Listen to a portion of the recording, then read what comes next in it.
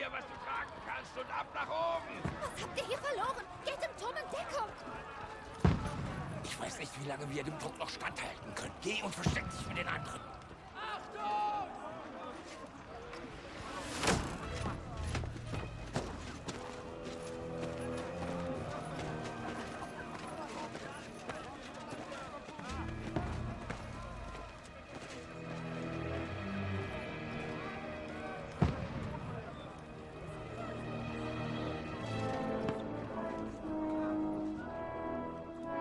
Gottfried! Wo ist deine Waffe?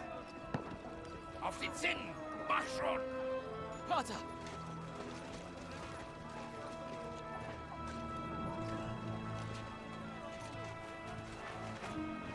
Salbst du uns vor unserem Tod? Das werde ich heute nach der Schlacht machen, Herr. Und zwar mit Schnaps. Achtung, Einschlag!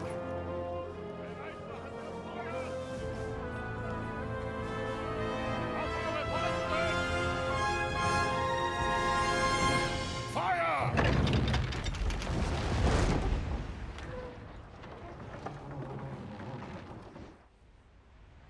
In Deckung!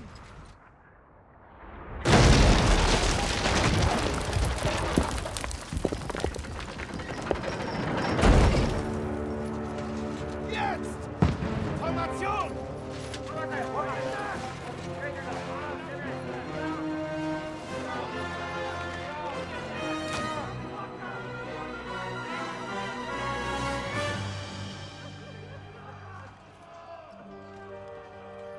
Ein böses Erwachen, hä?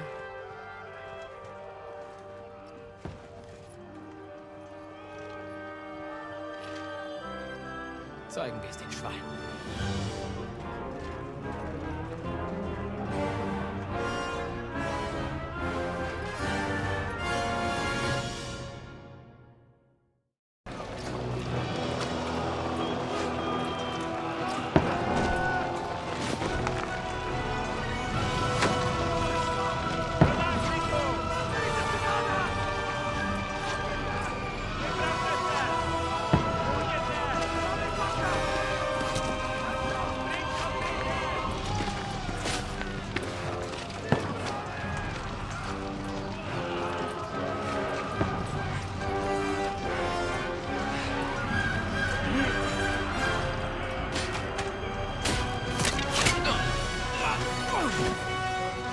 Scheiße! Scheiße! Mich jetzt erwischt! Hey, nimm die Finger weg. Bleib schön ruhig.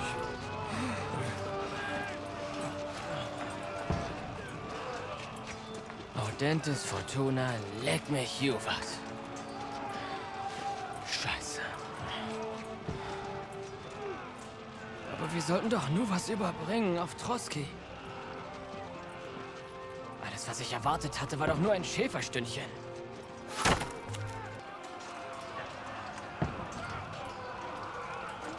Alle Mann zum Turm!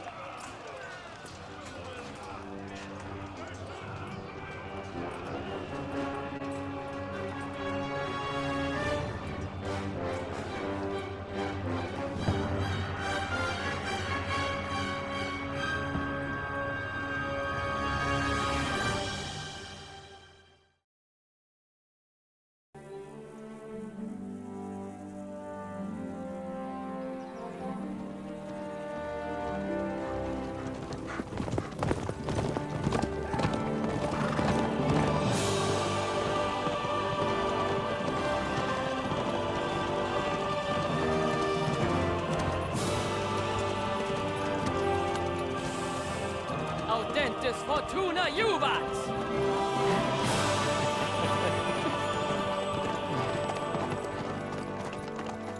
Was rufst du denn da immer zu, Herr Hans? Grundgütiger Heinrich, willst du mir etwa weismachen, dass du kein Latein kannst? Bitte verzeiht, Hoheit. Ich befürchte, ich war mehr damit beschäftigt, Ställe auszumisten und Korn anzubauen, statt Latein zu lernen. Das müssen wir schleunigst nachholen. Ich kann doch kein Ignoramus zum Leibwächter haben. Also gut, dieses Auden oder so, was soll das bedeuten? Audentis Fortuna Juvat. Das Glück belohnt die Tapferen. Da ist was dran. Wir müssen doch nur gemütlich Herrn Otto von Bergo einen Brief überreichen und bei Zeiten wieder zurückreiten. Was bedarf es da an Tapferkeit? Ach, Heinrich, wieso bist du nur so ein Langweiler? Freut es dich etwa nicht, dass wir da raus sind und uns aufregenden Abenteuern stellen? Wir sehen jetzt was von der Welt. Wir können uns einfach amüsieren und vielleicht ein paar Frauen begegnen. Sicher. Aber ich habe Herrn Hanusch versprochen, dich aus Dummheiten rauszuhalten und zu beschützen. Noch dazu liegt Burg Troski mitten im Nirgendwo. Da gibt es bestimmt keine Abenteuer. Gott hab Gnade, mein Leibwächter ist ein Mönch, der kein bisschen Latein versteht. Sieh nur! Da, Troski!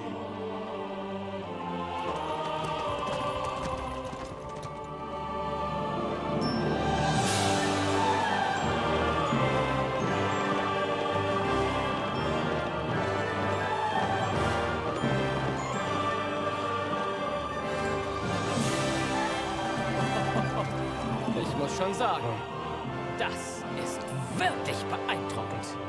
Pirkstein sieht dagegen wie ein Scheißhaus aus. Von Bergo muss stinkreich sein.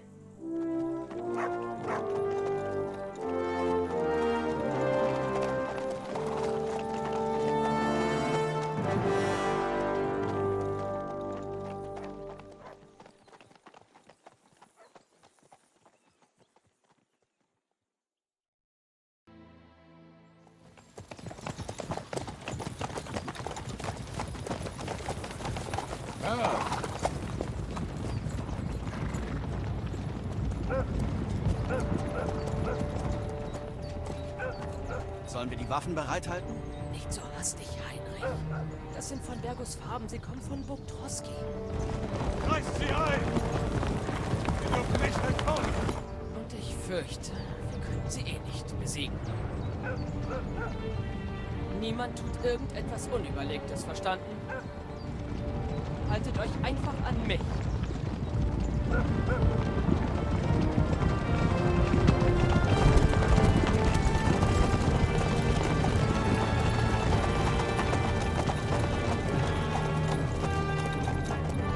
Halt! Was bringt euch hierher? Empfängt man hier so seine Besucher, mein guter Mann? Wenn sie fremd und bewaffnet sind und Banditen ihr Unwesen treiben, ja. Kennst du den Unterschied zwischen einem Adligen und einem Banditen, Herr? In diesen Zeiten ist das nicht immer leicht zu erkennen. Und wer beehrt uns bitte? Herr Hans Carpon von Pirkstein. Ich habe einen Brief für Herrn Otto von Bergo von meinem Meister, Herrn Hanusch von Leipa.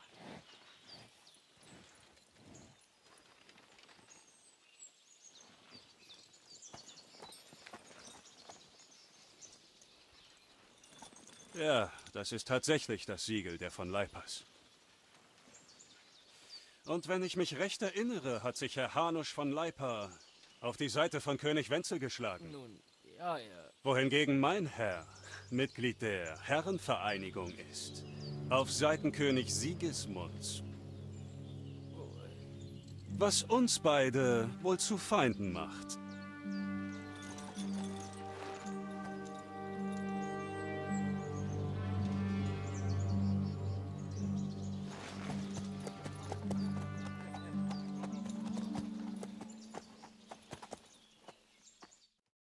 Wir sind keine Feinde.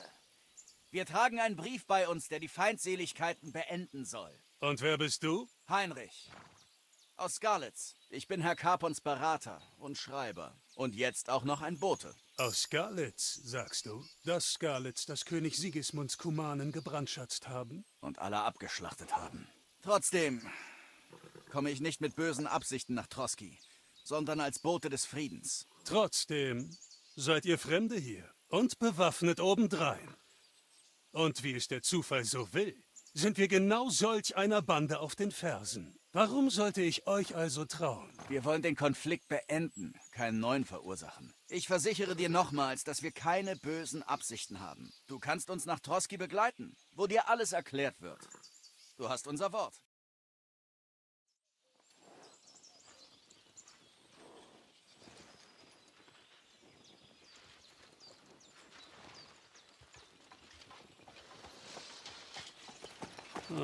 Verzeiht den rauen Empfang. Wir müssen vorsichtig sein. Diese Banditen rauben, morden und verschwinden ungesehen. Wir ziehen weiter. Wollt ihr uns nicht zu eurem Herrn eskortieren und vorstellen? Bedauere, aber das geht nicht. Vor Einbruch der Dunkelheit schafft ihr es nicht zur Burg. Und auf Geheiß des Herrn wird niemand nachts hereingelassen, vor allem wenn wir unterwegs sind. Ihr solltet besser ein Lager aufschlagen. Ich verstehe. Letztes Mal, als jemand in unserer Region einen Adligen in Not einließ, mussten wir die Burg unter Beschuss nehmen, um ihn wieder zu vertreiben. Gibt es hier denn wenigstens irgendwo eine Schenke? Ja, schon, aber sie ist weiter weg und ich glaube nicht, dass sie dem werten Herrn zusagen würde. Himmel. In was für eine Gegend haben die uns da nur hingeschickt? Naja, irgendwas wird uns schon einfallen. Viel Glück und ich hoffe, dass ihr die Banditen findet, Herr... Thomas, Hauptmann von Troski. Danke. Und Verzeihung. Also dann. Lebt wohl.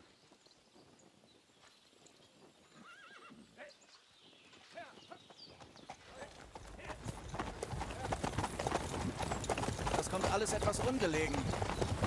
Was jetzt? So eine Schenke, die steht, sollten wir unser Lager gleich hier aufschlagen.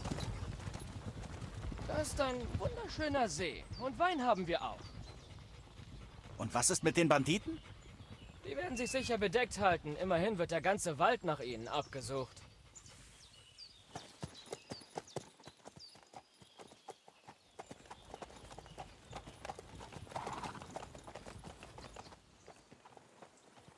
Na los, Männer. Wir lassen uns am Ufer nieder. Hier können wir schön baden. Ich rieche fast so schlimm, wie ihr es tut. Und ihr stinkt bis zum Himmel.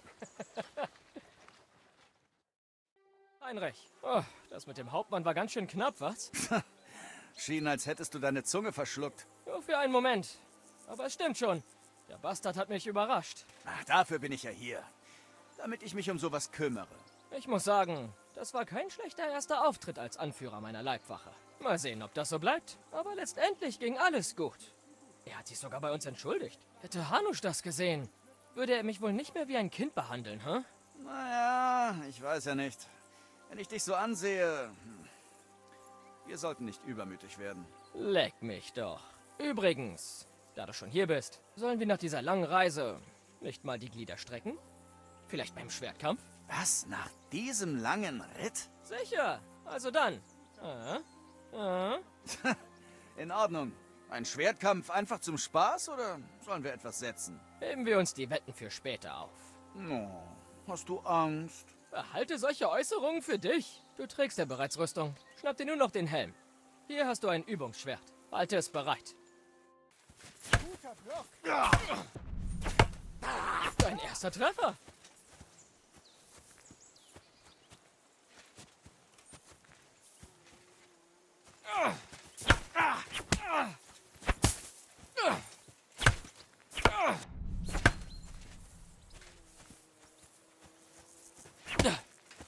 Meine Güte, wie macht ihr das nur?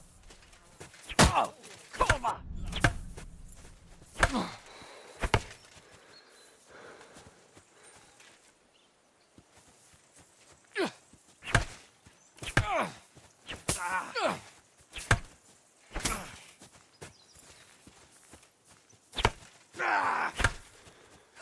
Leck mich! Und er liegt am Boden.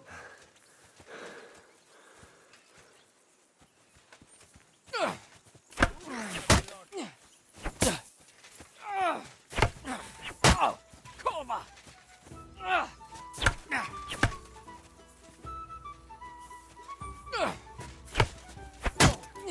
Das sah schmerzhaft aus. Wie wär's mit aufgeben?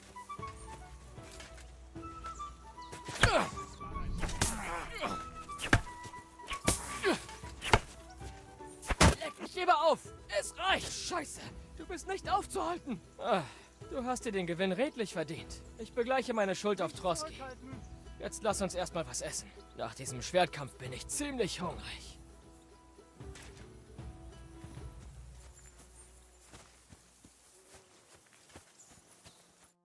Du bist besser geworden. Seit dem letzten Mal in Rattay. Soweit ich weiß, habe ich damals auch gewonnen. Du musstest mir deinen Bogen geben. Du hattest ziemlich viel Glück, wenn du mich nach nur einem Übungstag schlagen konntest. Stimmt schon. An dem Tag war ich nicht ganz auf der Höhe. Wir hatten vorher ein wenig getrunken. Hafer, was zum Teufel hast du da zubereitet? Was ich mit unseren Vorräten eben noch zubereiten konnte. Morgen auf der Burg wird's was Besseres geben. Hättest du was gesagt, hätte ich uns einen Hasen geschossen. Und du hättest ihn dann so kochen können, wie die in der Schenke vor 2 Tagen. Die Schenke, in der du all unser Geld versoffen hast? Man muss ja auch mal Spaß haben. Und dann wolltest du dich besoffen an der Tochter des Schankwirts vergehen. Sie war hübsch. Ein leckeres Früchtchen. Gib's schon zu. Leider war ihr Freund anwesend. Er war wirklich stinksauer. Hätte ich ihn nicht überzeugt, dass du der Dorftrottel bist und wir dich sofort nach Hause bringen würden. Jungs, wenn es mal hart auf hart kommt, seid ihr eher am Arsch. Ha! Ich bereue gar nichts. Die gesamte Welt dreht sich doch um Weiber. Oder, Heinrich? Du hast uns nie was von deinem Mädchen erzählt. Wie war ihr Name noch gleich? Theresa. Sie lebte in der Mühle mit diesem Halunken Peschek. Und sie rettete mein Leben. Ein tapferes Weib. Ja, sie ist ein tolles Weib. Und? Was sagst du? Taugt sie auch was? Also, taugt sie was? Wenn du verstehst. Sie ist meine Liebste. Und mehr verrate ich euch nicht. Ach, zier dich doch nicht so. Raus damit. Wisst ihr, diese Reisen sind gar nicht mal so schlimm. Abgesehen von den Mücken.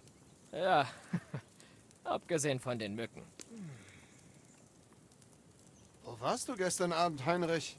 Du kamst zu spät zum Abendessen. So kannst du unseren Herrn nicht beschützen. Hey, macht keinen Ärger. Im Lager, mit euch allen. Konrad war mit Holzsammeln dran und ich hatte noch keinen Hunger. Da habe ich mich bei den Pferden hingelegt. Ach ja? Wo denn? Du hast ihn nicht gesehen? Ich habe Holz gesucht. Es wurde dunkel.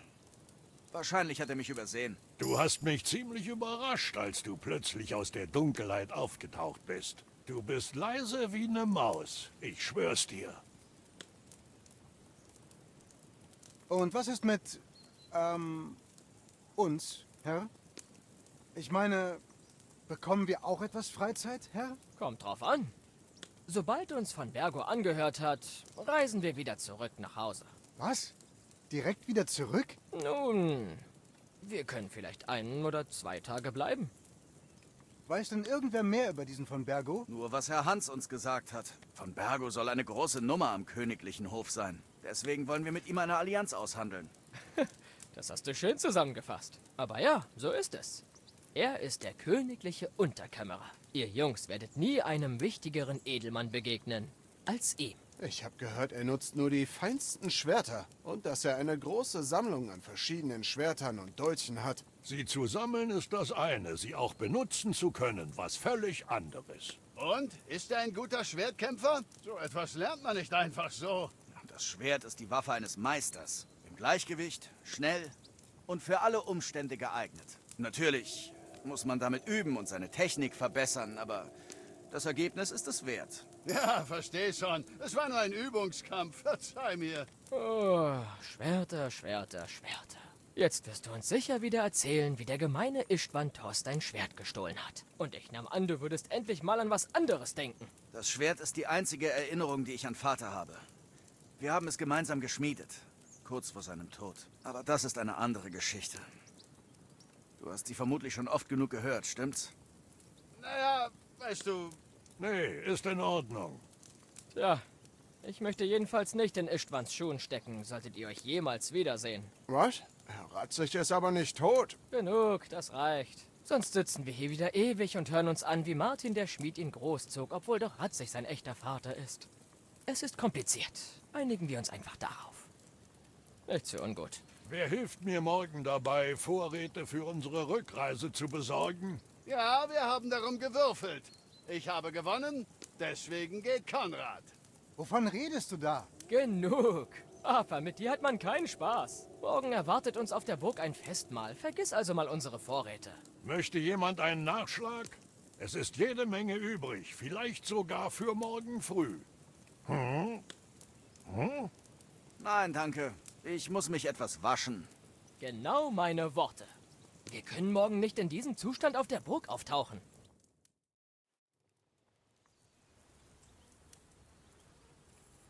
Komm, wir ziehen uns jetzt aus, Heinrich. Und ihr beide werdet uns dabei helfen. Willst du wirklich da drin baden, Herr Hans? Sieht nicht sonderlich sicher aus, wenn du mich fragst. Oh, jetzt sei doch nicht so ein Spielverderber, Hafer. Bring uns Wein, dann macht's noch mehr Spaß.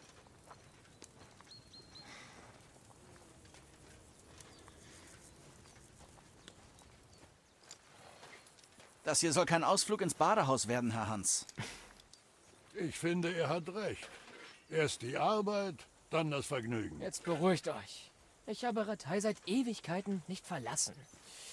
Also lasse ich hier jetzt die Sau raus.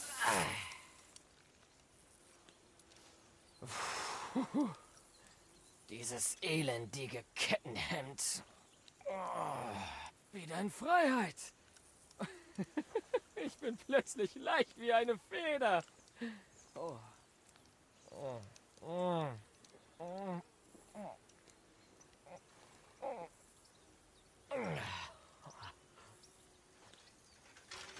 Oh je. Werde ich irgendwann den Tag erleben, an dem der junge Herr erwachsen wird? Er hat ein gutes Herz, aber er muss wieder vernünftiger werden. Irgendwann wird er schon noch lernen, Verantwortung zu übernehmen. Ehe wir das erleben, bin ich längst Mönch geworden.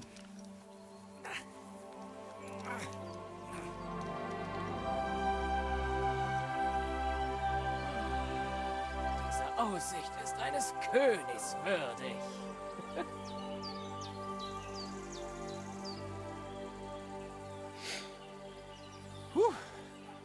Du hattest recht mit dem Gestank.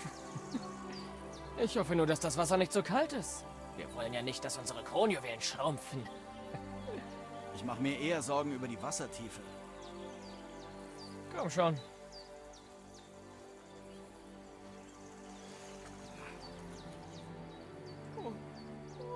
Das lässt meine Eier wirklich schrumpfen.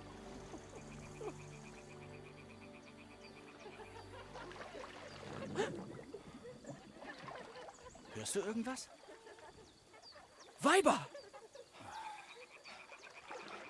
Na los, nichts wie hin. Nicht doch. Oh, die Klappe, jetzt komm schon. Aber leise. Sie dürfen uns nicht bemerken. Hans!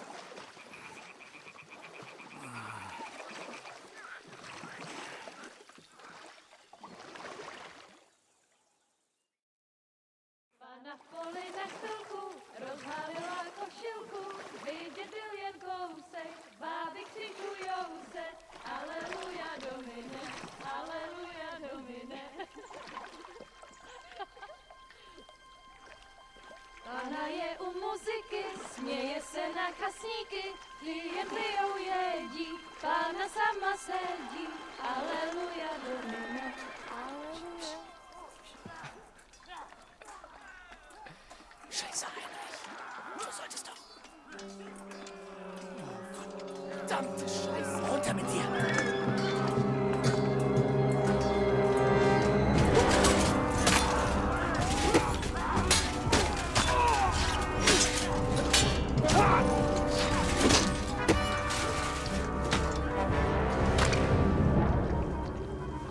Wir müssen ihnen helfen. Bleib in Deckung, verstanden?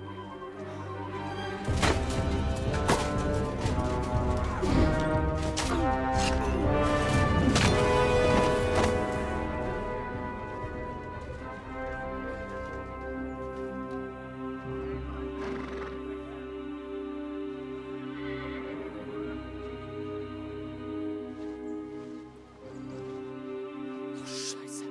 Unser Brief.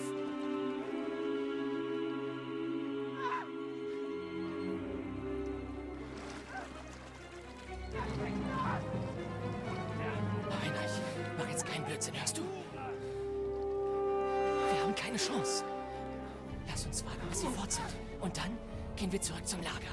Vielleicht haben es ein paar von uns geschafft.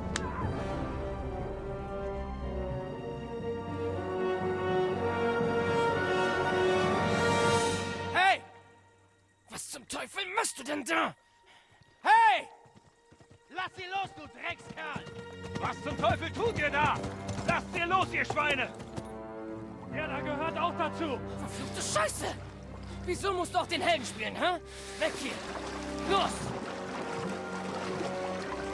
Ergreift sie! Sollst sie loslassen, habe ich gesagt! Was soll das? Sie gehört mir!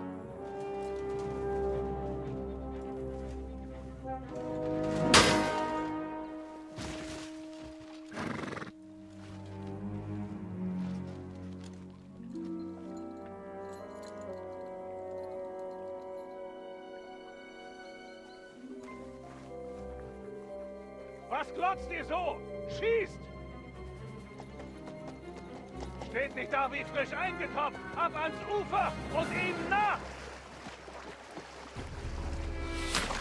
Junge!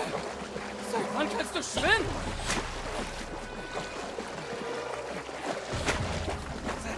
Gerade eben!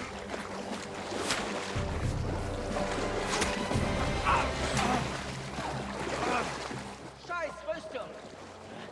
Bewegung! Wir schneiden ihn am anderen Ufer den Weg ab! Herde und Fackel, schnell!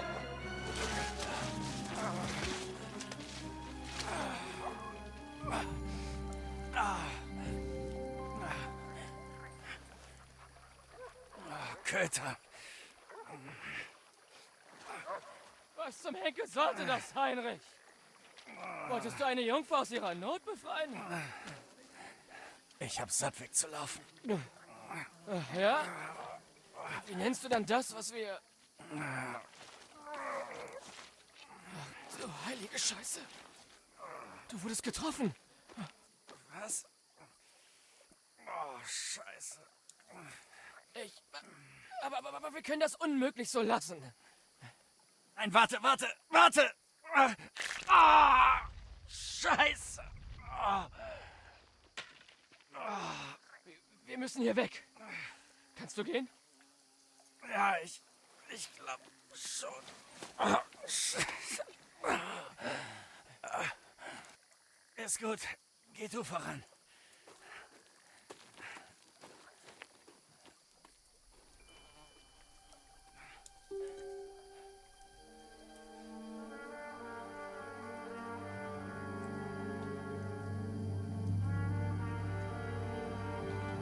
Worauf wartest du noch, Heinrich?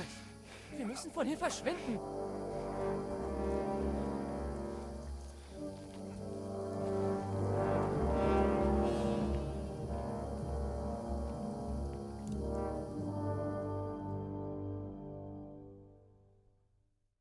Raus aus dem Wald und jemanden finden. Dann müssen wir uns um deine Schulter kümmern. Wie weit ist es denn bis Troski?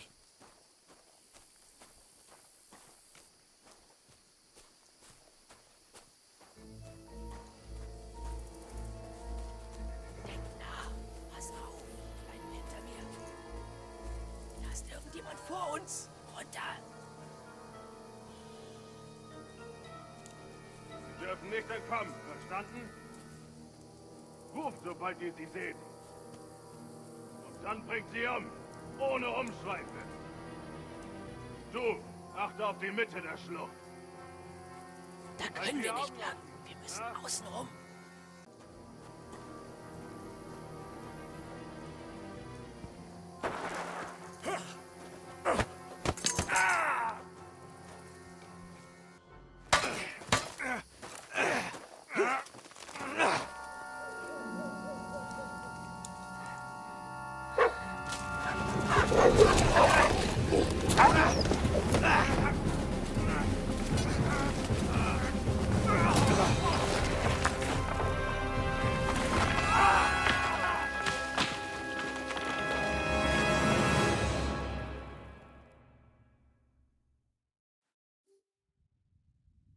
Weißt du, was das Miese am Abenteurerleben ist? Es könnte vorbei sein, bevor es angefangen hat. Ich kann dir zeigen, wie man ein Schwert führt. Das nützt dir aber nichts, wenn dir jemand einen Pfeil in die Brust jagt, sobald du vor die Tür gehst. Wenn du jemanden von etwas überzeugen willst, dann benutze deinen Mund, nicht die Fäuste. Das haben wir sehr gut gemacht.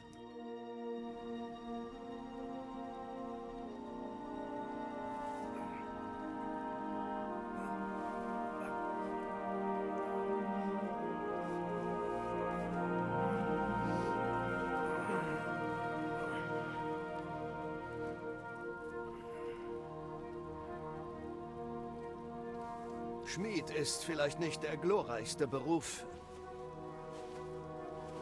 Aber er hat auch seine Vorteile.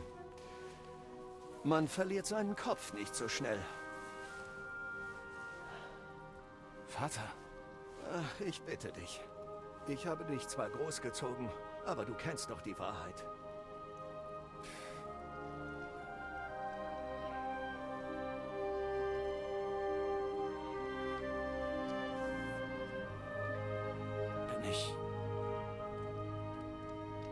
Bin ich tot? Nein, noch nicht.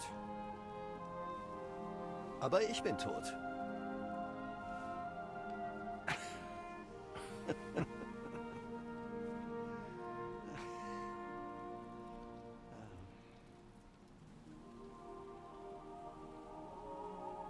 Aber wieso bin ich dann... Was mache ich hier? Du hast nicht den Weg gewählt, den ich mir für dich gewünscht habe. Aber vielleicht sollte es ja auch so kommen. Doch zum Weg des Abenteurers gehört das Kämpfen dazu. Du musst kämpfen bis zum bitteren Ende. Und zwar mit all deiner Kraft. Du hast immer noch einen sehr langen Weg vor dir, Heinrich. Also reiß dich zusammen und wach auf. Es ist noch nicht vorbei. Um Himmels Willen. Wach auf! Reiß dich zusammen, Heinrich. Oh, Gottlob. Ich dachte, es wäre um dich geschehen.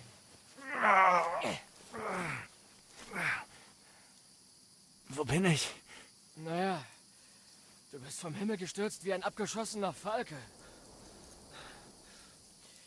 Der Kerl ist mit dir gestürzt.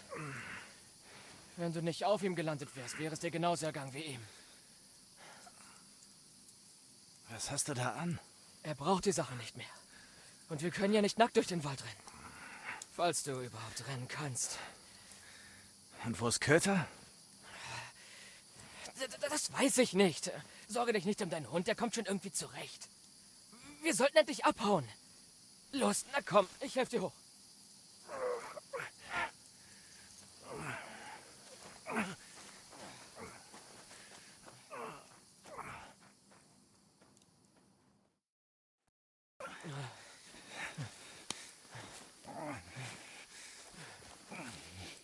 Wie geht es dir? Schlecht. Ich glaube, das war's für mich. Halte durch, verdammt. Solange du reden kannst, weiß ich, dass du durchhältst. Heinrich? Was starrst du denn da an?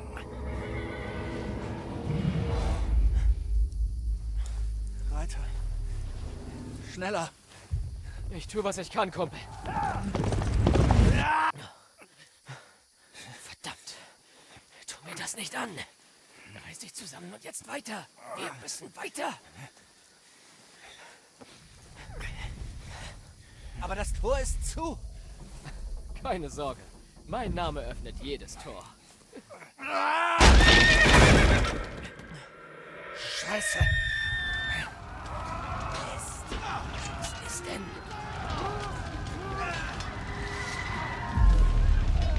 Scarlet steht in Flammen. Wir werden hier sterben. Du hast Scarlet überlebt. Das überlebst du auch. Los. Bianca. Komm schon.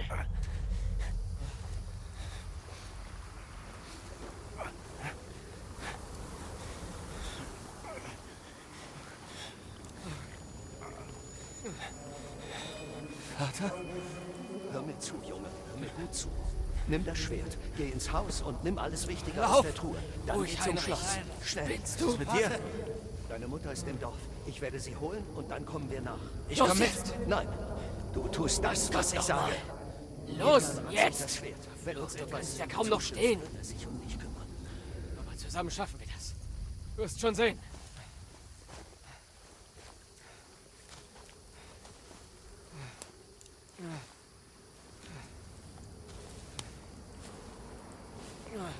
Heinrich, reiß dich zusammen.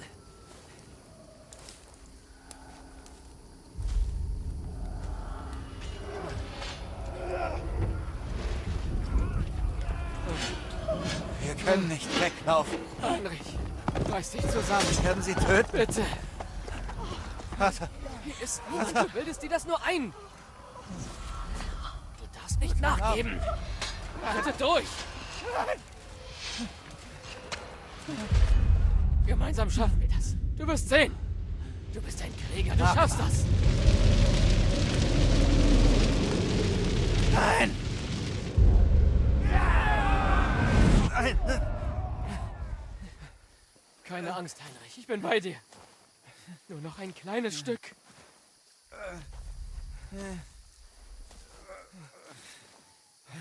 Heinrich, wach auf. Die Linde. Genau wie Vater es sich gewünscht hat. Mutter Nein, wir können nicht anhalten. und Vater.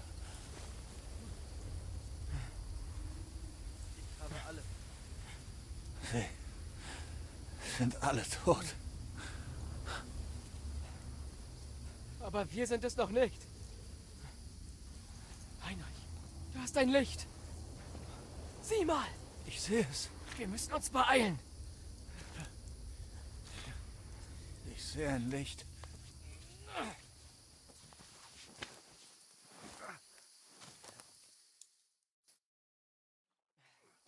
Halt durch. Durchhalten, ja?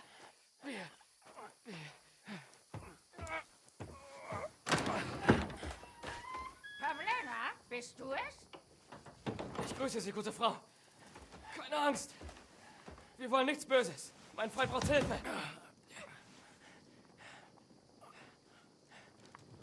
Bitte. Gut. Mal sehen, was ich für ihn tun kann. Dann zeig mal, was du hast. Ist schon in Ordnung. Meine Eltern, sie... Das war nur ein Traum, Heinrich. Wir sind im Wald. Wir wurden überfallen. Aber keine Sorge. Wir kriegen dich schon wieder hin. Jetzt habe ich euch, ihr Hurensöhne.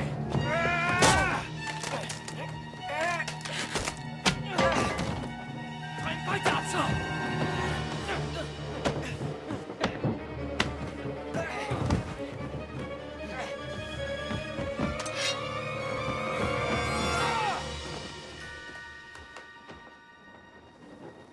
Hey, Junge!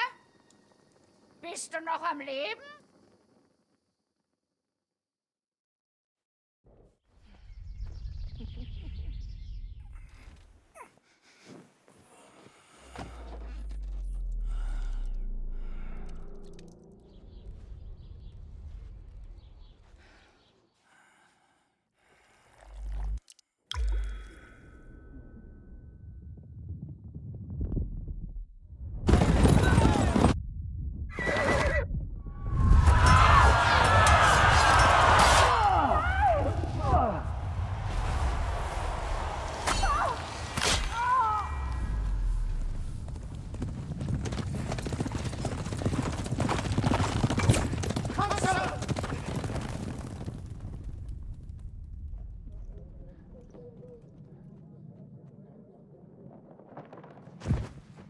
Ich bin aus Skalitz. Sie haben es niedergebrannt. Und alle abgeschlachtet. Wer? Wer hat es niedergebrannt? Eine riesige Armee. Sie haben ohne Vorwarnung angegriffen. Bring alle Menschen hinter die Mauern.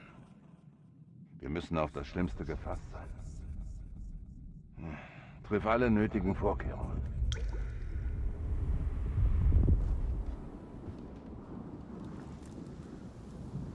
Ich bin Herr Marquardt von Aulitz. Ich komme auf Geheiß Sigismunds von Luxemburg, König von Ungarn und Kroatien.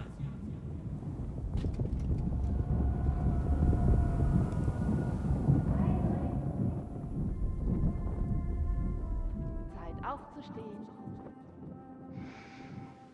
Es gibt viel zu tun.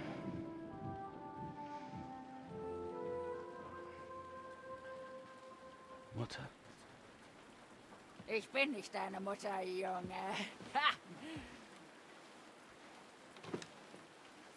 Oh, mögen alle Heiligen gepriesen sein. Ich hatte schon Angst, du würdest gar nicht mehr aufwachen. Was? Wo bin ich? Was glaubst du wohl? Hier in meinem Haus, wo du und dein Freund letzte Nacht reingeplatzt seid. Ah. Langsam, Junge. Langsam.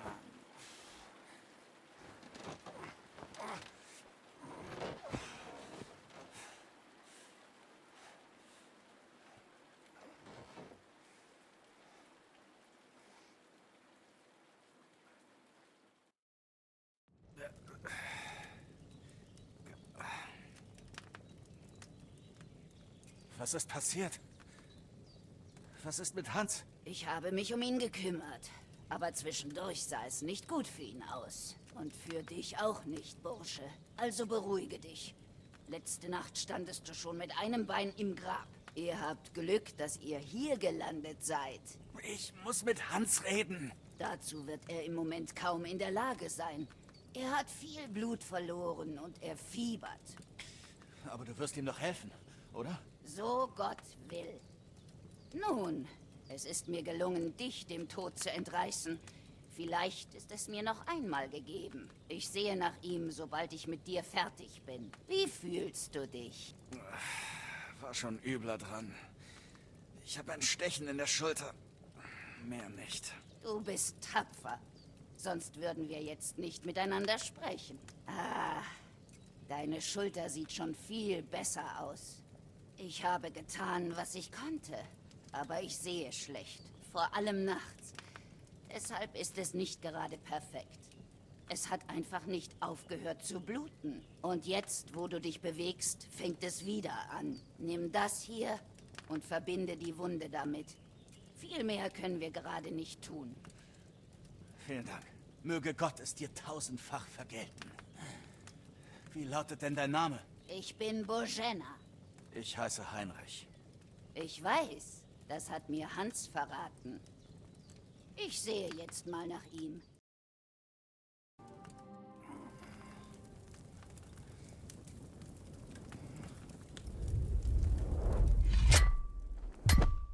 Wer dieses Schwert führt, wird ehrenhafte Taten vollbringen. Das glaube ich gern. Wenn ich so eines in Nikopolis gehabt hätte, dann wären die Dinge anders verlaufen.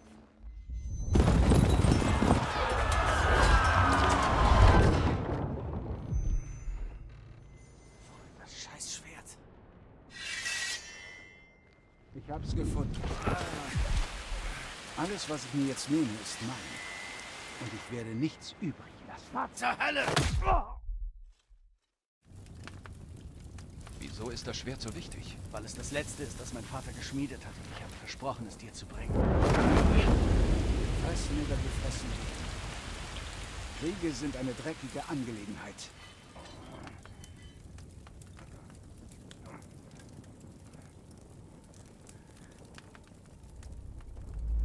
Wo ist das Scheißschwert? Weißt du was? Ich glaube, ich behalte es. Als Andenken. Es ist nicht vorbei. Ich finde dich. Ja! Enttäusche mich nicht. Aufstehen, Heinrich. Die Sonne scheint.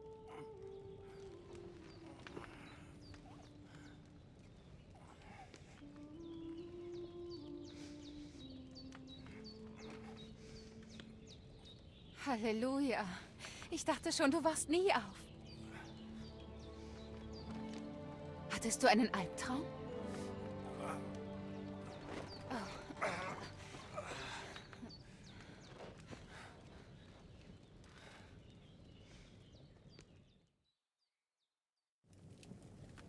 Ja. Schlimme Träume. Du musst Pawlena sein, oder? Genau. Ich bin abends angekommen, als ihr geschlafen habt. Mutter hat mir gesagt, was mit euch passiert ist. Ich habe Mutter geholfen, sich um deinen Freund zu kümmern, diesem Ritter. Hans, er lebt. Wie geht es ihm? Bloß keine Sorge, er ist noch lebendig. Vielleicht sogar zu lebendig. Mutter weiß, was sie tut, das kannst du mir glauben. Ich wette, sie könnte Tote zum Leben erwecken. Sie sagt, sie hätte dir die stärksten Heilmittel gegeben, die sie kennt, und sie scheinen gewirkt zu haben. Bei dem anderen Kerl auf jeden Fall. Seit er heute Morgen zu sich kam, hat er nicht aufgehört zu reden. Ja, das klingt nach ihm. Und was ist mit dir? Wie fühlst du dich? Auf jeden Fall besser als gestern. Danke. Das ist gut. Mutter wird sich freuen. Aber ich konnte dich im Schlaf schreien hören und wollte nach dir sehen. Schlechte Träume? Ich habe von Istvan Tos geträumt. Einem boshaften, mordenden Hurensohn, der mir mein Schwert und damit das letzte Erinnerungsstück an meinen Vater gestohlen hat. Und ich habe geschworen, mir das Schwert zurückzuholen und meine Eltern zu rächen. Oh, dieser Spur muss dir sehr wichtig sein, wenn er dich sogar im Schlaf quält. Träume sollte man ernst nehmen. Sie können von großer Bedeutung sein, auch wenn sie schwer zu verstehen sind. Was scheint dir der wichtigste Teil deines Traums gewesen zu sein? Vater, ganz klar. Hoffentlich finden seine und Mutters Seele Frieden. Von einem toten Elternteil zu träumen ist verwirrend. Vielleicht klammerst du dich zu sehr an die Vergangenheit und solltest neue Wege gehen. Aber ich denke, es ist gut, dass er dir wichtiger ist als dieser Mörder. Danke, Pavlena. So habe ich das noch nie gesehen. Ich muss über einiges nachdenken. Gern geschehen. Aber vergiss nicht, es ist nur meine Interpretation. Nur du selbst kannst dich wirklich verstehen. Du hast wohl recht. Letzten Endes wird die ganze harte Arbeit also an mir hängen bleiben. Aber das ist alles zu viel auf einmal. Was ich jetzt am meisten brauche, ist ein bisschen Sonne und frische Luft. Ja, das ist für viele Beschwerden die beste Medizin. Und ein voller Magen tut sein Übriges. Frühstück steht auf dem Tisch. Und ich habe noch etwas für dich. Komm mit und wir müssen Mutter aus den Fängen des Herrn befreien. Guten Morgen, Heinrich. Mitten in diesem herrlichen Wald. Ich freue mich auch, dich zu sehen. Du bist erstaunlich guter Stimmung dafür, dass du gestern nur knapp dem Tod entronnen bist. Umso mehr Grund zum Feiern. Für mich schmeckt jetzt selbst dieses Wasser wie der edelste Wein. Natürlich. Ich habe es auch von der Quelle hierher gebracht. Und dafür bin ich dir zu Dank verpflichtet, holde Maid. Und dir bin ich auch dankbar, Heinrich. Bojena hat mir erzählt, was ihr gestern passiert ist. Das ist jetzt das 3. Mal, dass du mir das Leben gerettet hast. Ich schätze, ich werde dir wohl irgendwelche Ländereien oder so geben müssen. Das 3. Mal? Was um Himmels Willen ist die ersten beiden Male passiert? Komm, Heinrich, jetzt lass sie nicht zappeln. Berichte dieser holden Maid von deinen Heldentaten. Nun, einmal gerieten Hans und ich in Handgreiflichkeiten in der Schenke. Zur Strafe musste ich ihn auf die Wildschweinjagd begleiten. Und ich habe eins erlegt. Das wütend wurde. Und als Hans dem verwundeten Tier nachjagte, wurde er von Kumanen gefangen genommen. Kumanen? Sie stammen irgendwo aus Ungarn. Sigismund brachte sie als Söldner hierher nach Böhmen. Ein äußerst gefährlicher Haufen. Ich habe doch von ihnen erzählt. Die Männer in der Schenke in Jelejov haben gesagt, dass Fremde wie diese zwischen den Felsen am See ihr Lager aufgeschlagen hätten. Was? Hab ich so gehört. Oh, das hat uns noch gefehlt. Hoffentlich kommen sie nicht hierher. Was könnten wir zu zweit schon gegen sie ausrichten? Was könnten sie von uns wollen? Aber wenn sie vorhaben, uns auszurauben, schieße ich so viele Pfeile auf sie, dass sie es sich anders überlegen. Aber was ich noch unbedingt wissen will, ist, wie es mit dem jungen Herrn Hans weiterging. Nun, wie gesagt, sie haben ihn gefangen genommen. Das müssen bestimmt 10 gewesen sein. Ich war hoffnungslos unterlegen. Du musst doppelt gesehen haben. Ich erinnere mich nur an 3. Das beweist nur, wie gut du zählen kannst. Außerdem waren sie bis an die Zähne bewaffnet und hatten Bögen und Rüstung. Es hätten genauso gut 10 sein können. Wie du meinst. Mit etwas Glück gelang es mir jedenfalls, Herrn Hans zu retten. Warum so bescheiden? Du hast sie doch erledigt. Es mag Glück gewesen sein. Aber du weißt doch, Audentes. Fortuna Juvat. Na also, du hast es dir endlich gemerkt. Was? Ach, nur so ein Sprichwort von uns. Das Glück ist den Mutigen hold. Vielleicht sagen sie wirklich die Wahrheit darüber, wer sie sind. Wer außer einem Herrn oder Priester kann schon Latein? Und Priester sind das wohl kaum. Wenn ich mich recht erinnere, hast du von Onkel Hanno schon ein Pferd für meine Rettung bekommen. Deine Pebbles. Also spare ich mir die paar Groschen. Ah, aber für Tallenberg hast du mir nie etwas gegeben. Für Tallenberg? Was ist denn dort passiert? Der Feind konnte die Burg durch eine List einnehmen. Wir planten den Gegenschlag. Im Schutz der Dunkelheit erklommen wir die Mauern von Burg Tallenberg um von innen das Fallgatter für unsere Verbündeten zu öffnen, die bereit zum Angriff draußen warteten. Fast wäre es uns geglückt. Doch unterwegs wurde Herr Hans von einem Pfeil in den Allerwertesten getroffen. Nein, er wurde in den Hintern getroffen? Eigentlich in meinen Oberschenkel. Es war dein Hintern. Aber damit ist nicht zu spaßen. Mit einem Pfeil im Arsch rennt es sich nicht leicht. Wenn ich ihn nicht getragen hätte. Ich geb's dir zu. Du hast mir den Arsch gerettet. Na, ihr beide habt wohl schon so einiges durchgestanden. Soweit ich erkennen konnte, war es wirklich sein Hinterteil und nicht der Schenkel. Ich habe Hans untersucht und die Narbe selbst gesehen. Aber ich schätze, du hast nun einen Teil deiner Schuld beglichen, Herr. Ja. Ich werde dir nie vergessen, dass du mich den ganzen Weg vom See hierher geschleppt hast. Gern geschehen.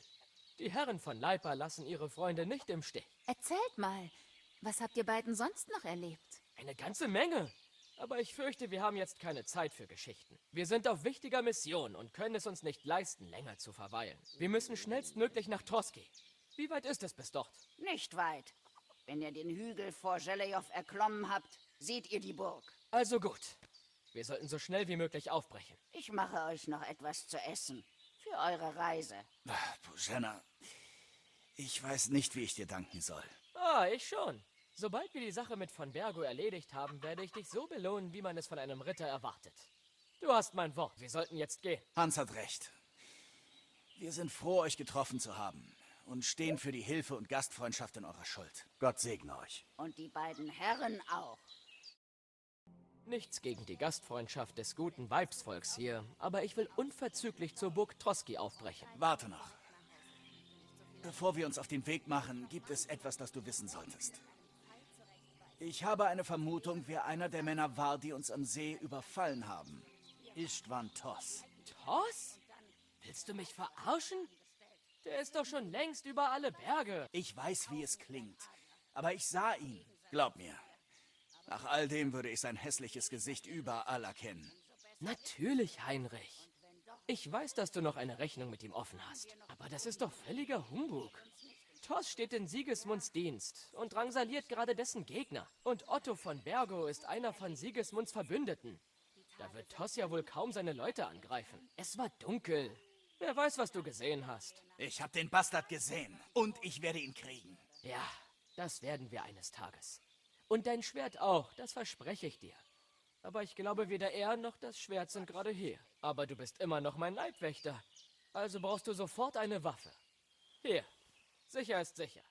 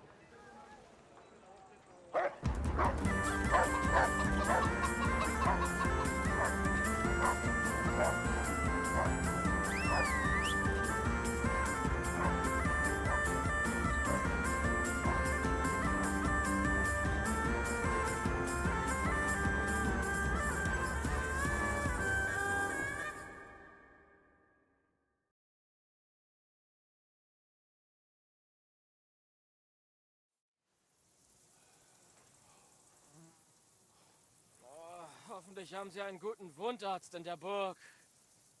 Oder wenigstens einen Barbier. Die alte Frau hat mich zwar aufgepäppelt, aber ich glaube nicht, dass mir Kräuter wirklich helfen. Es geht nichts über einen gelehrten Mann der Medizin. Und ich freue mich schon auf ein vernünftiges Bett. Und etwas Wein. Oh, du Scheißkerl. Und geschlossen.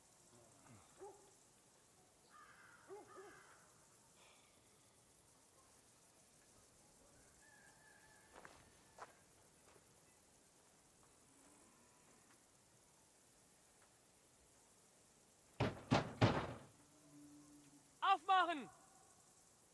Ich habe eine wichtige Nachricht für euren Lehnsherrn.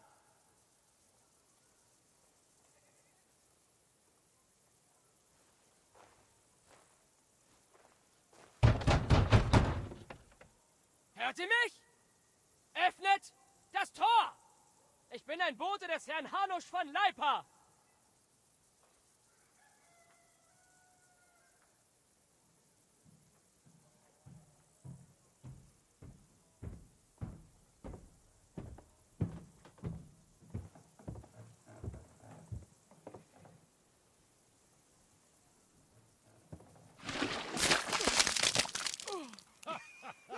Was für eine Scheiße! Scheiße! Ihr verfickten Pisser! Was? Wisst ihr eigentlich, wer ich bin? Nein, wissen wir nicht. Ich bin Herr Hans Capon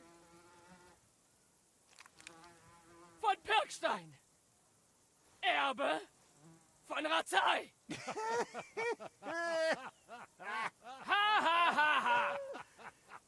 Jetzt, hör gut zu, du erbärmlicher Bettler. Ich bin nicht hier, um euch zu bespaßen. Also schafft eure stinkenden, widerlichen Ärsche weg von hier, oder ich vergesse mich. Und zwar alle beide. Was soll dieser Lärm?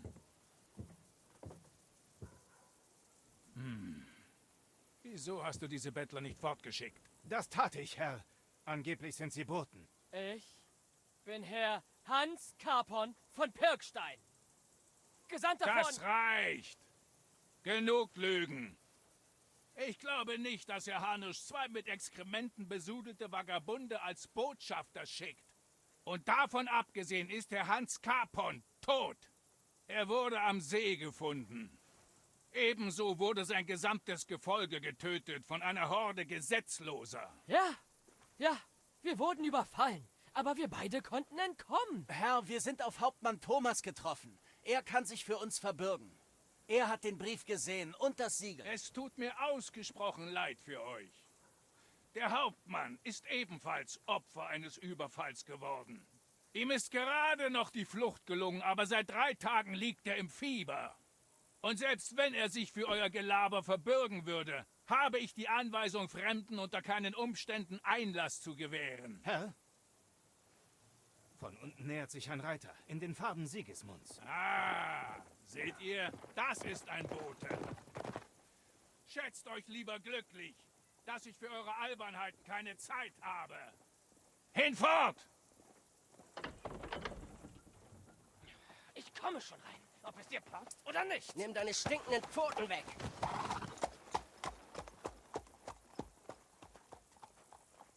Wartet! Jetzt wartet doch!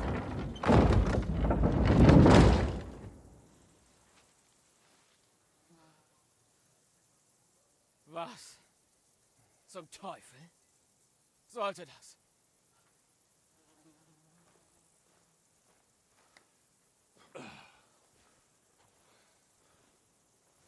Und was jetzt?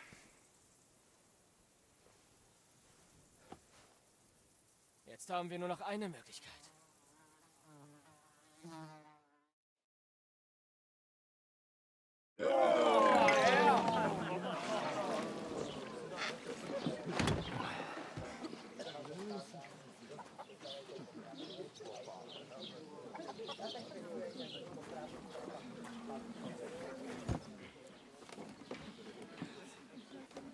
Ich hoffe doch, ihr beide könnt zahlen.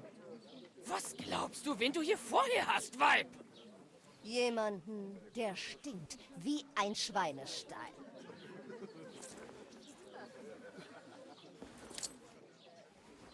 Die letzten Tage waren nicht einfach. Wir wollen uns nur ein bisschen ausruhen, ein Bier trinken und etwas essen. Wenn ihr nicht nur aus dem Schweinetrog trinken wollt, müsst ihr schon mehr hinlegen als das. Bring uns einfach das Beste, was du hast. Und wir zahlen dann später. Mhm, wie die edlen Herren wünschen. Unrecht hat sie nicht. Wir sehen aus wie arme Bettler und stinken noch viel schlimmer. Als erstes müssen wir uns wieder ein wenig herausputzen. Uns mal ordentlich abschrubben und anständig anziehen. Dann glaubt man uns vielleicht auch, dass wir Boten sind. Schön und gut, aber wir können ja nicht mal hier zahlen. Geschweige denn im Badehaus oder beim Schneider. Ja, stimmt. Wir sehen zwar aus wie Landstreicher, aber es gibt kein Zurück.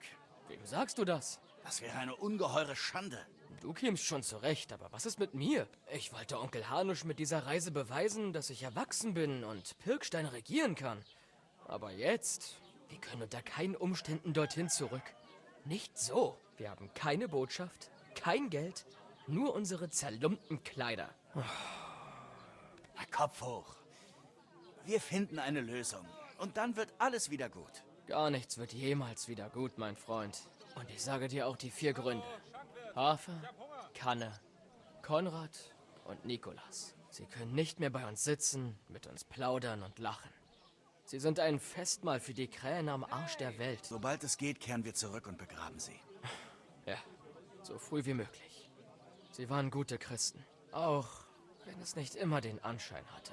Wir halten unsere Versprechen aus Božennas Hütte. Wir halten sie in Ehren, indem wir unseren Auftrag zu Ende bringen. Wir schaffen es in die Burg. Versprochen. Wir werden unsere Männer rächen und dann erhobenen Hauptes nach Atay zurückkehren. Ehrenwort. Audentes Fortuna Juvat? Audentes Fortuna Juvat. Essen. Na, endlich. Die Herren. Guten Appetit. Was ist das? Für ein Fraß. Hey, da ist Fleisch drin. Und ihr habt mehr gekriegt, als ihr bezahlt habt. Wenn ihr aufgegessen habt, habe ich Arbeit für euch. Na dann, Prost.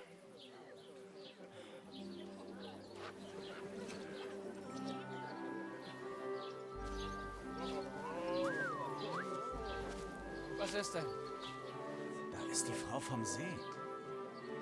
Wegen der wir fast draufgegangen wären? Die hat aber Holz von der Hütte.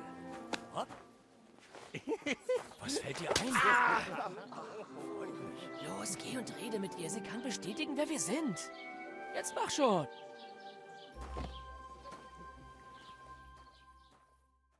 Ich komme aus der Burg. Ich bin Katharina und habe die Ehre, die geschätzten Soldaten mit Wein zu versorgen. Ah, dann ist ja alles in Ordnung. Herrje, pfui. Riechst du das auch? Es stinkt, als wäre hier jemand gestorben. Himmel, komm mir lieber nicht zu nahe. Hey, Jungspund, wenn du dich mit meinen Gästen abgeben willst, wasch dir erstmal diesen Gestank am Wassertrog ab. Du verpestest mir hier sonst die Luft. Der arme Hauptmann Thomas wird... Er und seine Männer wurden von Banditen überfallen. Aha, deshalb haben sie dich für den Wein geschickt. Einen Moment, ich bin gleich wieder da. Ich will dich nicht stören, aber ich kenne dich doch. Ach, ja? Ich erinnere mich nicht. Warte, bist du der Kerl, der die Grube unterm Abtritt der Burg ausmistet? Ihr wurdet von den Banditen angegriffen. Banditen? Was faselst du denn da? Wir haben euch gerettet. Ich und mein Herr. Das weißt du doch sicher noch. Ich habe wirklich keine Ahnung, wovon du da redest. Ich arbeite in der Burg und war an keinem See. Hier ist der Wein. Hast du mit diesem Vagabunden etwa Ärger?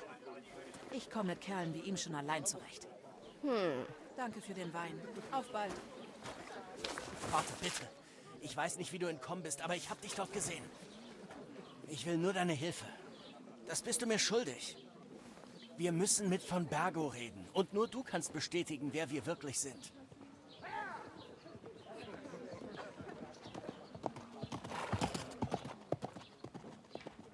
Sie lassen euch nie in die Burg. Und falls es doch klappt, das war der königliche Botschafter. Von Bergo wird demnächst aufbrechen. So eine Scheiße. Wenn ich mit ihm sprechen wollte, würde ich es auf Semins Hochzeit versuchen. Da findest du ihn. Ganz sicher. Halt, warte. Und ich warne dich, rühr mich ja nicht nochmal an.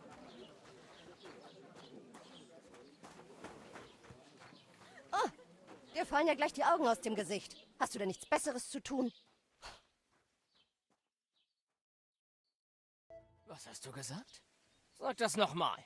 Sie waren doch selbst schuld. Was soll das heißen? Sie haben sich selbst angegriffen oder was zum Teufel willst du hier andeuten? Jeder weiß doch, dass es um Burg Troski herum gefährlich ist. An so einer ungeschützten Stelle zu lagern ist Selbstmord. Wo hätten wir denn sonst lagern sollen, Schlaumeier? Zwischen den Felsen vielleicht. Nicht vollkommen schutzlos am See. Nur ein Trottel kommt auf sowas. Beruhigt euch, alle beide. Ich bin ganz ruhig. Dein Freund schreit doch hier Zeta und Mordio. Lass gut sein, Heinrich. Mit einem Bauern, der sich für einen großen Strategen hält, lässt sich nicht reden. Ich glaube euch kein einziges Wort.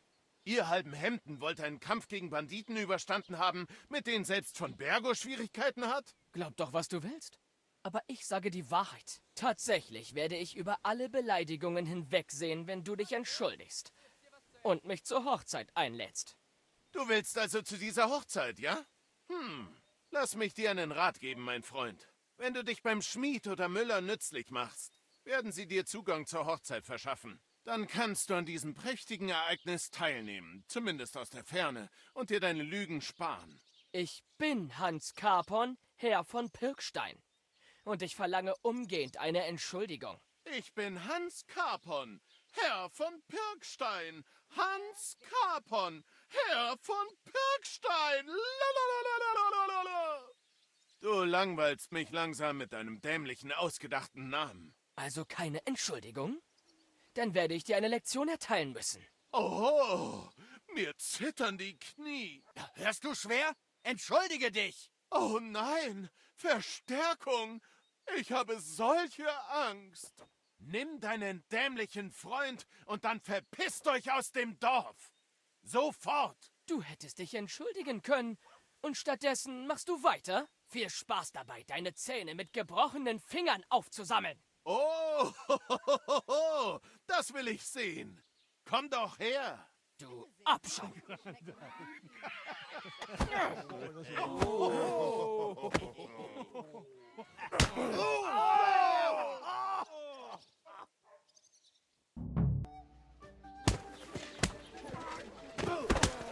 Was zum Henker ist hier los?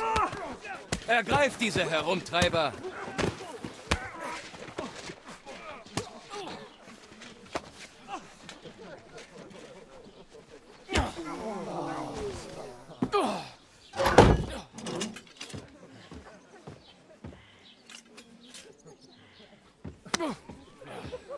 Bastarde!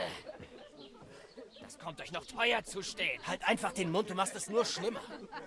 Was? Du benimmst dich wie ein verwöhntes Gör.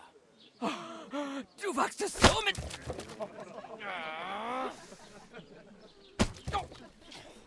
Wenn du vernünftig gearbeitet hättest, hätten wir bezahlen können und wären längst verschwunden. Doch nein, nicht mit Hochwohlgeboren. Du hast ja vielleicht Nerven. Hättest du nicht den Held gespielt, wären wir beide längst wieder zu Hause und ich müsste dich nicht aus der Scheiße ziehen. Oh ja, das hast du ja wunderbar hingekriegt. Leck mich. Schluss damit, oder ich lass euch auspeitschen.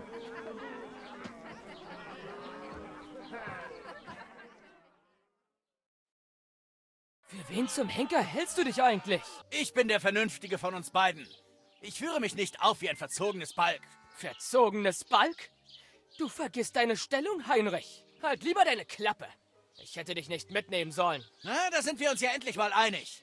Ich könnte in der Mühle sitzen, anstatt hier am Pranger zu verrotten. Und wessen Schuld ist das? Es reicht. Verdammt, siehst du denn nicht, wie schlecht du mich die ganze Zeit behandelst? Ich reiße mir für dich ein Bein aus. Ich erdulde alle dämlichen Launen. Und was bekomme ich dafür? Beleidigungen und Anschuldigungen. Du hast dich von Anfang an benommen, als wäre alles eine nette Landpartie. Du interessierst dich nur für Huren und Wein. Du weißt, dass der Überfall deine Schuld war. Und jetzt fährst du die Krallen aus, um es nicht zuzugeben. Was willst du da? Lass mich ausreden! Ich wurde nicht mit einem Silberlöffel im Mund geboren wie du, aber im Gegensatz zu dir hätte ich diese Nachricht überbringen können. Ich bin nämlich verantwortungsbewusst und kann mich so benehmen, dass ich anderen keine Schande mache. Meine Eltern wären vermutlich stolz auf mich. Von welchen Eltern sprichst du? Ratzig? Gut, von mir aus ratzig. Auf dich wäre niemand stolz, Kapern. Niemand!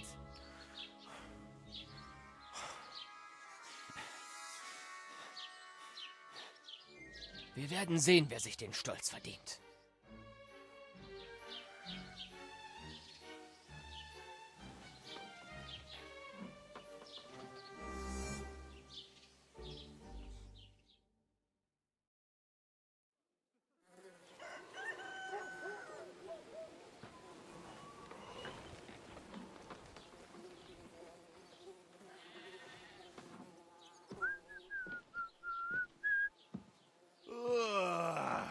Also, die Damen. Zeit zu gehen. Aber ich schwöre bei Gott, erwische ich euch nochmal, häute ich euch bei lebendigem Leib.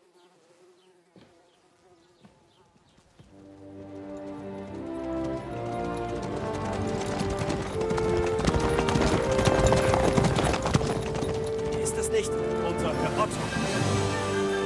Hey! Herr von Bergo!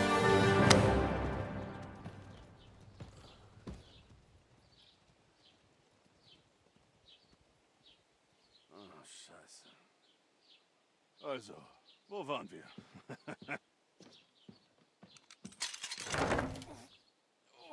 Ab mit euch, geht mir aus den Augen. Was tun wir jetzt? Du kannst tun, was du willst. Du kannst gerne Säcke tragen oder Latrinen ausheben. Ich komme schon zurecht. Ich werde Herrn von Bergo auf der Hochzeit treffen. Also dann, leb wohl!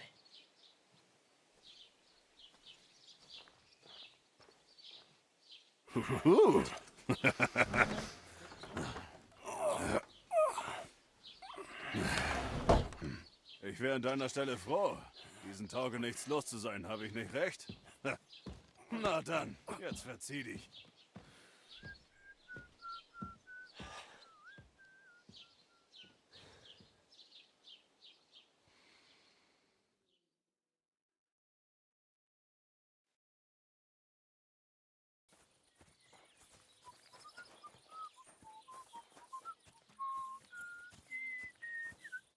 Sei gegrüßt. Was brauchst du? Ich habe gehört, dass du in der Schmiede Hilfe benötigst.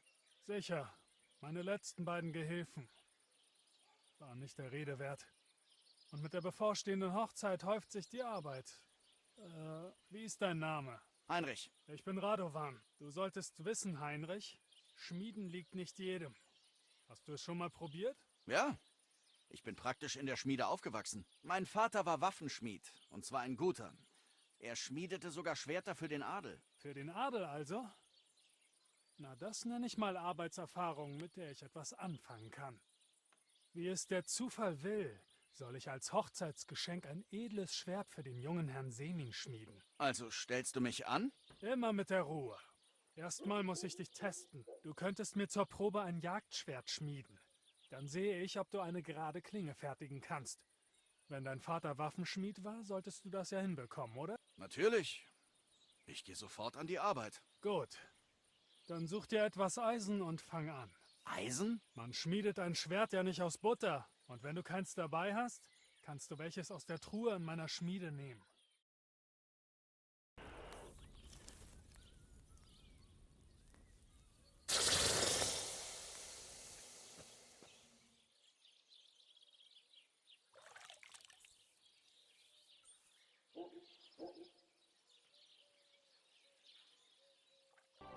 Also gut. Zeig mal her. Sehr gute Arbeit. Dein Vater hat dich das Handwerk gut gelehrt. Es würde ihn sehr freuen, das zu hören. Wenn du weiterhin so gut hämmerst wie heute, hast du hier eine Arbeit. Vergiss trotzdem nicht, du solltest dafür sorgen, dass jeder Schlag sitzt. Du darfst das Eisen nicht kalt werden lassen. oder immer auf dieselbe Stelle schlagen. Wenn du gleichmäßig arbeitest und jeder Schlag neben den vorherigen kommt, machst du alles richtig. Verstanden? Oder wolltest du noch etwas fragen? Und nun? Was glaubst du denn? Du wirst nicht faulenzen. Ich werde gleich eine Aufgabe für dich finden. Nein, Vater. Ich treibe doch keine Unzucht. Ich liebe nur meinen Nächsten. Hey, geht's dir gut, Kleiner? Na? Oh, ihr hättet ihn sehen müssen. Er war so rot wie eine Kardinalsmütze. Oh je. Hey, Diener, bring uns mehr Wein. Wer, ich? Ich bin aber kein Diener. Oh ja, schon klar, schon klar. Der alte Semin will, dass für die Hochzeit noch genug Wein da ist. Das soll aber nicht deine Sorge sein, also los. Verzeih, ich bin nicht von hier. Ach, was. Ehrlich gesagt, ist mir das scheißegal. Du weißt, was du zu tun hast. Herr Joko, ich glaube, der junge Mann weiß nicht, wie man sich einem Ehrenmann gegenüber zu benehmen hat. Allerdings. Die Angestellten des Alten haben absolut keine Manieren. Das können wir jedoch ändern.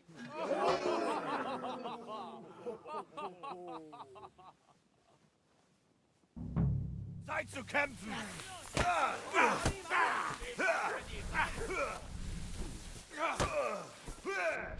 Schlag dich zu breit, du elender Drecksack!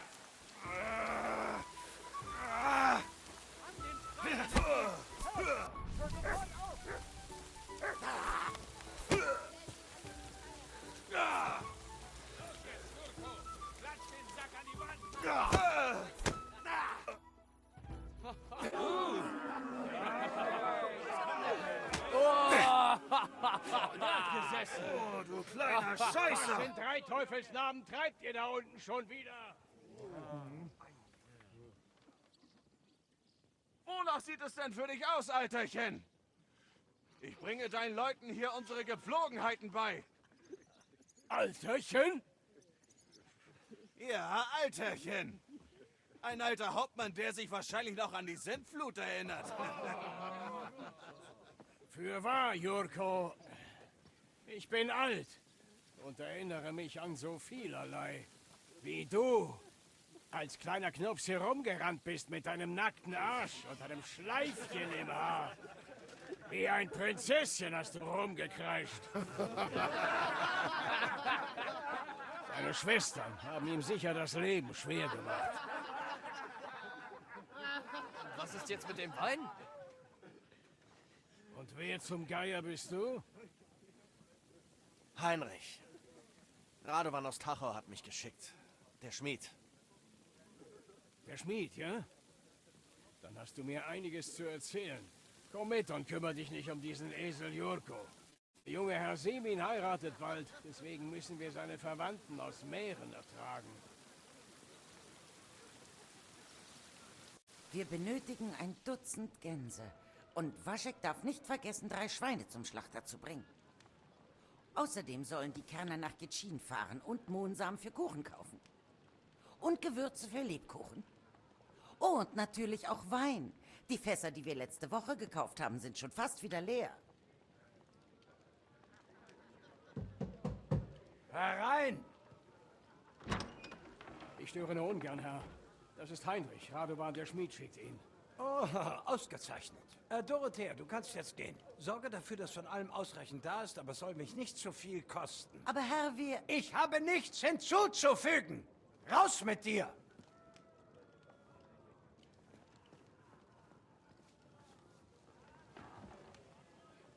Radovan schickt dich also ganz allein. Und wer soll das alles ausladen? Es ist eine Wagenladung. Ja, Radovan hat mich geschickt, aber ohne die Waren. Es ist nämlich so, der Karren, die Kärrner und Gehilfen sind verschwunden. Was? Sie sind niemals hier eingetroffen. Soll das heißen, Sie haben sich verfahren? Nun, ich weiß leider nicht, was passiert ist, mein Herr, aber ich bin hier, um Sie zu finden. Es wimmelt nur so vor Abschaum in den Landen, mein Herr. Ach, wer wird denn sofort den Teufel an die Wand malen?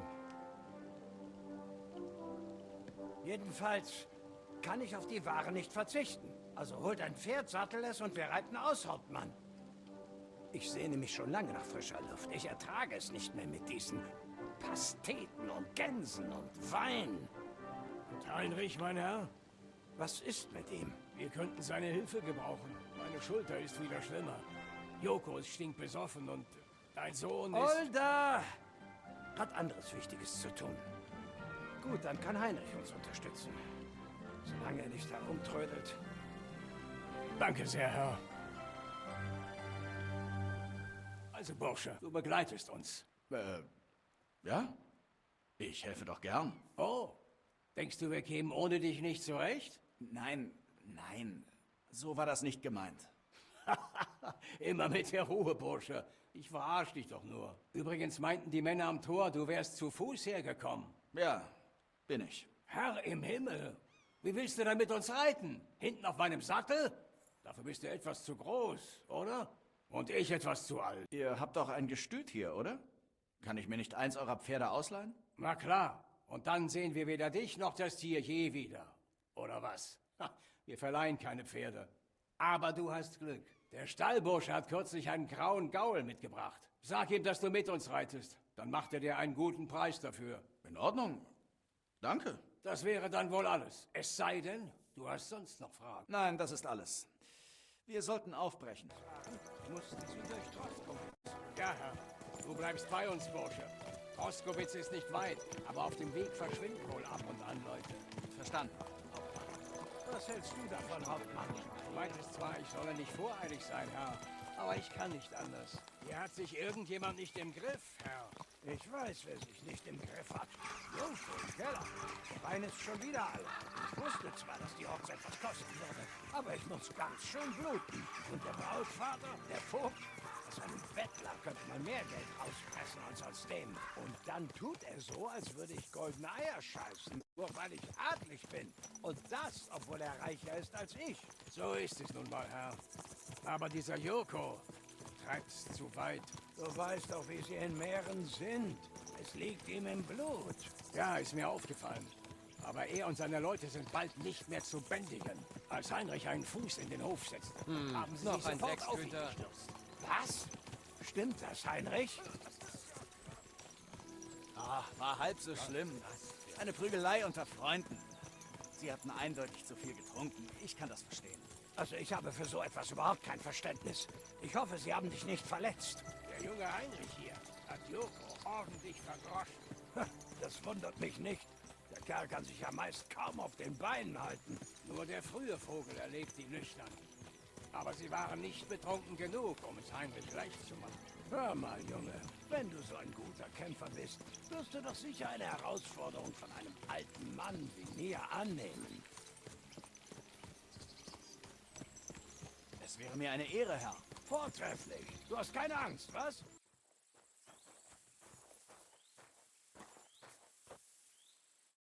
Also gut, Junge, du wirst gegen Herrn Semin kämpfen. Das wird ein ehrenhaftes Duell. Also benimm dich dementsprechend. Ab in den Pferch mit dir. In Ordnung. Dann los.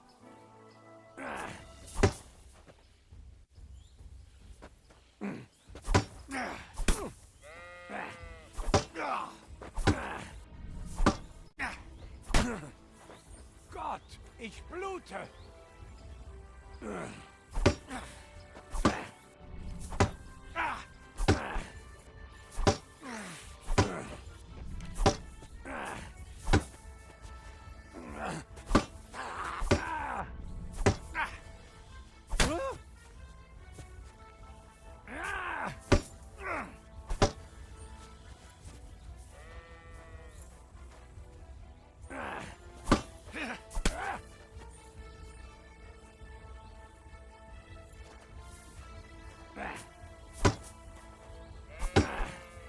Nimm das.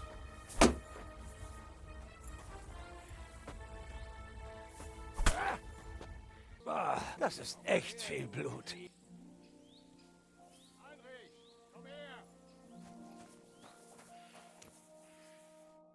Na, was sagst du, Junge? Puh.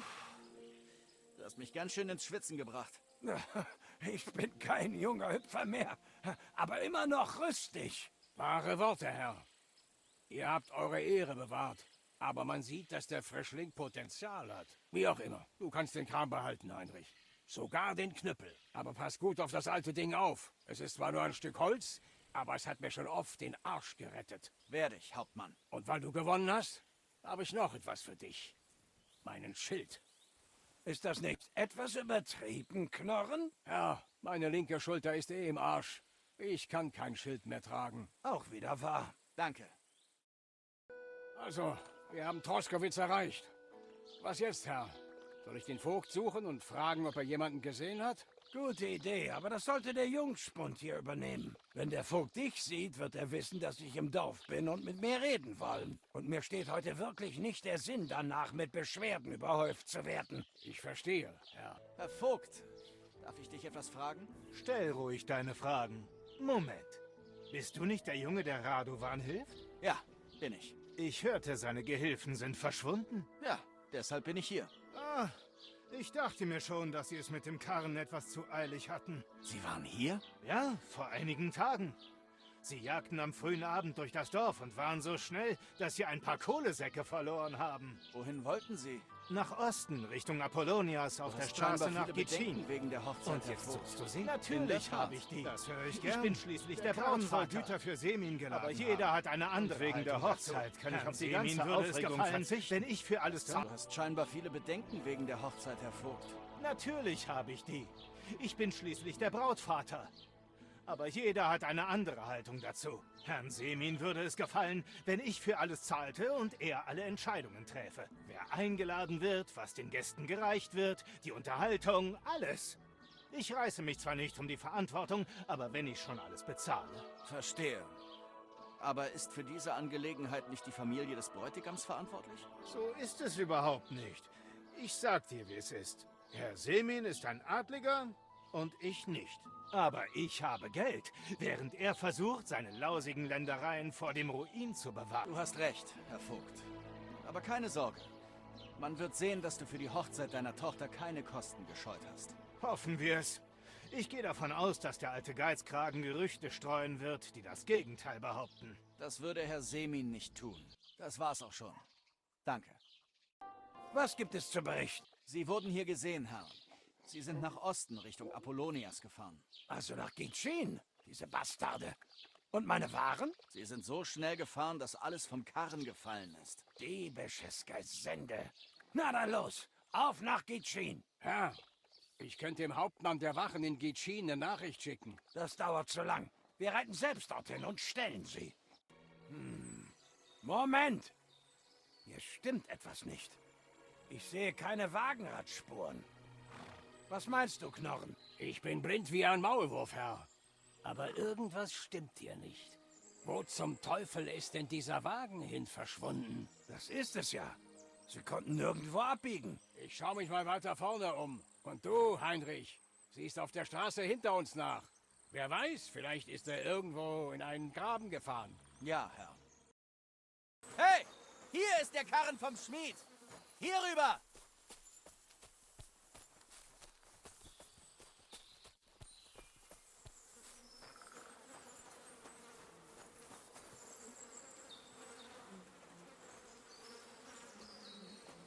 Ah, da haben wir ihn also. Den Wagen des Schmieds. Jemand hat sich sehr bemüht, damit man ihn von der Straße aus nicht sieht. Natürlich sind die Waren weg. Bestimmt haben die Bastarde sie zu den Felsen geschafft. Tja, das werden wir ihnen nicht durchgehen lassen. Wir gehen weiter, aber zu Fuß. Sonst bricht sich meine Stute die Beine. Und halte die Augen offen. Hier ist was faul. Ich hab doch gesagt, dass sie von den räuberischen Dreckskerlen hier überfallen wurden. Ach, sei still. Noch ist nichts gewiss. Und was jetzt? Es waren noch mehr als 2 Stimmen. Ich habe mich hier als junger Kerl rumgetrieben. Die Mädchen aus Slatigo haben mir Feuer gemacht und sind durch die Flammen gesprungen. Und damit ihre Niederkleider nicht ankugeln, haben sie manchmal ausgezogen. Freut mich für dich, Knochen, aber ich glaube nicht, dass uns hier leicht bekleidete Jungfrauen erwarten.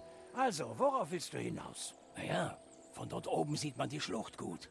Wir müssen nur ein Stück zurück, und dann können wir einfach hochklettern. Na dann, Heinrich, worauf wartest du?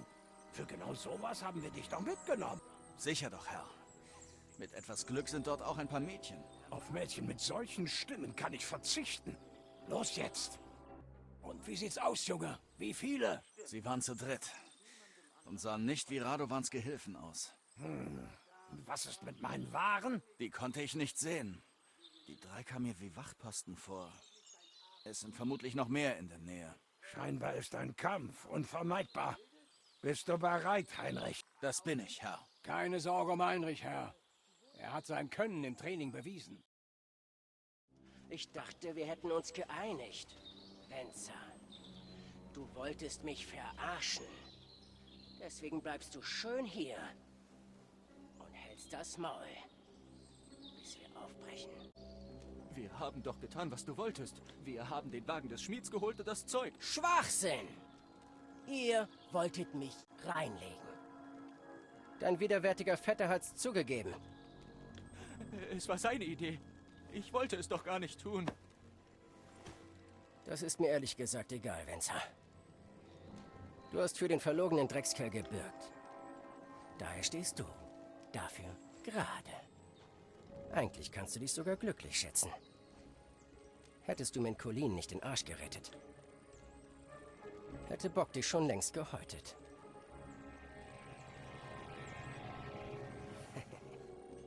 Diese Schweine. Man kann hier in der Gegend keinem mehr trauen. Mach dich bereit, Knochen. Wir werden verhandeln. Wie damals in Lacharn, Herr? Ja, ganz genau. Aber es gab damals mehr von uns und weniger von denen. Ich denke, die machen uns keine Probleme. Das sind nur einfache Diebe. Obendrein wird der junge Heinrich mir beistehen. Wer, ich? Und wenn sie noch mehr haben wollen, kannst du dein neues Spielzeug ausprobieren.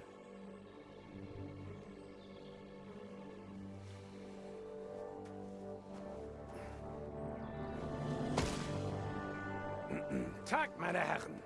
Ich bin euch zutiefst verbunden für den Schutz meiner Waren. Aber jetzt nehme ich sie wieder an mich. Raus damit, dann wird euch nichts geschehen. Ah, ich glaube, du bist aus Semin, Herr. Natürlich geben wir alles wieder zurück. Solange du nett fragst, nicht wahr? Ich habe da einen anderen Vorschlag. Du legst deine Waffen nieder. Und wir können uns in Ruhe unterhalten. Mir liegt nichts daran, ansässige Herren zu ermorden. Ich will nur ihr Geld. Das ist wirklich ehrenwert von dir, Herr.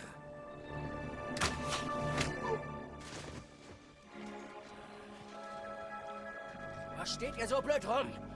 Auf sie, los!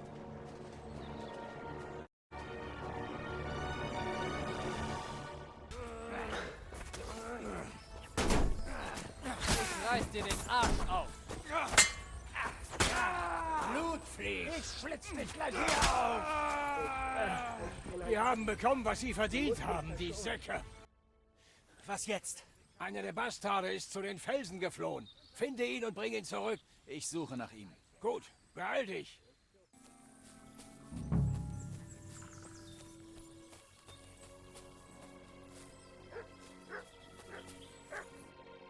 Jetzt habe ich dich, Venza. Du sitzt in der Falle. Ergib dich! Warum zum Geier sollte ich? Wir sind hier allein. Und wenn ich mich ergebe, erwartet mich doch eh nur der Strick. Mag sein, dass wir allein sind. Aber dir muss doch klar sein, dass du verlieren wirst. Selbst wenn dich der Strick erwartet, ist das immer noch besser, als mit einem Stein zu Tode geprügelt zu werden. Und glaub mir, genau das werde ich tun, wenn es nicht anders geht. Scheiße. Na gut, ich komme mit dir. Aber leg ein gutes Wort für mich ein. Ich habe hier einen Gefangenen. Knochen kümmert sich um den Abschaum. Und Gulasch? Er musste ordentlich einstecken, aber er lebt. Er kommt mit. Ich muss ein ernstes Wort mit ihm reden. Gute Arbeit, Junge. Du bist zu gebrauchen. Und damit du nicht denkst, dass du umsonst in den Felsen rumgeklettert bist, habe ich hier etwas für dich. Danke, Herr. Sollen wir dich mitnehmen? Wir fahren über Troskowitz und können dich dort absetzen. Von da ist es nicht mehr weit bis Dachau. Du solltest Radovan so bald wie möglich berichten, was aus seinen Gehilfen geworden ist. Danke, ich komm klar. Ich wollte mich erst noch hier umsehen. Wie du meinst, aber sei auf der Hut. Gulasch ist nicht der einzige Unruhestifter in der Gegend. Und lass dich mal in Semin blicken. Knorren nimmt dich unter seine Fittiche und bringt dir ein paar Sachen bei. Gepriesen sei der Herr. So, Auftrag erledigt.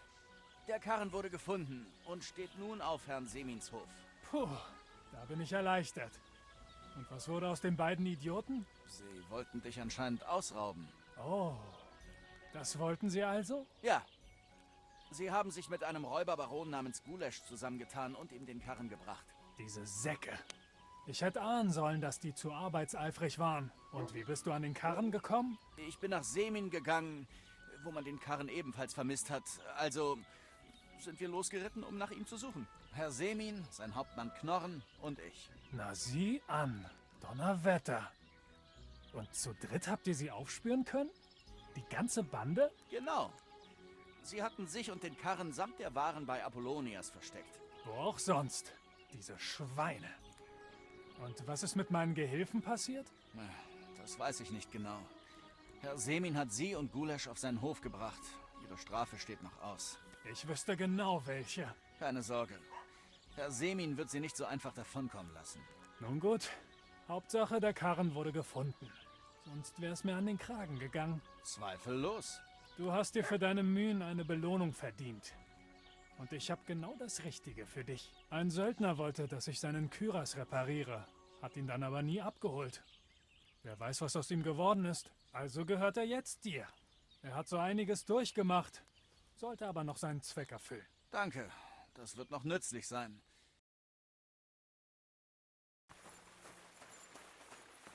In der Schenke von Troskowitz heißt es, du hast Arbeit. Schwach siehst du nicht gerade aus. Ja, ich finde bestimmt was für dich. Außerdem sollst du zu dieser großen Hochzeit eingeladen sein. Das geht dich im Moment nichts an. Na gut. Was für Arbeit hast du denn für mich? Säcke schleppen. Tja. Was Besseres werde ich in der Gegend wohl ohnehin nicht finden. Die Säcke liegen in der Scheune. Vor ihr steht der Karren. Für jedes halbe Dutzend erhältst du einen Groschen. Ums Essen musst du dich nicht sorgen. Darum kümmern wir uns. Und du kannst in der Scheune schlafen. Aber ja nicht auf den Mehlsäcken, verstanden? Sonst setzt's was.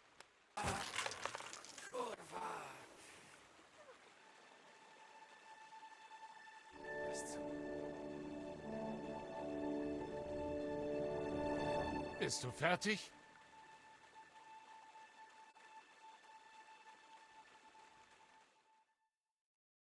Ob du fertig bist, habe ich gefragt. Du malst hier ziemlich merkwürdiges Mehl, Müller. Schmeckt irgendwie ein wenig nach Metall. Korva, kannst du nicht aufpassen? Raus mit der Wahrheit. Was treibst du hier wirklich? Offenbar muss ich den Mantel des Schweigens doch früher lüften, als ich erwartet hatte. Bist du denn bereit dafür? Ja. Ich versuche, eine Substanz in wahrhaft magische Energie zu verwandeln. Was? Ich weiß schon, es klingt unmöglich. Du fragst dich bestimmt, was es mit den Metallteilen in den Säcken auf sich hat. Aber wir stehen es ganz am Anfang. Weißt du, für mein Experiment brauche ich etwas sündhaft Irdisches. Etwas, das erst in meinen Besitz gelangen muss. Und dabei kannst du mir helfen, junger Geselle. Ich helfe dir. So gefällt mir das. Jetzt hör gut zu. Nahe der Schenke in Troskowitz befindet sich das Rathaus. Und in diesem Rathaus ist eine Truhe. Und in dieser Truhe liegt ein Buch, das ich brauche. Eines, das einst mir gehörte und das nach einer Reihe bedauerlicher Ereignisse dort landete. Es heißt, das Opfer des Hermes Trismegistos. Der Name steht drauf. Kannst du lesen? Ein bisschen? Ja, ich kann lesen. Aber es muss doch einen Haken geben, oder? Der Haken ist, dass das Buch unter Verschluss gehalten und wahrscheinlich streng bewacht wird. Wie auch sonst. Und dann bringst du mich auf die Hochzeit? Ja, wenn du mir hilfst, finden wir einen Weg. Müller, Ehrenwort.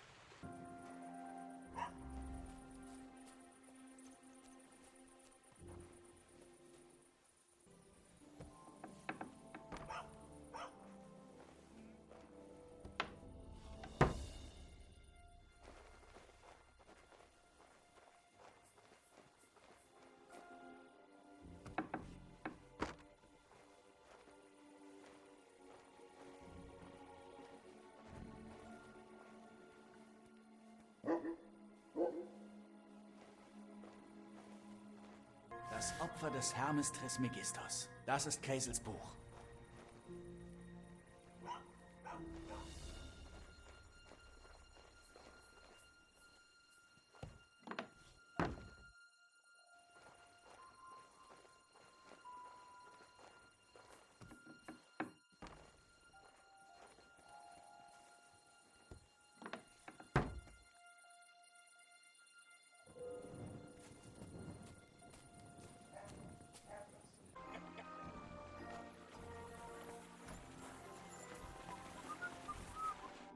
Guten Morgen wünsche ich. Ich habe das Buch aus dem Rathaus dabei. Hervorragend. Ich wusste, auf dich ist Verlass. Ich habe mir das Buch angesehen, aber ich habe nichts davon verstanden. Wer ist denn Hermes Trismegistos? Mein Vetter 5. Grades. Wir schreiben uns manchmal. Klingt nicht sehr überzeugend. Ach, hast du vielleicht auch meinen Stammbaum gefunden? Zeig schon her. Mein Geist verlangt nach Wissen. Das sollte nützlich sein. Ah ja, natürlich. Und jetzt? So viel? Wir brauchen also mehr. Viel mehr. Hallo? Ich fragte, was jetzt? Verzeihung, ich war abgelenkt. Ich schulde dir meinen Dank und eine Belohnung für die Beschaffung dieses Buches. Und wie wäre es mit einem zweiten Auftrag? Was meinst du? Sag nicht, du hast es vergessen. Ich muss zu dieser Hochzeit in Semin. Keine Sorge. Dein Weg wird dich dorthin führen. Nur eben nicht so schnell wie erwartet. Ach, ihr Müller und eure List. Warum überrascht mich das nicht? Hör mal. Von List kann nicht die Rede sein. Ich halte mein Versprechen. Aber du musst dich dafür noch etwas mehr anstrengen. Außerdem wird es jetzt erst richtig spannend. Wir nähern uns ganz langsam, Schritt für Schritt, der großen Offenbarung. Ach, es reicht. Ich habe genug von deinem rätselhaften Gefasel. Offenbarst du mir bitte erstmal die Geheimnisse dieser wunderlichen Mühle? In dieser Mühle wird doch nicht nur Mehl gemahlen. Ich glaube, hier geht es nicht mit rechten Dingen zu. Nicht mit rechten Dingen? Unfug. Meisterhafte Lehren. Alchemie. Und wenn ich Alchemie sage, dann meine ich echte Alchemie. Nicht diese Quacksalberei, die es nur vermag, Tränke gegen Bauchschmerzen zu brauen. Dann erzähl mir mehr davon. Vielleicht lerne ich ja was. Da wäre ich mir nicht so sicher. Aber du bist nun mein Lehrling, also kann ich dich ja auch einweihen. Also, jetzt passt mal gut auf. Ich habe vor, einen Golem aus Teig zu formen und ihn dann mit Hilfe geheimer alchemistischer Riten und Theurgie zum Leben zu erwecken. Ein Golem? Was ist das? Ein Golem ist ein Wesen, das mit Hilfe von heiligen Worten zum Leben erweckt wird.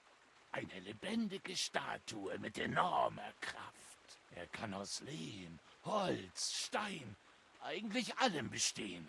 Und ich werde einen aus Mehl erschaffen. Ich habe in der Kabbala von einer Praktik namens Maße Bereshit gelesen. Ein Mystiker kann mit ihr Gottes Werk nachstellen. Stell es dir doch mal vor. Weißt du, wie nützlich ein Golem in der Mühle wäre? Er könnte zum Beispiel Säcke schleppen, Karren ziehen, Wache schieben. Er wäre nicht viel schlauer als Sinek, besäße jedoch die Stärke von 10 Männern. Himmel, das ist ja unfassbar.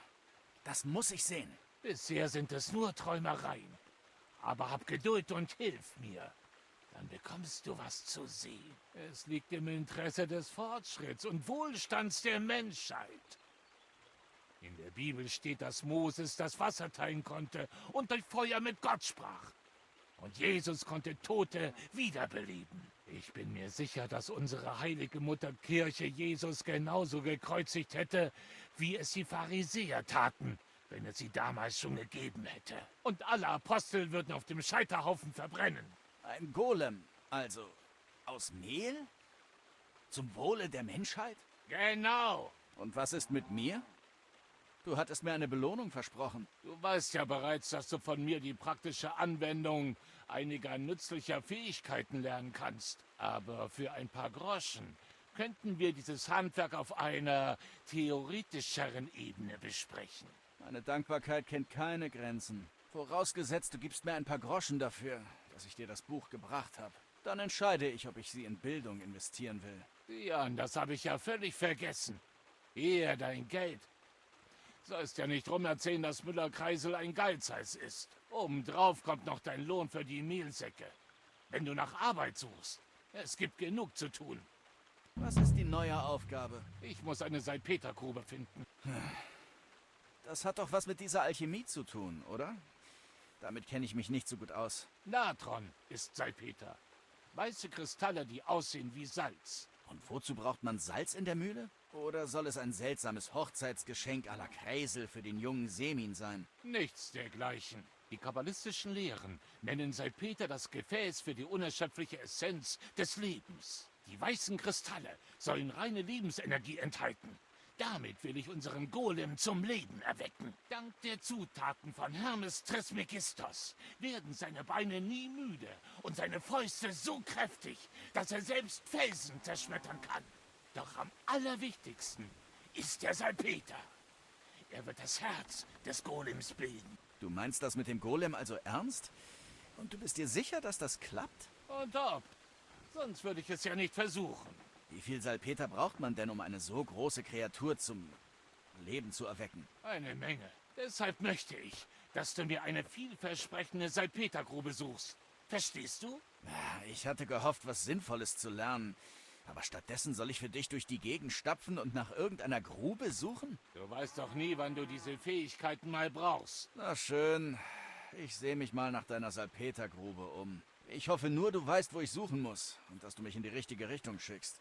Und ich hoffe, dass du mich zur Belohnung auf die Hochzeit bringst. Ja, ja und nochmals ja. Bella hat eine Spur. Sie ist eine wahre Macherin.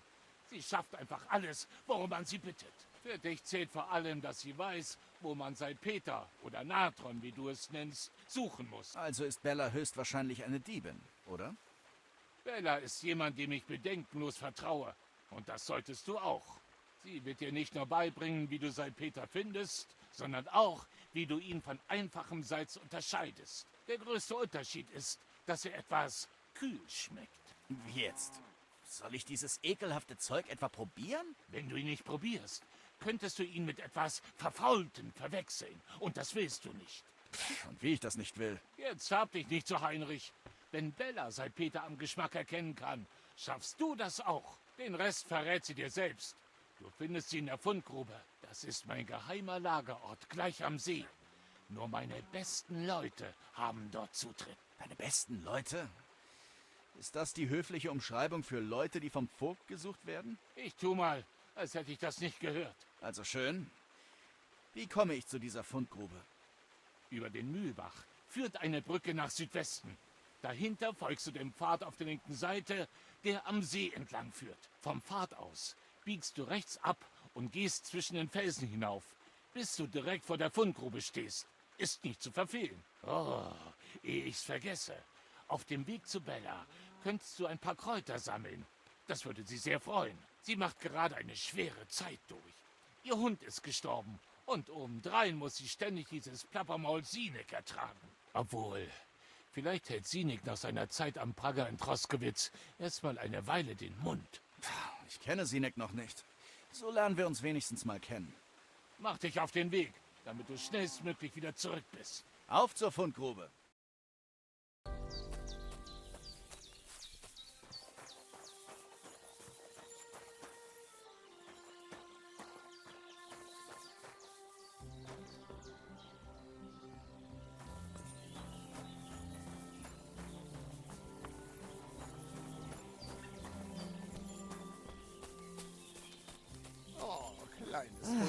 Schönen Tag. Ich bin Heinrich, Müller-Kreisels neuer Gehilfe. Ich soll eine Natrongrube für ihn suchen. Er sagte, du könntest mir vielleicht dabei helfen. Aber sicher doch. Ich bin Bella. Freut mich, dich kennenzulernen. Bella? Den Namen hört man nicht oft. Ist auch nicht mein Taufname. In unserem Beruf sollte man nicht mit seinem echten Namen hausieren gehen. Deshalb geben wir uns Spitznamen. Wie soll deiner lauten? Der Wolf von Skalitz. Nicht besonders einfallsreich. Weißt du was? Sobald wir uns etwas kennengelernt haben, denke ich mir einen für dich aus. Hast du etwas aus der Mühle mitgebracht? Naja, Kreisel meinte, du würdest dich über Kräuter freuen. Da hat er recht. Ha! Genau, was ich brauche. Die Zutaten für das Zauberritual. Was denn für ein Zauberritual? Eines, das Sinek endlich Verstand einbläut und ihn davon abhält, dämliche Anfängerfehler zu begehen. Nur damit du's weißt, dieses Fiasko um das Opfer des Hermes Trismegistos wäre mir nie passiert. Niemals. Wo wir schon von Ritualen sprechen, hat Kreisel dir von dem Golem erzählt? Hat er. Und was hältst du von der Sache? Ich bin gespannt, wie ein Golem aus Mehl aussehen würde. Doch am meisten interessiert mich, ob Kreisel ihn wirklich mit Hilfe von Salpeter zum Leben erwecken kann. Ich hoffe nur, dass er uns nicht sofort mit einem Hieb den Garaus macht, wenn er zum Leben erwacht. Also, sollte das Experiment wider Erwarten fehlschlagen, mache ich mich sofort aus dem Staub. Dasselbe rate ich dir auch. Aber genug davon. Wir quatschen hier über Mehlgolems. Dabei haben wir uns gerade erst kennengelernt. Ich möchte auch ein wenig mit dir plaudern, Heinrich. Dich kennenlernen. Aber falls du wegen Kreisels Salpeter in Eile bist, will ich dich nicht aufhalten. Zu dem Salpeter. Vor deiner Ankunft und bevor Sinek die Sache mit dem Buch verbockt hat, bezogen wir Salpeter aus allen möglichen Quellen. Hauptsächlich aus Ställen. Wir mussten es von den Wänden abkratzen. Aufwendige Drecksarbeit, sag ich dir. Ich will ehrlich sein. Wir haben auch die ein oder andere Truhe durchstöbert. Nur für den Fall, weißt du? Doch jetzt sind alle Wände leer gekratzt und uns bleibt nur noch ein Fass Salpeter. Ein Fass ist nicht viel. Aber wir waren verdammt gründlich. Kreisel sagte, dass wir leider mindestens 6-mal so viel brauchen. 6-mal? Ist eine Grube dann überhaupt genug? Wohl genug, damit Kreisel sein großes Meisterwerk verwirklichen kann. Wenn du nach Salpeter suchen möchtest, solltest du wissen, wie er sich bildet. Weißt du etwas darüber? Nein, keine Ahnung. Kreisel hat's mir natürlich nicht erklärt. Denk dran, Salpeterkristalle bilden sich an Orten, an denen etwas verwest. Dabei kann es sich um Scheiße handeln oder auch um Kadaver. Nun, im Grunde ist eine Salpetergrube nichts weiter als ein Massengrab. Die ideale natürliche Salpeterquelle. Kreisel meinte, Salpeter sei ein Träger von Lebensenergie. Dass man ihn aus sterblichen Überresten gewinnt, leuchtet mir ein, aber aus Scheiße? Gottes Wege sind unergründlich. Du weißt schon. Außerdem will er, dass ich ihn probiere. Das ist doch Schwachsinn, oder? Leider nicht. Wenn du nicht probierst, weißt du nicht, ob es Salpeter oder irgendein anderer Mist ist. Es fühlt sich kalt auf der Zunge an. Scheiße. Und weißt du, wo wir so eine Grube voller Kadaver finden können? Nicht genau, doch ich habe eine Vermutung. Wir leben in üblen Zeiten. Die Leichen stapeln sich förmlich. Jemand, der Löcher gräbt, Leichen hineinwirft und keine Ahnung hat, dass er auf einer Goldgrube, ich meine Salpetergrube sitzt. Der Totengräber? Genau. Und der in unserer Region ist zugleich Schinde. Ich kenne ihn nicht. Wo finde ich ihn denn? Der Friedhof liegt hinter Troskowitz in Richtung der Felsen von Apollonias. Also mache ich mich auf zum Friedhof. Scheint so. Ein Jammer, dass du nicht schon früher mit uns durch die Gegend ziehen konntest. Das war echt ein Erlebnis. In dieser Zeit habe ich eine Menge gelernt. Ich möchte mein Wissen gern an dich weitergeben. Darauf komme ich zurück. Der alte Totengräber wird dir wahrscheinlich nicht über den Weg trauen. Also solltest du ihm etwas anbieten. Er schleppt ständig Kadaver. Also würde er sich sicher über frisches Fleisch vom Metzger in Troskowitz freuen. Gute Idee. Er wohnt unweit des Friedhofs. Also wird das Fleisch auf dem Weg wenigstens nicht schlecht. Viel Glück.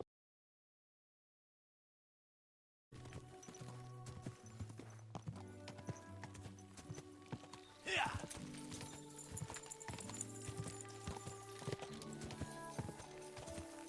Oh.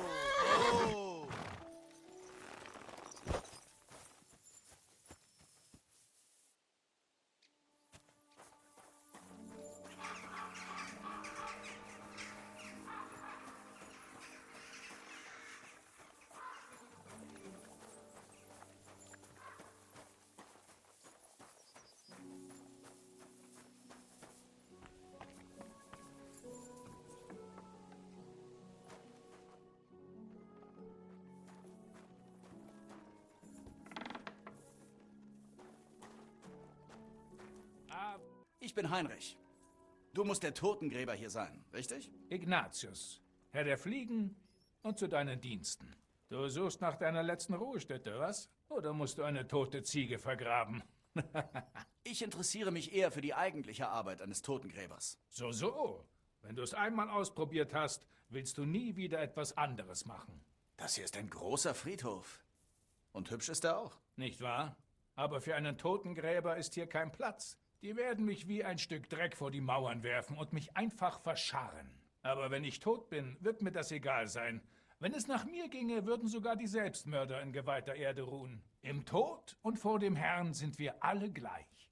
Dann ist es völlig egal, wie schön die letzte Ruhestätte ist. Ignatius, ich brauche deine Hilfe. Natürlich. Wie viele sind es? Wo willst du sie verscharren? Sollen wir ihre Zähne zermahlen oder willst du sie in deiner Tasche mitnehmen? Weder noch. Ich habe eine andere, etwas ungewöhnliche Bitte. Bella aus Niedersemin schickt mich. Wir suchen eine Salpetergrube. Aus Niedersemin? Was für eine Grube? Eine Salpetergrube. Noch nie davon gehört. Was soll das sein? Eine Grube, in der der Teufel thront? Nein. Eigentlich ist es nur ein Loch voller Kadaver. An den Wänden bilden sich weiße Kristalle. Und genau die brauchen wir. Ah, jetzt verstehe ich. Sag doch gleich, dass du die Grube suchst, in die ich meine Kadaver werfe, anstatt was vom salzigen Peter zu faseln. Ich wollte sowieso gerade dorthin gehen, also komm mit. Das ist die Grube? Langsam, Junge. Zeig etwas Respekt. Den Toten gebührt immer Respekt. Egal, ob es Menschen oder Tiere sind. Ich hatte eine riesige Grube im Boden erwartet. Das ist ja nur eine kleine Kuhle. 3 Haufen Erde, mehr nicht. 3 riesige Haufen, meinst du wohl? Stimmt. Es war mal eine große Grube. Doch dann fand ich heraus, dass alles besser verwest, wenn man die Kadaver in kleinen Gruben stapelt und feuchtes Heu zwischen sie legt. Und je besser sie verwesen, desto mehr Natron erhält man. Möchtest du dir gleich etwas nehmen? Jetzt nicht. Ich weiß nicht, ob er etwas mitnehmen würde. Vielleicht gräbt er seine eigene Grube nach deinem Vorbild. Na, das wäre mal eine große Ehre. Nun, ich zögere wohl das Unvermeidliche hinaus. Ich muss ihn noch probieren. Du willst ihn probieren? Nur so kann ich wissen, dass es auch wirklich Salpeter ist. Grundgütiger. Er soll widerlich schmecken. Na los, dann probier schon. Das muss mich sehen. Du hättest nicht so viel probieren müssen. Kalt und salzig.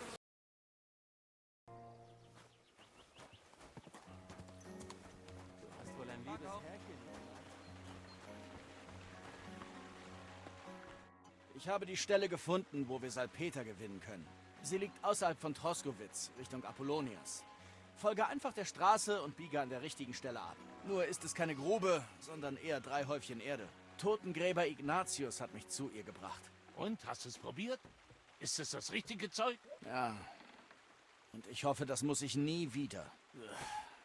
Diese Erfahrung hat mich nachhaltig verändert. Jetzt hör aber auf. Du quengest ja mehr als Sinek. Ist doch nur Salz. Ich hatte gehofft, sie läge näher. Bis Apollonias ist es ein ganzes Stück. Wenn ich 2 Karren schicke, sind es... Das sollte genügen. Was soll ich noch tun? Demnach könnte ich... 1,5 Fässer mischen. Konzentration, Kräsel. Was soll ich noch für dich tun? Ich musste mir eingestehen, mich etwas übernommen zu haben. Deshalb besinne ich mich auf meine Wurzeln. Die Suche nach dem Salpeter war also umsonst? Mitnichten. Salpeter wird uns dabei helfen, Urmaterie herzustellen. Der Ursprung, das Chaos. Materia prima. Gott, es geht wieder los. Als Gelehrte der Alchemie liegt nur eine Aufgabe vor uns. Wir müssen das Diaphane durchdringen und herausfinden, was ihm seine Gestalt verleiht und woher es seine Kraft bezieht. Nur so lernen wir, die Schatten zu verstehen. Ich erkläre es dir. Dann erzähl schon. Was ist die nächste Aufgabe, Kräsel? Aus den geschlossenen Toren von Troski trägt der Wind ein leises Geflüster direkt zu mir in die Mühle. Hörst du es auch? Jetzt komm mal langsam zum Punkt. Worum geht es hier? Schreiber Erasim erhielt eine Truhe aus Prag. Und in dieser Truhe waren... Die Aufzeichnungen des Hermes Trismegistos? Nein, ein Buch. Und zwar von einem ehrwürdigeren Verfasser als Hermes. Es ist dünn, mit sandfarbenem Einband und einer Prägung. Sieht gewöhnlich aus, ist aber unfassbar wertvoll. Man könnte sagen, es ist ein alchemistisches Kochbuch. Dann würde ich endlich mal am eigenen Leib eine Verwandlung erleben. Und zwar, wenn der Henker meinen heilen Körper in einen ohne Arme verwandelt. Ich werde ganz bestimmt nichts aus Trotzki stehlen. Ich weiß ja gar nicht, wie man da reinkommt. Hör mich erst an. Immer mit der Ruhe. Für uns einfache Sterbliche sind die Tore von Trotzki vielleicht verschlossen. Aber warum sollten wir uns nach drinnen durchkämpfen, wenn es eine Person gäbe, die sie selbst einladen? Welche Person? Warte, dazu kommen wir noch. Die Hochzeit in Semin steht bevor. Ich will schon seit Ewigkeiten meinen neuen Trank gegen Trunkenheit ausprobieren. Was ist mit dir? Musst du immer noch dorthin? Aber natürlich. Deshalb wollte ich ja für dich arbeiten. Schon vergessen? Ich hoffe, dein Versprechen gilt noch. Selbstverständlich. Was denkst du nur von mir? Mach dich bereit. Deine Kleidung ist schon fast anständig genug, wie ich sehe. Aber sie könnte noch viel besser sein. Ad charisma tuendum. Bete zum heiligen Paulus. Vielleicht lässt er dir ein paar schöne Sachen vom Himmel fallen. Also bringst du mich tatsächlich auf die Hochzeit? Träume ich etwa? Keineswegs. Aber bevor du feierst, wir werden nicht alleine gehen. Vielmehr wird uns jemand begleiten. Oder genauer gesagt, werden wir eine gewisse Person begleiten. Ich als Freund und Gastgeber, du als Leibwächter, treuer Diener, nenn es wie du willst. Es wird eine Frau sein, stimmt's? Richtig. Aber nicht nur irgendeine Frau. Eine richtige Dame kommt mit uns auf die Hochzeit. Strahlend schön wie der Morgenstern, edel wie reinstes Gold. Ihre Schönheit wird alle blenden. Und sie wird für uns die Schwachstelle finden, durch die uns das Tor Trotzkis offen steht. Und dann fehlt nur noch ein kleiner Schubs. Und klack, das Schloss ist offen. Und das Buch wird mein sein. Vergleiche, Wortspiele. Von dir bekommt man nie eine klare Antwort. Die Schwachstelle der Burg ist Kämmerer Ulrich, da er selbst eine Schwäche hat. Für Frauen. Von all den alleinstehenden jungen Damen wird unsere die charmanteste und unwiderstehlichste sein. Adlig oder nicht, er ist ein Mann aus Fleisch und Blut und wird mit seinem Schwanz denken. Wir können zusehen, wie er Verlust durchdreht. Er wird schon bald darum betteln, sie nach Trotzki geleiten zu dürfen. Er wird so tun, als hätte er keine Hintergedanken, damit sie sich wohler fühlt. Und wenn der Kämmerer beharrlich bleibt, wirst du als ihr Leibwächter das Angebot annehmen. Natürlich wirst du sagen, dass du nicht von ihrer Seite weichst, um ihre Ehre verteidigen zu können. Sobald ihr auf Trotzki seid, wird Ulrich alles dafür tun, um mit ihr alleine zu sein. Und das ist deine Gelegenheit. Ich kann kaum glauben, dass ausgerechnet dir so ein einfacher Plan einfallen würde. Also, so einfach ist er auch wieder nicht. Ich gebe zu, dass ein gewisser Teil des Plans alles etwas komplizierter macht. Erst müssen wir unsere edle Dame auftreiben. Ah. Und ich soll eine suchen, oder was? Wer sonst? Wir brauchen nur eine Frau mit einem hübschen Gesicht. Wir besorgen ihr ein hübsches Kleid, Parfüm. Sie muss nicht mal reden. Das erledigen wir. Dann gehe ich mal. Sobald du alles für die Hochzeit fertig hast, treffen wir uns vor dem Tor der Festung. Dort weihe ich unsere Dame in weitere Einzelheiten unseres Vorhabens ein. Aber die verrate ich noch nicht. Du übst dann ja sowieso deine Rede für Herrn von Bergo, nicht wahr? Kann's kaum erwarten. Gott segne dich. Sei mir gegrüßt. Kresel will dir ein Angebot machen. Was will der alte Bock denn diesmal? Er sucht eine Frau, die sich als Dame ausgibt. Eine Dame? Du meinst als eine Adlige? So in der Art. Ich weiß nicht, ob eins meiner Mädchen das schafft. Die können nicht mal wie Adlige essen, mit Besteck. Das wird kein Problem sein. Sie muss nicht mal viel reden. Wofür braucht er sie denn? Doch nicht für sich selbst, hoffe ich. Nein. Sie soll dem Kämmerer den Kopf verdrehen. Ah, also soll das Mädchen sich mit Ulrich abgeben, richtig? Was ist sein Angebot? Er sagt, er bietet genug Groschen, um 2 Kühe zu kaufen. Oder eine kleine Hütte. Das ist ziemlich viel für unsere gewöhnlichen Dienste. Und das ist noch nicht alles. Dein Mädchen bekommt auch ein wunderschönes rotes Kleid aus Tiroler Brokat und ein Parfüm namens Minte. Dann kann ihr niemand mehr widerstehen. Ich hab schon alles. Du musst nur zustimmen. Das hört sich ja ganz harmlos an. Für gewisse Dienste ist das nicht mal ansatzweise genug. Ich verstehe das nicht. Bei so einer Gelegenheit? Wo liegt das Problem? Weißt du was? Das ermüdet mich langsam. Hören wir mal, was die Mädchen dazu zu sagen haben. Sie werden dir berichten, was sie alles mit dem werten Herrn Kämmerer durchmachen mussten. Mädchen, kommt mal her. Also, Mädchen, wir haben hier einen Boten des Herrn Kreisel. Jetzt sag uns allen, was du willst. Es geht um die Seminer Hochzeit. Und den Kämmerer, dessen sich eine von euch annehmen soll. Gott, alles nur das nicht. Dorothea, eigentlich habe ich ganz viel zu tun und... Also, wer hat Interesse?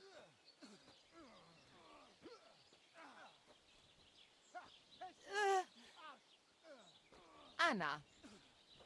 Was soll ich dazu sagen? Was soll sie dazu sagen? Sag mir, warum willst du nichts mit dem Kämmerer zu tun haben? Naja, der Herr Kämmerer hat mich nach Troski eingeladen. Und die anderen Mädchen warnten mich schon, dass es anders sein würde, als ich es gewöhnt war. Also fragte ich alle, ob ich andere Seife mitbringen soll oder sowas. Oder ob der Herr Kämmerer wohl keine Seide mag. Oder ob sein Bett hart ist und mir der Rücken wehtun wird. Schön wär's. Aber sie sagten, ich müsste Sachen tun, die... Wie soll ich es ausdrücken? Sachen, die noch nicht mal denen der Hölle eingefallen sind. Ich dachte, der Herr Kämmerer hätte vielleicht eine andere Religion und dass es Sünde wäre, es mit einer Christin zu treiben. Aber er glaubt an denselben Gott wie wir alle. Was das alles nur noch schlimmer macht. Dann dachte ich, vielleicht wäre er brutal zu den Mädchen. Aber dem ist nicht so. Nicht das, was er mit uns machen will, ist gegen Gott. Sondern das, was wir mit ihm machen sollen. Ich dachte, er hätte Lepra. Sag den Mädchen, wie viel Kreisel ihnen bietet. Es wäre genug, um eine kleine Hütte zu kaufen. Oder 2 Kühe. Nicht schlecht, hm? Also, würde eine von euch den Kämmerer begleiten? Nicht mal für eine goldene Gans. Lieber bleib ich keusch. Ich dachte, er hätte Lepra. Ja, aber das ist eine ordentliche Summe. Ich muss wohl selbst eine von euch auswählen. Dorothea, ich schwöre, dass ich... Ich gehe nirgendwo hin. Du kannst mich nicht zwingen. Dorothea, ich werde für den Rest meines Lebens alle Zuber schrubben. Ich schwöre, alle. Jeden Tag. Das mache ich auch. Und ich kümmere mich sogar um die Scheißhäuser. Mädchen, kommt schon. Dann gehe ich. Wenn ich das nochmal aushalte, ist es ein Wunder. Und vielleicht spricht man mich dann ja heilig.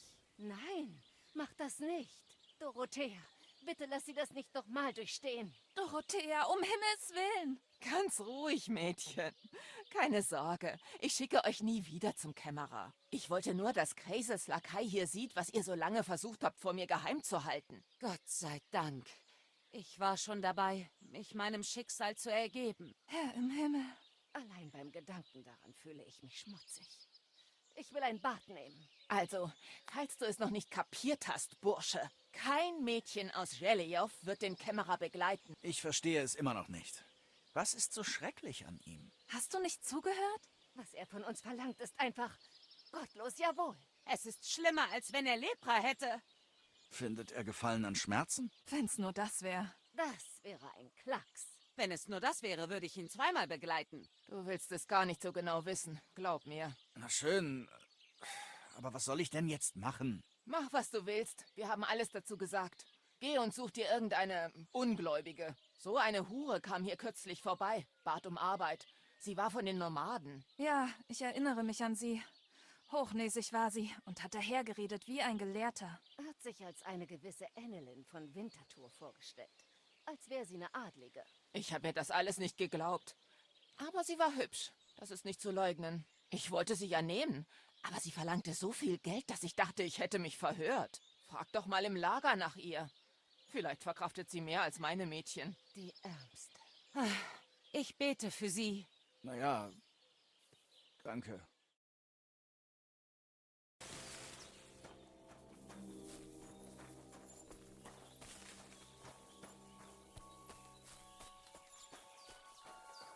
Grüße.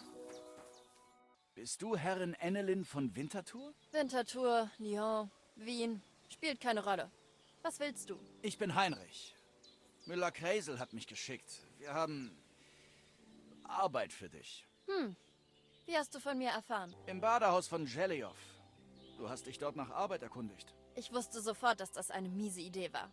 Was für ein Loch. Die blöde Kuh, die da das Sagen hat, wäre fast umgekippt, als ich von Geld geredet habe. Wenn die wüsste, dass mein wahrer Wert 10-mal so hoch ist.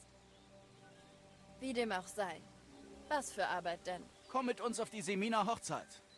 Als Begleitung. Eine Hochzeit also. Die letzte Hochzeit, auf der ich war, fand in Nevers in Frankreich statt. Da musste ich singen. Das würde ich diesmal gern vermeiden. Du musst nicht singen. Oder überhaupt viel sagen. Du musst dich nur wie eine Dame verhalten. Wie eine Dame verhalten? Ich muss doch bitten. Ich bin eine. Oder ist dir das entgangen? Verzeih. So habe ich das nicht gemeint. Also schön. Wie viel? Kreisel bietet genug, um eine kleine Hütte zu kaufen. Eine Hütte? In Antwerpen bot man mir für meine Dienste ein Anwesen. Und in Venedig eine 9 Meter lange Gondel. Aber das hier ist natürlich bloß Trotzki. In diesem Kaff kann man nicht viel erwarten. Na schön, ich mach's. Aber sag mir eins. Was erwartet mich in diesem Semin? Statt zu singen, wirst du dort tanzen können. Zauberhaft. Sonst noch was? Seit Trotzki abgeriegelt ist, gibt es in dieser Gegend keine imposantere Festung mehr als Semin. Irgendwer wird dich sicher herumführen und dir die herrlich dekorierten Gemächer zeigen. Verlockend. Verlockend. Und was noch? Ich hörte sogar, dass Herr Otto von Bergo da sein wird. Der Herr von Trotzki. Man stellt dich ihm sicher vor. Nun, und wo von Bergo hingeht, da ist auch der zweitwichtigste Mann der Region nicht weit. Der Kämmerer von Trotzki. Herr Ulrich von Schaumberg. Der Kämmerer, der die Burg verwaltet? Für so einen unwichtigen Beamten interessiere ich mich nicht. Das solltest du aber.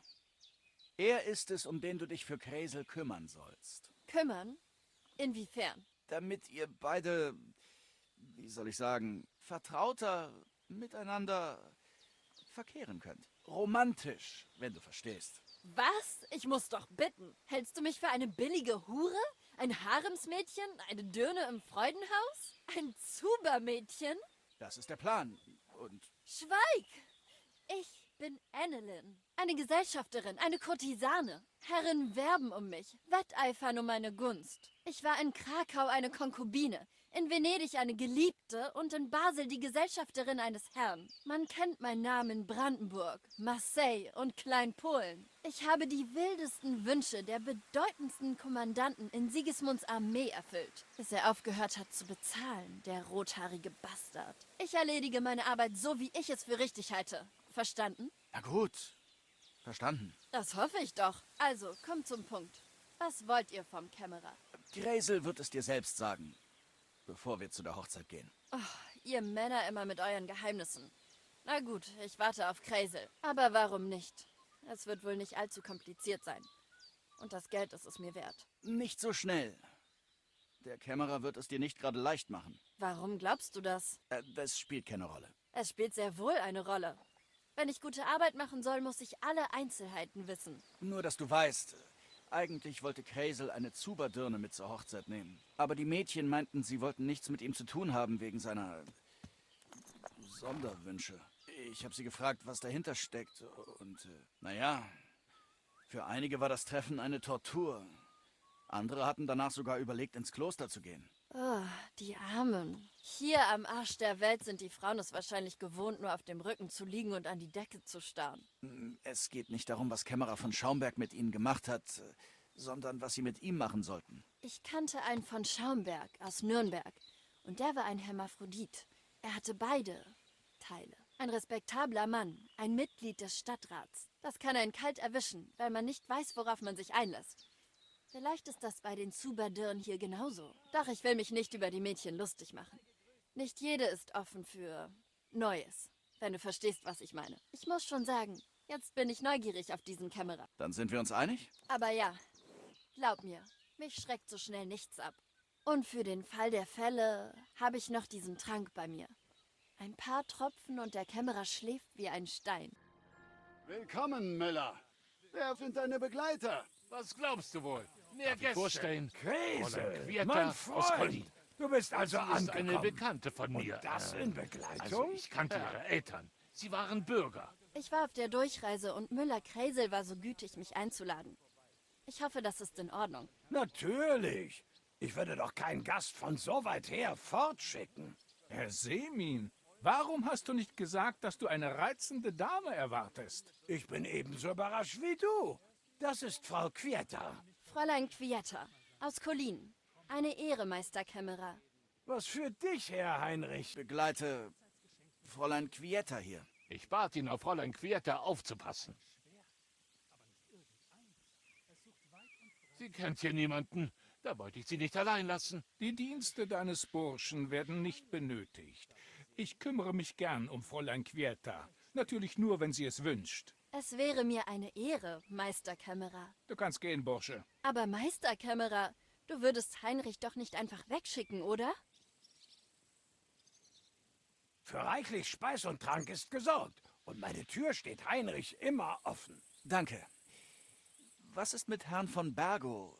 Ist er schon eingetroffen? Ich würde ihn gern treffen. Der königliche Unterkämmerer ist nicht an deinesgleichen interessiert, Kerl. Naja, er ist ohnehin noch nicht angekommen. Ich bin sicher, dass er kommt. Keine Sorge, Herr. Hoffentlich.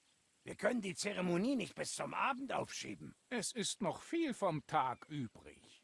Immerhin kannst du dann noch diese flohverseuchten Bettler am Tor loswerden. Was? Sie sind zurück? Thoma, sagte ich nicht, du sollst sie verscheuchen? Ich habe sie verjagt, aber sie kamen wieder. Schließ das Tor, damit die Gäste sie nicht sehen. Sie müssen weg sein, bis Herr von Bergo ankommt. Jeder einzelne von ihnen. Hörst du? Oh weh, oh weh. Warum so wütend, Herr? Du wirkst etwas schreckhaft. Doch wohl nicht wegen Herrn Otto? Doch, natürlich seinetwegen. Was, wenn das alles in Schande endet? Was, wenn er am Tor umkehrt und geht? Dazu wäre er fähig. Kann ich irgendwie helfen? Wir werden schon sehen. Ich muss noch etwas mit der Köchin arrangieren. Komm später zu mir. In der Zwischenzeit kannst du dich Svatopluk, dem Sohn des Vogts, vorstellen. Ihr seid im gleichen Alter, da versteht ihr euch sicher gut. Siehst du, Heinrich? Er könnte dir bestimmt ein paar hübsche Mädchen zeigen. Iss und trink so viel du willst. Sei fröhlich. Das ist ein großer Tag für Semin. Eine Sache noch, Herr. Was denn? Habe ich was vergessen? Ihre, Waffen. Ja, natürlich. Bitte lasst eure Waffen bei Thoma. Das versteht ihr sicher. Es geht um die Sicherheit. Sieh an. Wen haben wir denn da? Was machst du denn hier? An unserer Aufgabe arbeiten. Was sonst? Wie bist du reingekommen? Was geht dich das an? Kümmer dich um deinen Kram.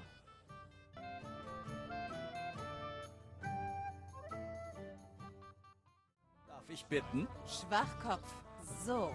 Und 1, 2, 3 und auf geht's.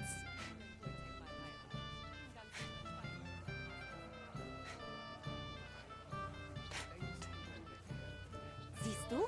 Du machst dich recht gut. Danke. Ich gebe mir wirklich Mühe. Dann mach weiter so.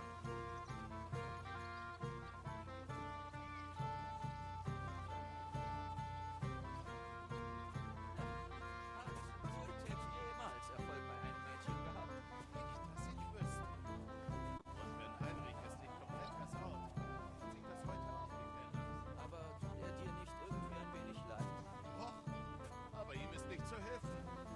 Es sei denn, wir finden ein Mädchen, das verzweifelt ist. Danke, Heinrich. Ich hatte wirklich Spaß bei unserem Tanz. Kräsel, bist du etwa betrunken? Du schwankst. Ja, keine Nah, Heinrich. Ich kann überhaupt nicht betrunken sein. Also musst du es sein, Herr Schwank. Wenn du es sagst. Es tue ich. Ich bin hier, um zu helfen, Herr. Ich sagte doch, das ist nicht nötig. Ich habe es versprochen. Sorgen machen mir meine unberechenbaren Verwandten und ihr unstillbarer Durst. Meinst du Jurko und die Mera? Womit habe ich einen solchen Neffen verdient? Ich behalte sie mal im Auge. Vielleicht kann ich sie an Schach halten. Du würdest mir Kopfschmerzen ersparen, aber erhoffe dir nicht zu viel. Sich zwischen sie und den Schnaps zu stellen, bringt einem nur Ärger. Danke, Heinrich. Ich weiß das zu schätzen. Sieh mal einer an, was da gekrochen kommt. Ganz ruhig, die Herren. Ich komme in Frieden. Du hast mir letztes Mal eine Tracht Prügel verpasst. Aber Dieses Mal hast du nicht so viel Glück, Freundchen. Du willst dich prügeln? Hier? Was ist los? Hast du zu viel Schiss? Das Böschchen sieht aus, als würde er gleich anfangen zu weinen. Was? Wir verarschen dich nur. Alles ist vergeben und vergessen. Ich bin Joko aus Mern. Und diese feinen Herrschaften sind auch von dort. Ich bin Heinrich von Skalitz. Also, Heinrich, komm und trink was mit uns, um unseren Streit beizulegen. Ich trinke gern was mit euch. Aber natürlich. Scheiße. Von dieser Plörre muss ich ja würgen. Das kann man ja nicht trinken. Wir müssen was Besseres finden. Seht mal, was ich hier habe. Hurra! Immer her damit. Das ist mal ein edler Tropfen. Gepriesen sei Heinrich. Komm und trink was mit uns. Na, da sage ich nicht nein. Immerhin habe ich es ja auch geholt. Du bist wohl doch kein Trottel. Auf die Gesundheit, auf Gott und Heinrich. Und auf die Frischfamilie. Genau, hoch die Krüge.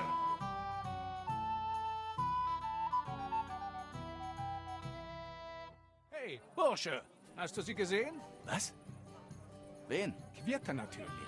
Ich meine Fräulein Quirta von Kolin natürlich. Ich dachte, sie wäre bei dir. War sie. Wir hatten Spaß miteinander, haben getanzt. Und jetzt ist sie verschwunden. Geh und such sie. Müller-Kresel hat dir die Verantwortung für sie übertragen. Ich meine, um sicherzugehen, dass ihr nichts passiert ist. Es wird schon alles gut sein. Ist dir etwas Seltsames aufgefallen? Wie meinst du das? Ist ihr jemand gefolgt? Schließlich ist Fräulein Quirta eine schöne Frau. Da sagst du was. So ein schmuddeliger Halunke hat sich in ihrer Nähe herumgetrieben. Ekelhaft. Mit einem so rotzfrechen Gesicht, dass man einfach nur reinschlagen will. Hast du sie aus dem Auge verloren? Ich habe sie nicht verloren. Unsere Kehlen waren ganz trocken von all dem Tanzen, also sollte ich ihr etwas zu trinken holen. Und als ich mit dem Becher wiederkam, war sie weg. Vielleicht unterhält sie sich einfach mit jemandem hier. Wohl kaum. Ich habe die ganze Zeit nach ihr gesucht und sie nirgendwo gefunden. Ich suche hier mal nach ihm. Vielleicht weiß er ja, wo Quirta ist. Es gibt ein paar Leute, die einen Groll gegen mich hegen und mir Böses wollen. Bestimmt hat der Quirta lauter Lügen erzählt, um sie von mir wegzulocken. Das wäre nicht das erste Mal. Egal, was er dir sagt, glaub ihm kein Wort. Das sind alles bloß Gerüchte. Verstehst du? In Ordnung. Das merke ich mir. Mal ein Ort, an dem ich Das noch hat nicht Ihnen war. immer noch nicht gereicht. Was soll ich denn in einer Stadt voller Mönche? Der Alterner Olber. Du schon wieder. Hätte ich mir denken können. Kaum verschwindet wieder eine Frau, ist sie natürlich bei dir. Kennt ihr beiden euch? Leider, ja. Was machst du hier? Siehst du nicht, dass ich Gesellschaft hab? Ja, ihretwegen bin ich ja hier. Pech gehabt, Kumpel. Ich hab sie zuerst gesehen. Und ich werde sie sicher nicht mit dir teilen. Ihr könnt mich beide haben. Denk nicht mal dran. Ich habe nichts gesagt. Hör mal, Annelyn. Der Kämmerer sucht nach dir und... Wer ist denn Annelyn? Ich dachte, sie heißt Quirta. Wieso belästigst du mein Mädchen? Du schon wieder? Was heißt hier mein Mädchen? Verpiss dich, du Arschloch. Ich habe sie zuerst angesprochen. Ich war nur kurz Wein holen. Hast du's nicht? Quirta ist nicht an dir interessiert. Verzieh dich in eine stille Ecke und keul dir ein. Such dir nächstes Mal gefälligst ein Dummerchen in deiner Liga, du Trottel. Also hast du dich gegen mich verbündet, ja? Stellst du mich zum Narren und dann dieser Schmott? Wir haben uns auf nichts geeinigt. Und vergiss Mischka. Die hat für keinen von uns beiden Zeit. Mein Tag ist wirklich furchtbar. Frauen wollen mich nicht. Meine Freunde nehmen mich nicht ernst. Da bleibt mir nur der Suff. Lässt dich nie im Stich. Ja, jedem das seine. Wärst du beim Kämmerer geblieben, hättest du dir das erspart. Deshalb bist du doch hier. Schon vergessen? Ich werde nicht zu ihm zurückkehren. Auf gar keinen Fall. Was wird der Müller dazu sagen? Das ist nicht mein Problem. Na gut.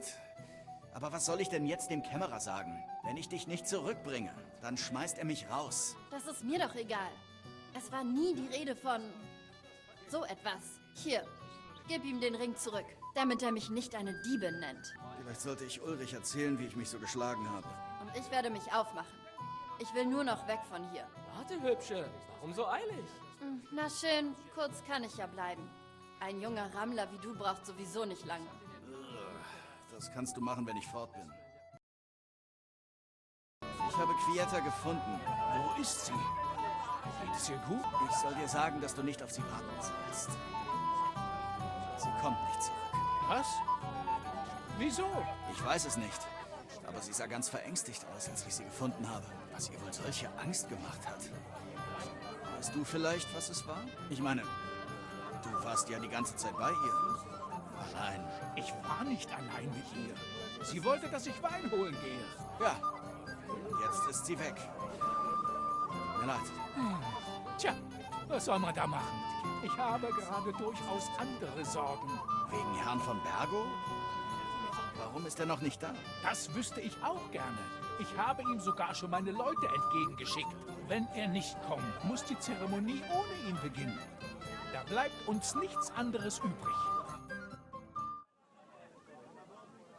Wo steckt er denn nur? Ich habe vor Stunden jemanden geschickt. Wieso lässt er uns so lange warten? Meisterkämmerer, was ist denn nun? Wann wird Herr Otto kommen? Wenn ich das nur wüsste, Herr. Seine Gefolgschaft ist längst überfällig. Was? Es wird bereits nach Ihnen gesucht, bisher jedoch ohne Erfolg. Es ist zwar bedauerlich, aber wir sollten dann ohne ihn beginnen. Fangen wir an, Vater.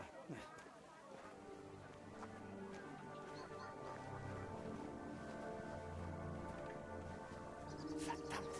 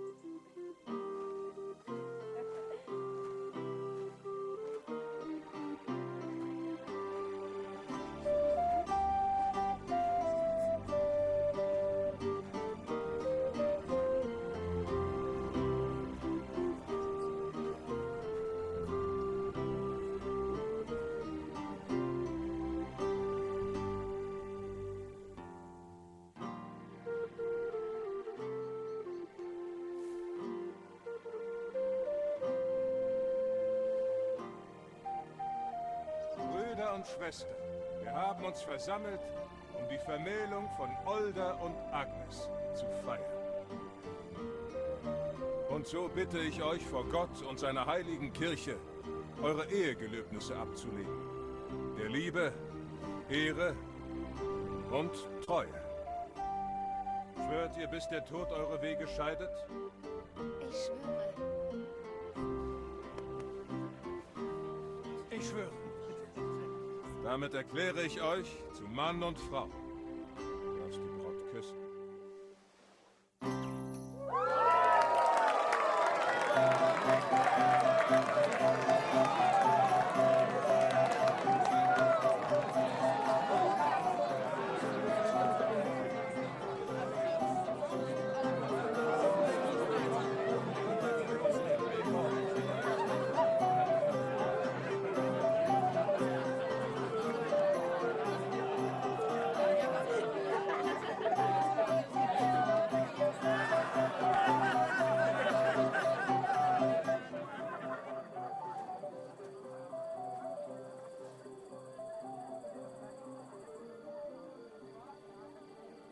Damit sind wir wieder am Anfang.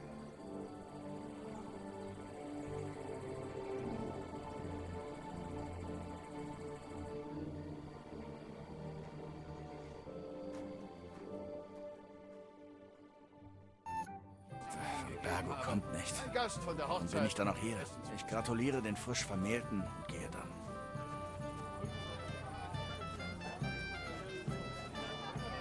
Weißt du, warum von Bergo nicht aufgetaucht ist? Keinen Schimmer. Irgendwas muss ihn aufgehalten haben. Wir hätten mit der Zeremonie warten sollen. Aber Olda wollte sie nicht auf später verschieben und hat nicht mit sich reden lassen. Weißt du, wo ich die frisch Vermählten finde? Ich will ihnen viel Glück, Gesundheit und sowas wünschen. Das ist nett von dir, aber da kann ich dir nicht weiterhelfen.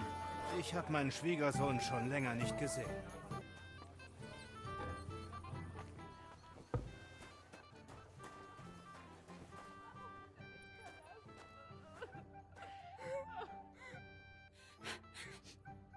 machst du hier? Wer bist du? Ich bin Heinrich. Entschuldige. Ich wollte dir keine Angst machen. Ich hatte gehofft, euch alle beide hier zu finden. Und Herrn Older. Komm schon, hör auf zu weinen. Was ist denn los, hm? Es ist Older. Ist er... Nein, nein. Er ist bloß verschwunden. Er ist einfach vom Altar weggelaufen. Aber warum? Ihr zwei saht doch so glücklich aus. Ich hatte gehofft, dass er nach der Hochzeit mehr zu Hause bleibt, anstatt immer irgendwo hinzureiten. Ich bin ja so eine dumme Gans.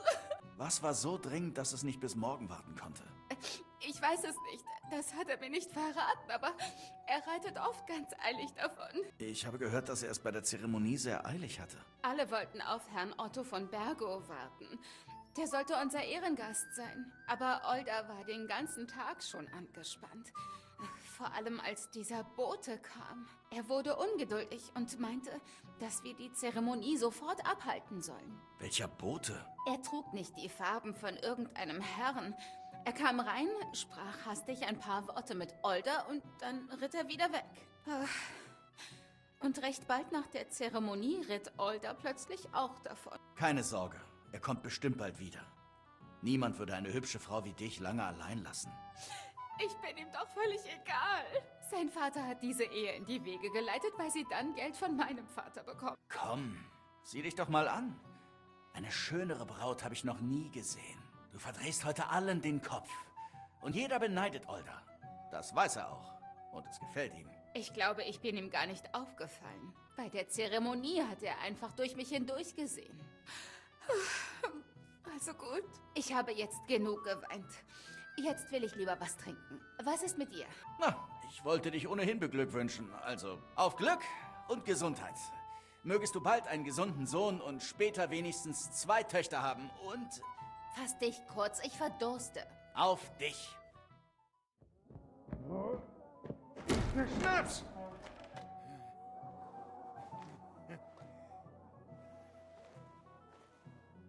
Ah, leck mich doch! Du also schon wieder! Eine Prügelei? Du willst also die Braut vögeln? Es ist nicht so wie ich denke, jetzt sofort! Ihr macht uns Schande! Was tust du denn da, du betrunkener Narr? Mist!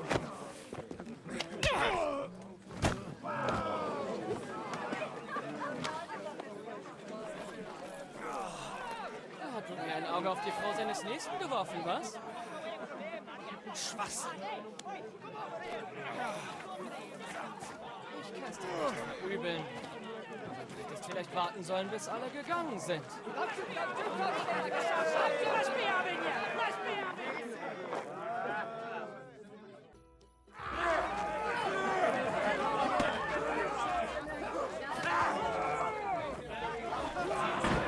Grundgütiger, worauf wartet ihr? Schmeißt sie raus, bevor sie doch alles zu Kleinholz verarbeiten.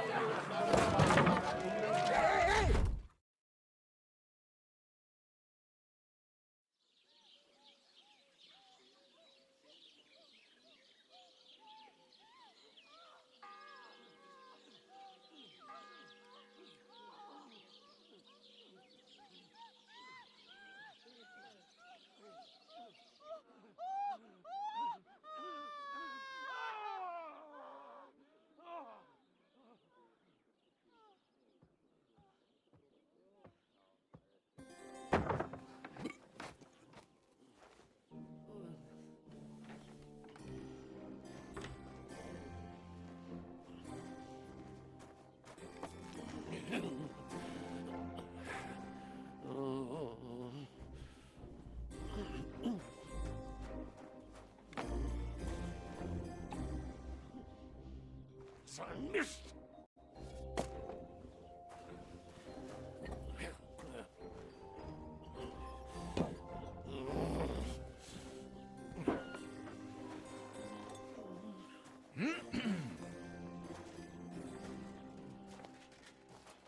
Sieh einer an! Hochrangige Gäste! Um Himmels Willen. Muss es denn unbedingt er sein? Vertrau mir, mein Freund. Oh Jesus, ich danke dir. Wir müssen etwas mit dir bereden.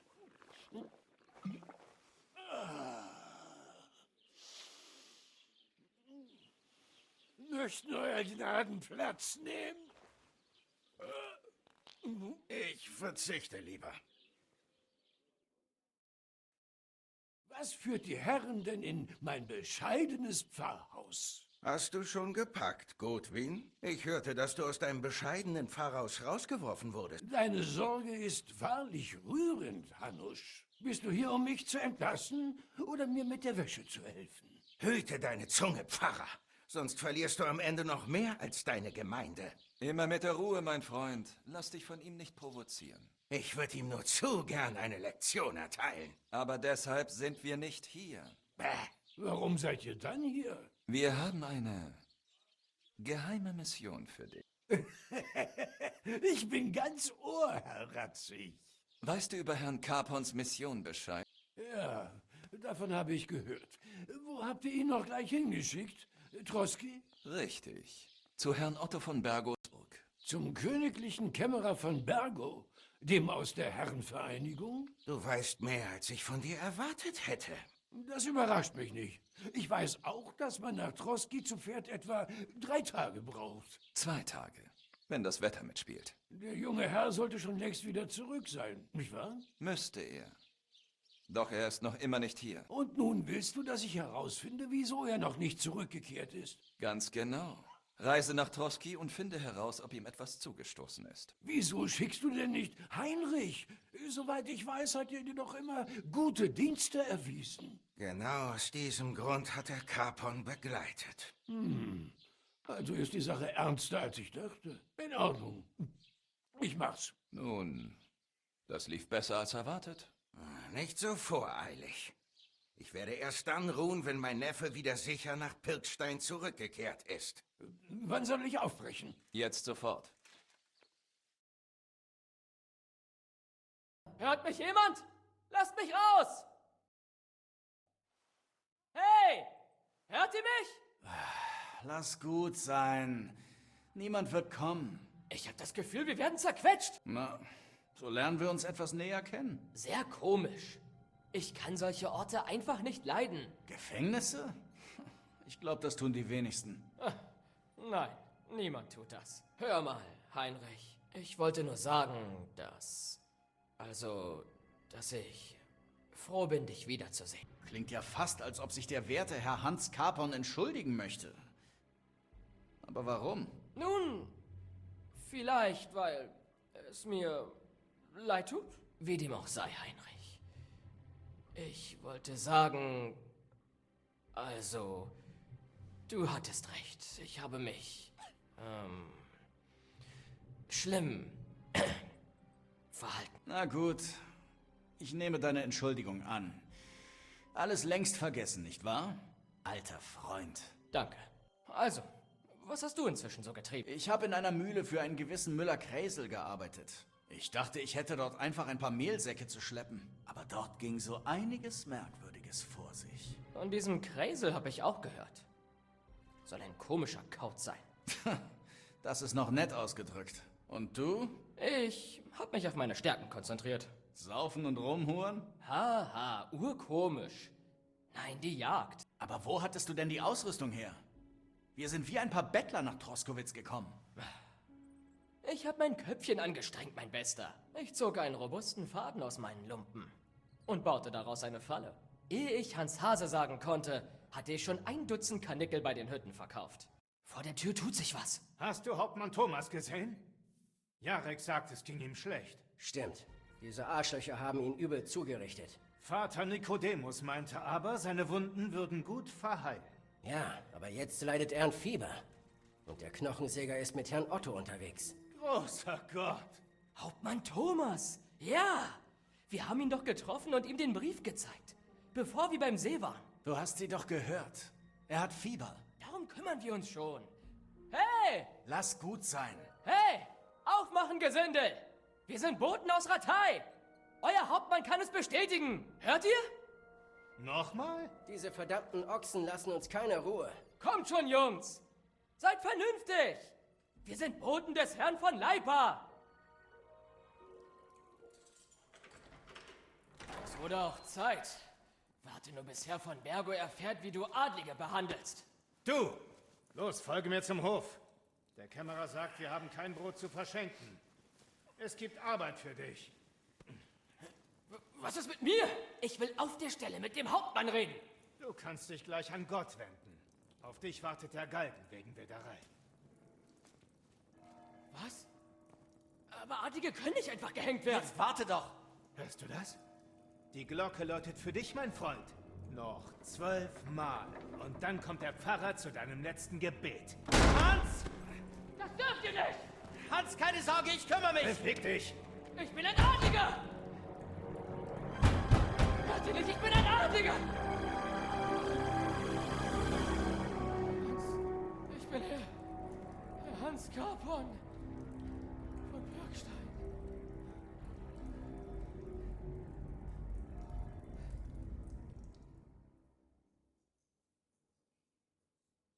Er ist aber wirklich adlig. Bist du nicht zu alt für Märchen, Junge?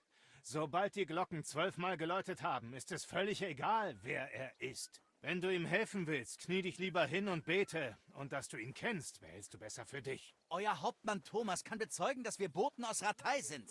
Das ist die Wahrheit, ich schwör's. Kein Wort über unseren Hauptmann. Wir wissen nicht mal, ob der arme Mann den nächsten Morgen erleben wird. In der Nacht brachten sie ihn hoch zur Kapelle des Jungfrauenturms. Jetzt kann ihm wohl nur noch Gott helfen. Warum wurde dein Hauptmann in die Kapelle gebracht? So weit hoch? Damit er näher bei Gott ist. Entweder hilft ihm der liebe Gott, oder er nimmt ihn zu sich. Ich werde mal loslegen. Braver Junge.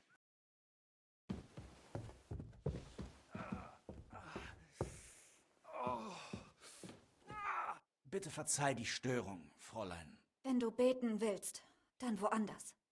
Die Kapelle ist geschlossen. Es sei denn, du bist Priester, aber davon gehe ich nicht aus. Nein, bin ich nicht.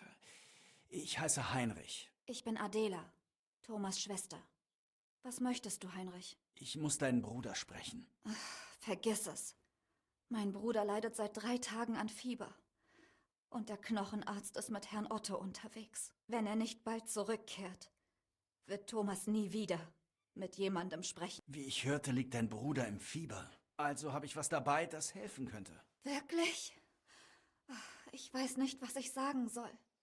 Ich wollte Thomas nicht zur Kapelle schleifen. Er sollte sich nicht unnötig anstrengen. Die Wege des Herrn sind unergründlich.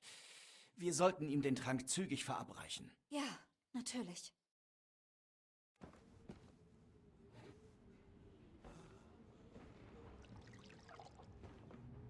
Es geht ihm immer schlechter. Wenn das Mittel nicht anschlägt, ist das wahrscheinlich sein Ende.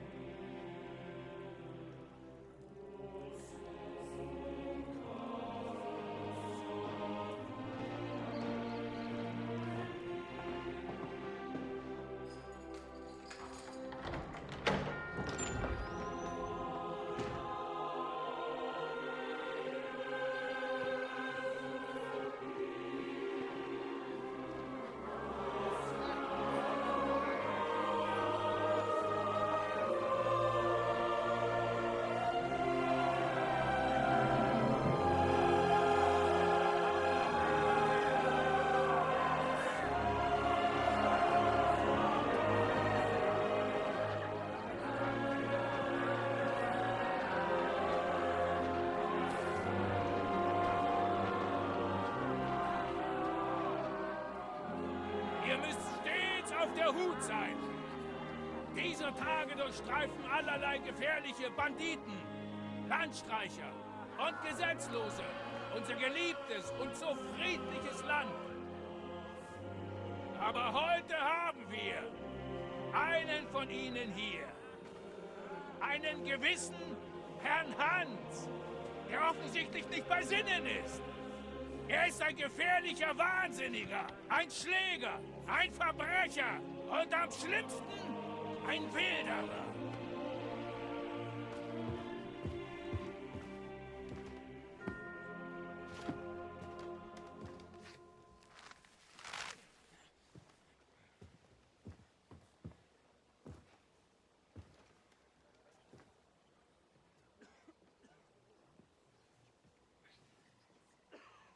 Und deswegen wird er aufgrund der Schäden, die er unserem Herrn Otto von Bergo verursacht hat, rechtskräftig zum Tode verurteilt durch den Strang. Halt!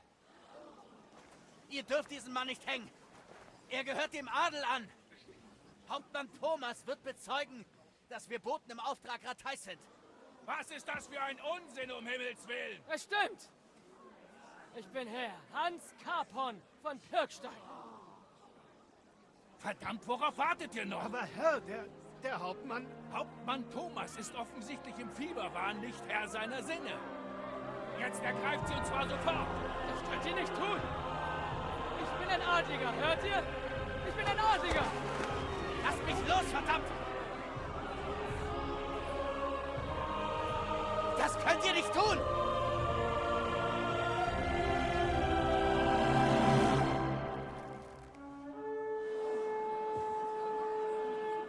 Öffnet das Tor!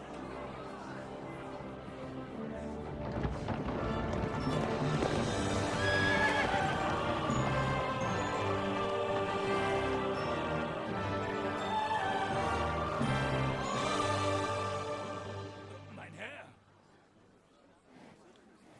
Was zum Henker ist hier los?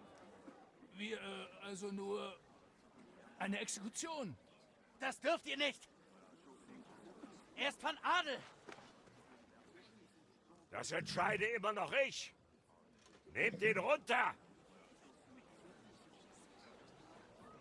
Und um Himmels Willen, hilft mir endlich von meinem Pferd!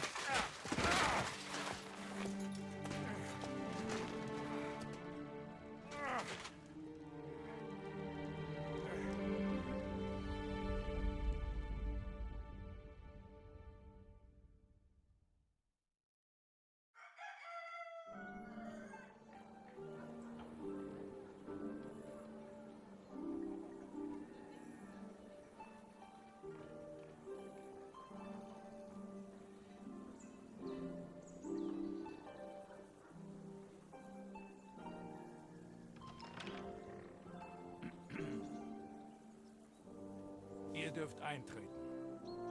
Unser Herr ist bereit, euch zu empfangen.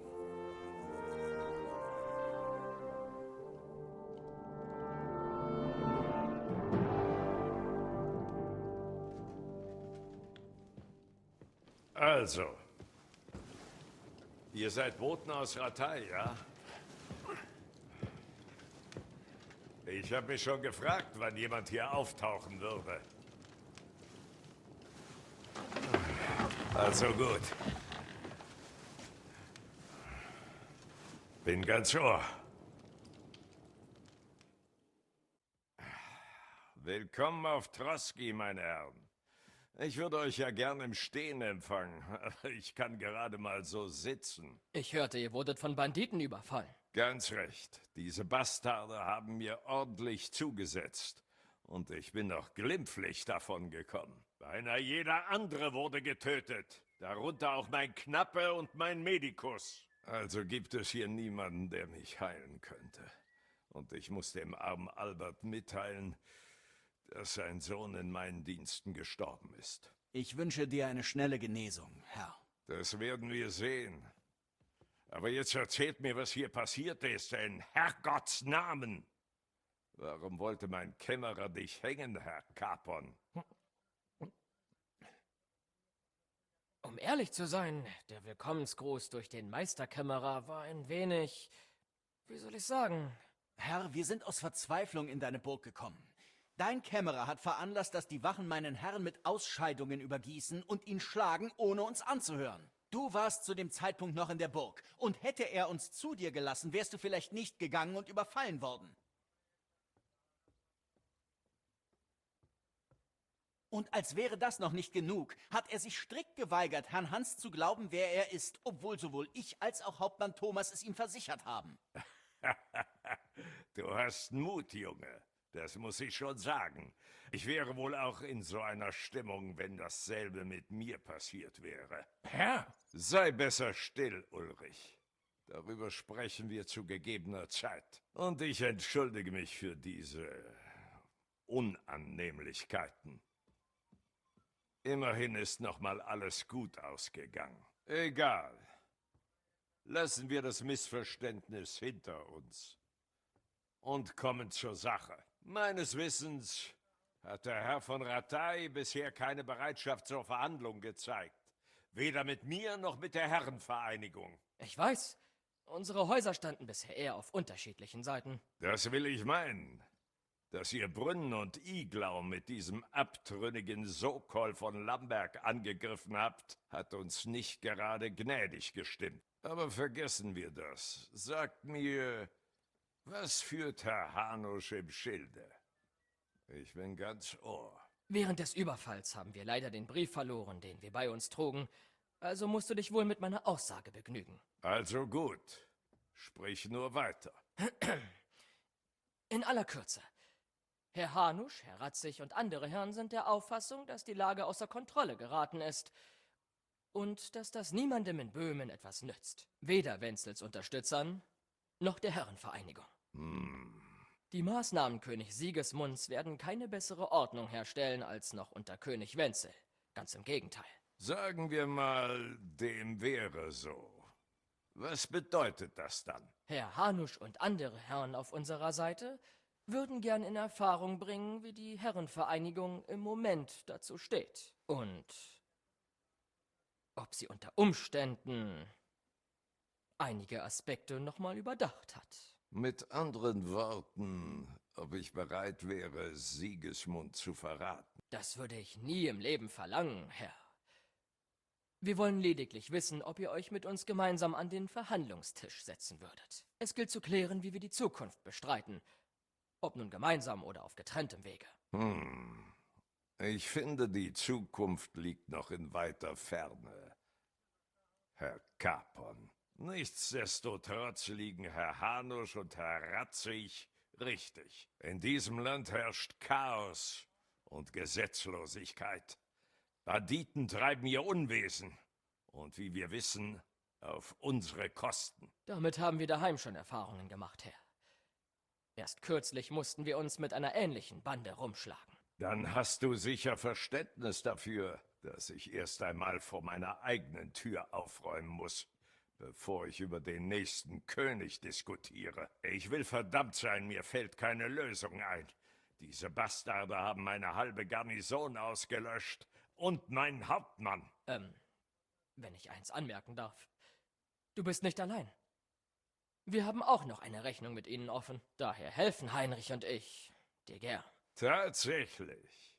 Das nenne ich mal die Worte eines Ritters, Herr Hans. Im Moment haben wir einen gemeinsamen Feind. Und daher auch gemeinsame Ziele. Also dann, Herr. Können wir dir behilflich sein? Das könnt ihr wohl. Vielleicht finden wir schlussendlich doch noch eine Gemeinsamkeit. Ich muss ausreichend Reserven aufbringen, um ein für allemal mit diesen Gesetzlosen fertig zu werden. Ich werde meine Vasallen versammeln. Und da ich nicht mehr viele Männer habe, die ich als Boten schicken könnte, nehme ich eure Hilfe dankend an. Ein Wort genügt, Herr. Wo sollen wir hin? Ihr reist nach Nebakov, eine kleine Burg, oder vielmehr eine Festung an den Klippen. Der Freisasse dort, Jaromir Nebak, ist ein alter Sturkopf, der seinen Verpflichtungen nicht gern nachkommt. Wenn ein redegewandter Adliger wie du ihn besuchen würde, könnte er ihm genau erklären, warum ich seine Garnison brauche. Wer ist dieser Herr Nebak? Der Herr eines kleineren Hauses mit wenigen Besitztümern, nur eine Festung und Ländereien. Aber ihm gehört auch eine Mühle, die den Großteil seines Einkommens sichert. Seine Kinder sind erwachsen. Seine Tochter hat dank Herrn Otto eine gute Partie gemacht. Sein Sohn geht außerhalb des Reichs anderen Pflichten nach. Herr Otto hat ihm zu seiner Position verholfen. Kurzum, das Haus Nebak ist Herrn Otto für seine großmütige Hilfe und Unterstützung zu Dank verpflichtet. Danke, Ulrich. Nichtsdestotrotz wird Jaromir nicht gerne die Schlacht ziehen. Aber das spielt keine Rolle. Er hat einige gute Männer, die von Nutzen sein dürften. Das wird reichen. Wenn er sie entsendet, betrachte ich seine Verpflichtungen als erfüllt. Wir kümmern uns darum, Herr. Verlass dich auf uns. Gut. Wir brechen so bald wie möglich auf. Wir sollten unsere diplomatische Mission nicht aufschieben. Also schön. Das wäre fürs Erste alles. Der Kämmerer wird euch zu den Gemächern führen und euch Pferde bereitstellen. Und sobald dieser kleine Umweg erledigt ist, reden wir über eure eigentliche Mission. Vielen Dank, Herr. Dürfte ich eine Frage stellen, Herr Otto? Oh, immer raus damit, junger Mann. Konntest du die Banditen während des Überfalls sehen? Würdest du welche davon wiedererkennen? Heinrich, fang nicht schon wieder damit an. Warum fragst du? Die Sache ist die, als wir überfallen wurden, glaube ich, einen Mann gesehen zu haben, den wir von zu Hause kennen. Oh, wie sah er denn aus? Kennst du seinen Namen? Er heißt István Toss, ein ungarischer Adliger. Er trägt eine schwarze Rüstung, stämmig, um die 40. Ich hab dir doch schon gesagt, dass das Blödsinn ist. Wieso sollte der hier sein? Du hast ihn nur von Weitem und von hinten gesehen. Das war Einbildung. Und warum interessiert dich dieser Toss, junger Mann? Er war der Anführer der Bande, die uns in Sasau bedrängt hat. Und er hat etwas, das mir gehört. Interessant. Interessant. Aber ich muss dich enttäuschen. Ich habe niemanden dieses Namens getroffen. Danke, Herr. Und bitte verzeih, aber ich musste fragen. Ich verstehe das. Ich übergebe euch in Ulrichs Obhut. Ich freue mich schon auf die frohe Kunde, die ihr aus Nebakow mitbringt. Geht mit Gott, meine Herren. Vielen Dank für alles, Herr. Gott schütze dich. Es wird noch genug Zeit für ein nettes Geplänkel geben. Es gibt Wichtigeres, um das wir uns kümmern müssen. Herr Otto hat großzügigerweise angeboten, Herrn Capon in einer seiner Kammern unterzubringen. Und du, Heinrich, wirst auch untergebracht. Wie es deinem Stand gebührt. Dort wirst du deine Ausrüstung zurückerhalten und in den Ställen findest du dein Pferd. Nichtsdestotrotz befindet der Herr, dass du als Begleiter eines Adligen ein angemessenes Pferd haben solltest. Deshalb war er so gütig und hat entschieden, dass du eines unserer Pferde nehmen kannst, wenn es beliebt.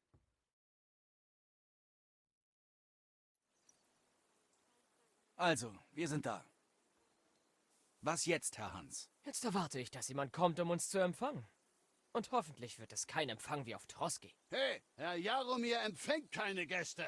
Ihr müsst gehen. Wie war das bitte? Sorge dafür, dass er mich sofort empfängt. Geht leider nicht. Tut mir leid. Ich bin Herr Hans Capon von Leipa. Und ich überbringe eine Nachricht von Herrn von Bergo. Also mach schon.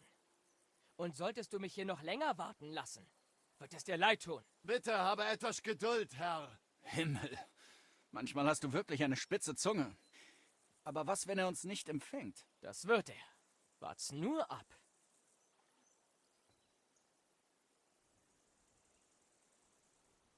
Folgt mir. Herr Jaromir wird jeden Moment kommen. Siehst du.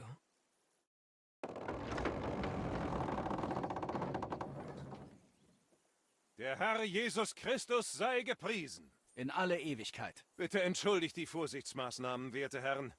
Es sind dunkle Zeiten. Also dann, Jaromir von Nebakow, zu euren Diensten. Und wen darf ich auf meinem bescheidenen Wohnsitz begrüßen? Herr Hans Capon von Pirkstein. Es ist mir eine Ehre, Herr Jaromir. Herr Otto von Bergo bat mich, dir seine herzlichsten Grüße auszurichten und mit dir über die Sicherheit in seinem Reich zu verhandeln. Gewiss doch, gewiss doch. Es sind in der Tat unruhige Zeiten. Bitte nimm meine Gastfreundschaft an, Herr. Du hast nach der langen Reise sicher Durst Und der Turm bietet dir mehr Annehmlichkeiten. Eine hervorragende Idee. Dürfte ich darum bitten, dass sich auch um unsere Pferde gekümmert wird? Pelzel, du hast den Herrn gehört. Ich muss mich aber schon um 15 andere Tiere kümmern. Warum kann Hertel das nicht machen? Hertel geht anderen Aufgaben nach. Beschwer dich nicht und geh an die Arbeit. 15 Pferde? Meine Güte, Herr. Dir scheint es wirklich gut zu gehen. Nicht so ganz. Aber ausnahmsweise lächelt das Glück auf mich herab. Und auch auf mich, könnte man sagen. Ich vermute, es dreht gerade hier in der Gegend seine Runden. Also, Herr, sag, wie hast du all das hier erreicht? Tja, das ist eine lange, komplizierte Geschichte. Aber vermutlich hat euch von Bergo nicht geschickt, um herauszufinden, wie reich ich bin. Oder? Nein, hat er nicht. Verzeih mir, Herr Jaromir. Kommen wir zum wahren Grund, warum er uns geschickt hat. Halt dich bereit, Heinrich.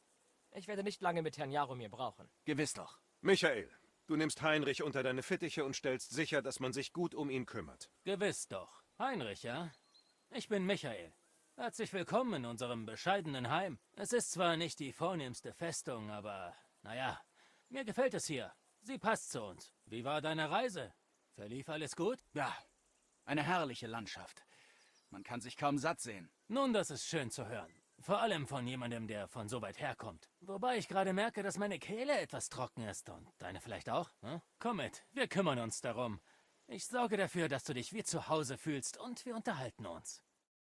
Ich hörte, euch hat Herr von Bergo persönlich geschickt. Also, was ist der Grund? Das geht nur die edlen Herren etwas an. Und nicht mich. Stimmt. Dem gemeinen Volk erzählen sie nie was. Typisch Adel. Aber du musst doch irgendwas gehört haben. Du weißt doch, wie das geht. Schließlich hast du Ohren, oder? Wenn du mich fragst, will von Bergo gegen die Banditen vorgehen und versammelt deswegen eine Armee. Das ist endlich mal ein Wort. Es wird doch langsam Zeit, denn sie haben hier auch schon ihr Unwesen getrieben. Wie viele Männer hat von Bergo? Mir schien, als hätte er einige. Mehrere Dutzend, die gut ausgerüstet sind. Tja, die sollte man sicherlich nicht unterschätzen. Das sind gute Neuigkeiten. Ich verwette mein linkes Ei darauf, dass Herr Jaromir mich schicken wird. Aber noch etwas. Denn daraus werde ich einfach nicht schlau. Warum hat von Bergo nicht einen seiner Männer geschickt, anstatt einen Herrn von Pirkstein in Begleitung? Vermutlich wollte er Herrn Jaromir Respekt zollen und hat nicht einfach irgendwen geschickt. Ich kann die Entscheidung der Adligen nicht nachvollziehen, aber du offenbar schon. Also dein Meister, dieser Herr Kapon von Pirkstein, ist irgendwie wichtig? Eines Tages wird er mehrere Burgen und ein Vermögen erben. Dann solltest du besser nicht vorher von seiner Seite weichen. Und was bist du genau? Sein Knappe, sein Diener? Sein Begleiter. Wenn er darum bittet, berate ich ihn, aber eigentlich bin ich für seine Sicherheit zuständig. Na schön, das verstehe ich. Früher begleitete ich Herr Jaromir, aber heute reist er nicht mehr so viel und ich komme kaum raus. Herr Kapon heckt immer irgendwas aus. Darum beneide ich dich etwas. Weißt du was? Wir haben uns nett unterhalten und da du schon mal hier bist, hast du vielleicht Lust auf einen freundschaftlichen Zweikampf? Du musst Zeit totschlagen und ich auch. Versüßen wir sie uns etwas. Wir tun etwas Würdevolles. Wir kreuzen die Waffen zu Ehren unserer Meister. Du für deinen Herren, ich für meinen. Ich nehme deine Herausforderung an. Für Herrn Kapon würde ich immer und überall kämpfen. Dann bist du zur rechten Zeit am rechten Ort. Hol deine Ausrüstung und wir legen los. Auf geht's. Ehre für Herrn Kapon.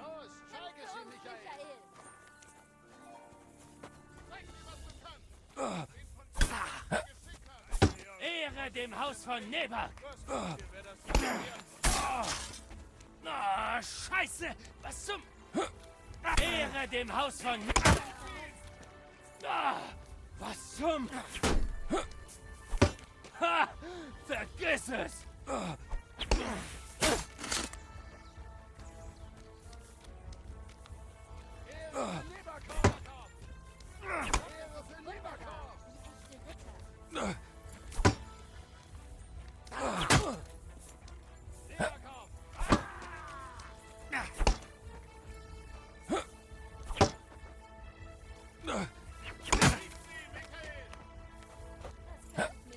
Ehre dem Haus von Nebak! Los, zeige sie, Michael! Und der Jungspund hat klarer den Kopf.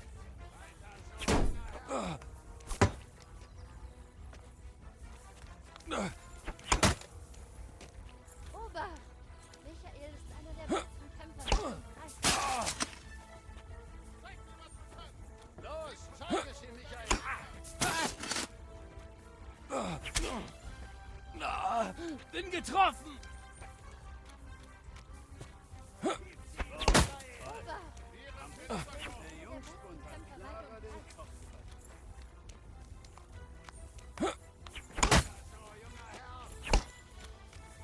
Zeig mir, was du kannst! Ein guter Kampf. Und ehrenhaft. Ja, würde ich auch sagen. So gut habe ich mich schon lange nicht mehr gedehnt. Herrn Carpons Ehre wurde verteidigt. Ha, das wurde sie. Ich hätte nicht gedacht, dass du mich so fertig machst. Die Ehre ist ganz dein, Heinrich. Hier, bitte. Ein Andenken an Neberkopf für deine Reisen mit Herr Carpon. Du hast ehrenhaft gewonnen. Wenn du Schmerzen hast, solltest du zu Clara gehen. Wahrscheinlich ist sie in dem Haus hinterm Tor. Es liegt unterhalb der Schmiede. Sie wird genau wissen wollen, wo es weh tut. Vielleicht habe ich das schon erwähnt, aber wenn du gerade nichts zu tun hast, kannst du dich im Würfelspiel mit Zwerg messen. Oder such Pelzel bei den Stallungen auf. Er wird dir alles über die Pferderennen erzählen, die wir abhalten. Und wenn du dein Kampfgeschick verbessern willst, kannst du mit Marek das Bogenschießen üben. Du solltest ihn beim Tor finden.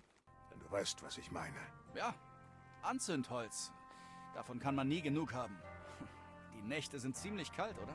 Sehr weise.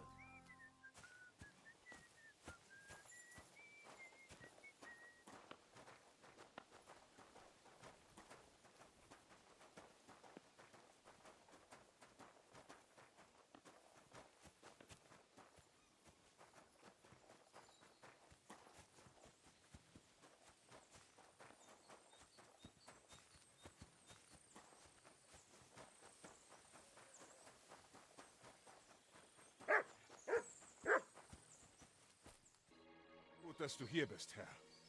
Du stammst nicht von hier, oder? Ich habe dich und den anderen Herrn noch nie zuvor gesehen. Ganz recht. Wir sind nicht von hier. Wir suchen Herrn Jaromir im Namen von Herrn Bergo auf. Darum geht es ja. Ich habe Herrn Jaromir seit Ewigkeiten nicht gesehen. Diese bewaffneten Männer haben hier das Sagen. Sie behaupten, Herrn Jaromirs Freunde zu sein und die Festung gegen die Banditen zu verteidigen. Aber das sind verdammt viele, Herr. Es kommen immer mehr, bei Tag und bei Nacht.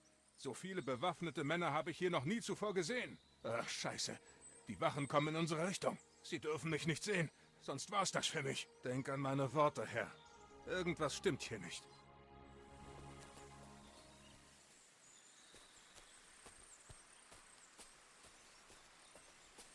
Ich habe etwas Verdächtiges gehört. Ich wäre aber nie darauf gekommen, dass du das bist, Herr. Du solltest wirklich nicht so durchs Unterholz kriechen. Jemand könnte dich für einen Hasen halten und auf dich schießen. Das wäre ein wirklich großes Unglück. Nett, dass du dich sorgst, aber mir geht's gut. Ich habe zwar das Gehör eines Fuchses und die Augen eines Falken, aber nichts von einem Hasen.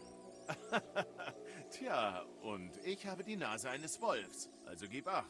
Du bist ein Ehrengast und solltest dich nicht durchs Unterholz wühlen wie ein Wildschwein.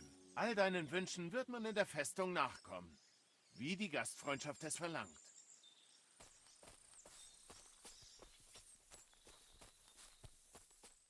Herr Jaromir ist ein angenehmer Zeitgenosse. Und er versprach Herrn von Bergo, ein paar Männer zur Unterstützung zu schicken. Wir haben, was wir wollten. Und du? Hattest du Spaß? Ich habe mich vergnügt. Michael, der Garnisonskommandant, hat mich herausgefordert, deine Ehre in einem Duell zu verteidigen. Hast du gewonnen? Natürlich. Das frage ich auch. Aber nun zurück zu unseren Pflichten. Wir kehren zu von Bergo zurück. Warte, ich würde mich gern noch weiter umsehen. Wieso? Wir haben getan, was man uns aufgetragen hat. Uns hält nichts mehr hier. Ich weiß, das klingt seltsam, aber hier geht etwas vor sich. Ich habe da so ein ungutes Gefühl und will herausfinden, ob ich richtig liege. Heinrich. Bitte, vertrau mir einfach. Na schön, aber beeil dich. Und vor allem möchte ich nicht noch mehr Schwierigkeiten. Wir sind in von Bergos Auftrag hier. Und nicht wegen irgendeiner gottverdammten Festung. Verstanden? Ich weiß. Ich werde nicht ewig warten. Wenn du nicht rechtzeitig zurück bist, kannst du mich unterwegs einholen. Oder wir treffen uns auf Troski. Aber eigentlich passt mir das nicht. Du sollst meine Sicherheit garantieren. Oh, Verzeihung.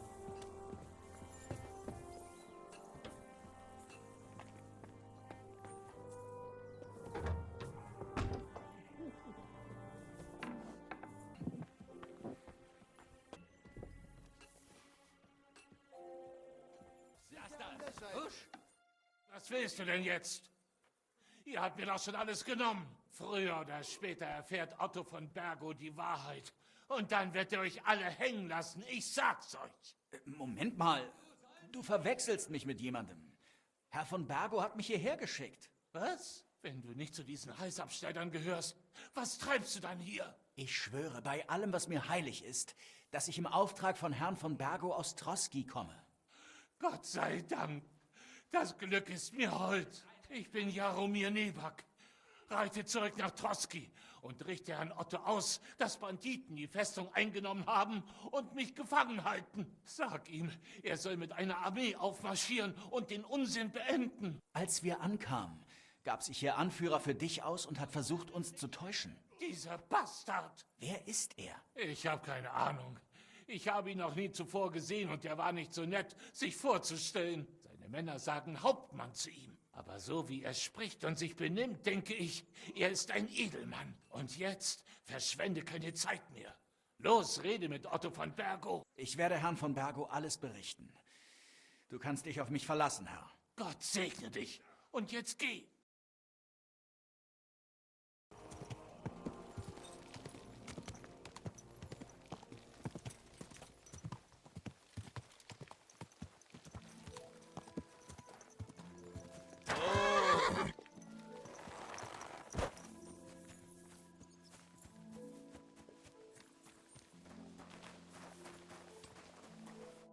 Heinrich, was treibst du denn hier? Welchen Teil von Überbring die Nachricht hast du nicht verstanden? Warum hast du deine Waffe gezogen, du Trottel? Ich musste mit eingezogenem Schwanz abhauen. Die Festung wurde von Banditen eingenommen und der wahre Herr Nebak ist ihr Gefangener. Was? Das ist die dämlichste Ausrede, die ich je gehört habe. Ich schwöre, es ist wahr. Ich habe alles herausgefunden, aber sie haben mich erwischt und ich musste handeln. Schnell, wir müssen zu von Bergo und ihm sofort alles berichten. Dann los. Und unterwegs erzählst du mir alles. Ich will genau wissen, was du herausgefunden hast. Das ist ernst. Schön, dass ihr beide wohlbehalten zurück seid. Kommen wir nun zu wichtigeren Themen. Herr Capon, welche Kunde bringst du mir von Herrn Jaromir? Auf wie viele seiner Männer kann ich zählen? Auf keinen, mein Herr. Die Lage ist viel schlimmer als gedacht. Die Festung von Nebakow wurde von Banditen eingenommen. Und der wahre Herr Nebak ist ihr Gefangener. Was? Ihr Anführer gab sich als Herr Jaromir aus. Während ich mit ihm verhandelt habe, hat Heinrich die Wahrheit herausgefunden. Der Anführer der Banditen ist ein Adliger. Aber mehr weiß Herr Jaromir nicht über ihn. Er hat ihn noch nie in der Gegend gesehen. Natürlich ist Ihr Anführer ein Adliger. Wer sonst könnte solch eine Eroberung planen und durchführen? Herr Jaromir bittet dringlichst darum, eine Einheit nach Nebakow zu schicken und ihn zu befreien. Das werde ich natürlich. Die Neuigkeiten sind wohl möglich besser als erwartet. Zumindest wissen wir, wo wir zuschlagen müssen. Sie dachten, sie seien sicher. Dabei sind sie in eine Falle getappt. Nebakow lässt sich leicht belagern. Wir brechen auf, sobald genug Männer bereitstehen.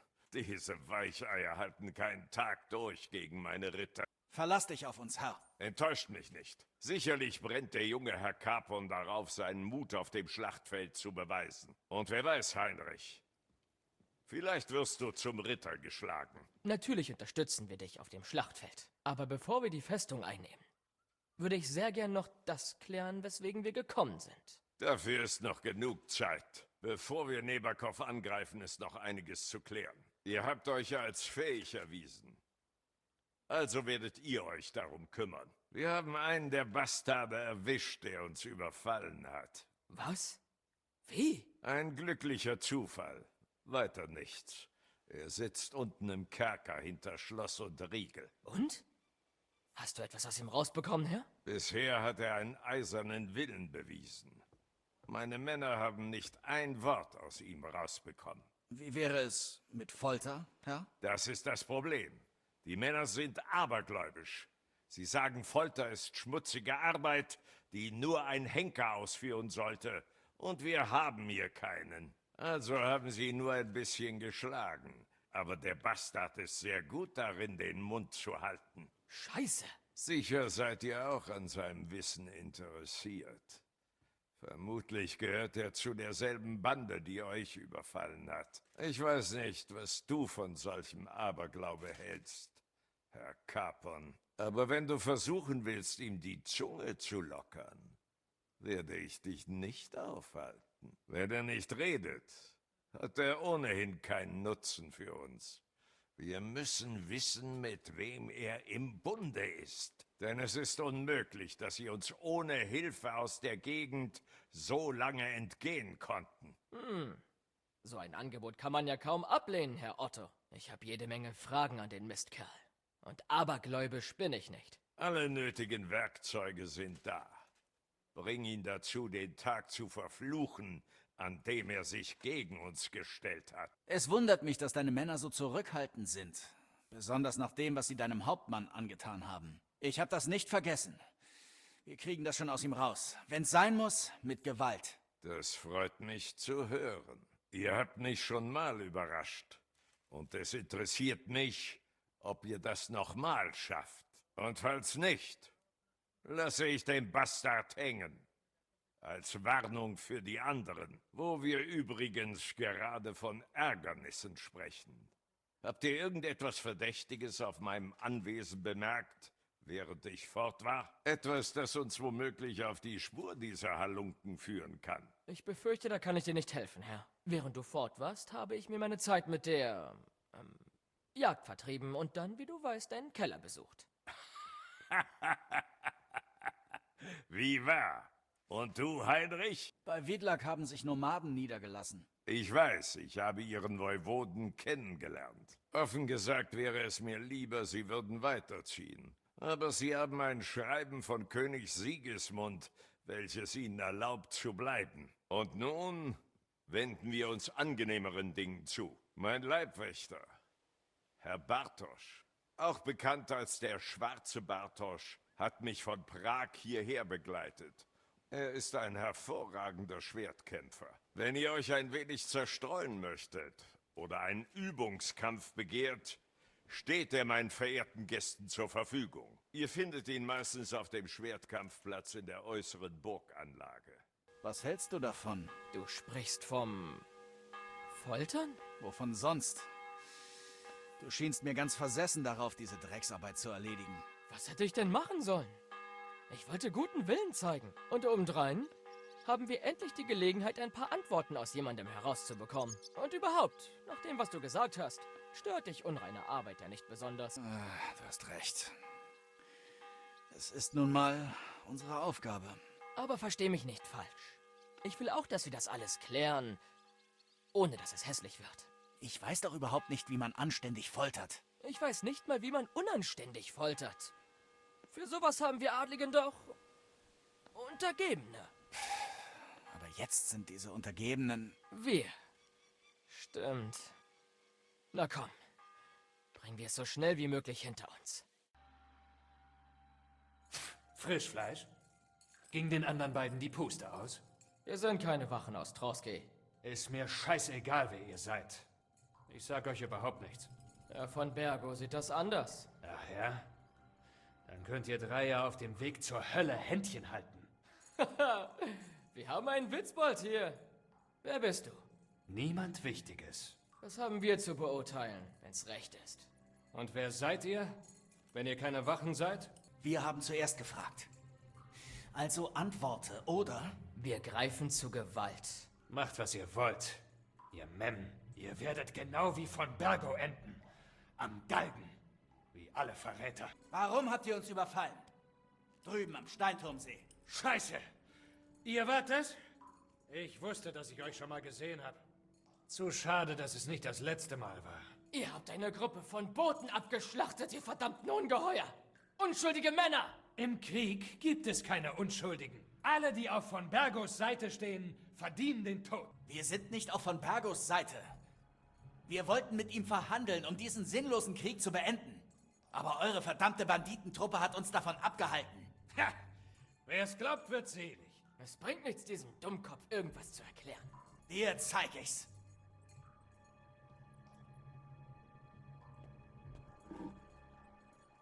Ihr habt meine Männer abgeschlachtet. Genießt das, du Scheißkerl!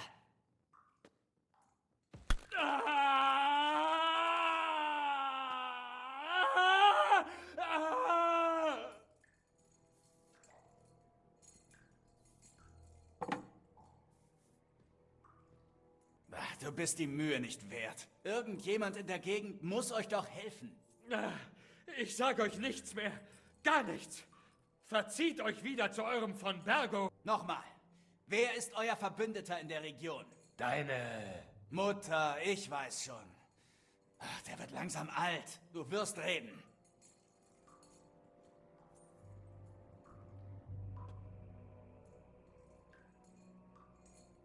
Fahrt zur Hölle! In Gottes Namen!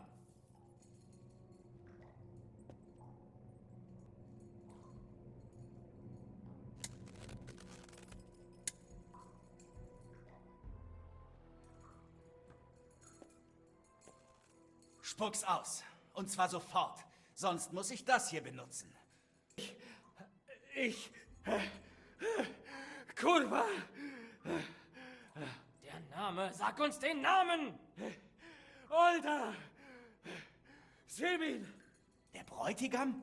Deshalb hat er seine Hochzeit verlassen. Himmel, Herrgott! Und was ist mit den anderen? Wenn von Bergo das erfährt, dann bricht die Hölle los. Aber die Leute in der Festung sind unschuldig. Sie wissen gar nichts.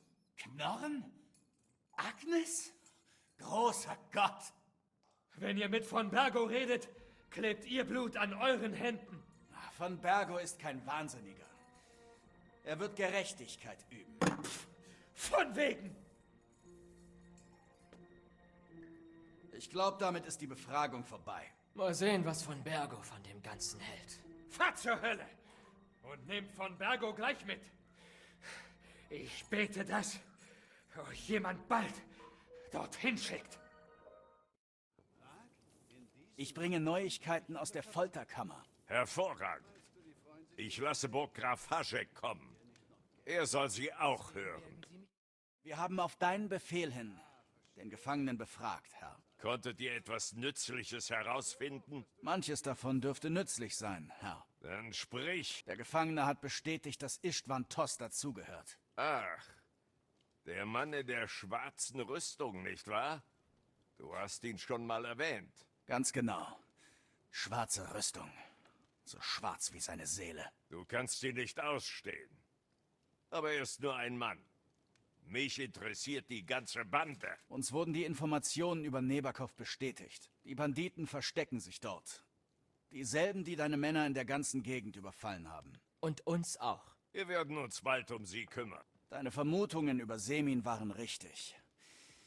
Wir haben herausgefunden, dass der junge Semin darin verwickelt ist. Was genau soll das heißen? Dass er mit den Banditen zusammenarbeitet. Und dass er seine eigene Hochzeit nur für den Überfall verlassen hat. Dieser Wahnsinnige. Das wird er mir büßen. Was ist mit seinem Vater, den Menschen in der Festung? Haben Sie ihn etwa die ganze Zeit gedeckt? Ich denke, er war allein. Niemand sonst wusste davon. Was macht dich so sicher? Der Gefangene hat das gesagt. Ich glaube seinen Worten. Also gut. Mehr haben wir nicht rausgefunden. Ich muss gestehen, ihr habt viel aus ihm rausbekommen. In jedem Falle mehr als deine Männer, Haschek. Aber Herr, Sie... Die Würfel sind gefallen. Komme, was da wolle. Haschek, macht deine Männer bereit. Ihr werdet nach Semin reiten und euch um den Verräter kümmern. Er wird der Strafe nicht entgehen, Herr. Als nächstes ist Nebakov dran. Herr Kapon, Heinrich. Wir treffen uns am Nachmittag bei den Stallungen im oberen Hof. Wir werden nicht auf Nachtzügler warten, also seid pünktlich.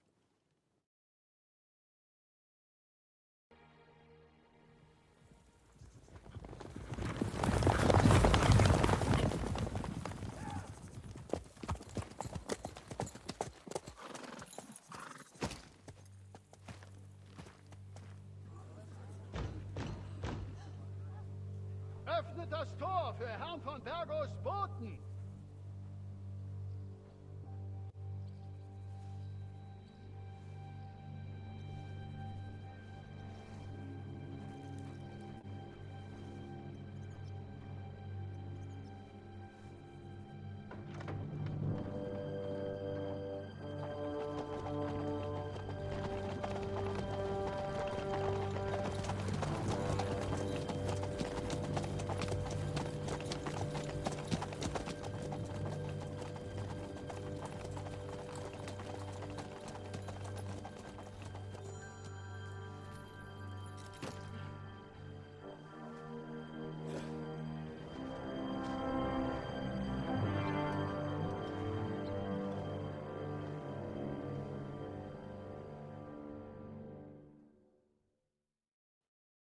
Wurde auch Zeit, dass du uns zu dir lässt.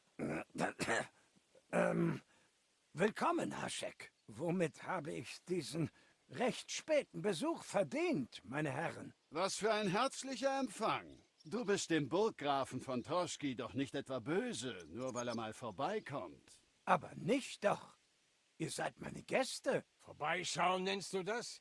Ihr sucht wohl kaum nach einer Unterkunft für die Nacht, oder? Das stimmt. Eure Unterkünfte könnt ihr euch sparen. Ich interessiere mich für deinen Jungen. Wo ist Olda?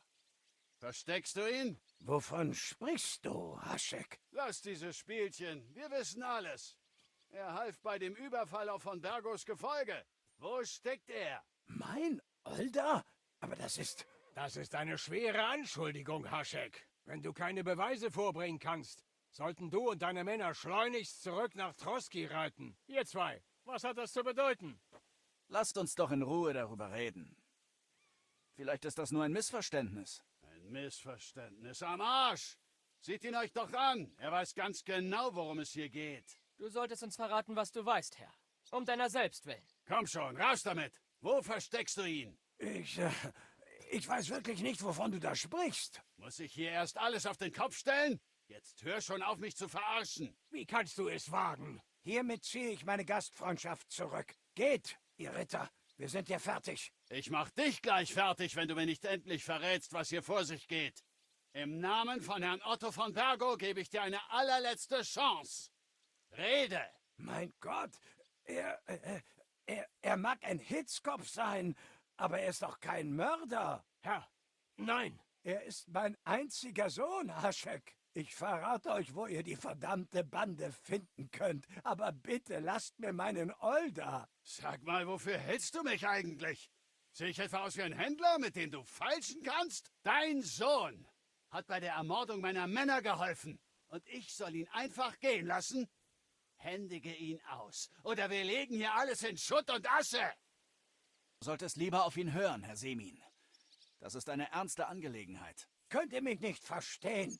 Wenn ihr einen Sohn hättet, dann würdet ihr ihn auch nicht dem Henker übergeben. Wenn du weiter Widerstand leistest, kann ich dir versprechen, dass er es gar nicht erst bis zum Henker schaffen wird. Lass es gut sein, Haschek. Ich warne dich. Halt dein Maul, Knorren. Jeder, der zu diesen Banditen gehört, ist ein dreckiger Verräter. Und jeder ihrer Helfer auch. Haschek, übertreib es nicht. Olda verdient einen gerechten Prozess und keine Blutfehde gegen seine Familie. Da ist was dran. Vielleicht hatten sie keine Ahnung. Ihr glaubt ihn doch nicht ernsthaft, oder? Pah! Ich werde diese Schlangengrube niederbrennen. Und wenn jemand versucht, mich aufzuhalten, werde ich mit ihm genauso verfahren. Also, auf welcher Seite steht ihr? Hier wird gar nichts niedergebrannt. Das ist nicht das, was Herr von Bergo von dir wollte, Haschek. Komm doch zur Vernunft. Sagt mir nicht, was ich zu tun und zu lassen habe. Ich werde mich an diesen Bastarden rächen. Und niemand wird sich mir in den Weg stellen. Nicht einmal du. Genug geredet. Wachen! Zu den Waffen! Macht sie kalt! Deine Entscheidung, Verräter! Tötet die Verräter!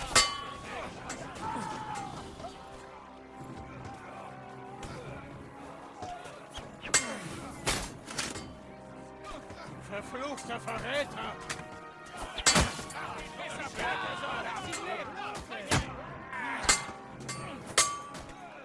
Verfluchter Verräter!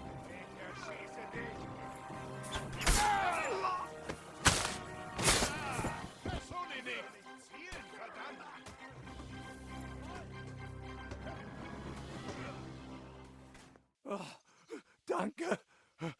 Danke sehr. Himmel, was für ein Gemetzel. Das war von Bergo? Seine rechte Hand, Haschek. Von Bergo hat nichts von all dem gewollt. Wir sollten doch nur... Scheiße! Er hat Rache für den Überfall geübt. Hättest du nur auf mich gehört.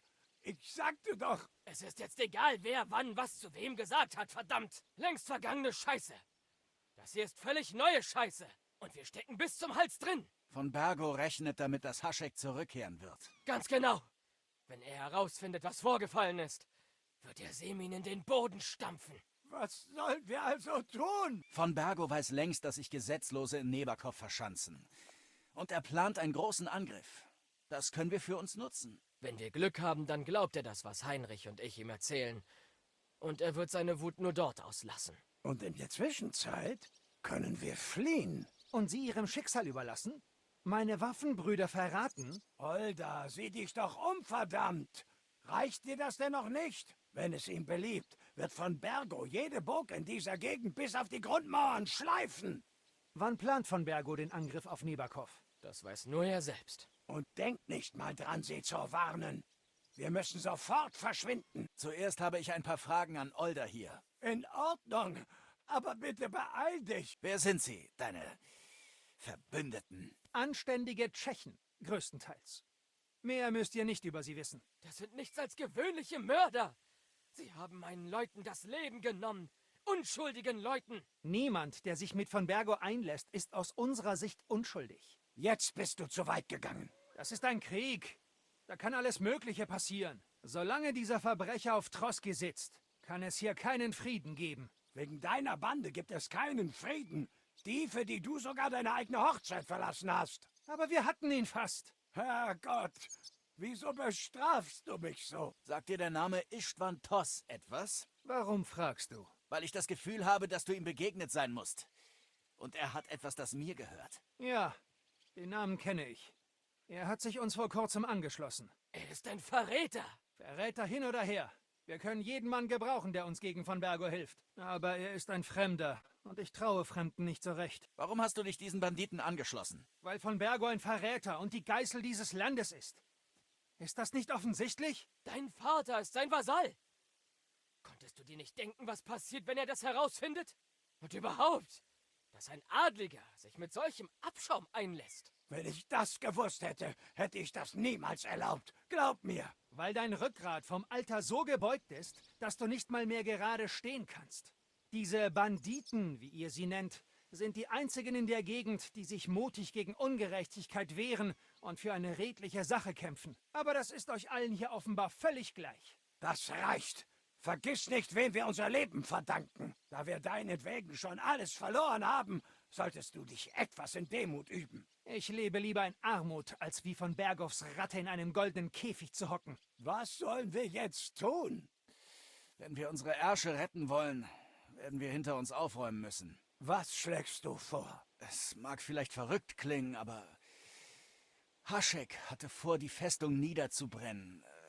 Und wir... Ich weiß schon, worauf du hinaus willst. Wir müssen dasselbe tun. Bist du wahnsinnig? Unseren Familiensitz niederbrennen? Oh, Olda. Heinrich hat recht. Es ist der einzige Weg. Wir können nicht hierbleiben und so tun, als wäre nichts passiert. Könnt ihr irgendwo unterkommen? Ja, ich denke schon. Geht so weit fort wie möglich. Brecht am besten noch heute Nacht auf und sorgt dafür, dass euch niemand sieht. Ihr habt bis zur Morgen Zeit. Dann erstatten wir von Bergo Bericht und der Rest liegt in Gottes Hand. Wir beide werden nach Troski zurückkehren und so gut es geht vor von Bergo die Unschuldslämmer spielen. Und kein Wort zu niemandem über die Geschehnisse hier. Zu niemandem. Lebt wohl. Gott schütze euch. Und uns.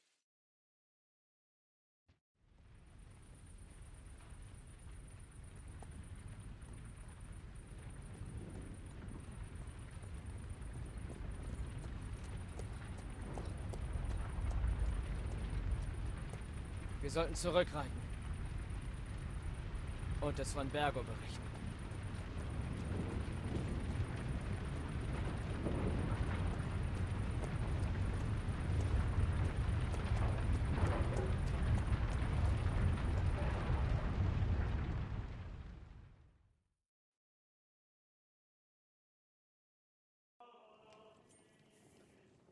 Wir sind aus Semin zurück, Herr. Wurde auch Zeit. Wir werden alles in meiner Kammer besprechen. Gehen wir. Herr, was Semin angeht. Hoffentlich bringst du gute Kunde, Herr von Pirkstein. Nun, leider nicht, Herr. Alles lief schief. Und der alte Semin und seine Männer griffen uns an. Was? Und wo steckt Burggraf Haschek? Haschek ist tot. Tot? Wie? Was ist mit seinen Männern? Tut mir leid, das zu sagen, aber Keiner hat überlebt.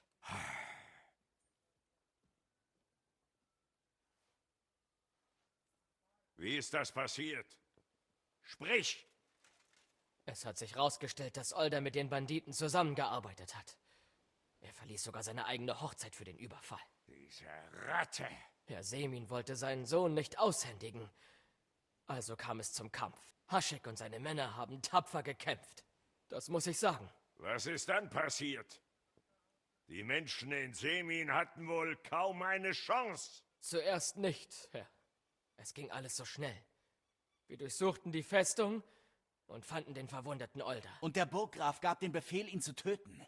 Wie schon sein Vater. Nun ja, auf sie hätte ohnehin nur der Galgen gewartet. Ich verstehe immer noch nicht, was mit Haschek und meinen Männern geschehen ist. Nun, bis zu diesem Punkt lief alles reibungslos, wenn man es so sagen will. Haschek befahl, die Festung in Brand zu stecken, als Warnung für andere. Aber dann tauchte der Rest der Garnison von Semin auf und griff uns aus dem Nichts an. Es war ein schreckliches Gemetzel. Haschek. Noch nie habe ich jemanden so kämpfen sehen. Nachdem er den Rückzug befohlen hat, hat er mindestens 10 Pfeile abgewehrt. Aber vergeblich. Am Ende stand die Festung in Flammen und wir waren die einzigen Überlebenden. Hoffentlich kann man die Flammen noch in Nebakov sehen. Diese Bastarde erwartet dasselbe Schicksal. Das wäre dann alles. Ich werde mich mit dem Kämmerer über die Schritte gegen Nebakov beraten. Ich werde meinen Vasallen und Verbündeten beim Abendmahl den Plan unterbreiten. Ich erwarte euch dort zu sehen. Sehr wohl, Herr.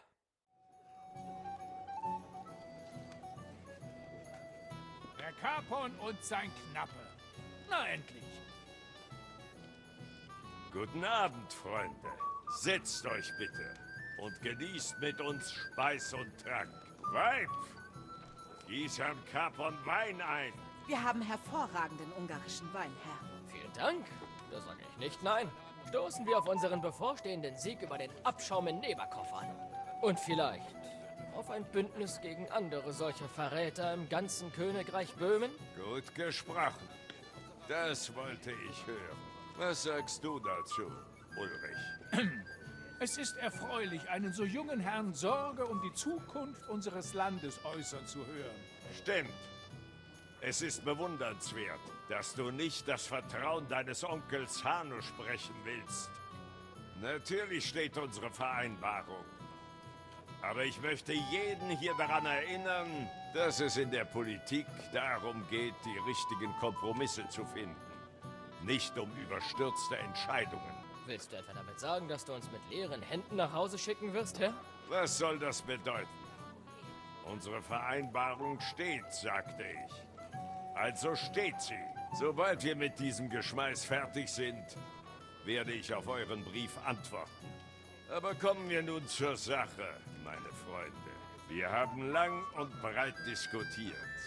Doch die einzige und beste Lösung scheint mir zu sein, die Banditen überraschend anzugreifen. Und deshalb werden wir beim ersten Zeichen der Morgenröte nach Nebakov aufbrechen. Und wir werden den unverschämten Bastard, der die Banditen befehligt, am nächsten Baum aufknüpfen. Mehr Wein, Herr Kämmerer? Nein, danke. Der Herr Kämmerer braucht einen klaren Kopf. Er wird den Angriff auf die Festung anführen. Was? Verzeih, Herr, aber sagtest du gerade, dass Ulrich uns anführt? Wer sonst? Mein Hauptmann ist verletzt und ich erwarte leider einen wichtigen Besuch. Aha. Und darf ich fragen, was der Plan des Herrn Kämmerer ist? Selbstverständlich. Es ist ganz einfach. Wir passieren am frühen Morgen die Schlucht bei Troski und werden die Festung ungesehen erreichen. Ein schneller Ansturm und schon sind wir über die Palisade und überrumpeln dieses Pack. Die werden gar nicht wissen, wie ihnen geschieht. Vergib mir, Herr.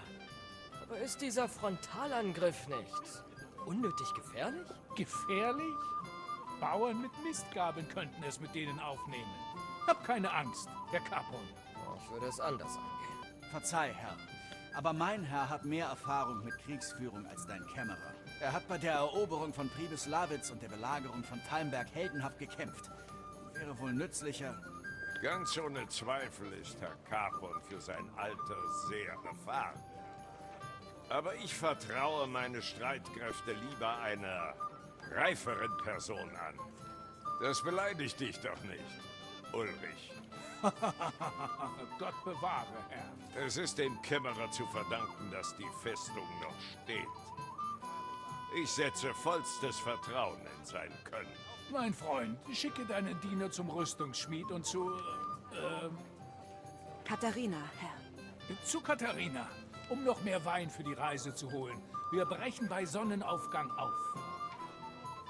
Sei so freundlich und hol mir noch einen Krug von dem ungarischen Wein, ja? Wie du wünschst. Einen Augenblick, Herr Kämmerer.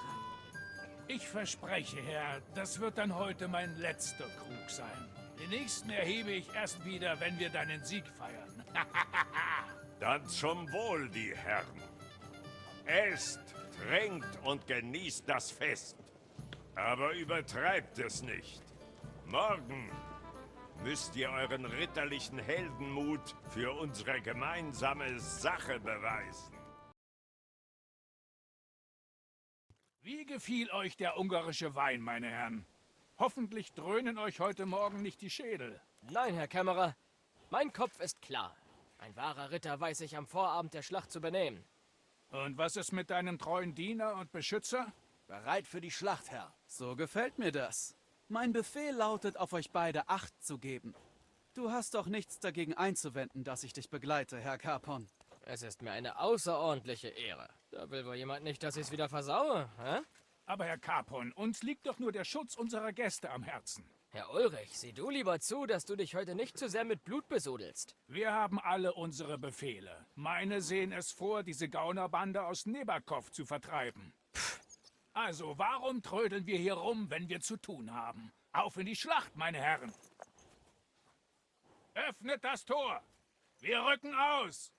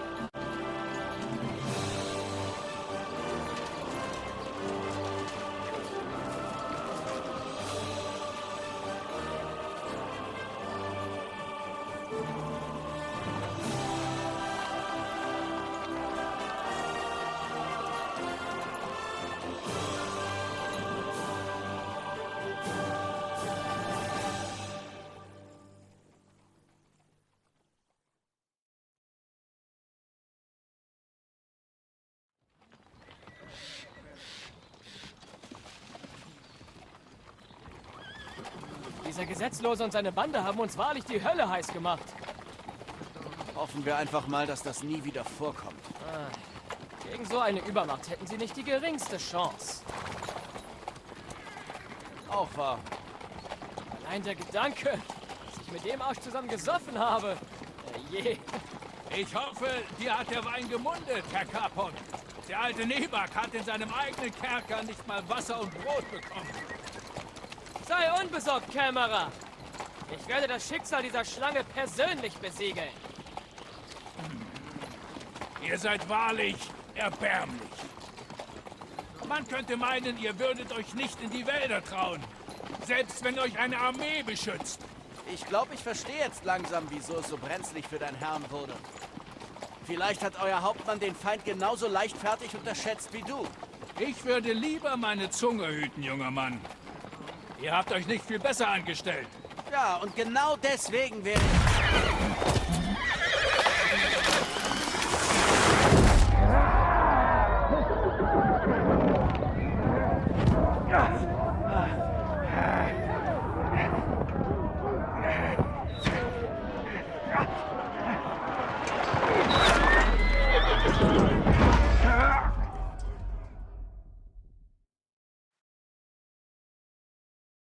Was zum... Mein Gott! Wo? Hier drüben, ihr Trottel! Hey! Scheiße! Ich komm nicht raus! Deine Hand! Los, mein Gott, nicht an! Los mit dir, Heinrich! Ich komm! Das Leberkopf!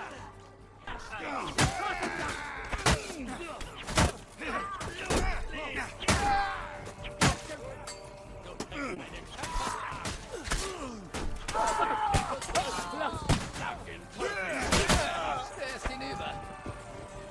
Ich blitz dich gleich hier auf. Da fließt das Blut!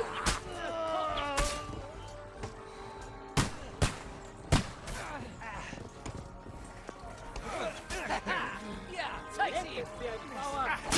Scheiße.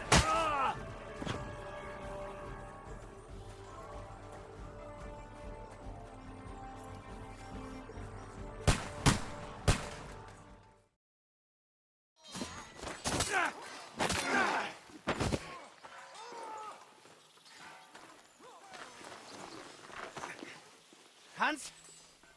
Hans! Sieh mich an! Hans!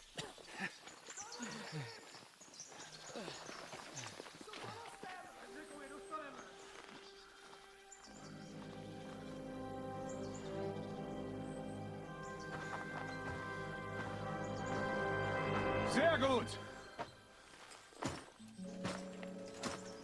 Herrn Capon von Pirkstein winkt uns mit Sicherheit ein fettes Lösegeld.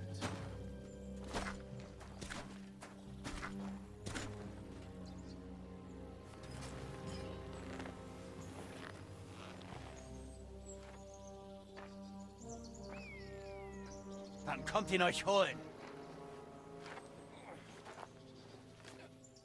Mein Junge, Mut ist eine Sache von Ehre. Aber was du davor hast, ist weniger Mut, sondern eher Tollkühnheit. Besser tollkühn in Ehre, als fremde Feige aus dem Hinterhalt anzugreifen. Es erfüllt den Zweck. Krieg ist immer dreckig. Besser, man hat seinen Kopf stets auf den Schultern und den Feind auf seinen Knien, als andersherum. Was verschlägt ein Feigling zu Banditen? Abdecker solltest du sein. Da bleibt der Kopf, wo er ist. Und du hättest deinen Platz in der Schenke. Halt bloß dein Schandmaul.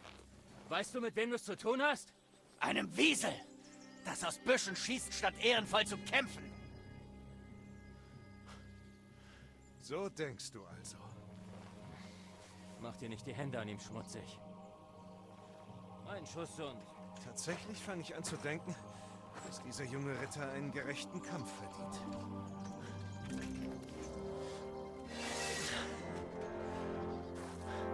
Wenn er gut genug ist, lasse ich ihn leben.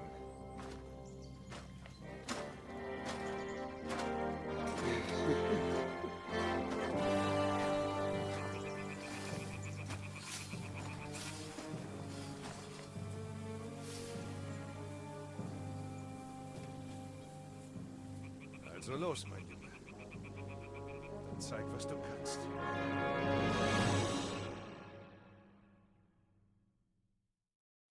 Glaubst du, ich habe Angst vor dir?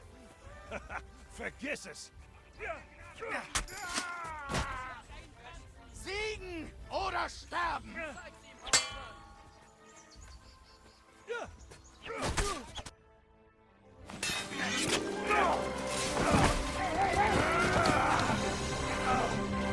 Genug! Verdammt, Bastard! Du bist gut. Ja.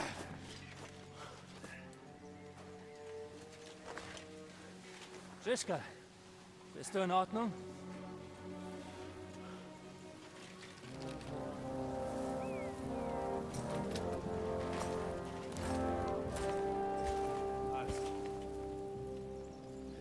Gesetzlosen für so vertrauenswürdig, dass du seinem Wort Glauben schenkst? Hä?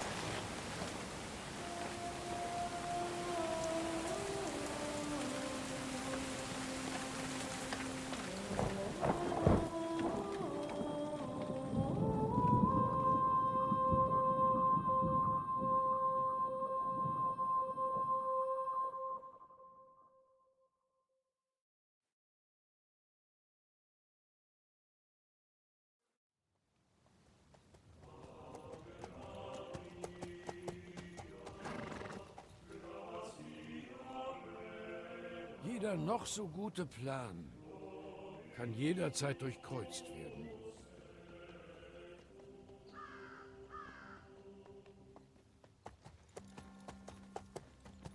Wie heißt es so schön?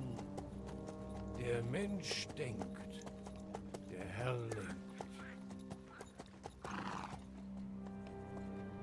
Und dann tritt er dir genau in deine Eier.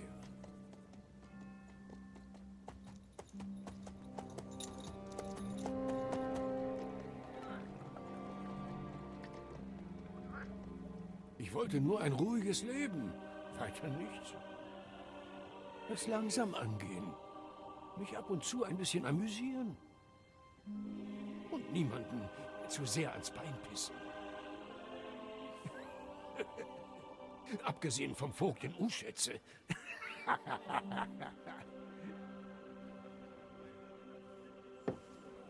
Aber das ist eine andere Geschichte. Doch wo man auch ist, nur böse Zungen. Du kennst es doch. Sie haben sich über mich beschwert. Und zwar auf oberster Ebene. Bei ihm? Nein, beim Bischof.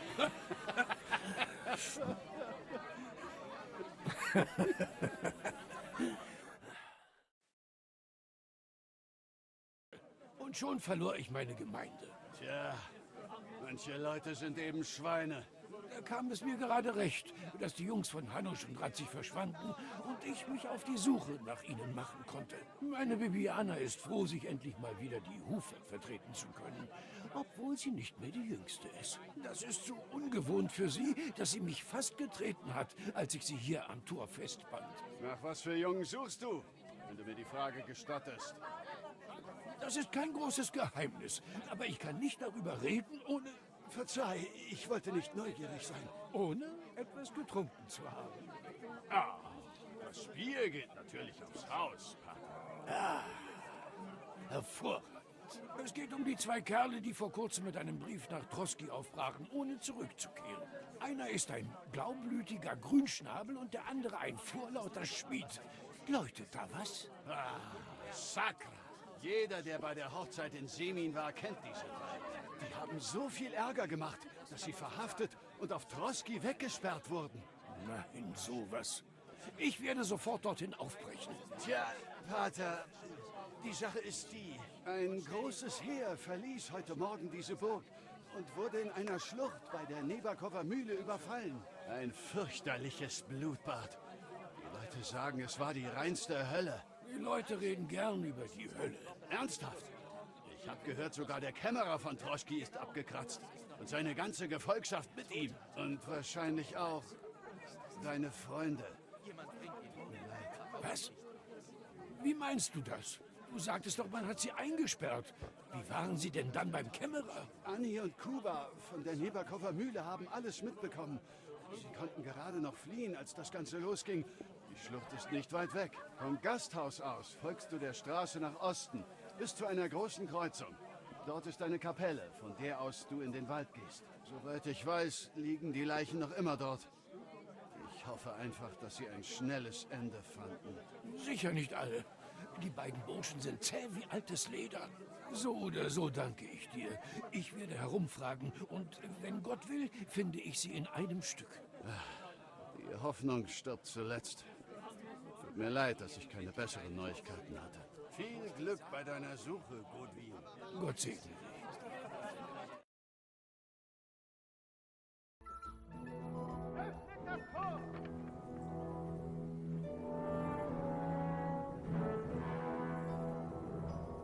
Hier ist ein Gast. Für den Hauptmann. Der verhört gerade Gefangene. Hol ihn.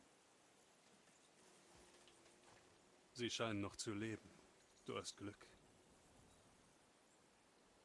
Das will ich doch hoffen. Was willst du, Erik? Ich hab zu tun.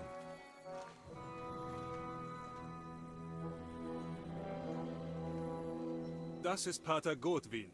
Für einen Pfarrer ist er geschickter mit dem Schwert als so mancher deiner Männer. Er hat uns gegen Banditen geholfen.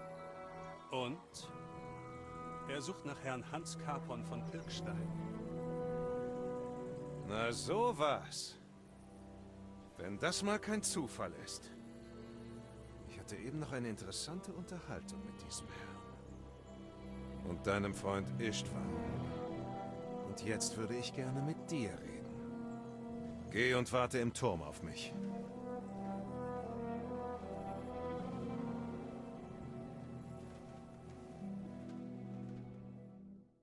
Gott schütze dich, Hauptmann. Ich nehme an, du bist der Herr über diese Festung. Das hast du richtig erkannt. Wer bist du? Und wie komme ich zu der Ehre deines Besuchs? Wie dein Waffenknecht Erik schon sagte, ich bin Pater Goodwin. Ich stehe im Dienste von Herrn Hanusch von Leipa und suche seinen Neffen.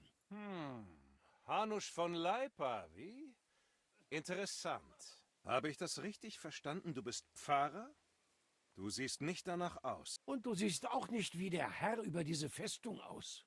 Ich kenne nicht mal deinen Namen. Meinen Namen musst du nicht wissen. Ich bin ein Ritter.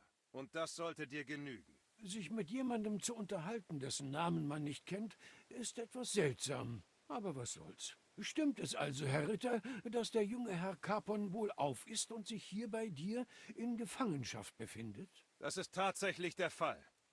Und sein Zustand ist um Weiten besser als meiner. Mein Auge ist nicht verbunden, weil es in Mode ist. Das hat mir sein Knappe angetan. Niemandem ist daran geraten, ihn zu unterschätzen. Er ist einer der wenigen, die sich mit mir messen können, sei es im Schwertkampf oder beim Trinken. Beim Trinken? Dann bist du doch ein wahrer Pfarrer. Bedauerlicherweise war der Bischof der anderer Ansicht. Das scheint mir nur ein Kapitel deiner lebhaften Vergangenheit zu sein. Habe ich recht? In der Tat. Aber das ist nicht der richtige Moment fürs Geschichtenerzählen. Du hast meine Freunde und ich will sie wiederhaben. Wie stellen wir das an? Du kommst direkt zum Punkt, wie? Du gefällst mir. Also, was schlägst du vor? Zunächst würde ich Sie gern sehen und sicherstellen, dass es Ihnen wirklich so gut geht, wie du sagst. Es geht Ihnen gut. Fürs Erste. Du hast mein Wort. Das Wort eines namenlosen Ritters? Damit kann ich so viel anfangen wie... Wie ich mit dem eines Pfarrers, der ein blutiges Schwert in der einen und einen Weinschlauch in der anderen Hand hält. Lass es mich anders ausdrücken, Herr Ritter. Ich weiß nicht genau, was hier passiert ist, wer du bist oder welchen Ärger du mit Otto von Bergo hast. Aber ich verspreche dir, diese zwei Grünschnäbel werden deinen Plänen nicht in die Quere kommen und du musst sie nicht hier festhalten. Und du sollst wissen, dass diese zwei Grünschnäbel mit Otto von Bergos Armee kamen, um diese Festung zu erobern. Und sie waren die zähesten unter all seinen Männern. Und die besten auch, wie ich zugeben muss. Mein Auge ist Beweis genug. Wie bereits gesagt, das sind zwei geschickte Kerle, obwohl sie jede Menge verdammten Unsinn anstellen. Wie du sicher weißt, stehen sich Herr von Bergo und Herr von Leipa auf unterschiedlichen Seiten gegenüber. Glaub mir, wenn die sich ihm angeschlossen haben, hatten sie einen verdammt guten Grund dafür. Aber das ist unwichtig. Geschehen ist geschehen. Lass sie frei, ich nehme sie mit und Herr Hanusch steht in deiner Schuld. Sag schon, Pater. Welchen Preis würde Herr Hanusch für seinen Neffen zahlen? An wie viel hast du gedacht? Du kannst mir nicht mal eine Zahl nennen? Was für eine Verhandlung soll das werden? Ich bin nicht hier zum Verhandeln. Ich habe eine Aufgabe zu erfüllen und genau das werde ich auch tun. Zunächst hatte ich Angst, dass Sie ausgerechnet in von Bergos Gefangenschaft geraten sind und dass ich mit ihm verhandeln müsste. Ach, naja.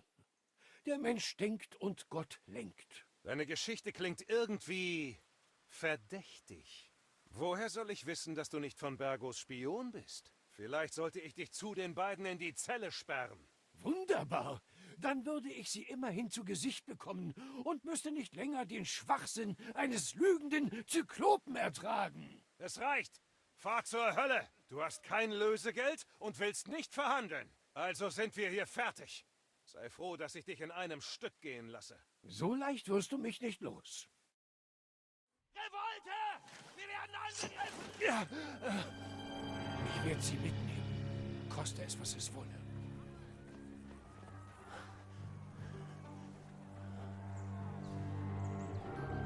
Sind dir also nicht fremd? Im Kampf gegen die Türken lernt man das.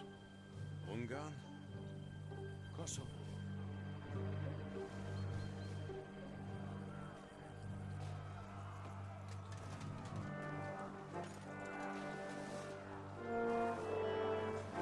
Dann hilf mir und ich verschone sie.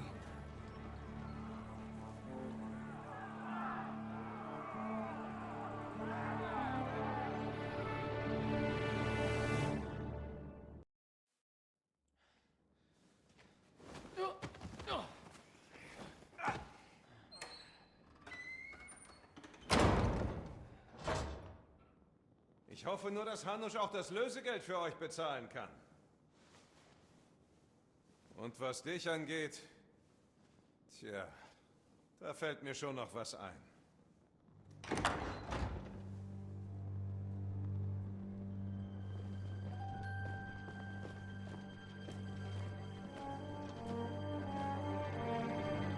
Du! Toss! Du Schwein! Sei froh, dass ich hier eingesperrt bin, du verräterischer Arsch! Was glaubst du eigentlich, wer du bist? Hüte gefälligst deine Zunge! Wo hast du mein Schwert? Wer ist dieser Wahnsinnige? Du wirst doch nicht etwa diesem Kerl glauben! Sagt der in Wahrheit Sigismund dient! Genug! Wovon spricht er da?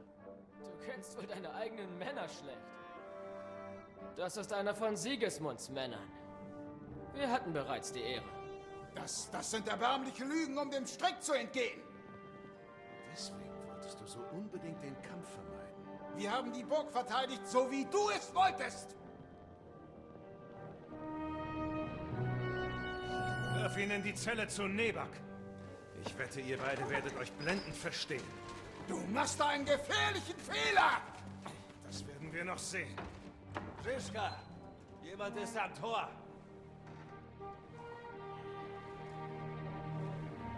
Scheiße. Um dich kümmere ich mich später.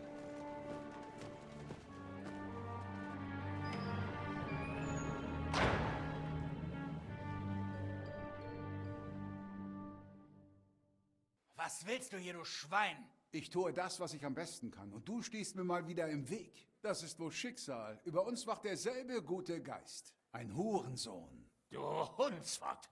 Wie kannst du noch Witze reißen, nach allem, was du in der Festung getan hast? Nenn mir nur einen Grund, warum ich dich nicht auf der Stelle erwürgen sollte. Deinen Retter zu erwürgen wäre ein großer Fehler, Herr Jaromir. Ein sehr großer. Vermutlich sogar eine Todsünde. Retter? Wovon redest du da? Was glaubst du, warum du noch am Leben bist? Dank mir. Ich habe Žižka überredet, dich leben zu lassen. Hör nicht auf ihn.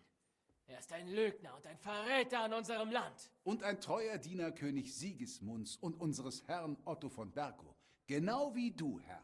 Oder irre ich mich? Otto von Bergo? Genau. Die beiden unterstützen hingegen den trunkenen Nichtsnutz Wenzel. Genau wie der Bastard Žižka. Warum hilfst du ihnen dann? Das war ein Befehl von Herrn Otto. Was? Ein Befehl? Ich sollte Žižkas Vertrauen erlangen und seine heimtückischen Raubzüge beenden. Leider war es viel schwieriger als erwartet, rechtzeitig von hier zu entkommen und Herrn Bergo zu warnen. Und deshalb sitze ich jetzt in diesem Kerker. Ohne mich wärst du schon längst tot. Vertrau mir, Herr. Schön, dass du vor aller Augen dein wahres Gesicht gezeigt hast. Da wird sich Žižka bestimmt freuen. Wird der Hauptmann dem glauben, der ihn mit von Bergus Truppen angegriffen hat? Oder mir? Wir werden sehen. Herr Jaromir wird das sicherlich bestätigen. Herr Jaromir ist schlau genug, sich nicht gegen den einzigen Verbündeten zu stellen, den er hat. Ist es nicht so, Herr Jaromir? Wir werden sehen. Wenn es überhaupt ein Gespräch mit dem Hauptmann gibt. Du willst dich doch nur herausfinden. Womöglich wirst du noch überrascht, Herr Capon. Wo ist mein Schwert? Dein Schwert? Lässt dich das immer noch nicht los? Das ist doch nur ein Stück Eisen. Dein Vater hat sich selbst übertroffen, das gebe ich zu. Wunderschöne Arbeit. Seine letzte. Dir wird die Freude schon noch vergehen, wenn ich dich damit ausweide. Ich bin mir nicht sicher, ob du je die Gelegenheit dazu bekommst. Wenn jemand von uns eine Aussicht darauf hat, hier lebend rauszukommen, dann bist das sicher nicht... Versuch's gar nicht erst. Du bist aus Talmberg geflohen wie ein geprügelter Hund. Und wenn du wirklich für von Bergo arbeitest, dann hast du versagt. Alle deine Männer sind tot und du sitzt in einer Zelle. Fürs Erste. Warte es nur ab. Ha! Da hast du wohl seinen wunden Punkt erwischt, Heinrich. Diese Ratte hat doch keinen Plan B. Ich bin im Nu wieder auf freiem Fuß. Und wie willst du hier rauskommen? Tatsächlich habe ich bessere Aussichten als ihr beide. Auf mein Lösegeld zu warten, ist nur der letzte Ausweg. Wer würde für dich schon Lösegeld zahlen? Verrat es nicht weiter, aber wie wär's mit dem, der mich hierher geschickt hat? Und er ist in der Nähe, anders als Hanusch, der am anderen Ende des Landes ist. Žižka müsste vollkommen wahnsinnig sein, um dich freizulassen. Ach ja, Leute wie Žižka wissen, dass Groschen mehr wert sind als Rache. Eine Söldnerbande kann man nicht mit Gefühlen bezahlen. Und angesichts der Umstände wird Žižka sicherlich nicht lange bleiben wollen. Und ich glaube kaum, dass er wartet, bis ein Bote aus Ratay euer Lösegeld bringt. So oder so habt ihr keinen Nutzen für ihn. Keiner von euch. Und dann komme ich ins Spiel.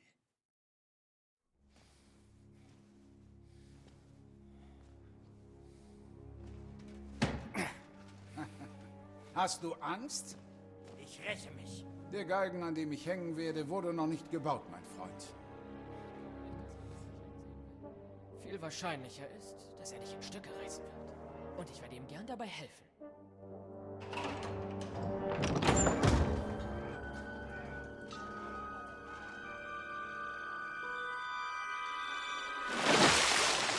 Seit wann rekrutieren wir bitte ratzig Soldaten, Erik? Na los, hast du verlernt zu sprechen? Ich glaube, dass er das hieß. Du Schwein! Oh!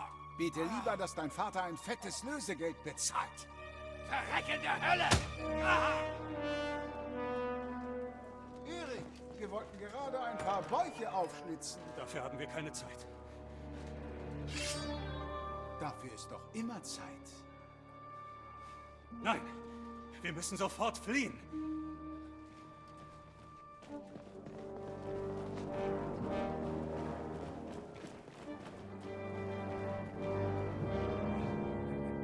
Wenn wir uns wiedersehen, bringe ich es zu Ende. Scheiße, was war das denn jetzt? So ein Arsch!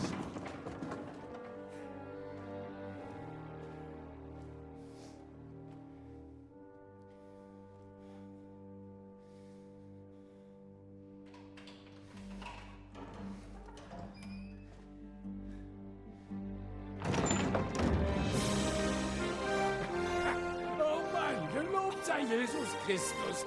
Darf ich bitten? Das ist Godwin! Ich dachte schon, ich würde eure Leichen nach Hause bringen. Nicht mal einen Brief könnt ihr überbringen.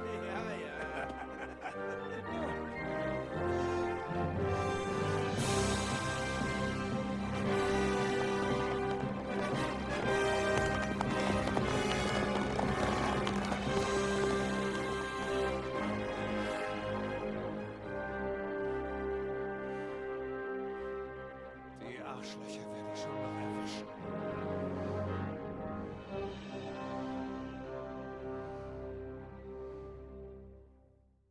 Wir hatten wohl einen schlechten Start. Aber wir haben uns offenbar recht viel zu erzählen. Wahre Worte. Ich muss zugeben, ich verliere hier ein wenig den Überblick. Da bist du nicht der Einzige. Fangen wir mit dir an, Hauptmann. Du kennst uns alle, aber wir wissen überhaupt nichts über dich. Ich bin Jan von Saluji, auch Žižka genannt. Dieser Tage stehe ich im Dienste Jan Sokols von Lamberg und Markgraf Prokops von Luxemburg. Prokop? Jobst von Luxemburgs Bruder? Was für ein Zufall. Wir sind auf Jobsts Veranlassung hier. Tja, Herr Hans, das Problem ist, dass Prokop momentan in Pressburg in Sigismunds Gefängnis sitzt. Und zwar wegen Jobsts Verrat. Was uns nicht gerade zu Verbündeten macht. Wir wissen, was Jobst für einer ist. Und trauen ihm kein bisschen. Aber wir sind hier, um mit von Bergo und der Herrenvereinigung zu verhandeln. Und den Krieg zu beenden. Wir sind auf derselben Seite. Stimmt. Und es ist gut, dass ihr dieser Schlange nicht traut. Er hat mich schon so oft hintergangen, dass ich nie wieder den Fehler machen werde, ihm zu trauen. Freut mich, dass das geklärt ist. Und jetzt wüsste ich gern, wie ihr beide von einfachen Boten zu Mitstreitern von Bergos Männern wurdet. Wie? Wir hatten einen gemeinsamen Feind, deswegen. Als wir eintrafen, wurden wir direkt von Žižka und seinen Männern angegriffen. Sie haben unsere Männer getötet, unsere Botschaft mitgenommen und obendrein hatten sie Istvan dabei. Und tatsächlich hat Istvan die ganze Zeit für von Bergo gearbeitet. Woher hast du diesen Hundsfott bloß, Žižka? Als ich herkam, habe ich eine Bande zusammengestellt. Da tauchte er mit Erik und ein paar anderen auf. Du hast ihn rekrutiert? Einfach so? Herr Capon, wer meiner Art von Arbeit nachgeht, hat nicht die Besten zur Auswahl, sondern die Schlimmsten. Und er ist ein begabter Mann. Er war so gut, dass ich seinen Verrat nicht mal bemerkt. Wie habt ihr es geschafft, die Falle so schnell vorzubereiten? Wir haben erst am Vorabend davon erfahren. Ich habe da meine Quellen. Komm schon. Nach allem, was passiert ist, kannst du uns doch vertrauen, oder? Lass mich dir einen Rat geben, Herr Capon. Vertraue niemandem. Wieso hat sich Semin euch angeschlossen? Von Bergo ist ein schlechter Herr, und ihr seid nicht die Einzigen, denen Sigismunds Treiben in Böhmen übel aufstößt. Verbündete, die ihn hassen, gibt es zuhauf. Das gilt auch für den Müller, auch wenn er noch andere Beweggründe hatte. Was ist eigentlich mit Semin passiert? Von Bergo hat seine Männer geschickt, um Rache zu üben. Jan und Olda sind am Leben, mussten aber fliehen. Heinrich und ich haben ihnen geholfen. Es war haarscharf. Wir haben die Festung niedergebrannt, um ihre Flucht zu verbergen, sodass von Bergo keinen Verdacht schöpft. Ach, dem Himmel sei Dank. Das sind gute Männer. Ich will sie nicht verlieren. Was ich wirklich nicht verstehe, ist, wie du hierher gekommen bist, Godwin. Wär's dir anders lieber gewesen? Ganz sicher nicht. Du kamst gerade richtig. Wie ein Geschenk des Himmels. Ich habe den Verdacht, dass dich nicht der Himmel schickt, sondern mein Vormund Hanusch, stimmt's? Er kam genau in dem Moment vorbei, als der Bischof mich aus meiner Gemeinde warf. Er meinte, du wärst schon verdächtig lange unterwegs, und ich wusste nicht, wie es mit mir weitergeht. Also vereinbarten wir, dass ich nach dir suche. Ich gebe zu, das war klug. Finde ich auch. Ich hatte zwischendurch schon Angst, ich müsste euch in Säcken heimbringen. Ich verstehe, dass du von Bergo schaden wolltest. Aber warum hast du uns angegriffen, verdammt nochmal? Wir haben gesehen, wie ihr euch mit seiner Garnison getroffen habt. Es schien gut zu laufen, also dachten wir, ihr gehört zu von Bergo. Du hast all meine Männer getötet. Das waren gute Jungs. Und du hast meine Männer getötet, obwohl manche von ihnen eher böse Jungs waren. Krieg ist eine schmutzige Sache, Hauptmann. Was geschehen ist, ist geschehen. Und die Bürde tragen wir alle. Erklär das mal, Ha. Und was machen wir jetzt? Hier können wir nicht bleiben. Wer weiß, welche Pläne diese Hunde gerade schmieden. Wir sollten aufbrechen. Von Bergo hat viele Männer verloren, und das wird er nicht einfach hinnehmen. Die Kunde seiner Schmach wird sich verbreiten, und dann eilt ihm die Herrenvereinigung zur Hilfe. Wo gehen wir hin? Das weiß ich noch nicht. Was ist mit diesem Jobst? Solltet ihr ihm eine Nachricht schicken? Er ist noch irgendwo in Brandenberg. Es wäre am besten, wenn wir alle nach Ratay zurückkehren würden. Möchtest du uns begleiten, Žižka? Klingt nach einem guten Plan. Siehst du? Oh, soll ich noch mal einen Blick auf dein Auge werfen?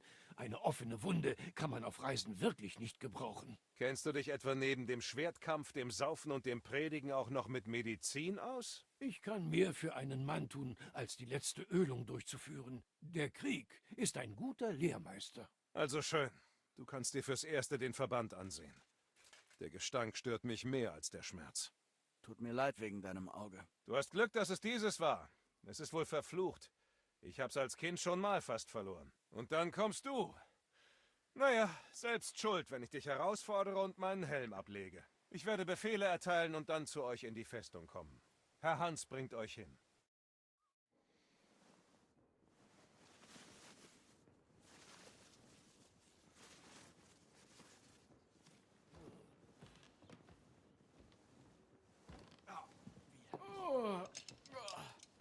Heilige Scheiße! Reißt euch zusammen. Sieht bestimmt nur halb so schlimm aus, wie es sich anfühlt. Es beginnt zu eitern. Ich muss die Wunde reinigen.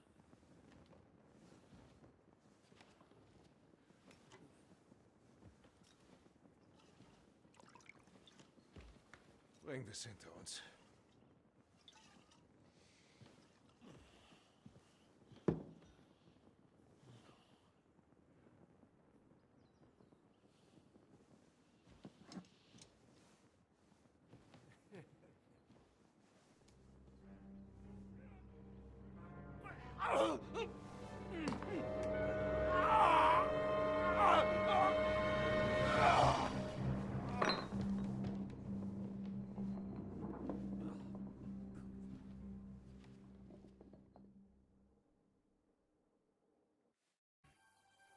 Keine Ahnung, wie oft wir noch die Seiten wechseln müssen, bis das Glück mal auf der unseren ist. Sie ist positiv. Wir haben überlebt. Das ist doch die Hauptsache, oder?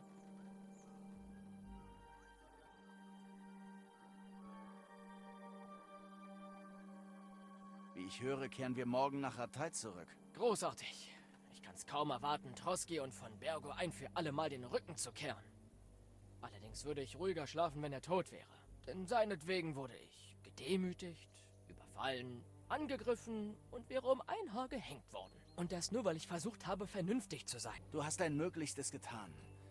Die Umstände haben eben kein besseres Ergebnis zugelassen. So ist es. Danke dir, Heinrich. Selbst Hanusch wird zugeben müssen, dass unsere Mission angesichts der Umstände kein Erfolg werden konnte. Wie auch immer. Ich werde unsere kleine Reise jedenfalls nie vergessen. Ich auch nicht. Audentes Fortuna Juvat. Ganz recht. Tja, jetzt ist alles vorbei.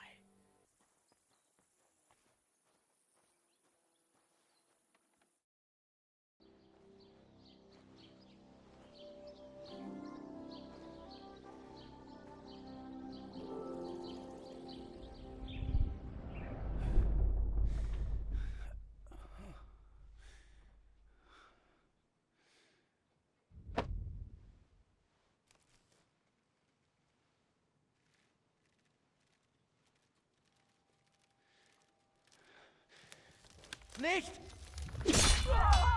Mutter! Vater! Ich bin hier, mein Sohn.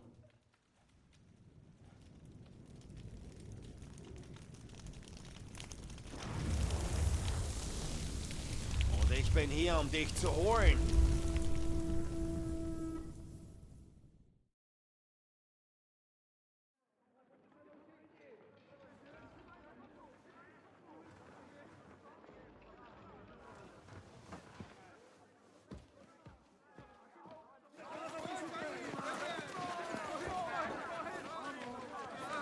Versperrt das Tor, schnell! Beeilung! Schnappt euch alles, was ihr in die Finger bekommt! Steine an die Mauer! Unterm Tor will ich alle Waffen! Clara, was passiert hier?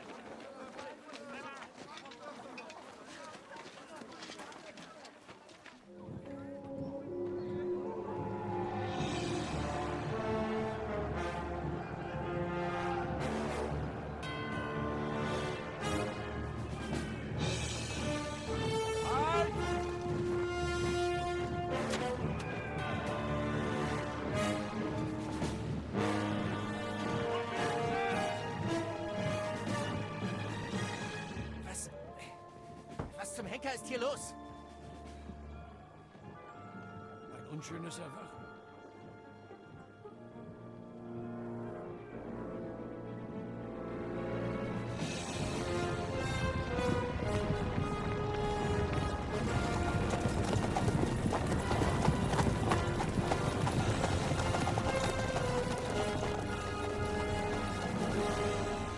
Wer sind die denn? Was wollen sie und wo kommen sie her? Den Turmwappen nach würde ich vermuten, dass sie der Prager Miliz angehören.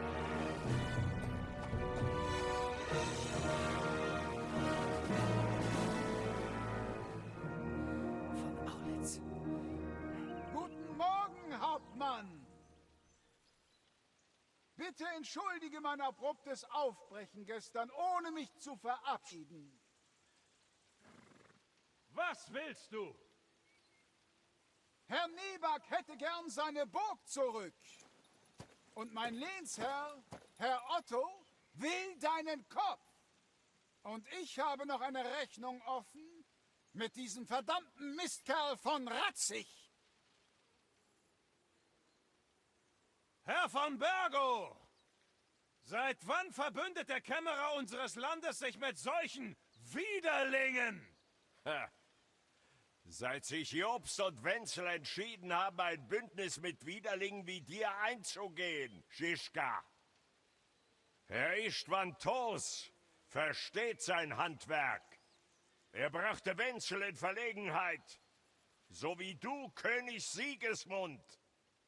In Sasau hat er gute Arbeit geleistet. Und hier hätte er sich auch durchgesetzt. Wären da nicht Hanuschs Lausebengel gewesen. Dieser miese Giftzwerg stand die ganze Zeit in seinem Dienst.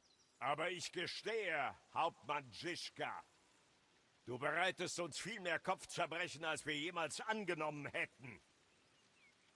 Doch zum Glück kreuzte mein Freund Marquardt zufällig meinen Weg und so werdet ihr euch nicht aus dieser Misere winden können.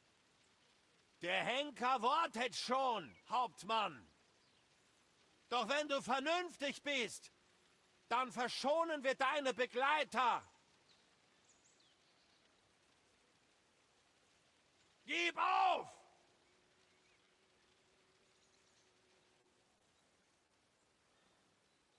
Gibt es hier vielleicht einen Fluchtweg? Selbst wenn es einen gäbe, würden wir nicht weit kommen. Nein, ich laufe nie wieder vor diesem Pisser davon.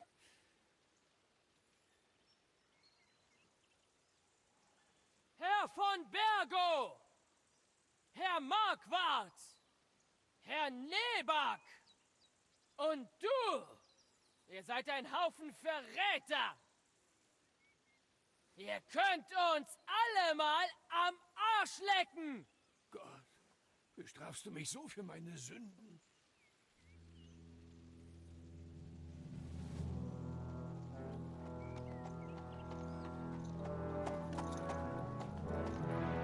Tut mir leid, mein Freund. Deine Burg wird wahrscheinlich von Grund auf erneuert werden müssen.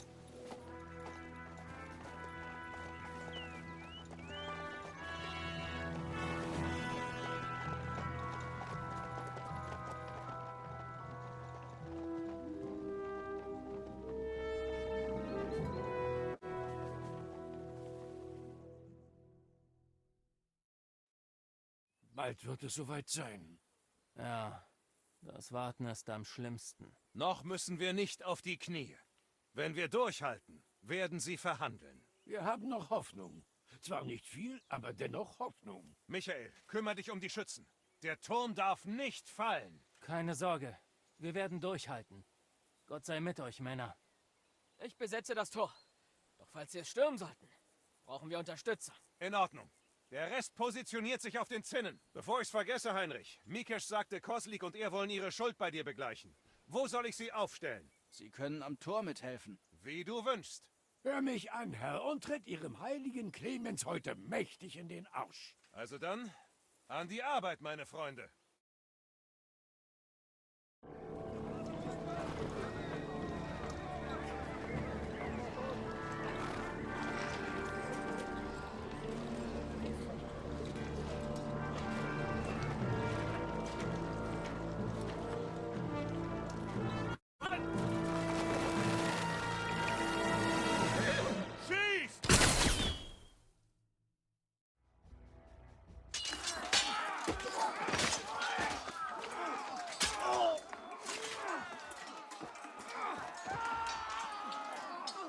Wir müssen uns zurückziehen. Alle Mann zum Turm! Sofort! Schneller! Da sind noch mehr von denen!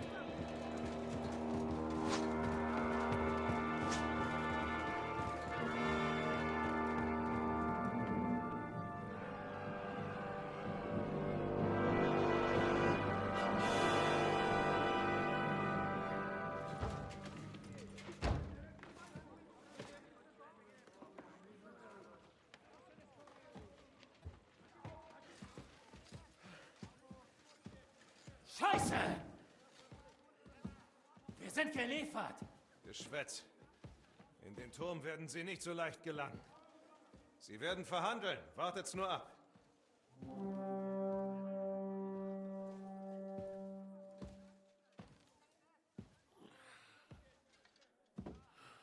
Rückzug!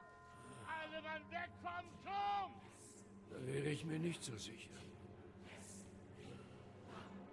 Scheiße, was ist das denn?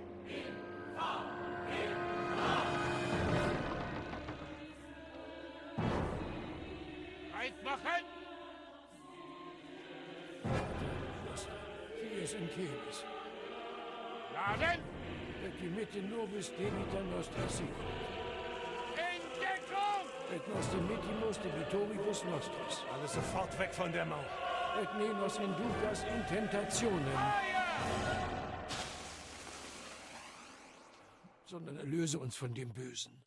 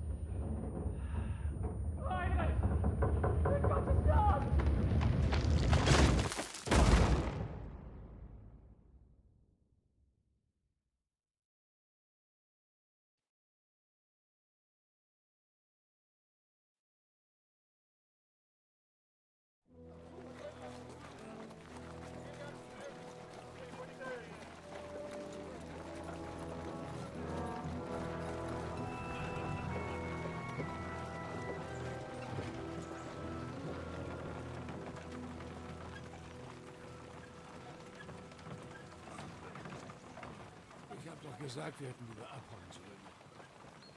Ja. Hättest du es mal geschafft. Dann wären wir zumindest nicht deinem Gelaber ausgesetzt. Als ich das letzte Mal weggerannt bin, habe ich alles verloren. Das mache ich nie wieder. Genau das macht mir Sorgen, Heinrich. Ehre ist ja eine wunderschöne Sache. Aber du kannst keiner Seele helfen, wenn du tot bist. Eine Sache, die ich an den Toten schätze, ist, dass sie ihren scheiß Mund halten. Noch sind wir nicht tot. Nun, wäre nicht diese teuflische Erfindung gewesen, hätten wir was ausrichten können. Etwas mehr Respekt, Pfaffe. Herr Otto hat die kleine Schönheit persönlich getauft. Auf den Namen Finger Gottes. Und auf wen er damit zeigt... Puff! Halt! Halt! Stehen bleiben!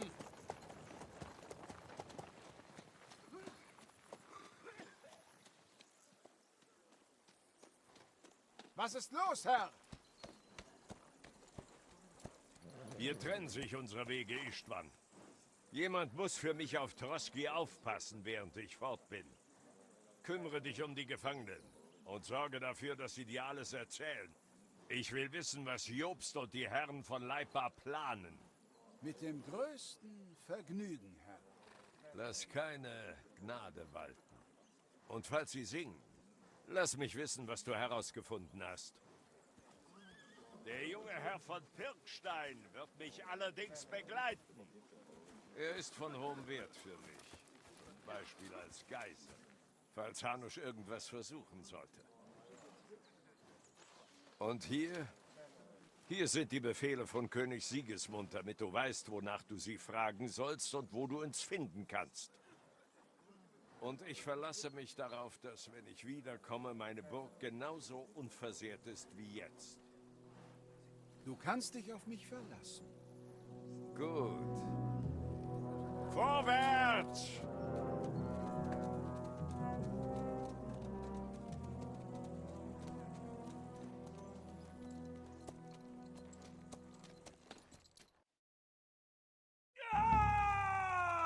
Hör doch mal ernst. Wie ein Kind der Nacht. Eine wunderbare Melodie, oder? Fahr zur Hölle! Aber jetzt ist der Spaß vorbei. Ich habe nicht die ganze Nacht Zeit für dich. Ich muss mich noch um 2 weitere Gäste kümmern und will etwas Schlaf finden. Schlaf schön, solange du noch kannst. Oh, keine Sorge. Das werde ich. Ich hatte ein paar anstrengende Tage, aber letzten Endes ist doch alles nach Plan verlaufen. Und noch dazu werde ich vor dem Zubettgehen so vortrefflich unterhalten. Ich werde schlafen wie ein Toter. Ich hoffe, das wirst du, im wahrsten Sinne des Wortes. Sprich lieber deine Gebete, Pfarrer. Bald bist du an der Reihe. Du wirst in der Hölle schmoren. Glaubst du, Menschen wie ich hätten Angst vor der Hölle? Die hohen Herren sprechen von der Hölle, um euch Trottel an der kurzen Leine zu halten. Gott schert sich nicht um mich und ich mich nicht um ihn. Na, was ist die Buße für solche Ketzerei, Pfarrer? Wie viele Vaterunser und der ganze Scheiß, hm? Deine Buße wird sein, in Scheiße zu ersticken. Für einen Pfarrer bist du ziemlich geistreich. Du gefällst mir. Zurück an die Arbeit. Herr, der andere ist gerade zu sich gekommen. Hervorragend. Ich töte dich. Und dein Erik wird dabei zusehen. Und sobald ich mit dir fertig bin, werde ich ihn ausweiden. Ich tu mal so, als hättest du das nicht gesagt. Das ist die letzte Gelegenheit, die du hast. Nochmal von vorn. Beim nächsten Mal frage ich nicht so nett. Jobst und Lichtenstein, wo sind sie? Was haben sie in Ratay gemacht? Ich weiß gar nichts über die beiden. Wirklich. Halt mich nicht zum Narren, Junge. Tu ich nicht. Aber du bist auch nicht der du vorgibst zu sein. Ich frage mich ständig, warum tut er das? Was steckt dahinter? Du gibst dich grausam. Aber du kümmerst dich liebevoll um Erik. Jemand muss dir wehgetan haben. Habe ich recht? Hörst du das? Er sorgt sich um die Seelen anderer Leute, während er selbst gefoltert wird. Das ist mal was Neues. Pass auf, du Bastard. Hör auf, Scheiße zu reden und beantworte meine Fragen.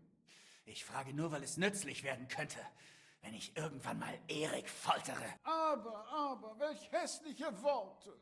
Aber leider nicht die, die ich von dir hören wollte. Also muss ich wohl oder übel weitermachen.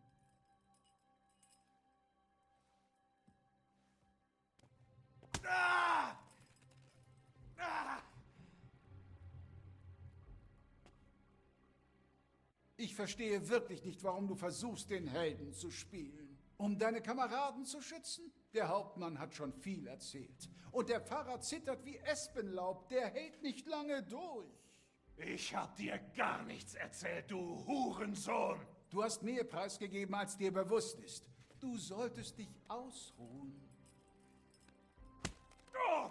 Also, Jobst und dieser andere Bastard Lichtenstein, wo sind sie? Was haben sie vor? Worüber haben sie in Ratay gesprochen? Na schön. Ich sag dir, was ich weiß. Na, endlich! War doch gar nicht schwer. Fahr fort! Jobst hat ein großes Problem. Er hat Sigismund Geld geliehen, wofür der ihm im Gegenzug Brandenburg versprach. Nur hält sich Sigismund nicht an die Abmachung. Und die Brandenburger werden sich nicht einfach ergeben. Also tut er jetzt so, als würde er für die gute Sache kämpfen. Doch eigentlich verfolgt er seine eigenen Ziele. Er hegt einen Groll gegen Sigismund. Für die Lichtensteins gilt dasselbe.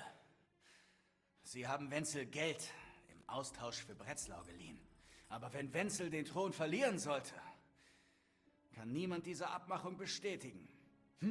Das ist ja schön und gut. Und könnte sogar stimmen, aber leider sagt mir das überhaupt nicht, wo sie gerade sind und was sie treiben. Also, hast du genug?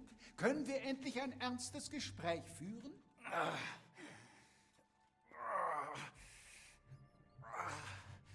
Ist dieser Verräter und Überläufer Jobst all dieses Leiden wirklich wert? Was soll das bringen, wenn du dich zu Tode foltern lässt?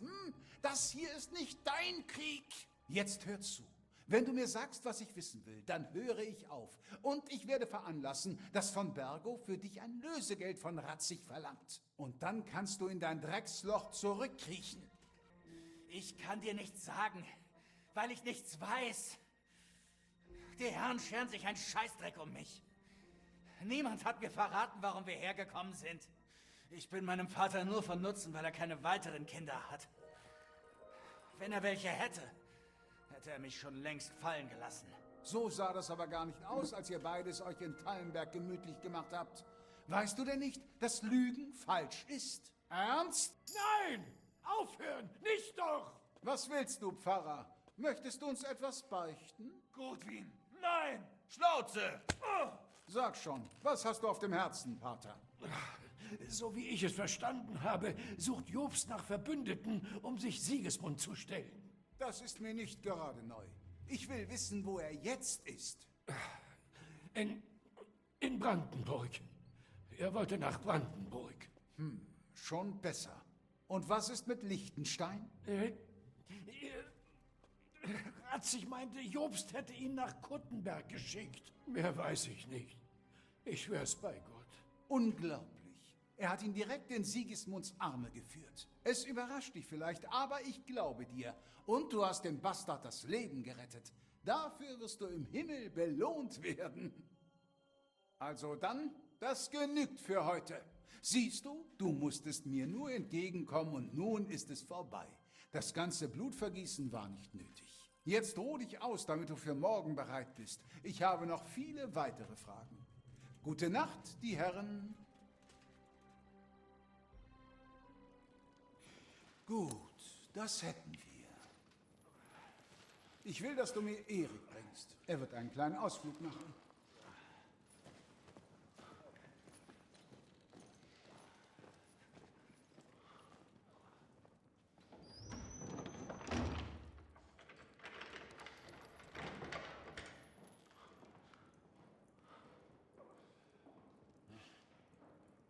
Kommt dir abzuhauen immer noch wie eine dumme Idee vor?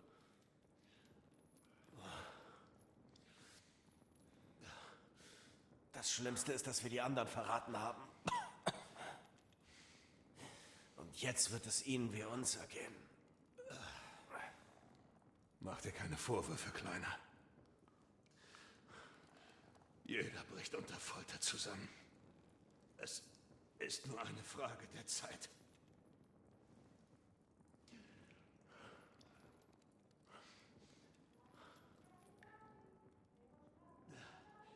Hey, könnt ihr das hören?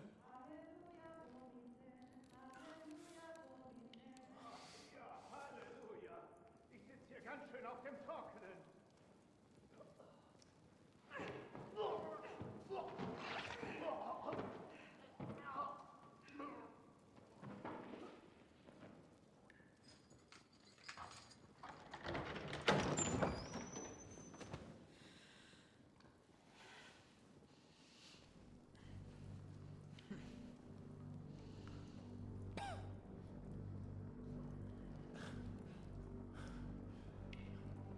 Das wurde aber auch Zeit, Katharina. Was hat da so lange gedauert? Du kannst dich hier gern noch weiter ausruhen, wenn du magst.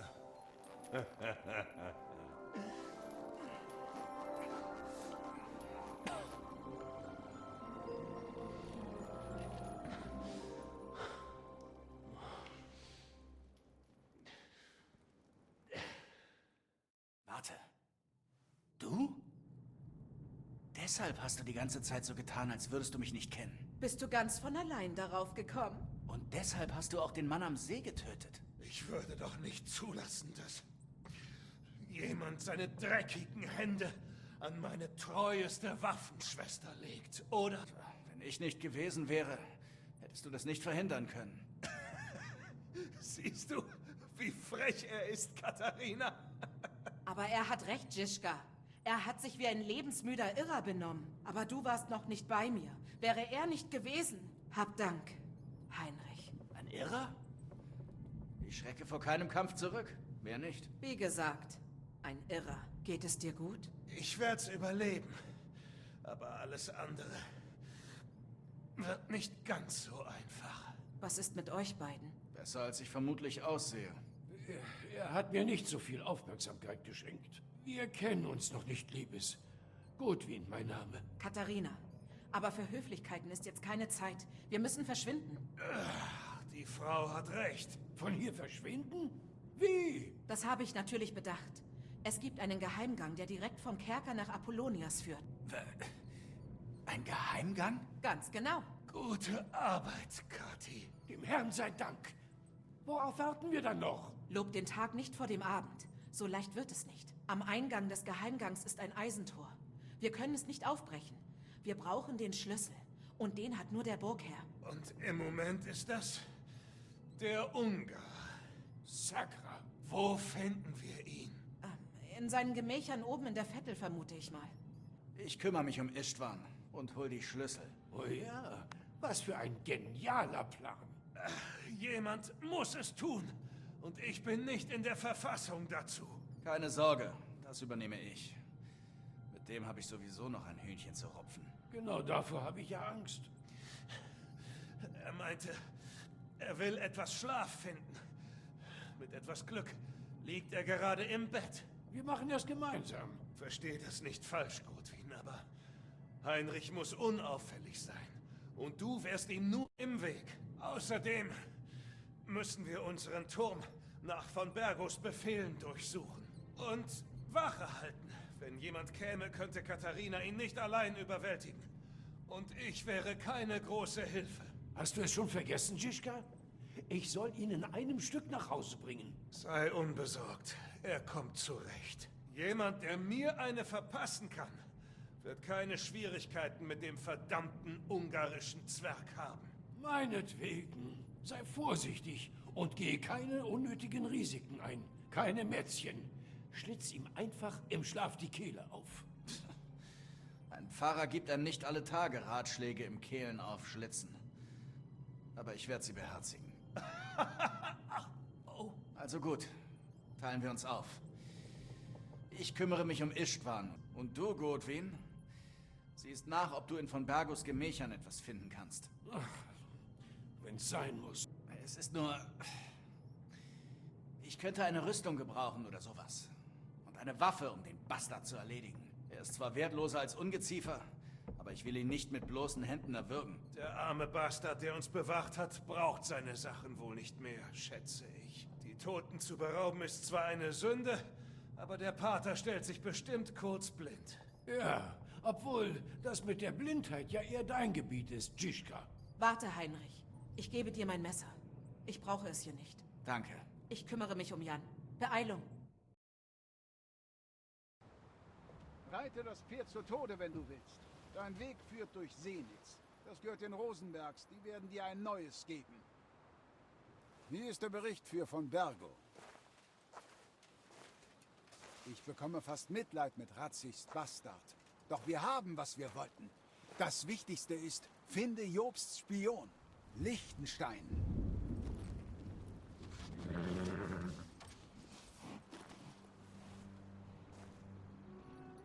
Was ist plötzlich? Hast du Sorge um mich?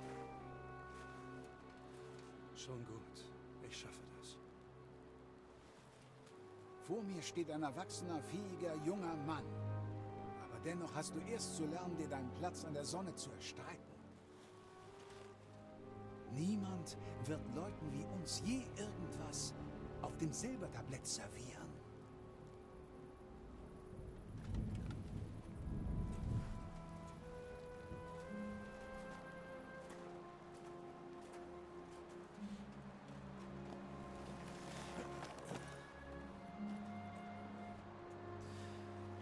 Ich werde daran denken. Auf bald.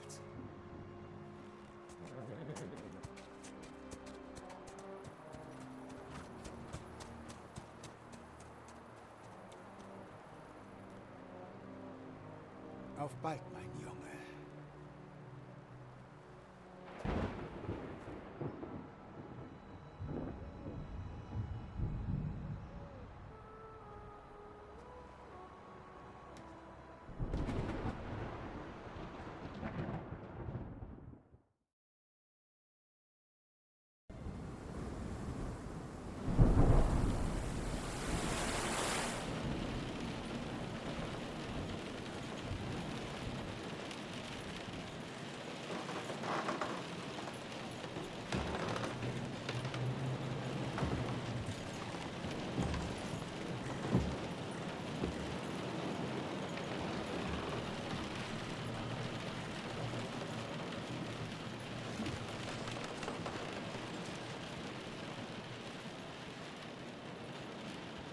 Du wirst nicht aufgeben, nicht wahr?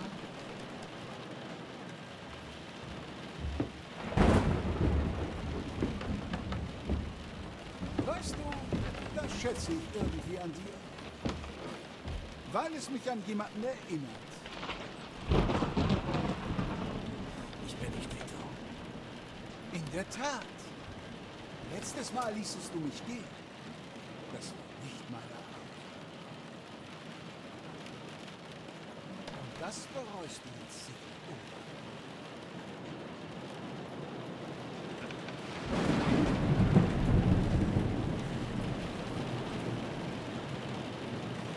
Gut.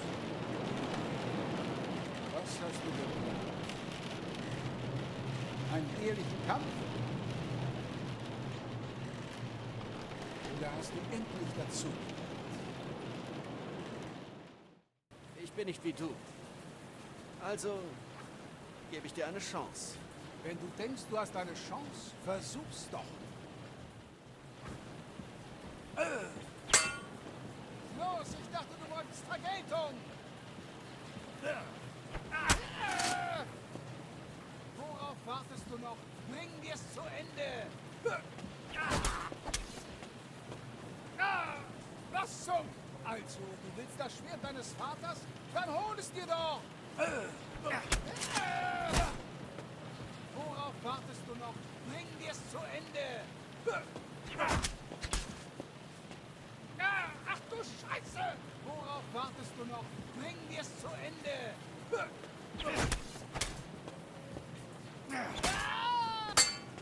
Gott verdammt! Los, ich dachte, du wolltest Vergeltung!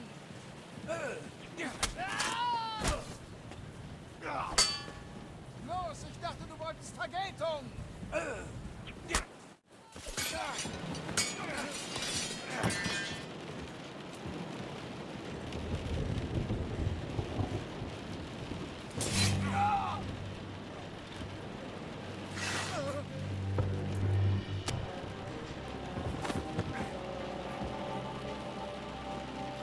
Du wirst erkennen, dass sie recht hat. Letzten meistens oder gefressen werden.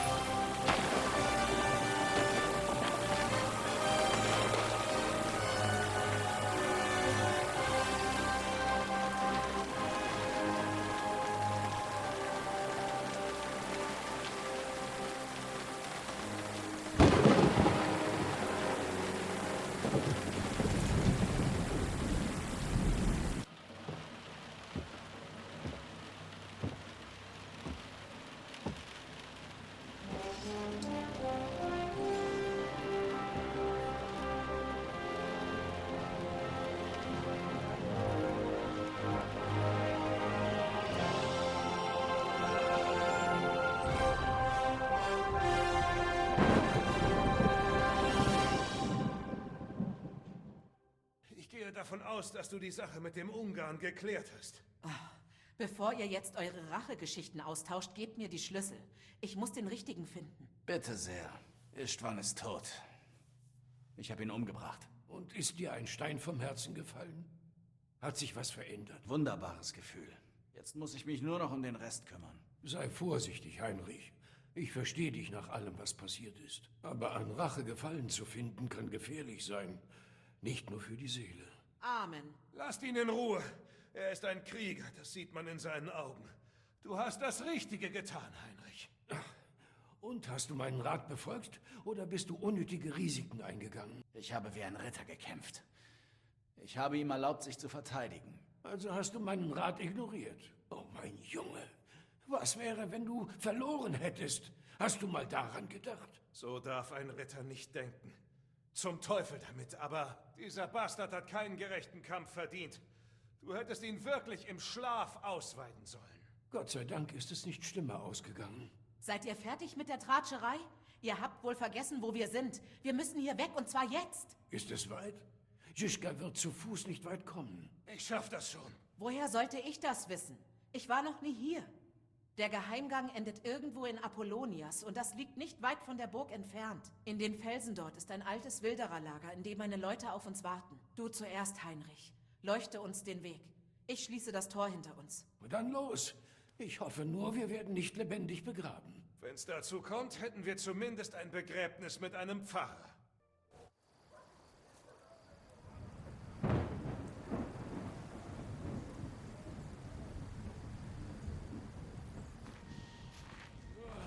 Frische Luft, ein Glück. Hätten wir jetzt noch etwas Wein? Sie wissen, dass wir weg sind. Scheiße. Wie weit ist es noch zu deinen Leuten? Mika wartet ungefähr eine halbe Meile gen Süden, an einem alten Lager. Ich brauche eine Pause.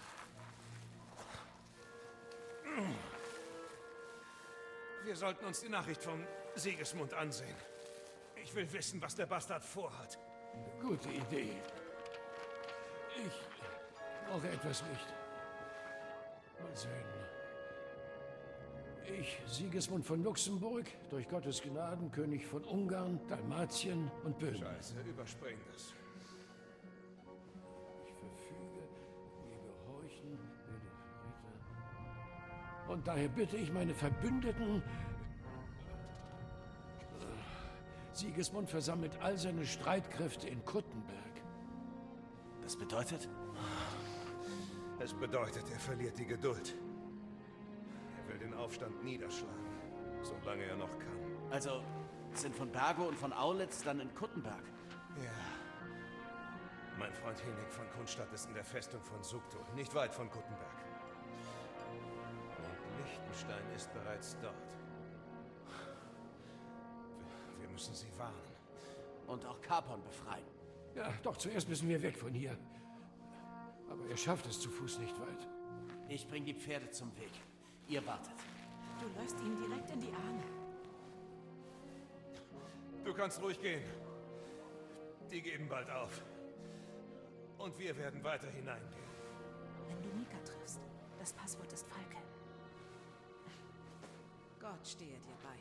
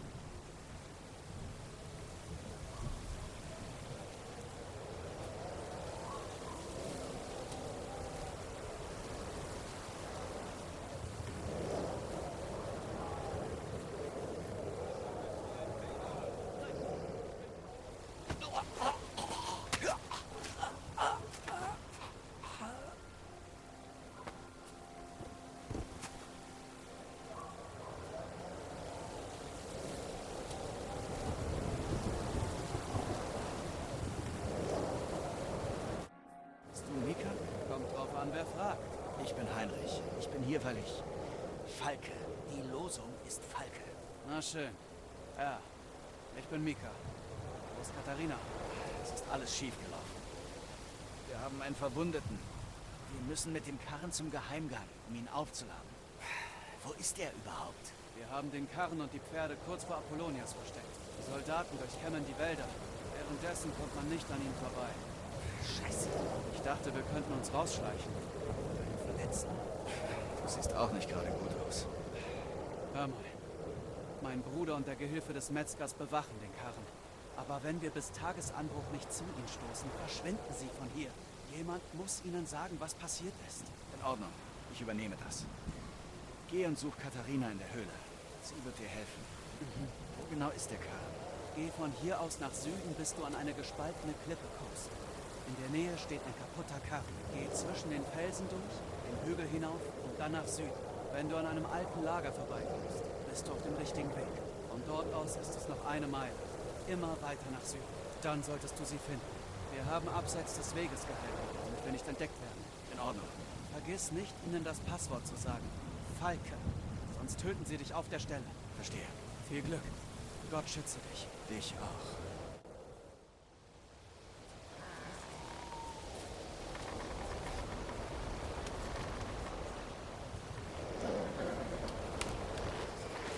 Falke! Katharina schickt mich. Es gab leider Schwierigkeiten.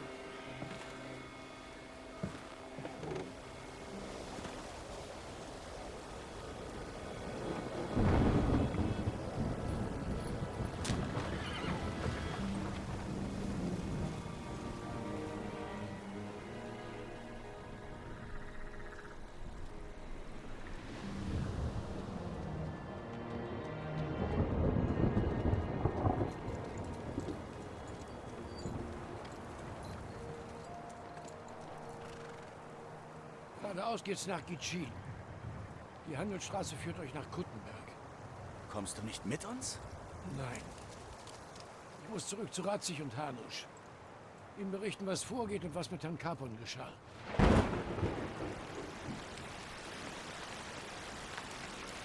Es ist höchste Zeit, dass ihr aufbrecht. Aber passt gut auf euch auf. Ganz besonders du, Heinrich. Ich will nicht wieder losziehen, um deine Leiche zu suchen. Ich tue mein Bestes. Solltet ihr mal in der Klemme stecken, sucht nach Herrn Odelin von Raborsch und zeigt ihm diesen Ring. Er wird euch helfen, wenn auch vielleicht etwas widerwillig. Viel Erfolg!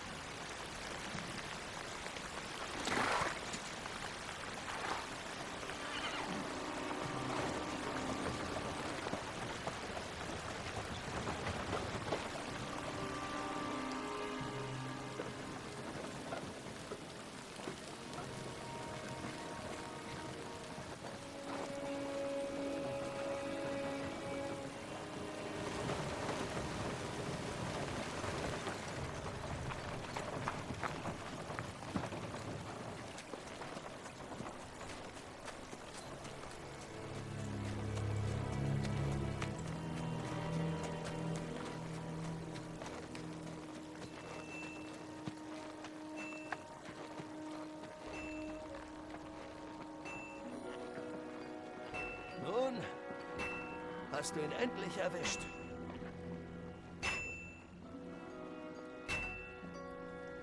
Wie fühlt es sich an? Ich sagte... Wie fühlt es sich an?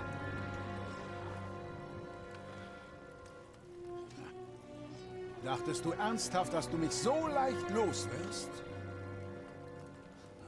Nein, nein, nein, mein Junge. Wir beide haben noch eine Rechnung offen.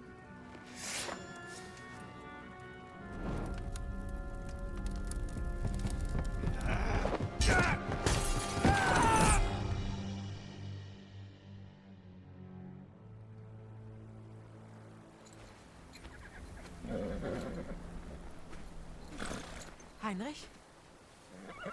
Bist du in Ordnung?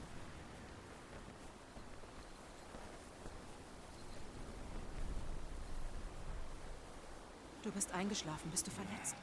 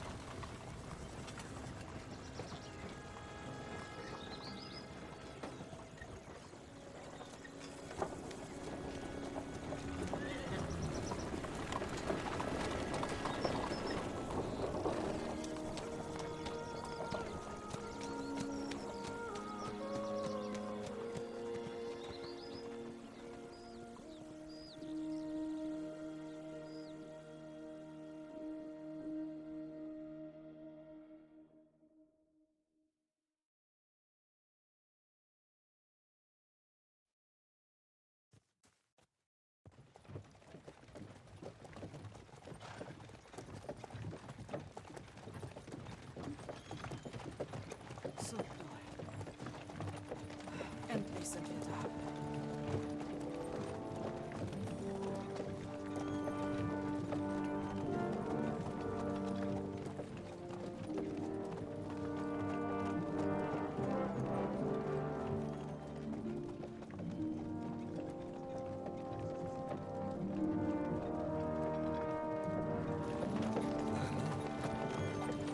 Das Tor steht ja weit offen.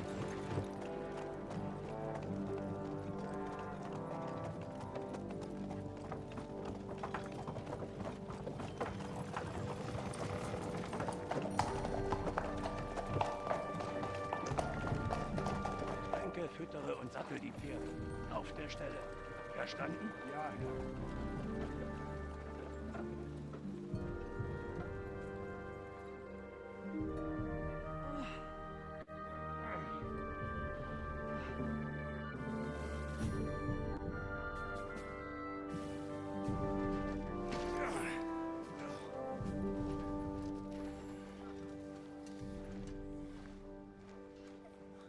Seid gegrüßt. Was führt euch her? Der Segen unseres Herrn Jesus Christus, Herr. Du bist dann wohl Peter von Pisek. Ich bin Jan Žižka von Trocnov. Ich habe eine wichtige Nachricht für deinen Gast Hinek von Kunstadt. Und auch für dich. Eine Nachricht für den Knochenteufel? Sieh einer an. Hauptmann Žižka. Und Heinrich als Begleiter. Markgraf Jobst? Herr? Ich befürchte, euer Freund Hinek ist nicht länger hier. Aber ich wüsste gern, was euch zu uns führt. Was zum Henker ist euch widerfahren? Nun, Herr... Unglücklicherweise bin ich schwer beschäftigt im Moment. Ruht euch aus. Mir scheint, als hättet ihr das nötig. Wir reden gleich morgen. Herr Peter, bitte, sorge für unsere Gäste.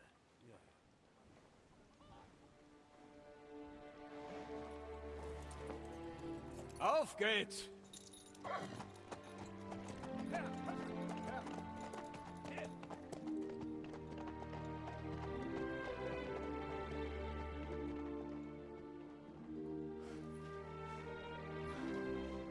Die hat uns noch gefehlt.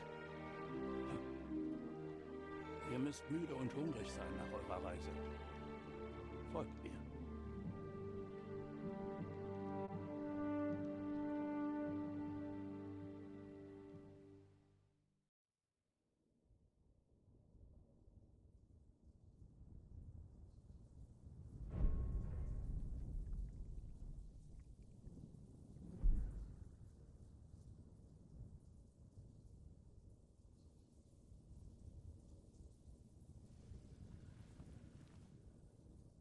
Jetzt hast du deine Rache.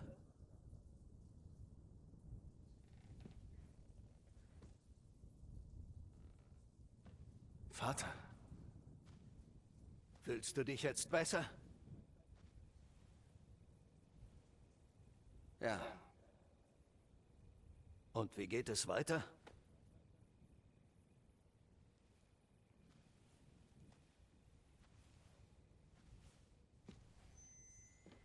Marquard von Aulitz ist der Nächste.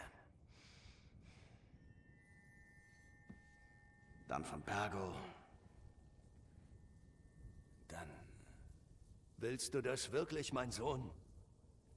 Ganz gleich, wie viele Menschen du umbringst. Das wird es nicht ungeschehen machen.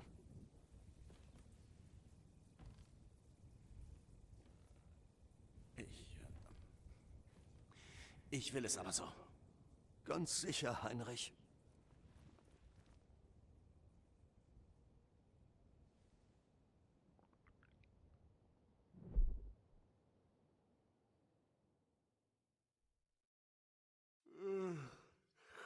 Hä?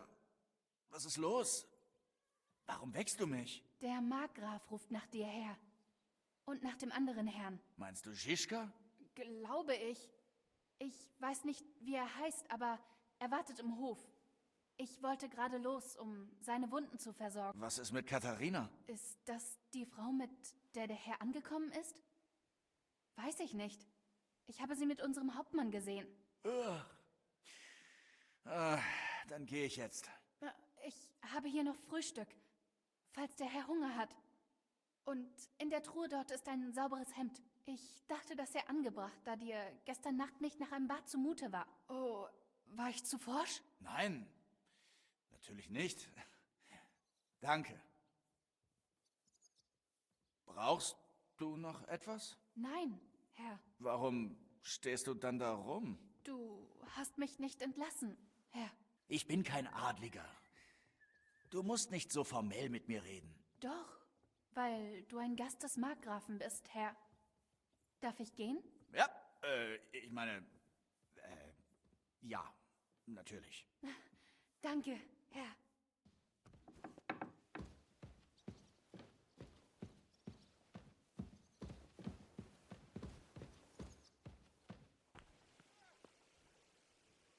Oh, kleines Hundchen.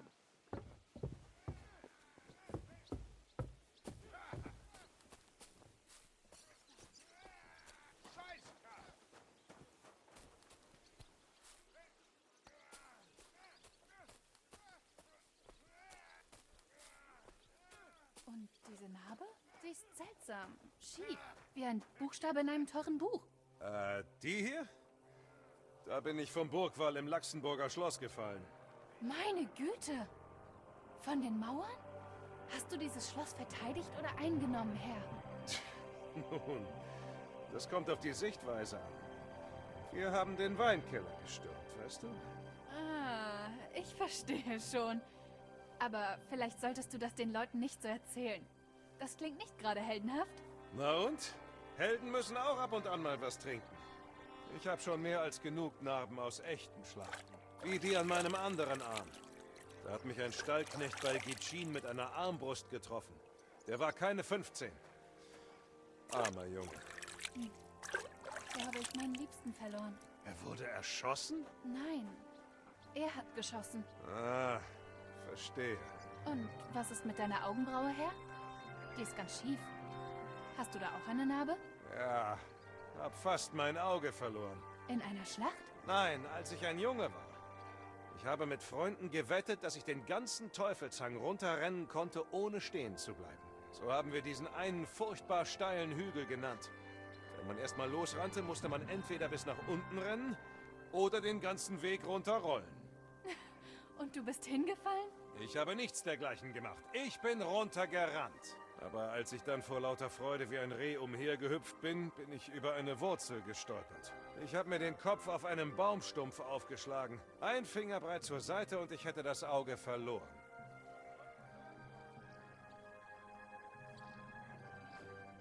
Wie läuft es, Hauptmann? Was denkst du denn? Mir ging's schon besser. Und bei dir, Kleiner? Tja, nach allem, was wir durchgemacht haben, erstaunlich gut. Warte mal ab, bis du so viel erlebt hast wie ich. Sag das nicht. Du hast doch noch deine Stärke. Ein echter Mann aus Eisen. Ziemlich verrostet, würde ich sagen. Aber genug gequatscht. Offenbar ist Jobst wieder in der Festung. Deshalb bin ich hier. Man erwartet uns. Die können noch etwas länger warten.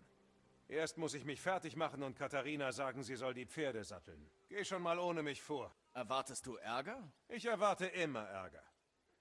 Jobst hat die Seiten öfter gewechselt als seine Unterwäsche. Und in der derzeitigen Lage habe ich sogar bei einem Besuch bei meinen Eltern gerne gesattelte Pferde draußen. Ich gehe dann mal.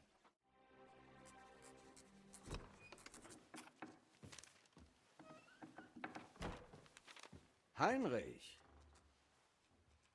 Wo ist Hauptmann Žižka? Er wurde aufgehalten. Laut einem Bericht, den ich erhalten habe, wehen von Bergos Banner im Lager meines werten Vetters Sigismund. Ich vermute daher, die Verhandlungen in Troski liefen nicht allzu gut. Nein, Herr, ich überbringe schlechte Kunde, befürchte ich. Tja, ob nun gut oder schlecht, du hast sicher eine Menge zu berichten. Erzähl, wie lief es mit von Bergo und Troski? Von Bergo war unsere Nachricht egal. Als wir endlich auf Troski angekommen waren, hatte er sich schon längst mit Sigismund geeinigt. Aber natürlich hat er mir und Herrn Hans nichts verraten. Und uns dazu noch für seine Drecksarbeit ausgenutzt. Alles ging schief und letzten Endes landeten wir in einem Verlies. Also ich zumindest. Herrn Capon haben sie mitgenommen. Deshalb sind wir auch hier. Wir folgen von Bergos Spur. Davon habe ich gehört, aber ich möchte mehr darüber erfahren. Unser Treffen in Rattay ist schon eine Weile her. Und jetzt erscheinst du hier mit einem sehr unerwarteten Gast. Das waren unglückliche Umstände, unter denen wir Žižka getroffen haben. Er wurde in die Gegend um Troski geschickt, um Ärger zu machen. Und da sind wir uns begegnet. Wir haben gekämpft. Gott sei Dank haben wir einander nicht umgebracht. Und wer hat Žižka die Befehle erteilt? Kannst du mir das sagen? Ich denke, es ist ein Johann Sokol von Lamberg? Das könnte gut sein. Er war schon immer furchtbar stur. Verzeihung, Herr, aber warum weißt du das nicht? Vergiss nicht, dass mein geliebter Vetter, seine Majestät König Wenzel, viele Unterstützer hat. Und jeder von ihnen hat seine eigene Vorstellung davon, wie man ihn verteidigen kann. Ich verstehe. Das klingt kompliziert. Oh nein, es ist ganz einfach. Wenn ich sie alle in einem Festsaal versammeln und ihnen Wein und Wild anbieten könnte, dann würden sie sich ganz schnell einigen. Fahren wir fort.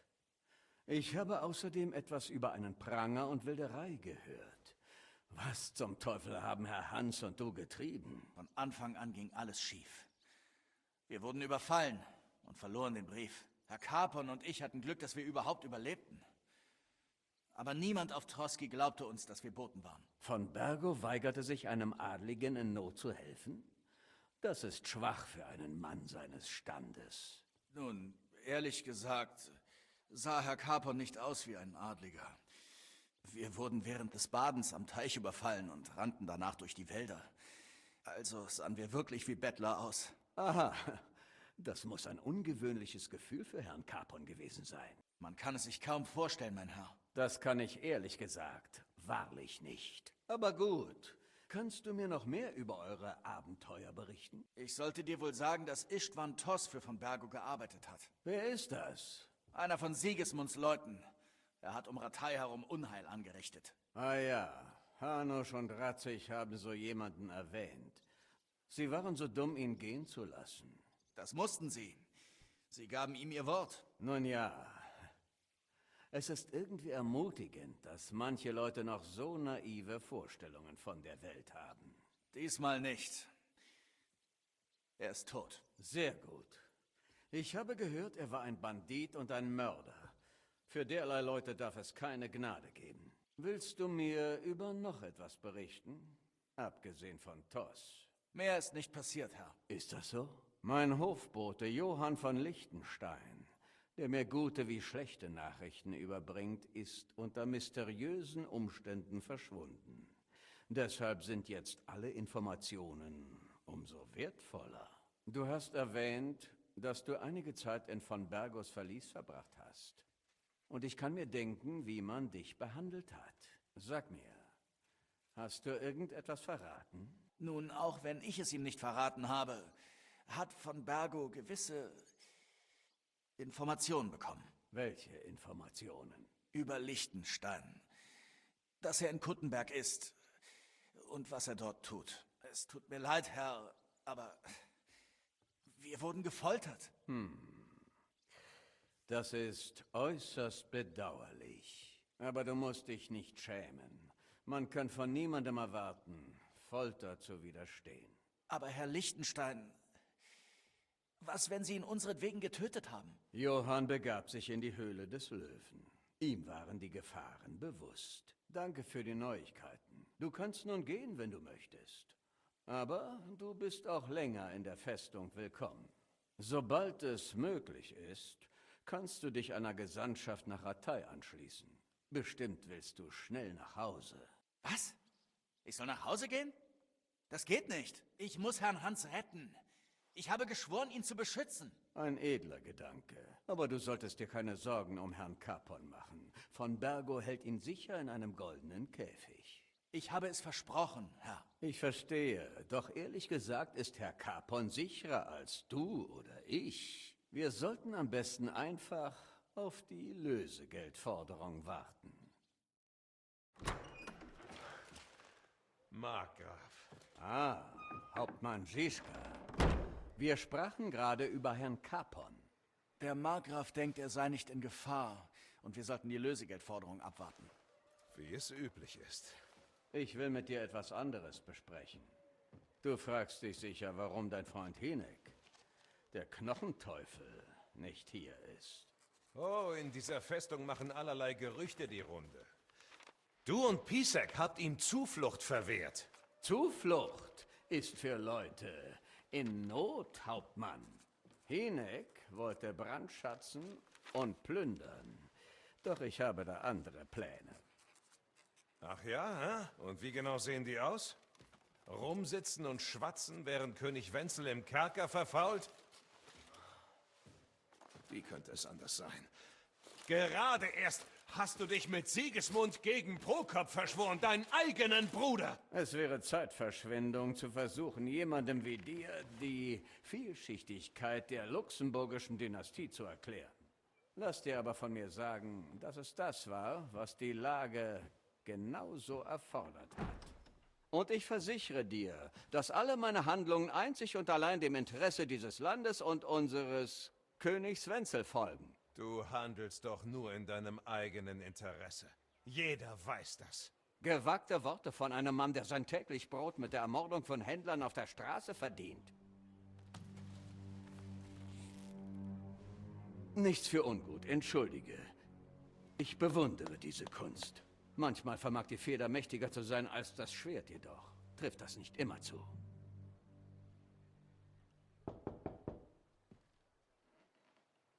Herein!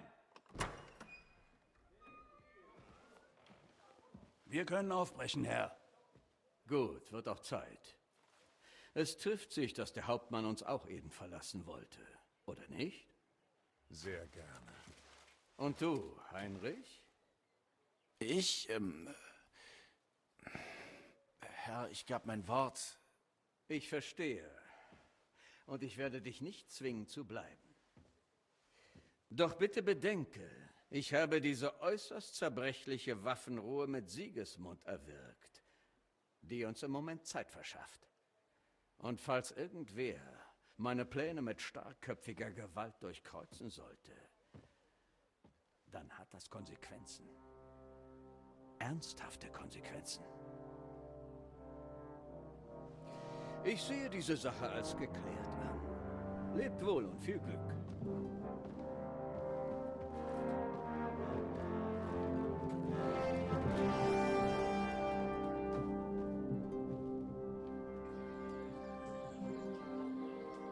Ich habe den Eindruck, dass Jobst dich nicht sonderlich beeindruckt hat. Brechen wir auf? Das stimmt. Und Heinrich begleitet uns. Du hilfst uns bei der Suche nach Capon? Sicher. Aber dafür brauchen wir mehr Leute. Und Informationen.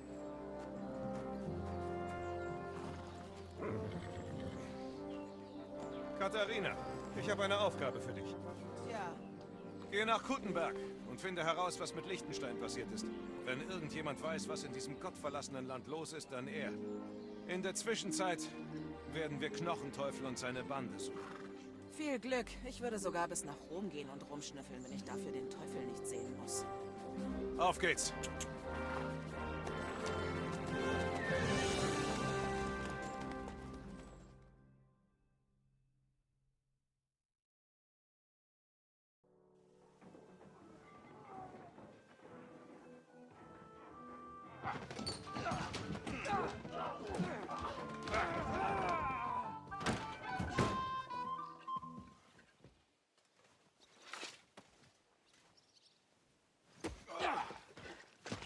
Ich hab dich mehrmals gewarnt, du erbärmlicher Säufer!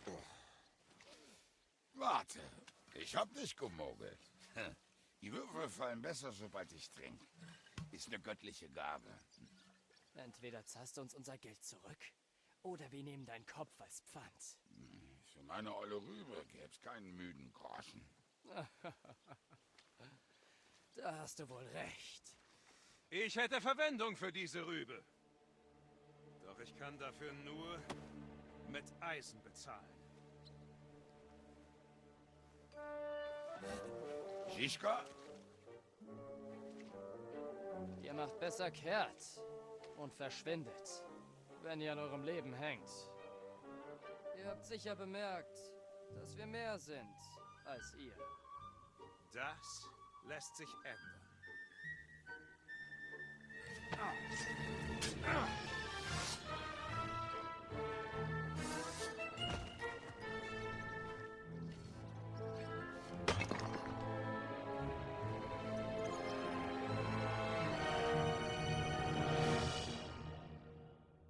Fight, kämpfe! Ihr habt genug.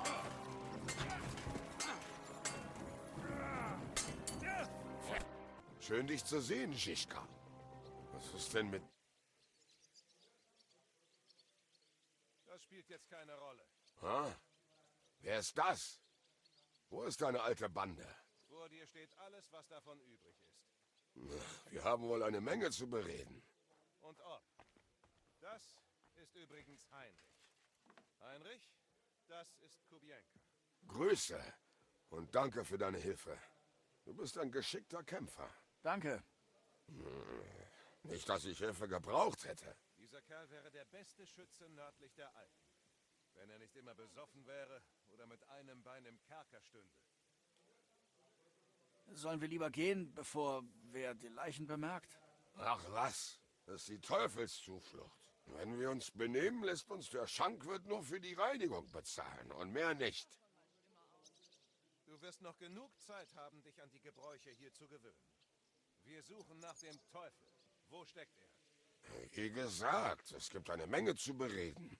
Also fangen wir lieber an. Psst, das ist der Schankwirt Leichtfuß. Männer, das geht so nicht. Ihr tötet meine Gäste und macht eine Riesensauerei. Die haben angefangen. Die haben den halben Tag lang angeschrieben. Wer soll jetzt dafür aufkommen? Durchsucht doch ihre Taschen und verkauft ihre Waffen. Das sollte reichen. Und ich glaube, dass Kubienka ihnen noch ein paar Gewinne schuldig war. Ich habe nicht betrogen. Her damit. Also gut. Womit habe ich dich verdient? Hier, bitte. Ah, du bist ein Adliger und noch dazu großzügig. Das wäre nicht nötig gewesen. Aber danke. Verbindlichsten Dank. Lass den Rest nun meine Sorge sein. Wir schleifen die Leichen raus und streuen Sand über das Blut. Niemand wird ahnen, was hier passiert ist. Zu freundlich. Aber lass uns doch bitte allein. Die vermisst doch niemand. Um die scheren sich höchstens noch die Büttel. Vielleicht springt sogar eine Belohnung dabei raus. Hast du Herrn Žižka gehört? Verzeiht, hab ich. Ich gehe ja schon. Ruft nach mir, wenn ihr noch etwas benötigt. Können wir ihm vertrauen? Ich fürchte, er wird uns bei erster Gelegenheit verpfeifen. Leichtfuß? Das glaube ich nicht. Dann würde er doch auch im Kerker landen. Solange wir ihn bezahlen, wird er uns zu Diensten sein. Wenn du das sagst. Was ist denn nun mit dem Teufel? Ich muss ihn sprechen. So leicht ist das nicht. Er sitzt gerade ein. Was? Der Teufel wurde geschnappt? Und das erwähnst du so ganz beiläufig? Wer hat ihn geschnappt? Das weiß der nicht. Irgendwelche bewaffneten Bastarde. Scheiße, Kubienka, du musst doch wissen, wer hinter euch her war und warum. Nun, wir haben einen Auftrag in Kottenberg versaut. Eigentlich ein Kinderspiel. Aber die Schweine waren in der Überzahl. Bevor wir wussten, wie uns geschieht, haben sie den Teufel umgehauen und sich auf ihn gestürzt wie die Krähen. Ula und ich wollten helfen, aber konnten es nicht. Mist! Ich bin sauer, dass wir ihn zurücklassen mussten. Aber sonst wären wir auch dran gewesen. Wie lange ist er schon eingesperrt? Ich war seitdem keinen Augenblick mehr nüchtern. Es muss eine Woche her sein. Oder einen Monat? Ja, einen Monat. Einen Monat? Und er ist noch am Leben? Das ist es ja. Der Teufel ist bekannt. Viele Leute wollen ihn tot sehen. Aber auf ihn warten weder Strick noch Axt. Sie wollen, dass sein Tod so grausam wie nur möglich wird. Der Teufel ist ein Hurensohn. Aber das hat nicht mal er verdient. Weißt du, wo sie ihn gefangen halten? Ja, die Stadtwache hat ihn geschnappt. Also sitzt er vermutlich dort im Kerker. Scheiße. Von dort können wir ihn unmöglich befreien. Meine Rede. Sonst hätten wir ihn schon längst von diesen Dreckskerlen befreien können. Da kommt nicht mal eine Maus unbemerkt rein. Das schaffen wir nicht. Was haben Sie denn bloß mit ihm vor? Auf den Teufel ist ein fettes Kopfgeld ausgesetzt. Er ist der gefürchtetste Räuberbaron in Böhmen. Dank ihm stehen in Sigismunds Lager viele Zelte leer. Darum wollen sie seinen Tod voll auskosten. Dafür schaffen sie ihn in das Lager vor der Stadt. Von wem weißt du das? Wenn dir jemand einen Wetteinsatz schuldet, verrät er dir einfach alles. Die Leute von Kuttenberg können es wohl kaum erwarten, ihn los zu sein. Diese Auslieferung wäre doch die Gelegenheit. Wir fangen sie ab und befreien den Teufel. Dort werden ein Dutzend bewaffneter Wachen sein. Wir sind zu dritt. Wenn ihr also nicht noch mehr Männer habt, dann... Ich dachte, der Teufel hätte selbst genug Männer dafür. Aber abgesehen davon ist der Plan gut. Eine weitere Chance kriegen wir nicht. Ich wollte hier eigentlich ein paar Helfer anheuern. Doch dann kam der Durst. Den Rest kennt ihr ja. Vor allem kenne ich dich. Vielleicht finden wir trotzdem noch Hilfe. Lassen wir die Groschen klimpern. Wie lautet der Plan? Wir warten. Wir legen uns am Wegesrand auf die Lauer und wenn sie kommen, greifen wir an. Warum stehen denn die Karren da? Ich dachte, wir versperren die Straße mit einem Baum oder so. Sieh mal, wen ich aufgetrieben habe. Eine Bande Krüppel. Wenn sie einen Baum fällen müssten, würden sie sich ihre eigenen Gliedmaßen abhacken. Wir haben ein Wagenrad abgenommen. So wirkt alles weniger verdächtig und die Wachen werden anhalten müssen. Scheiße, aber... Aber was? Ich würde ihn etwas weiter hinten hinstellen. Dann sehen Sie ihn erst, wenn Sie direkt davor stehen. Ah, gut mitgedacht. Und was dann? Dann stehen wir mit den Handkanonen auf und zermahlen die Bastarde zu Staub. Und zwar von oben. Was für ein Schwachsinn. Schwachsinn? Wir hätten unseren eigenen Wehrgang auf dem Karren, verstehst du? Haha. Ruhe. Wir machen's auf meine Weise. Entscheidet euch. Wer weiß, wie viel Zeit uns noch bleibt. Kubienka, du nimmst die Hälfte der Männer und gehst dort drüben hin. Der Rest geht auf die andere Seite. Wo soll ich hin? Du bleibst hier, bei mir. Und was dann? Wir warten, bis sie ankommen. Und dann?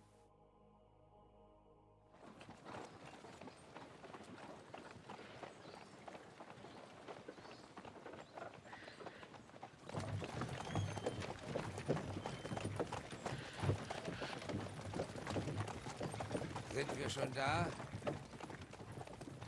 Nein, verdammt, wie oft muss ich dir das denn noch sagen? Bist du taub?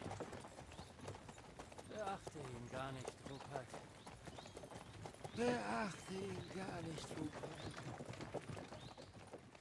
Ihr legt mich in Ketten und bringt mir nicht mal ein Fünkchen Anstand entgegen.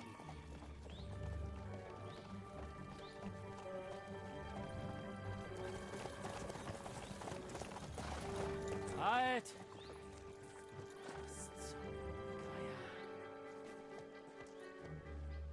Verdammt, das sind mehr als ich erwartet habe. Es gibt kein Zurück mehr. Überrumpeln wir sie einfach mit einem Schuss. Hey, ihr beide! Schafft den Karren aus dem Weg! Keine Bange, verehrter Herr! Wir arbeiten daran!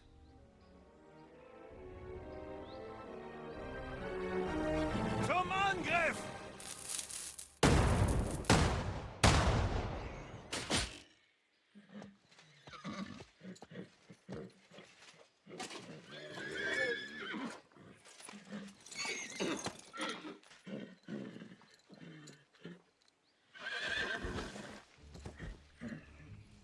wieder! So eine Scheiße! Verflucht mein Bein! Ihr Holzköpfe! Das war nur ein Warnschuss. Gebt auf! Oder wir zerfetzen hiermit eure Gedärme! Ergebt euch, dann wird auch niemand verletzt. Bis wir euch zusammen mit dem Teufel aufknüpfen. Ihr seid diejenigen, die sich ergeben sollten. Oh, ist das so? Rupert, schaff diesen Bastard zu mir.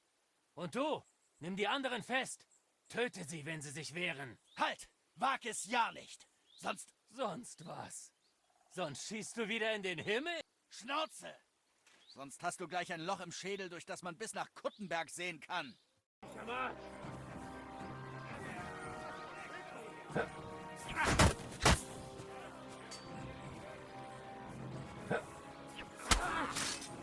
Ah, Scheiße! Was zum...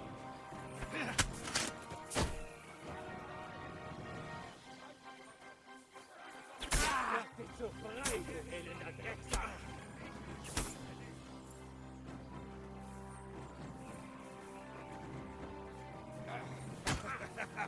Du bist wie ein Schwein, guter Schlag! Schlitz ihn auf! Weg, ja! Erwischt! Wir sollten verschwinden, meinst du nicht auch? Je schneller wir fort sind, desto besser. Willkommen zurück, Hinek. Wenn ihr nicht gewesen wärt, würden mich diese Hurensöhne in Sigismunds Lager immer noch malträtieren. Ihr habt mir den Arsch gerettet. Auch wenn ich da euretwegen jetzt ein zweites Loch habe. Autsch!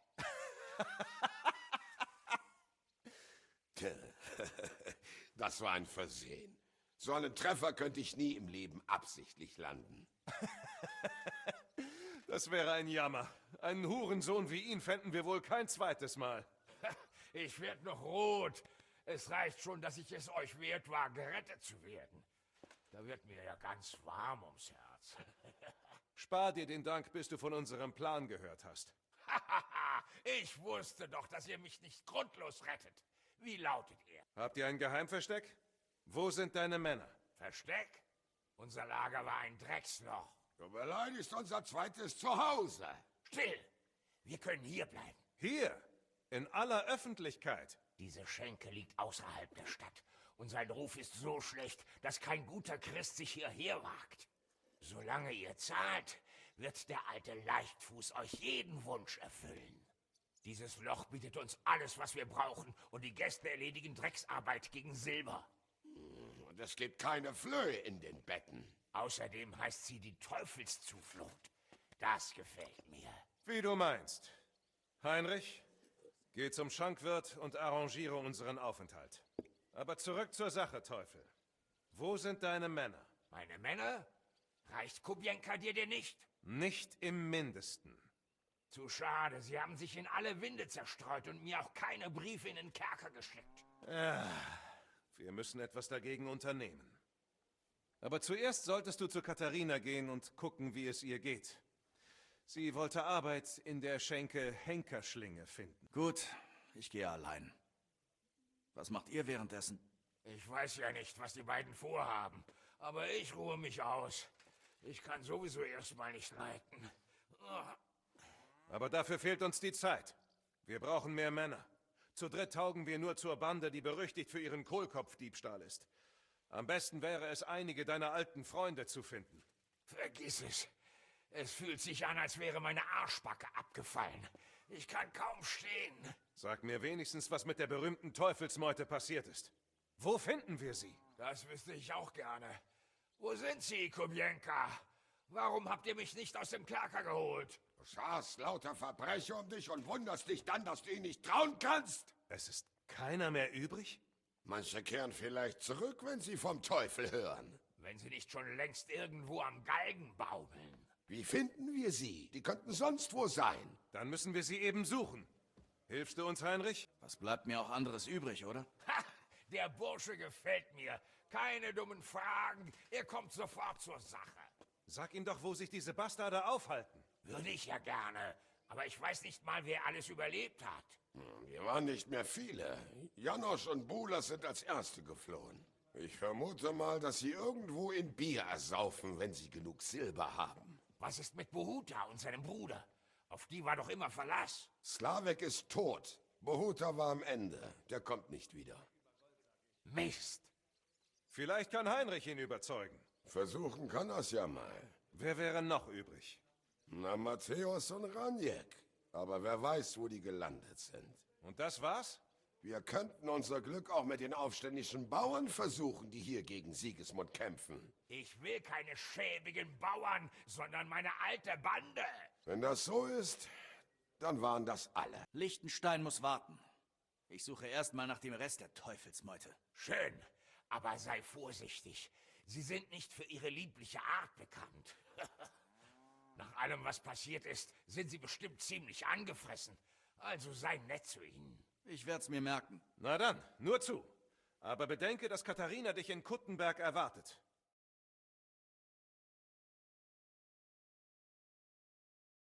To pytam się jej, czy nie chce wskoczyć na konika. Bula, verdammt nochmal! A wiesz co ona mi na to? Sie sagt, sie versteht keine einzige Wort. Hm? Haltet die Klappe! Alle beide! A co ty taki wrażliwy? Hat Heinrich dich zu spät losgeschnitten oder warst du schon immer so dumm und es ist mir nur entfallen? Ach, er ist sogar noch dümmer. Hätte er noch länger gebaumelt, würde er nur noch sabbern. Chcesz mordę? Schnauze! Verdammt nochmal! Was dir denn in den Arsch gestochen hat, Teufel? Ich wollte sagen, dass ich froh war, dass ihr wieder da seid. Aber die Freude ist verflogen. No to my się sami napijemy. Na zdrowie! Jawohl, auf uns! Ihr solltet auf Heinrich anstoßen. Ohne ihn wärt ihr beide tot. Undankbare Mistkerle! Es ist Heinrich zu verdanken, dass wir alle an diesem Tisch sitzen. Also, auf Heinrich! Auf uns alle! Hoffentlich nicht alles wird scheiße wieder. Auf uns und auf Heinrich. Er ist jetzt einer von uns. Darauf ich gerne trinke. Auf Heinrich. Za tę śliczną cycatkę z łaźni. Nur die? Es gibt doch mehr, oder? Erzähl uns davon, Heinrich. Was ist passiert? Bohuta will sich von seinen Sünden reinwaschen, damit Gott ihm wieder gnädig ist. Co za jełop. Nawet Bóg ma go w dupie. Ha! Er sich anstrengen muss. Aufstehen bevor Sonnenaufgang, beten, keine Fleisch und Biere mehr. Oder Weibers? Scheiße. Armer Bastard. Was ist mit Rest? Ranjek ist tot. Jemand rammt ihm Würfel in seine Kehle? Nicht ganz. Aber das Würfelspielen hat sich am Ende an ihm gerächt. Kurwa! Dał słowo, że tym razem na pewno wygra. Ale znamy się jak łyse konie. Miałem go lepiej pilnować. Nicht traurig sein, hä? Er will nicht Hilfe und sie auch nicht verdient. Was ist mit Rest? Ich habe Matthäus gefunden, aber er hatte keine Lust mehr auf die Meute. Er nimmt lieber alte Vetteln aus. Zdradziecki, zapluty szczur. Jeśli wejdzie mi w drogę, zatłukę go, kurwa, jak świnie! Was hat er gesagt? Bestimmt nichts Nettes. Aber er hat das Kurva vergessen. Das war's. Das sind alle. Also, dann sind nur wir? Leider ja. Nur die Besten sind übrig geblieben. Na dann auf treue Waffenbrüder. Jawohl, auf uns! Lang leben wir!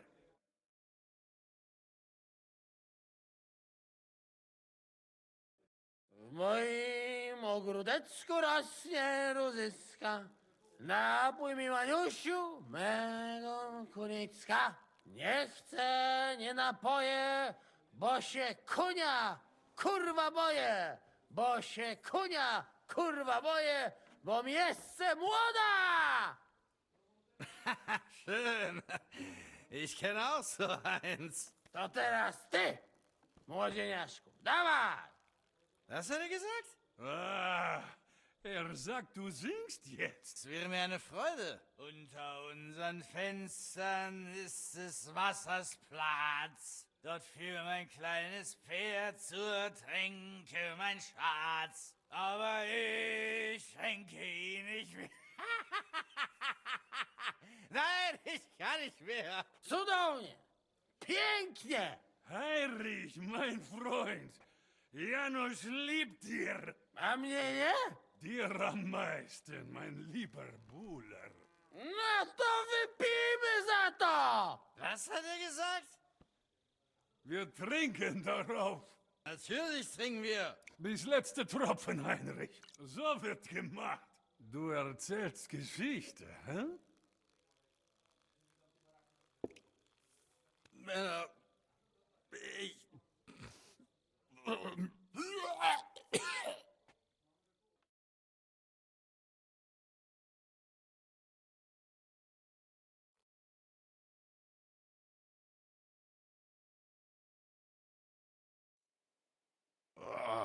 Kurva. Geht's mir beschissen. Und wie war deine Feuerprobe gestern? Ganz ehrlich, keine Ahnung. So übel war mir schon lange nicht mehr. Tja, nun, Janosch und Buhler haben dich nicht geschont. Aber für gewöhnlich trinken sie jeden nur einmal derart unter den Tisch. Trinkt ihr Jungs immer so? Fast immer. Die Morgen sind hart, aber Schnaps lindert die Sorgen. Und leert noch dazu den Magen. Jetzt müssen wir uns überlegen, wie wir Sigismund die Hölle heiß machen. Was ist meine Aufgabe? Meintest du nicht, dass du dringend diesen Lichtenstein finden musst? Ja, das muss ich noch.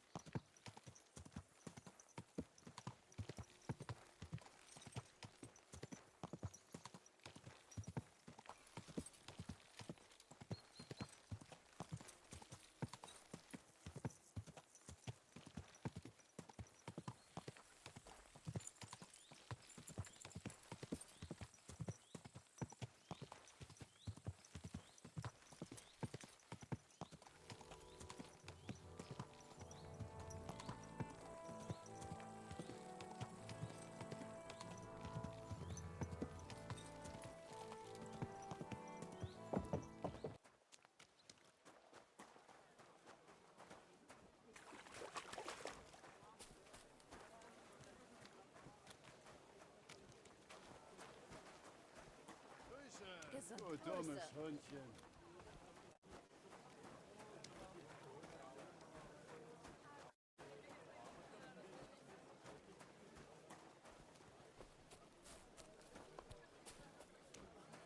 Lassen sich mal wieder Zeit.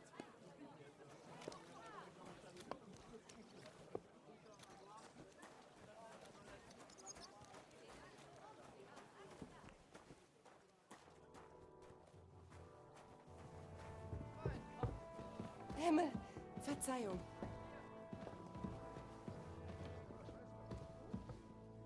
Heinrich, ich habe mich schon gefragt, wann du auftauchst. Soll ich meinen Mund öffnen und es reinregnen lassen? Grüß dich, meine Liebe. Žižka meinte, du hättest etwas über Lichtenstein herausgefunden. Wenn's nur Lichtenstein wäre.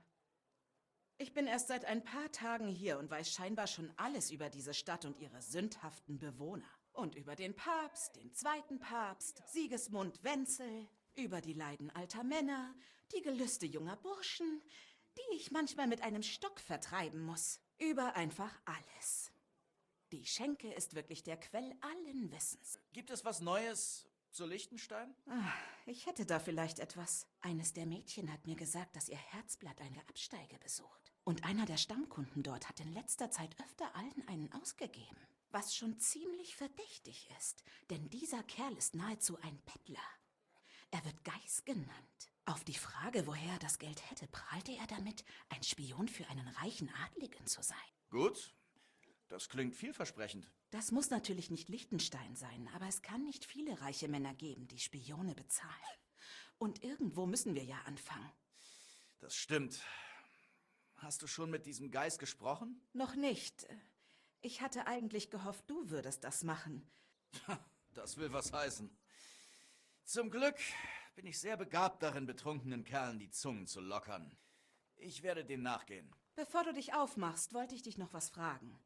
Bisher hat mir niemand verraten, warum wir überhaupt nach diesem Lichtenstein suchen. Er könnte wissen, wo Capon gefangen gehalten wird. Das wissen doch bestimmt eine Menge Leute. Aber Liechtenstein ist auf unserer Seite. Zumindest hoffen wir das. Heutzutage weiß man ja nie. Aber wer ist er? Und warum ist er in Kuttenberg? Er ist ein junger Adliger, einer von Jobs Beratern. Seine Familie hat Land in Mähren und Niederösterreich. Er ist hier, um in Jobst Auftrag den Feind zu bespitzeln. Und da es für Istvan sehr wichtig war, herauszufinden, wo er steckt, muss er ein echtes Ärgernis sein, das sie aus dem Weg räumen müssen. Wir geraten also wieder in die Machenschaften des Adels. Das bedeutet Ärger. Ich setze alles daran, dass wir nicht mit reingezogen werden. Ich weiß. Aber wir können nichts tun. Es tobt ein Krieg. Und wir müssen kämpfen. Pass auf dich auf, Heinrich. Was kann ich für dich tun, Herr? Ich suche einen Kerl namens Geiss. Kennst du ihn? Ob ich ihn kenne? Der Mistkerl treibt mich noch in den Wahnsinn. Was willst du überhaupt von so einem Narren? Ich muss was mit ihm klären. Mit meinen Fäusten. Das solltest du. Verpasst dem Mistkerl von mir auch ein paar. Weißt du, wo er sein könnte? Woher soll ich das wissen? Wenn ich es wüsste, hätte ich das Adam schon längst gesagt. Der würde den Mistkerl gleich erdrosseln. Letzte Woche hat er 3 meiner Gäste ausgeraubt. Alles Deutsche. Warum bestiehlt er die Deutschen? Ein deutscher Händler hat immer vollere Taschen als ein tschechischer. Hast du das noch nie bemerkt? Hast du jetzt gerade zufällig deutsche Gäste? Was glaubst du? Nein, weil sich das rumgesprochen hat. Außer Udo. Dem ist das wohl völlig egal. Und ist Udo jetzt gerade da? Ich glaube, der kommt erst her, wenn die anderen Gasthäuser ihn rausschmeißen. Danke. Ich gehe dann mal. Gern geschehen. Sei gegrüßt. Was? Wer bist denn du? Ich bin Heinrich. Aus Galitz. Ich bin Udo. Aus Tauberhofs. Heim. Scheiße. Aus Tauberbischofsheim. Aha. Schön dich kennenzulernen, Herr Udo. Frale. Willst du vielleicht buschen? Nee, willst du würfeln? Lass uns würfeln. Ja, sehr gut. Scheiße, das war mein letztes Geld. Naja, dann muss ich wohl nach Hause. Spiel ist Spiel. Ja, gute Nacht. Was geht hier vor sich? Er wollte mich überfallen. Das ist offensichtlich. Es ist wohl besser, du gehst jetzt, Udo. Ja, danke. Das ist ein Irrtum. Ich wollte ihn nicht überfallen. Ehrlich. Wenn ich mich nicht irre, bist du Geiss.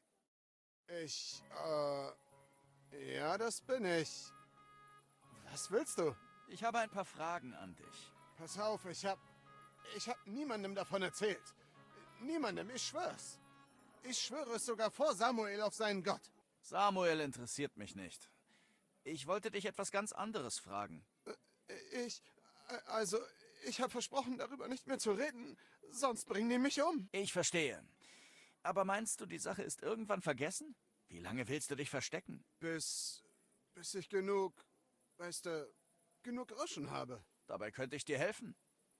Ich kenne einflussreiche Leute. Es ist kein Problem, dich aus der Stadt zu schaffen. Du hilfst mir und ich helfe dir. Das klingt vielversprechend. Aber mir fehlt das Geld. Ich kann nicht einfach aufstehen und gehen. Wie viel brauchst du, damit du untertauchen kannst? Nicht viel, nur ein paar Groschen. Aber für einen wohlhabenden Kerl ist das doch kein Problem. Hier, nimm. Aber jetzt redest du, verstanden? Ich rede für mein Leben gern, weißt du? Was willst du denn genau wissen? Ich habe gehört, du spionierst für einen Edelmann. Stimmt das? Ja, ich habe 2 Wochen lang nur, spioniert. Hat dieser Edelmann auch einen Namen? Hat er. Er ist einer von den, du weißt schon, Juden. Samuel heißt er. Er war nett, bis ich geplappert habe. Weißt du, wo ich diesen Samuel finden kann? Geh in die, du weißt schon, Synagoge. Er treibt sich da rum und die Leute, die erzählen ihm Gerüchte und Neuigkeiten, verstehst du? Und abends sitzt er im König Salomon. Eine, du weißt schon, jüdische Schenke. Aber pass auf, die haben nicht so gern Leute wie uns bei sich. Was war deine Aufgabe als Spion? Meistens habe ich nur vor diesem Palast auf der Lauer gelegen, weißt du? Wo Rothart wohnt. Ich habe beobachtet, wer rein und rausgegangen ist, weißt du? Also wer, mit wem, wo, wann und so. Und was hast du rausgefunden? Na, die Leute kamen und gingen. Ein Haufen feiner Adlige und ich habe Samuel gesagt, welche Farben sie trugen, weißt du? Das konnte ich gut. Ich kann mir sowas gut merken, verstehst du? Hast du schon mal den Namen Liechtenstein gehört? Den kenne ich nicht, aber ich habe gehört, wie Samuel seinen Leuten diesen, du du weißt schon, Juden von Liechtenstein erzählt hat. Was genau hat er gesagt? Hat er gut oder schlecht von ihm gesprochen? Weiß ich nicht. Ich erinnere mich nur an den lustigen Namen. Ich kümmere mich nicht um Sachen, die mich nichts angehen. Und du willst ein Spion sein? Vorsicht, Kumpel. Ich kann mir so einiges merken, aber nur das, wofür ich bezahlt werde. Ich werde mich doch nicht, du weißt schon, umsonst an Scheißdreck erinnern, der mich nichts angeht. Ach, Grundgütiger. Ich weiß alles Wichtige. Und jetzt hau ab. Dein Geldbeutel ist schon voll genug. Gewiss, ich gehe ja schon. Gott sei mit dir. Scholem, hast du dich verlaufen? Was hat ein Goi hier verloren? Ich habe mich nicht verlaufen. Ich suche nach Samuel. Ich muss ihn sprechen. Goim kommen nur selten mit guten Absichten hierher. Was willst du von ihm? Bist du das? Es gibt hier viele Samuels. Und ich werde dir genügen müssen, denn sonst wird hier keiner mit dir reden. Also gut. Ich suche nach Johann von Liechtenstein. Du oder dieser Samuel soll etwas über ihn wissen. Dieser Samuel weiß sicher allerhand. Aber warum sollte er es dir verraten? Also, was schlägst du vor? Einen Handel. Eine Gegenleistung. Es gibt da ein Problem, das keiner meiner Männer lösen. Wenn deine Leute das nicht schaffen, dann mach ich's. Du bist nicht besser als meine Leute. Aber leider wurden wir alle unter unserem Stern geboren. Das ist in dieser Sache ungünstig. Ich verstehe. Worum geht es denn? Du weißt ja sicher, dass mein Volk immer wieder großem Hass ausgesetzt ist. Unsere Häuser werden geplündert, Menschen geschlagen, ermordet. Zumeist beginnt es mit dem Gerücht, dass wir christliche Säuglinge fressen oder Brunnen vergiften würden. Sie finden immer einen Vorwand. Ich habe gehört, dass sich Leute, die sowas in Umlauf bringen, in einem verlassenen Haus bei der Stadtmauer im Bergbaubezirk treffen. Du musst dich unter sie mischen und herausfinden, was sie vorhaben, damit du uns vorwarnen kannst. Ich mach's. Und dann sagst du mir alles über Liechtenstein. Abgemacht. Sie treffen sich zumeist bei Tagesanbruch. Wir haben unterschiedliche Auffassungen vom Tagesanbruch. Du kennst dich wohl aus. Ich rede von meinem Tagesanbruch. Wenn die ersten 3 Sterne erscheinen. Gut, also nach Sonnenuntergang. Im Bergbaubezirk. Verlassenes Haus mit kleinem Garten. Finde heraus, was sie planen und suche mich dann wieder auf. Damit wäre dann deine Seite der Abmachung erledigt. Und dann verrätst du mir, wie ich Liechtenstein finde? Ich hab's versprochen. Und ich stehe zu meinem Wort.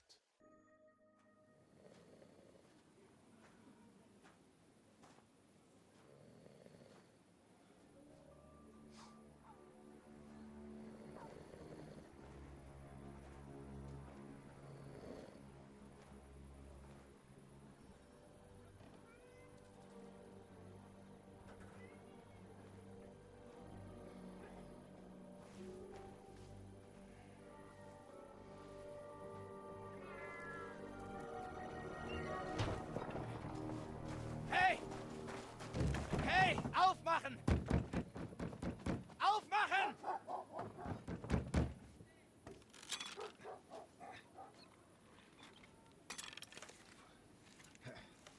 Kurva! Was ist, Moische? Fuzze Capore, so ein Mist. Ach, vergiss es. Wir machen dich fertig.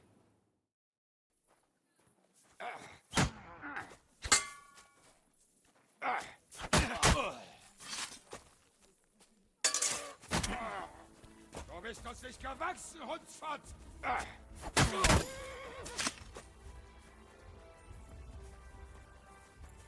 Los, komm her!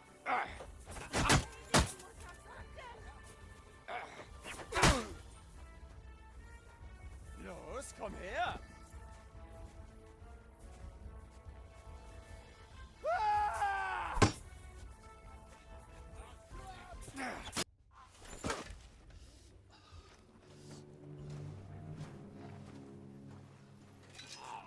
Warte, warte! Tu das nicht! Du flehst um Gnade? Nach all dem? Hier ist mein Angebot. Wir haben ein paar eurer Leute. Tauschen wir einfach. Leute von uns? Wovon zum Teufel redest du? Wir haben sie gestern erwischt. Sie wollten Liechtenstein ans Leder, genau wie du. Nein, ich muss zu Liechtenstein, weil ich ihn sprechen will. Ich bin nicht sein Feind. Wenn du weißt, wo er ist, bring mich zu ihm. Sofort! Ich habe Befehle. Niemand darf in seine Nähe kommen. Und besonders niemand, der meine 2 besten Männer besiegt. Ich bin kein Narr.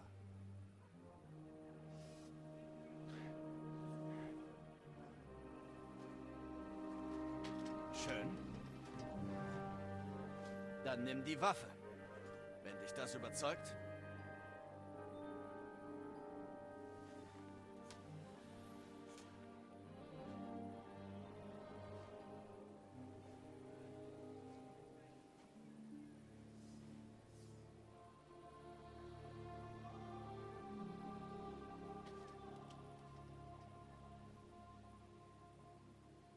Ich vertraue dir.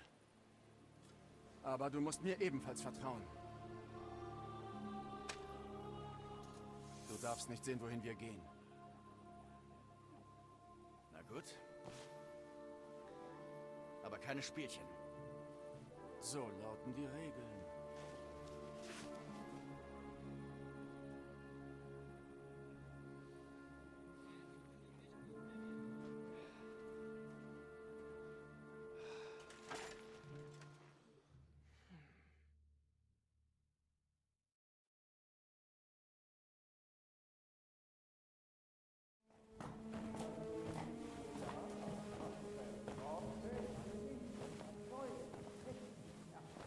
Moment.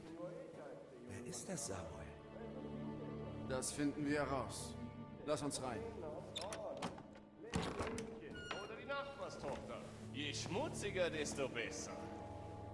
Nun geh schon.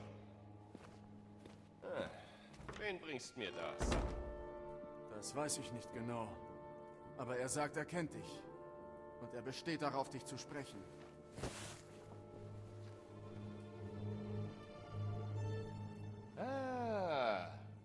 Aber sicher. Heinrich. Herrn Kappern von Pirksteinsknappe. Wir kennen uns aus Latein. Er ist in Ordnung. Herr Capons Begleiter. Leibwächter. Richtig, richtig. Aber sprich, was führt die hierher? Nun, das ist eine lange Geschichte, Herr. Ihr habt Zeit genug. Und, tja, ich genieße lange Geschichten. Weißt wieso? Weil sie nach viel Wein verlangen. Bitte, setz dich und erzähl mir alles. Wenn ich mich nicht irre, hat euch Jobs doch eine Botschaft an von Bergo überbringen lassen. Wie ist das gelaufen? Es war schrecklich. Auf dem Weg nach Troski griffen uns Banditen an. Sie haben jeden Mann getötet. Was? Wir entkamen nur um Haaresbreite. Und wir haben alles verloren. Auch die Nachricht. In unseren Lumpen sahen wir aus wie Bettler. Man ließ uns nicht in die Burg. Danach ging es nur noch darum, am Leben zu bleiben. Und gut, Dicker, ich brauch was zu trinken.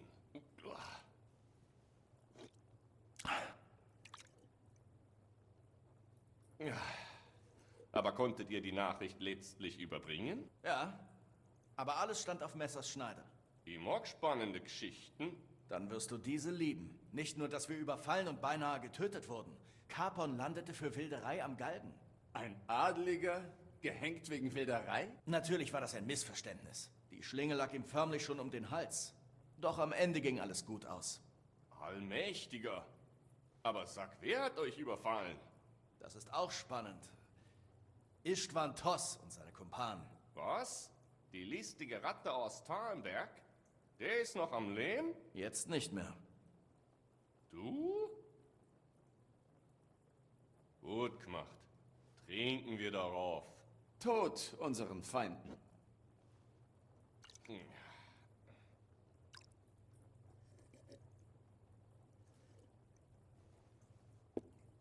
Was geschah denn? Von Bergo wurde zur selben Zeit von derselben Truppe angegriffen. Wir dachten, wir stünden auf einer Seite. Also wollten wir diese Banditen fangen als Zeichen des guten Willens. Warum hat er sie nicht selbst gejagt? Wollte er ja. Wir haben ihm verraten, dass die Banditen sich in Neberkov versteckt hielten. Dann schickte er seine Soldaten dorthin und wir folgten ihnen. Wir wollten dabei sein und Istvan schnappen. Und dort hast ihn getötet? Nein, aber wir mussten fast dran glauben. Erneut. Wegen Istvan? Nein, er war nicht dort. Die Banditen hatten einen Anführer, der uns und von Bergos Streitmacht die Hölle heiß gemacht hat. Er lockte uns in eine Falle und schlachtete uns ab. Nur ich und Capon haben überlebt. Dein Schutzengel scheint ja wirklich keinen Moment der Ruhe zu haben. Aber wir hatten auch Glück. Žižka wusste, dass er ein hübsches Lösegeld für Capon bekäme. Warte, Žižka? Er hat euch fast das Leben gekostet? Du kennst ihn? Aber natürlich. Žižka steht im Dienst von Prokop von Luxemburg, dem Vetter von König Wenzel. Ja, das haben wir auch herausgefunden. Und was zur Hölle hat Istvan Toss mit ihm zu schaffen? Er war ein Spion für von Bergo. Aber er hat sich ziemlich dumm angestellt. Andernfalls wäre ich heute nicht hier. Ich komme langsam nicht mehr mit. Das haben wir schon zwei. Vielleicht verstehen wir es ja besoffen besser. Du hältst dich wohl nicht zurück. Auf dein Wohl.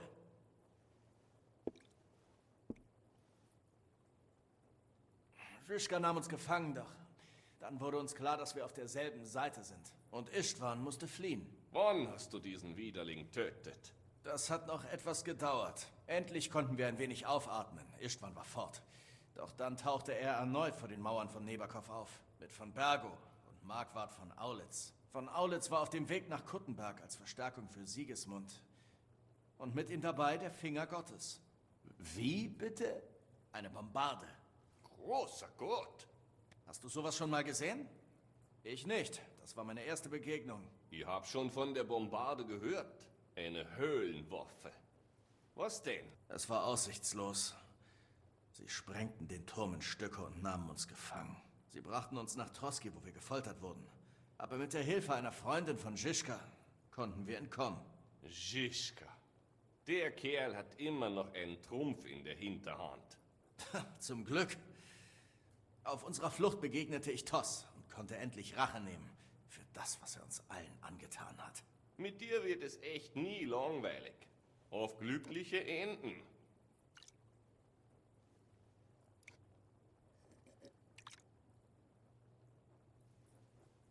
Und wo steckt Herr Capon? Oder sollte ihn lieber den Wilderer-Prinzen nennen? Eher Geisel, das wäre wohl der passendere Ausdruck. Denn genau das ist er in diesem Moment. Eine Geisel? Genau. Von Bergo nahm ihn mit. Und aus diesem Grund bin ich hier. Euer ursprünglicher Plan ging ja gehörig schief. Das kannst du laut sagen. Ich für meinen Teil musste untertauchen, wie dir ja sicherlich nicht entgangen ist. Die haben mich gejagt, als hätte ich Steuern unterschlagen. Was Jobst jetzt wohl sagen wird. Tatsächlich weiß ich genau, was er sagen würde. Ach ja? Ich habe kurz nach unserer Ankunft in Sugdol mit ihm gesprochen. Er hat mir ausdrücklich verboten, nach dir zu suchen und mir auch den Versuch, Capon zu retten, untersagt. Dieser verdammte... Hat er erklärt, warum? Er meinte, dass du schon auf dich aufpassen könntest und dass Capon als Adliger nichts zu befürchten habe. Jobst. Wenn wir Ärger mit Sigismund hätten, würde das wohl seine Pläne gefährden. Das ist feige, wenn du mich fragst. Es stimmt schon, dass ich selbst auf mir aufpassen kann. Aber der alte Ränkeschmied hätte mich zumindest vorwarnen können. Egal, was er vorhat. Für Žižka ist Jobst auch eine Belastung. Ich meine, er schätzt ihn nicht gerade. Und seine Pläne noch weniger. Dann werde ich mich prächtig mit ihm verstehen. Auch wenn ich nicht besonders viel davon halte, jeden mit dem Streitkolben den Schädel zu zertrümmern. Aber dennoch, was genau führt die zu mir? Du bringst sie doch bestimmt nicht in solche Gefahr, um mir zu erzählen, was du von Jobst oder von meiner Arbeit hörst. Nein. Mein Hauptanliegen ist die Befreiung von Herrn Capon. Ganz gleich, was Jobst plant. Und dann? Und, es geht auch um deine Sicherheit. Meine Sicherheit?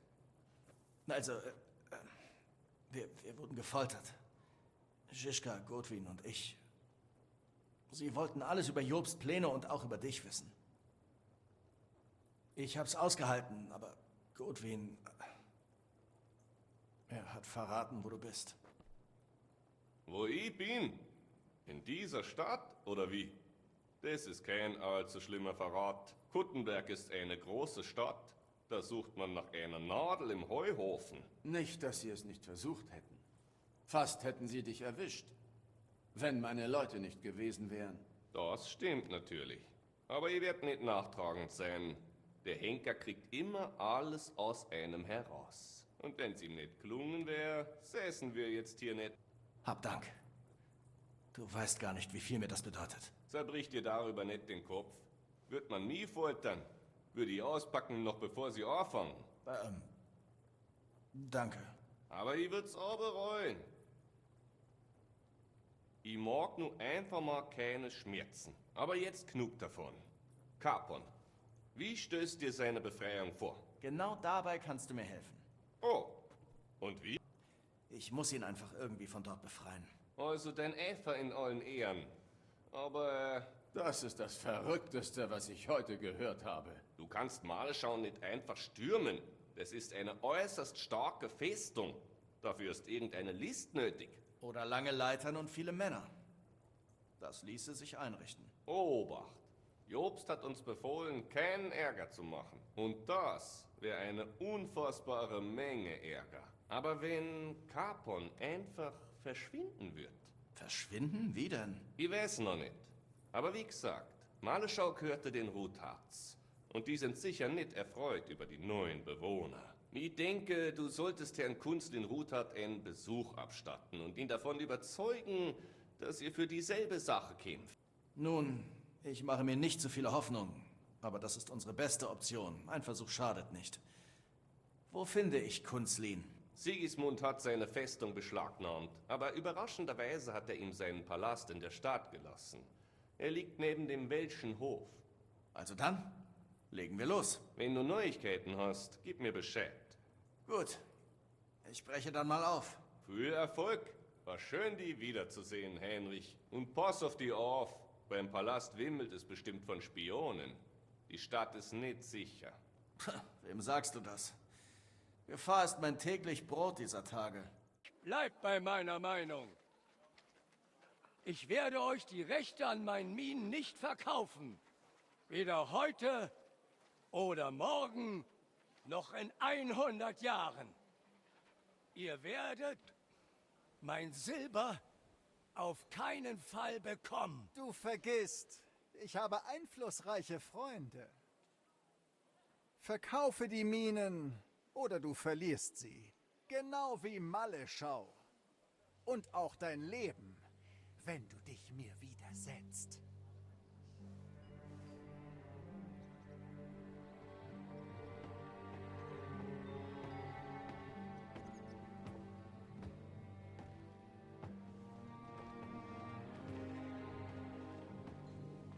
Sieh dich ja vor. Das Spiel kann ich auch spielen.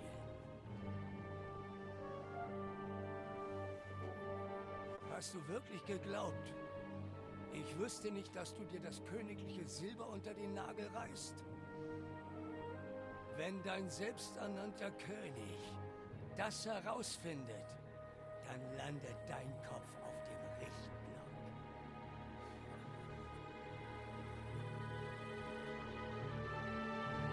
Ergreift den Verräter!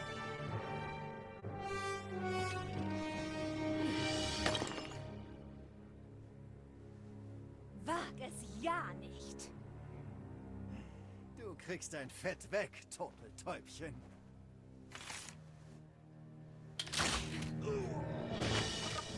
Worauf wartet ihr? Seht ihr nicht? Dem königlichen Münzmeister wird gedroht.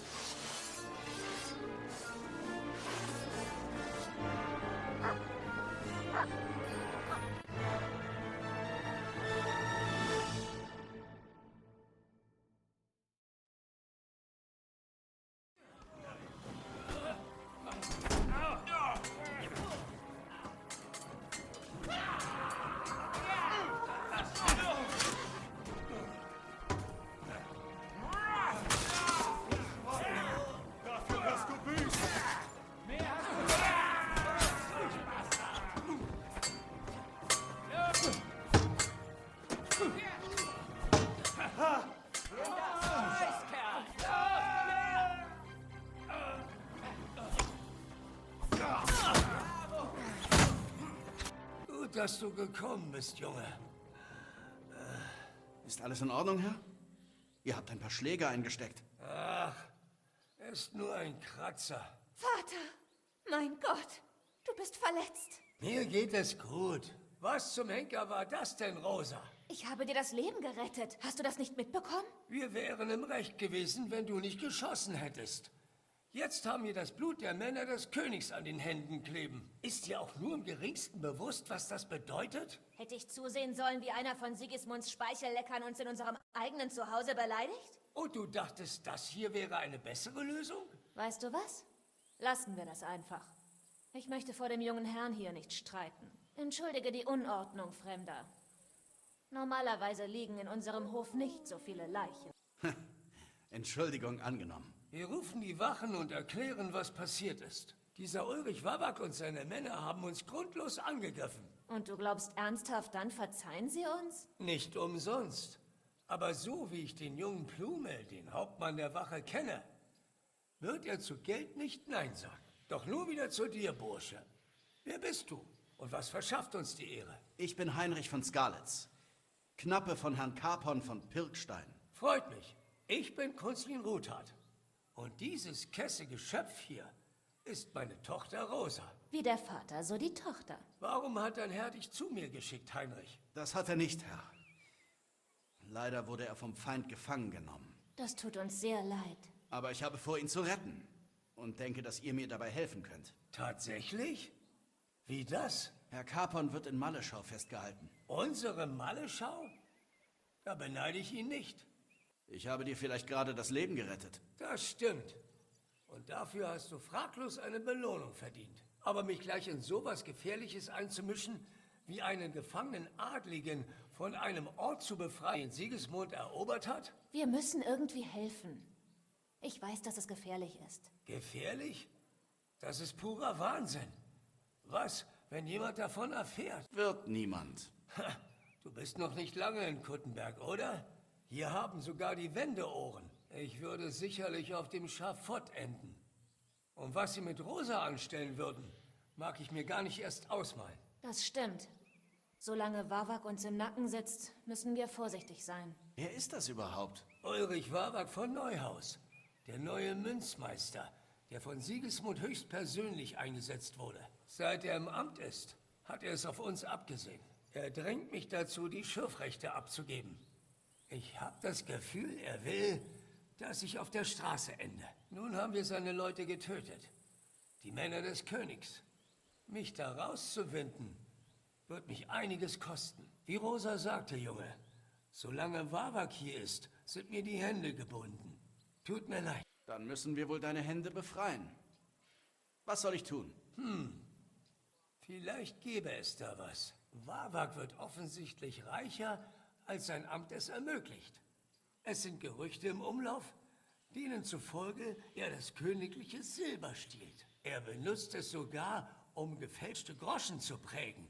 Mit einer Falschgeldpresse. Wenn Sigismund davon Wind bekommen sollte, würde er ihn trotz seines adligen Blutes auf der Stelle hinrichten lassen. Ich helfe dir, Herrn Capon zu befreien, wenn du Beweise für Wawaks Betrug findest. Ist doch gerecht, hm? In Ordnung. Du findest Christian in Horschan, beim Anwesen nahe der Mine. Nenn ihm das Passwort Via Argentum, der Pfad des Silbers. Dann weiß er, mit wem er es zu tun hat. Aber seid vorsichtig, ihr beiden. Das ist unsere letzte Chance, Wawak aufzuhalten. Wir werden für euch beten.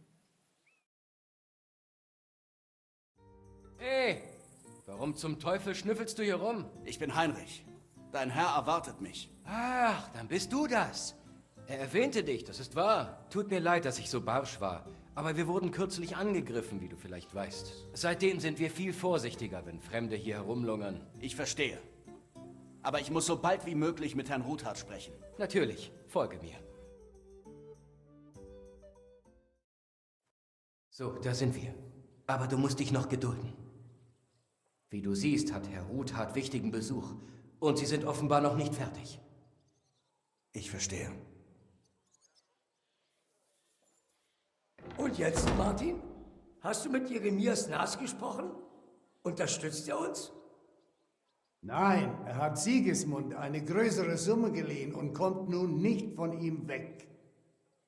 Sakra! Er hat Angst. Sobald er Sigismund irgendwie verärgert, wird ihn dieser als Rebell bezeichnen und die Schulden für nichtig erklären. Verdammt! Hat er über die ganzen Groschen sein letztes bisschen Verstand eingebüßt? Jeremias ist eitel. Es muss ihm gefallen, wenn ihm der ungarische König höchstpersönlich Gehör schenkt. Er hat damit angegeben, mit irgendwelchen kirchlichen Reden am italienischen Hof betraut zu werden. Den kriegen wir nicht umgestimmt. Aber du hast auch noch mit den anderen Ratsherren gesprochen, oder? Gibt es denn keine guten Neuigkeiten? Leider nicht. Einige von ihnen sind Sigismund ihres Amtes wegen verpflichtet und andere fürchten sich davor. So zu enden wie, tut mir leid, Freunde, wie ihr und Peter von Piesek. Himmel! Genau das will Sigismund doch. Einen Keil zwischen uns treiben, damit wir starr vor Angst sind. Divide et impera. Jeder weiß, dass dieser rothaarige Teufel hervorragend teilen und herrschen kann. Ihr habt völlig recht, Herrin. Insbesondere jetzt, da jeder weiß, dass ihr in Schwierigkeiten steckt. Ich hörte, dass euch dieser Münzmeister Wawak noch unter Druck setzt. Soll er in der Hölle schmoren? Er hat es gewagt, mich in meinem eigenen Haus zu erpressen. Meine Herren und die Herrin, verzeiht die Störung. Aber ich habe Neuigkeiten über unseren Münzmeister. Ich hörte von seinem Verbrechen gegen die Krone. Das ist schwerer Diebstahl. Sicher, dass die Anschuldigungen stimmen? Ich kann alles beweisen. Ha! Gott segne dich, Heinrich. Endlich gute Nachrichten. Mir scheint, als bringe dieser junge Mann Licht in meine dunkelste Stunde. Mit wem habe ich die Ehre? Martin, das ist Heinrich, unser Verbündeter von Liechtenstein. Heinrich, das ist Herr Martin Oderin, der Herr von Raborsch. Ein treuer Gefolgsmann von König Wenzel, wie du sicher bemerkt hast. Herr, mein Freund Godwin gab mir diesen Ring für euch. Er sagt, ihr würdet mir helfen. Godwin? Tatsächlich? Nun ja, du hast eigenartige Freunde. Ich verstehe nicht ganz, Herr. Godwin sollte nichts weggeben, das nicht sein eigen ist. Ich werde dir helfen, allerdings nicht wegen des Rings. Herr Kunzling! Schimek? Was ist hier los? Der Münzmeister Wawak ist mit einer bewaffneten Eskorte auf dem Weg hierher. In diesem Moment? Schimek, positioniere ein Kanonier im oberen Stockwerk und einen Armbrustschützen auf der Treppe. Versammle dann alle, die du finden kannst, und komm zu uns in den Hof. Gewiss doch, sofort, Herr. Heinrich, wir zählen vor allem auf dich. Ich hoffe, deine Erkenntnisse sind ein Dutzend bewaffnete Männer wert. Aber mindestens, Herr. Du wirst schon sehen. Ich helfe dir in deine Rüstung, Vater. Aber schnell, und dann geh hoch in deine Gemächer und schließ dich ein. Was? Ich begleite dich. Nein. Also geh in dein Zimmer, nimm deine geschätzte Armbrust und wenn es zum Schlimmsten kommt, schieß auf jeden von Wawaks Hurensöhnen, die ihre Nase zur Tür reinstecken. Wenn mir etwas zustoßen würde, wärst du das nächste Oberhaupt unserer Familie. Vergiss das nicht. Ich liebe dich, Vater. Allmächtiger Gott, halte deine schützende Hand über uns. Sei gegrüßt, Herr Ruthard. Dein Tor war offen, da nutzte ich die Gelegenheit für einen kurzen Besuch. Für dich ist kein Tor verschlossen, oder? Vor allem das Tor zur Hölle erwartet bereits deinen Besuch. Aber das weißt du nur zu gut, hm? Schließlich wagst du dich nur mit einem Haufen bewaffneter Männer aus dem Haus. Meine Männer sind nicht hier, um mich zu beschützen, sondern damit ich Ordnung wahren kann, wenn nötig. Und heute habe ich das Gefühl, dass Ordnung gebraucht wird. Oder bist du anderer Meinung, Herr? Wähle deine Worte mit Bedacht, Herr. Sonst könnte man sie als Drohung auffassen. Und ich versichere dir, dass wir heute gut auf jeden vorbereitet sind, der uns drohen will. Drohungen? Eher eine Warnung, eine freundschaftliche Warnung vom königlichen Münzmeister. Herr Ruthard, ich biete dir eine letzte Gelegenheit, mir die Schürfrechte zu überlassen. Wenn wir uns einig werden, haben du und deine Familie nichts mehr zu befürchten. Sonst wird der König von deinem schändlichen Verrat erfahren. Dann wirst du sowohl deine Ehre als auch deinen Besitz verlieren und in Schande aus der Stadt verbannt werden. Das reicht.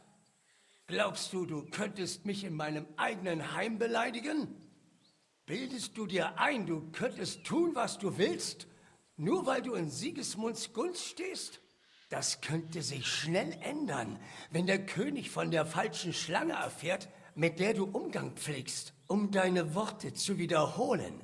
Herr, wenn ich nur an das denke, was ich weiß, könntest du mehr verlieren als deine Ehre. Etwa deinen Kopf?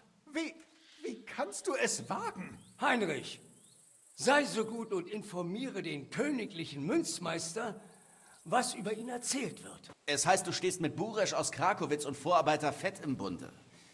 Gemeinsam habt ihr unzählige Aufzeichnungen über den Bergbau gefälscht. 1/10 der Silberbarren taucht in den Aufzeichnungen nicht auf, sondern wandert in deine Tasche. Darauf steht die Todesstrafe. Der König lässt dir das nicht durchgehen. Egal ob Sigismund oder Wenzel. Ich würde sagen, das ändert die Perspektive ein wenig. Herr, von nun an solltest du mich und meine Familie in Frieden lassen. Sonst erfährt der König von deinen Machenschaften. Ganz genau. Dafür sorgen wir. Glaube es mir. Versuchst du etwa wieder dem königlichen Münzmeister zu drohen? Und diesmal mit nichts als Lügen und Verleumdungen? Du hast seit dem letzten Mal nicht viel dazugelernt. Nun, dafür hatten wir wenig Zeit. Wir waren mit dem Sammeln von Beweisen beschäftigt. Nicht wahr, Heinrich? Ich weiß von deinen und von Bureschs Büchern. Die Originalen. Die beweisen, dass du hinter diesem Betrug steckst. Das kann ja jeder behaupten. Oder hast du diese angeblichen Bücher bei dir? Natürlich nicht. Hältst du uns wirklich für so dumm? Wir haben hier Abschriften. Die richtigen Bücher sind so versteckt, dass du sie nicht finden wirst. Ganz genau. Und wenn uns irgendwas zustößt, werden sie dafür sorgen, dass König Sigismund und der Stadtrat alles über Hermes Trismegistos und seinen Silberbetrug erfahren. Also, lässt du es darauf ankommen? Oder können wir uns vernünftig einigen? Wachen! Herr! Diese Sache ist eine private Angelegenheit zwischen der Krone und meinem Amt. Ich werde sie hier persönlich mit diesen Herren klären. Bist du sicher, Herr? Ja, verdammt! Tut, was ich sage! Wartet am Tor auf mich! Gehen wir hinein. Geben wir dem Münzmeister die Privatsphäre, die er verlangt. Der Henker ist weit weg von hier. Also übernehme ich das heute. Gott weiß, was für ein Mann du bist. Möge Gott meiner Seele gnädig sein. Was? Ihr könnt doch nicht den königlichen Münzmeister töten.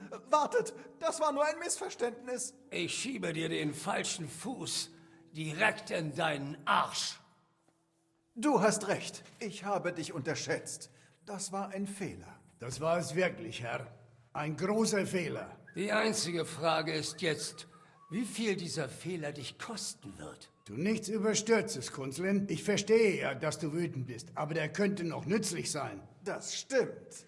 Kluge Menschen können sich immer so einigen, dass alle davon profitieren. Du hast recht. Ich bin mehr als bloß wütend. Schwöre, dass du mich und meine Familie in Ruhe lässt und die Schürfrechte bei mir verbleiben. Ich gebe dir mein Wort. Bei der heiligen Mutter. Gut. Du weißt, was dich sonst erwarten würde.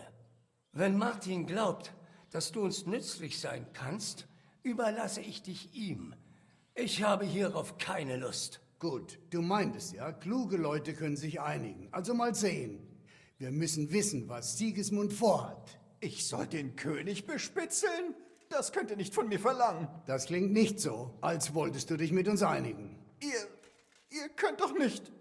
Wir können und wir werden. Das ist kein Vergleich zu der Bestrafung, die dich für deine Taten erwartet. Entweder machst du mit, oder Sigismund erfährt, was passiert ist. Dann müsstest du sehr weit weglaufen, um dem Henkersbeil zu entkommen. Heinrich hat recht. Also versuch gar nicht erst, ein doppeltes Spiel zu spielen. Du hast deutlich mehr zu verlieren als wir. Und vergiss auch deinen Eid nicht. Verstehe. Schon gut. Ich tue, was ihr wollt. Hervorragend. Und jetzt runter von meinem Anwesen. Zu Befehl. Ich werde ebenfalls gehen, Kunzlin. Ich muss mich heute noch um etwas kümmern. Immerhin kann ich unseren Münzmeister so hinaus begleiten. Er hat mir sicher einige spannende Dinge zu erzählen. Gott schütze dich, Martin. Hoffentlich sehen wir uns bald unter angenehmeren Umständen wieder. Haha, das war sehenswert. Der mächtige Münzmeister stolziert hier rein wie ein Löwe und verschwindet wie ein Hund mit eingezogenem Schwanz. Jetzt, wo wir den Mistkerl los sind, kann ich wieder durchatmen. Um sicher zu gehen, Heinrich, werde ich diese belastenden Bücher an mich nehmen. Ich werde sie gut verstecken, für den Fall, dass der Kerl auf dumme Gedanken kommt. Gute Idee, Herr. Hier sind sie. Halte dein Versprechen und bring mich nach Malleschau. Natürlich. Das Versprechen werde ich erfüllen. Von Malleschau führt ein Geheimgang hierher. Du kannst ihn dir in umgekehrter Richtung zunutze machen. Ein Geheimgang? Den schickt der Himmel. Von Bergo wird nichts mitbekommen. Wird er nicht. Er ist gut versteckt. Wir wussten selbst lange nichts von seiner Existenz, bis Rosa ihn eines Tages in der Burg entdeckte. Niemand wird mich kommen sehen. Der Geheimgang wird mir einen Vorteil verschaffen. Außerdem habe ich meinen Spitzelmantel an, mit dem ich nur schwer zu sehen bin. Ich kann jedes Schloss öffnen. Und wenn mir jemand in die Quere kommt, erledige ich ihn laut und spurlos. Tja, du weißt wohl, was du da tust und hast so etwas schon öfter gemacht. Ich bete, dass du es schaffst. Das würde uns in vielerlei Hinsicht helfen, auch wenn dir das nicht klar ist. In vielerlei Hinsicht? Was meinst du? Ist das nicht offensichtlich? Bis jetzt haben wir die Hände in den Schoß gelegt. Und was hat uns das gebracht? Wir erscheinen hilflos und kaum einer will sich mit uns verbünden. Aber wenn du Herrn Capon direkt vor von Bergos Augen befreist, so eine Nachricht verbreitet sich schnell und lässt von Bergo wie einen Narren dastehen. Und er verliert bei Verhandlungen einen großen Vorteil. Das würde einige bestimmt endlich überzeugen, sich unserer Seite im Kampf gegen Sigismund und die Prager anzuschließen. Du hast recht. Ich habe gar nicht an die anderen Folgen gedacht. Ich werde Herrn Capon aus Malleschau befreien, und wenn es mich das Leben kostet. Dir fehlt es wahrlich nicht an Mut, Junge. Aber verlass dich nicht zu sehr auf ihn. Sei vorsichtig und viel Glück. Ich werfe einen Blick in die Bücher, die du gebracht hast. Ich bin neugierig, was ich darin gegen Wawak finde und wie er das angestellt hat. Ich wünsche dir viel Vergnügen bei der Lektüre. Du findest mehr als genug gegen ihn.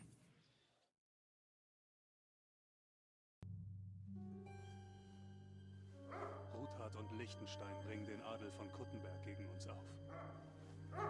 Wawak kümmert sich um Ruthard. Doch Liechtenstein ist dein Problem. Warum ist er noch auf freiem Fuß? Der Mann macht sich rar. Er versteckt sich im jüdischen Viertel. Ich habe Leute auf ihn angesetzt, aber die kamen nie zurück. Dann wirst du ihn eben aus seinem Versteck locken müssen. Verdammt noch eins! Warum so besorgt, Otto? Kuttenberg gehört uns. Ne? Sigismund hält das Zepter fest in Händen.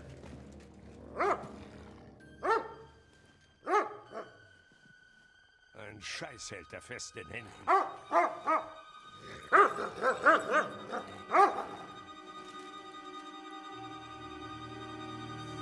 Er dachte offensichtlich, er könne sich mit seinem Bruder Wenzel versöhnen und ebnet für ihn den Weg auf den kaiserlichen Thron und beansprucht den böhmischen Thron für sich. Aber Wenzel brachte es nicht mal fertig, seinen trunksüchtigen Arsch für die Krönung nach Rom zu schaffen.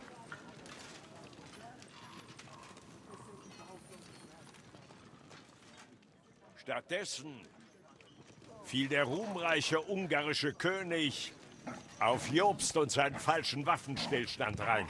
Dieser verräterische Wendehals hat ihn reingelegt. Jobst verriet erst König Wenzel, dann Sigismund und nun uns. Er hat uns alle getäuscht. Doch was kann er gegen uns schon anrichten?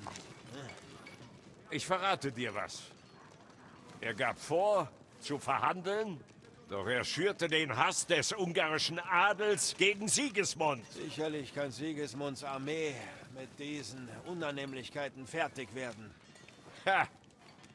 Er bezahlte seine Kumanen, indem er sie einfach Böhmen plündern ließ. Er hat die halbe Bevölkerung in einem Land aufgehetzt, das er regieren will. Und nun ist nichts davon geblieben. Während wir hier warten und Däumchen drehen, wird Jobst sicherlich bereits eine Armee zusammenstellen. Was sollen wir tun? Wir haben Kapon. Also werden Hanusch und seine Männer die Füße stillhäuten, wenn sie ihre Erben je lebend wiedersehen wollen. Liechtenstein trommelt für Jobst weitere Mitstreiter zusammen. Sollten wir ihn in unserer Gewalt haben, sitzt Jobst auf dem Trockenen in seinem kleinen Böhmen. Ich ziehe ihn höchstpersönlich aus seinem Versteck im jüdischen Viertel. Verlass dich auf mich.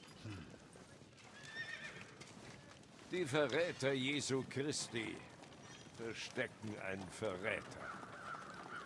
Sie sind reich. Alles, was fehlt, ist ein guter Vorwand. Die Kuttenberger sind sicher erfreut, wenn sich ihre Schulden bei ihnen einfach in Rauch auflösen. Ja. Du lernst schnell, junger Mann. Das Tor offen! Herr, ein Reiter!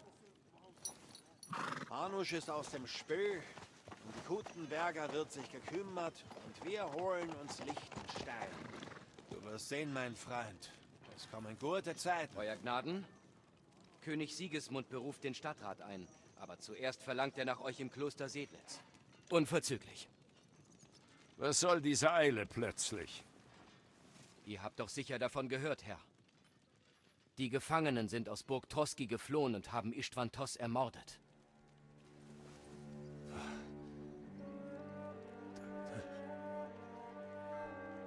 Das ist unmöglich. Du lügst. Es stimmt, Herr. Herr Tos ist tot.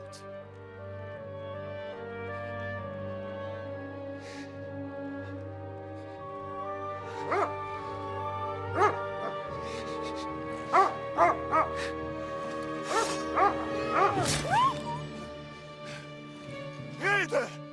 Wer war es? Der Bote sagte etwas von Kobillas Bastard und ein paar Gesetzlosen. Ich schwöre, bei allem, was mir heilig ist, ich finde diesen Hurensohn und ich reiß ihm das Herz raus!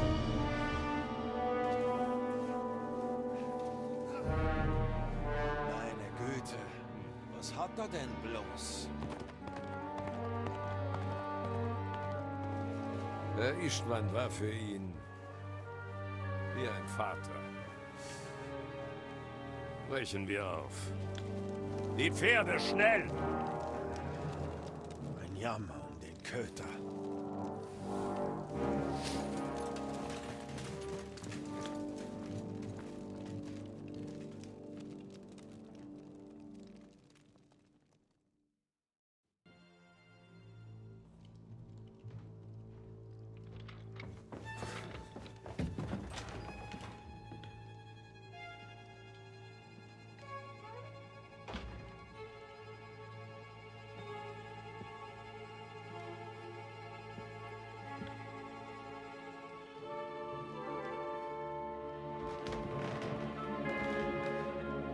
Was geht hier vor?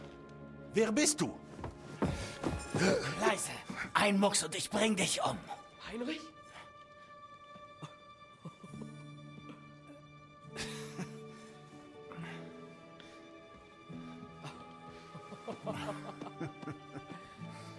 Gütiger Gott, Heinrich.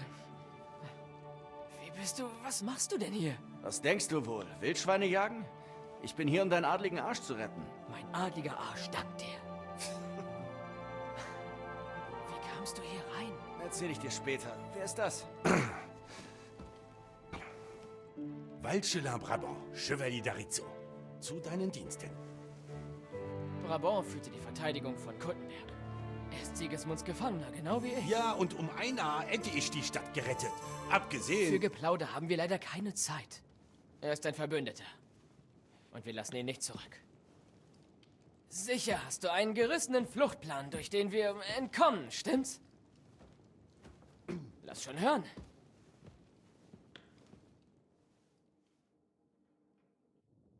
Natürlich habe ich einen Plan. Hör zu. In die Festung gelangte ich durch einen Geheimgang, von dem mir der alte Herr Ruthard erzählte. Von Bergo weiß nicht, dass er existiert. Oh, c'est magnifique. Äußerst gewieft. Und bisher weiß die Garnison nicht, dass ich hier bin. So ein Glück, dass von Bergo die Festung mit von Aulitz und einem Teil der Garnison verlassen hat. Wir gehen also zu dem Geheimgang und dann hauen wir hier ab. Wir erreichen den Wald ganz in der Nähe. Dort stehen Pferde bereit. Wir sind hier weg, bevor du das Vaterunser aufsagen kannst. Formidable, welch eleganter Plan. Ich selbst musste während der Belagerung von Ariso einmal eine solche Licht anwenden. Also dann, worauf warten wir noch? On y va. Warte. Ein Geheimgang, sagst du? Ein dunkler, enger Geheimgang? Naja, so sind Geheimgänge. Man muss ein bisschen durch Wasser warten, aber nichts, womit wir nicht zurechtkämen. Das kannst du vergessen. Ich gehe durch keinen Geheimgang. Was? Ich sage es noch einmal. Kein Geheimgang für mich. Das ist einfach nicht ritterlich. Es ist nicht ritterlich, c'est vrai. Aber in unserer Situation ist dieser Gang ein Glücksfall. Sei unbesorgt. Auf mich ist Verlass. Weißt du noch, was ich in Trotzki gesagt habe? Ich lasse nicht zu, dass dir irgendetwas zustößt. Ich erinnere mich. Aber wenn ich in diesem Geheimgang ohnmächtig oder wahnsinnig werde, gerätst du auch in Gefahr. Das werde ich nicht zulassen. Ganz ruhig. Wir schaffen das gemeinsam. Heinrich, ich mein's ernst. Du musst mir dabei einfach vertrauen. Na gut. Ich vertraue dir. Un Moment. Henri, du hast doch gesagt, dass von Bergo weg ist. Oder etwa nicht? Ja? Wie sieht es mit Pferden aus? Hat er vielleicht Pferde hier zurückgelassen? Ein paar, denke ich, ja. Im unteren Hof. Très bien. Das genügt. Wir müssen nur noch dorthin kommen. Aber ich denke, wir können uns bestimmt dorthin schleichen. Vom Turm zu den Ställen ist es nicht weit. Dann öffnest du einfach das Tor, et voilà, weg sind wir. Genau wie ich, als mich dieser englische Hund John Hawkwood umzingelt hatte. Vielleicht ist es nicht der beste Plan. Das war es damals auch nicht. Aber wir haben keine Wahl. Ein wunderbarer Plan. Ganz ohne Gänge. Aber wir brauchen Waffen. Exactement. Ach, wieder anständigen Stahl in der Hand spüren. Am liebsten Mailänder, aber ich wäre auch mit etwas Regionalem zufrieden. Wir haben keine Zeit für Versteckspiele.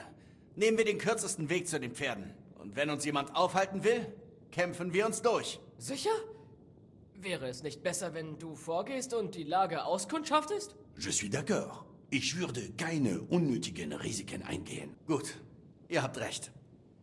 Ich gehe voraus und gebe euch ein Signal, wenn die Luft rein ist. Und wie gibst du uns Bescheid? Man kann die Stallungen von der Eingangshalle aus sehen. Gib uns ein Zeichen mit einer Fackel und wir machen uns auf den Weg. Einverstanden. Gute Idee. Wartet auf mein Zeichen. Aber du musst ganz sicher sein, dass die Luft rein ist. Setz nicht unser Leben aufs Spiel, selbst beim kleinsten Zweifel. Komm lieber zu uns zurück und wir gehen zusammen. Das stimmt.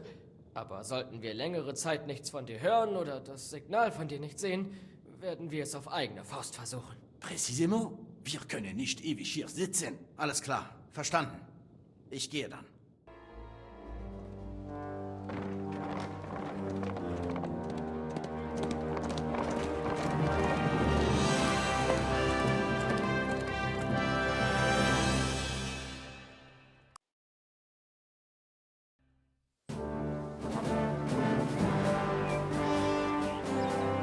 Ich muss zugeben, mes amis, das letzte Mal, dass meine Lage so eikel war damals während der Rettung des Königs von Frankreich.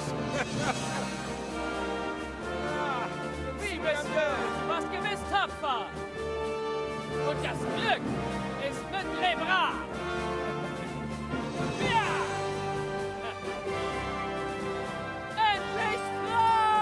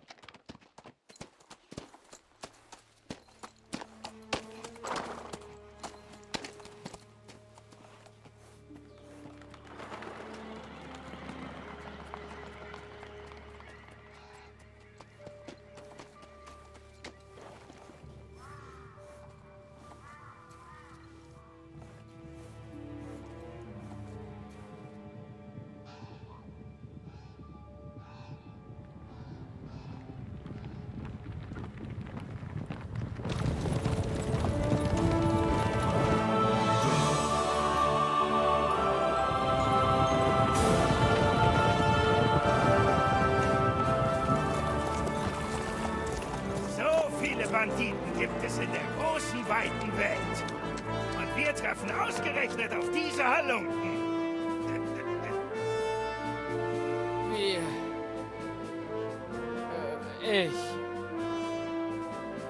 Ich habe alles vermasselt. Ach, vergessen wir das, Junge. Jeder von uns macht doch mal Fehler. Aber nur gute Männer stehen dazu. Nun wissen wir immerhin, mit was für Abschaum wir es zu tun haben. Was führt euch her? Wir sind gerade Malleschau entkommen und sind auch... Kein Grund zur Eile. Eins nach dem anderen.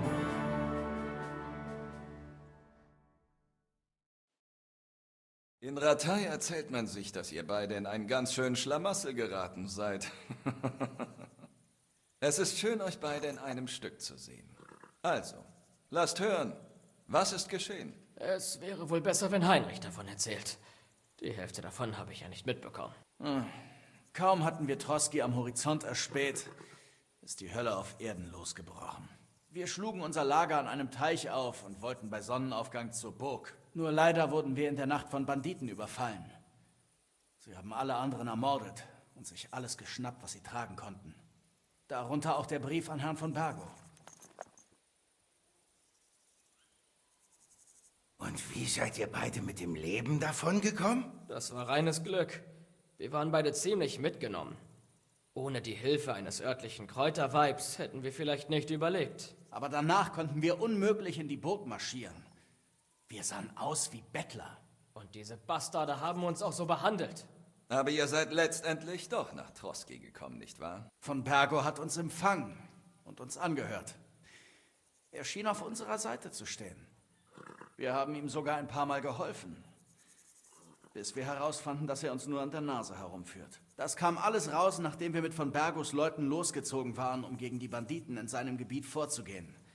Dieselben, die uns am Anfang angegriffen hatten. Bloß haben sie uns in einen Hinterhalt gelockt und wollten ein Lösegeld für Heinrich. Aber diese Gesetzlosen stehen eigentlich auf unserer Seite. Sie kämpfen auf Befehl von Sokol von Lamberg auf der Seite von König Wenzel. Ich will verdammt sein. Von Bergo ist die ganze Zeit der wahre Feind gewesen. Und Žižka ist eigentlich unser Verbündeter. Žižka. Das ist der Anführer der Gesetzlosen? Der Name sagt mir nichts. Ich denke, du wirst ihn bald kennenlernen. Was für einen Eindruck hat er auf euch gemacht? Er ist ein verarmter Freisasse, aber ein ziemlich geschickter Kämpfer, der uns in unserer Not geholfen hat. Er hat einen ziemlichen Eindruck bei mir hinterlassen. Ich freue mich schon, ihn wiederzusehen. Wenn es doch nur nicht in Raborsch wäre. Von allen Orten dieser Welt. Warum muss es ausgerechnet Raborsch sein? Wir sind auf dem Weg zu einer Zusammenkunft von König Wenzels Unterstützern. Wenn das Glück uns hold ist, wird dort das Schicksal des Königreichs entschieden. Wenn wir weiter hier rumstehen und darüber schwafeln, wird es noch ohne uns entschieden. Geduld, mein Freund. Die beiden sind gerade erst den Fängen des Feindes entkommen. Sie haben uns zweifellos etwas zu erzählen. Zum Beispiel, wie zum Teufel ihr entkommen konntet. Die Familie Ruthard hat mir geholfen, die früheren Herrscher von Malleschau. Im Gegenzug musste ich mich um ihre Probleme mit Ulrich von Neuhaus kümmern. Ulrich Wawak? Aber das ist doch der Münzmeister. Ja, nicht mehr lange, wenn herauskommt, dass er seine langen Finger nicht von königlichem Silber lassen konnte. Offenbar hattest du viel zu tun. Du musst doch erzählen, was du in Malleschau durch von Bergo erfahren hast. Sigismund hat den Stadtrat einberufen. Marquard von Aulitz wird gemeinsam mit ihm dort sein. Gerüchten zufolge wird Sigismund dort etwas Wichtiges bekannt geben. Da hat er sicher eine schöne Zeit dafür ausgesucht. Immerhin wird er nicht mitbekommen, was um ihn herum geschieht. Wenn einer unserer Männer bei der Versammlung wäre, würden wir genauestens von Sigismunds Plänen erfahren. Aus erster Hand, sozusagen. Genau meine Rede. Und ich weiß schon genau, wen wir dorthin schicken. Der junge Herr Capon wird uns nach Raborsch begleiten. Aber du wirst umgehend zur Stadt zurückkehren müssen. Dort wirst du versuchen, dich ins Rathaus zu schleichen. Was? Wie soll ich da reinkommen?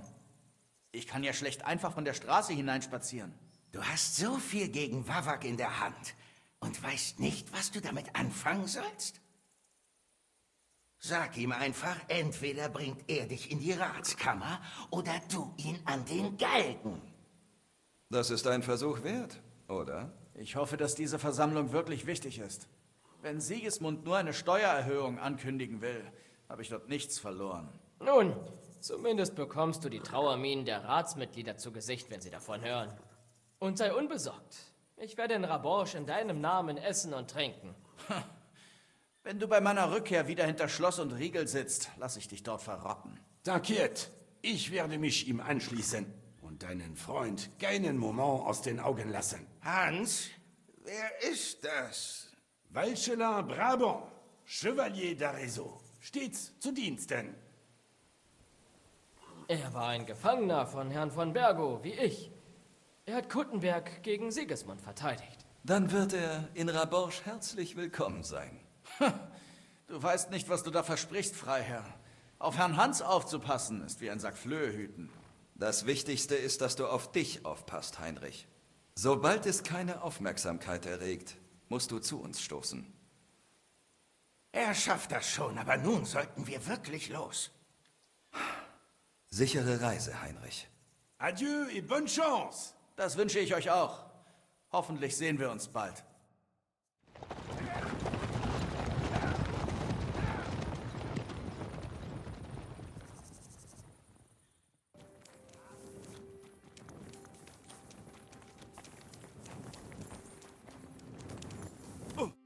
Schön, dich wiederzusehen. Du besitzt die Frechheit, dich wieder bei mir blicken zu lassen?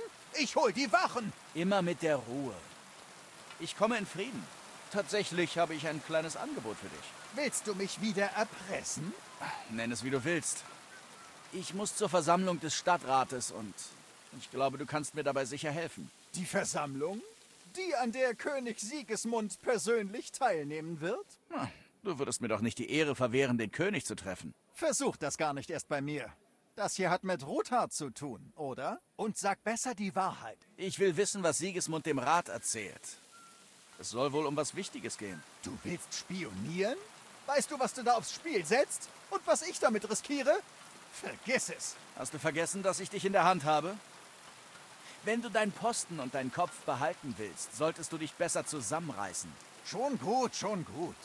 Vielleicht können wir eine Abmachung treffen. Wenn ich dich in den Stadtrat bringe, wirst du dich angemessen benehmen und weder dich noch mich verraten.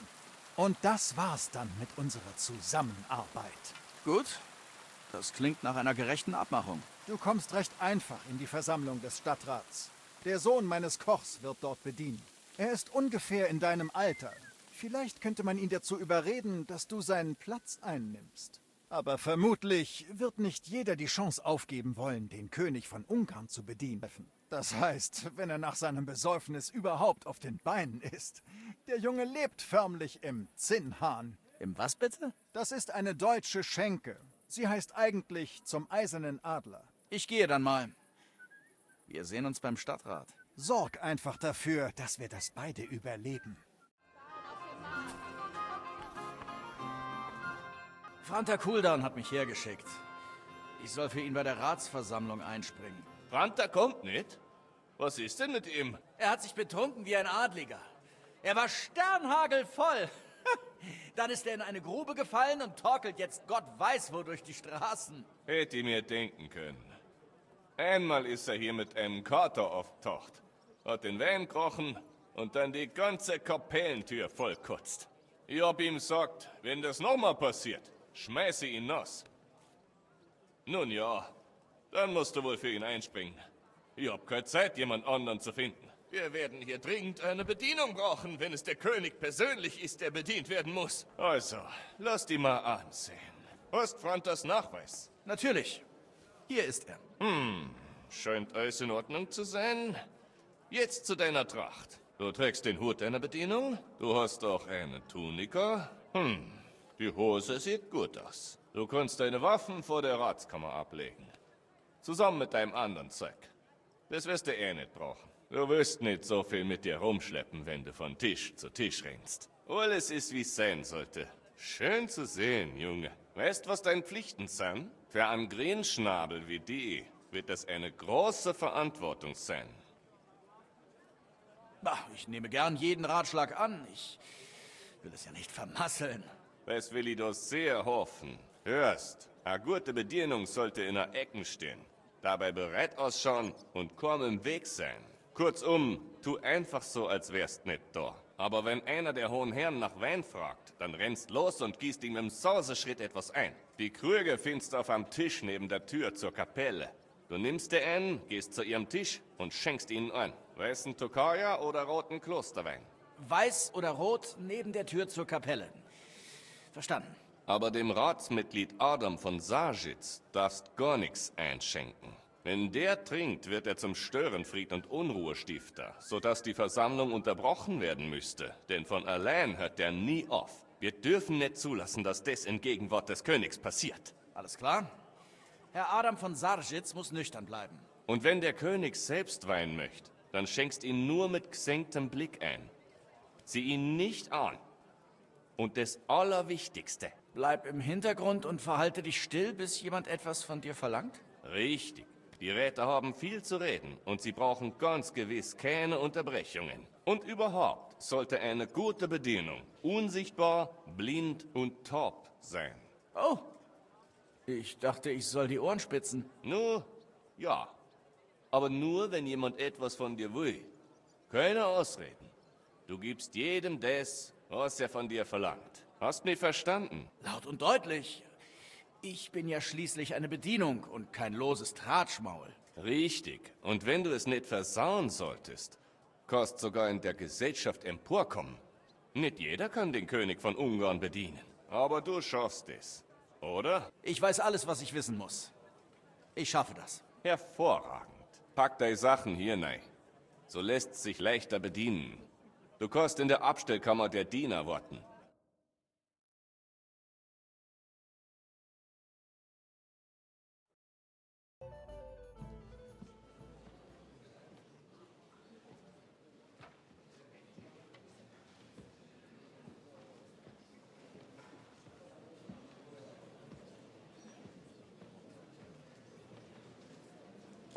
Ich sag es dir.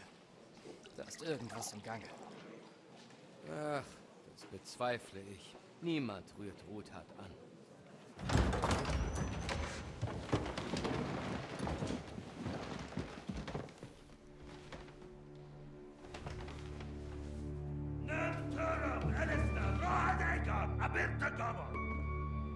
Arsenal Gyurcsány össze!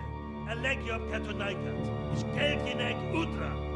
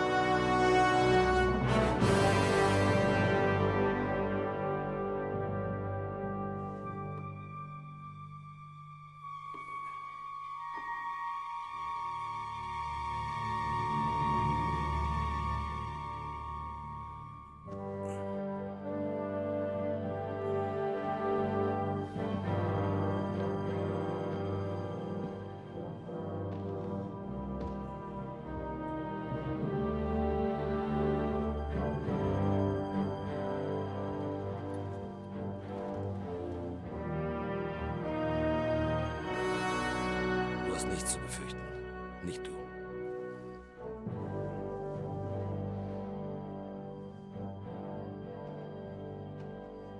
Anders als diese Bande von Narren!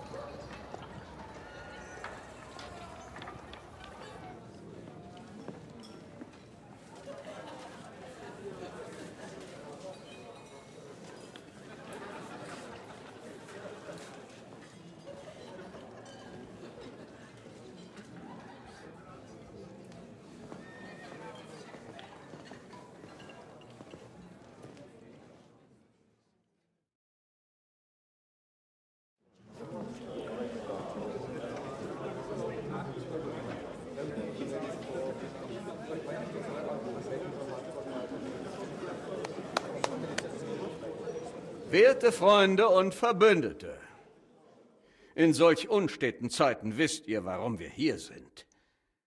Jedoch ist die Frage, was werden wir tun?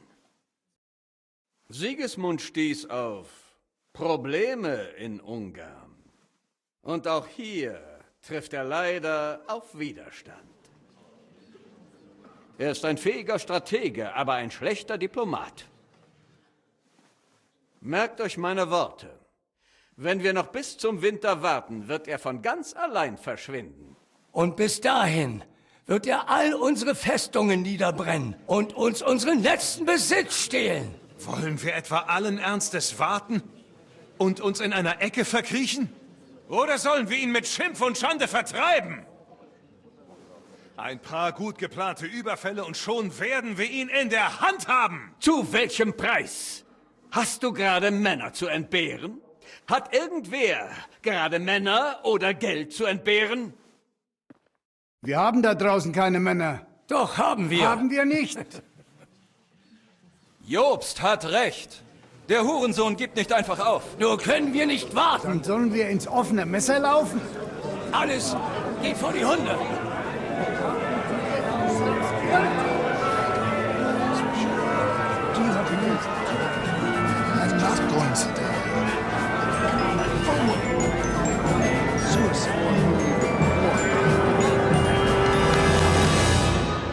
Freunde, so führt das doch zu nichts.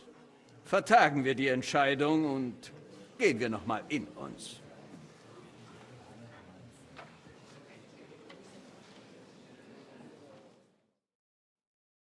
Nun, das verlief wie erwartet.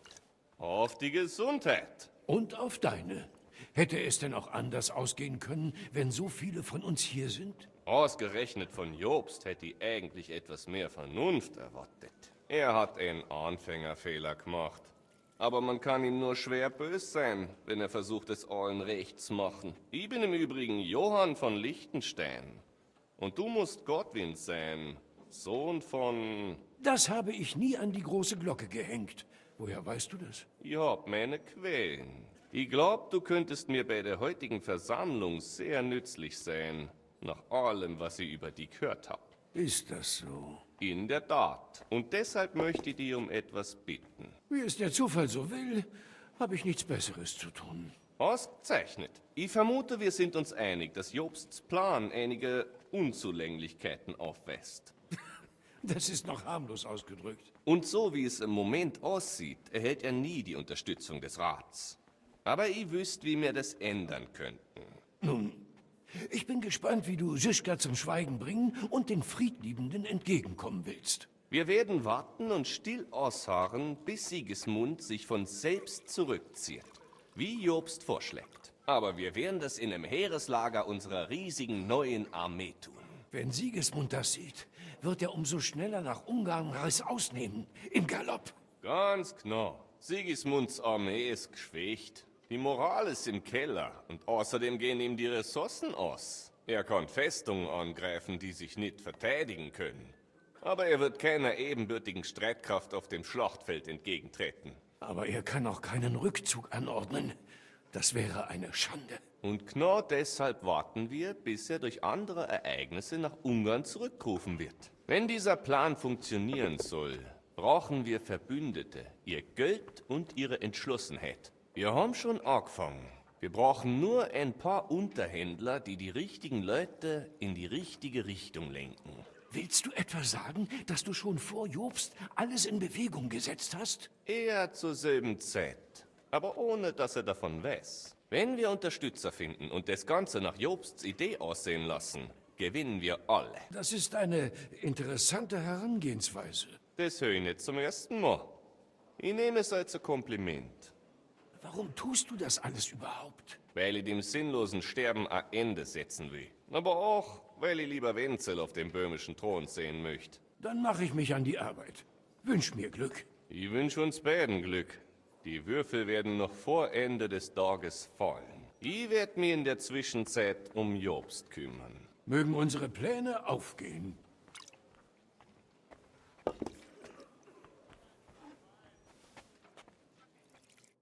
Ich will mir deine Pferde ansehen und sehen, ob sie so gut sind, wie du sagst. Ha, sogar noch besser. Aber das würdest du nicht glauben, bis du sie selbst gesehen hast. Und vielleicht wirst du deinen Augen nicht mal dann trauen. Sieh an, wir haben einen neuen Gast. Ich wollte nur... Dich für das unerlaubte Betreten meines Hauses entschuldigen? Oder meine Gäste weiter belästigen? Ich wollte mit Alda sprechen. Nun, jetzt spreche ich aber mit dir. Es tut mir leid, Vater. Dass du unser Gespräch unterbrochen hast oder dass du einfach du bist? Ist das dein... Bedauerlicherweise.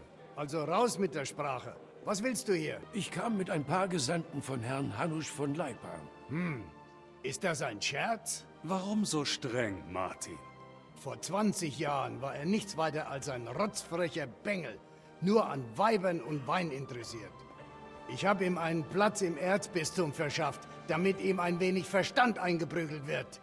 Nur, dass er dort nach kurzer Zeit rausgeworfen wurde.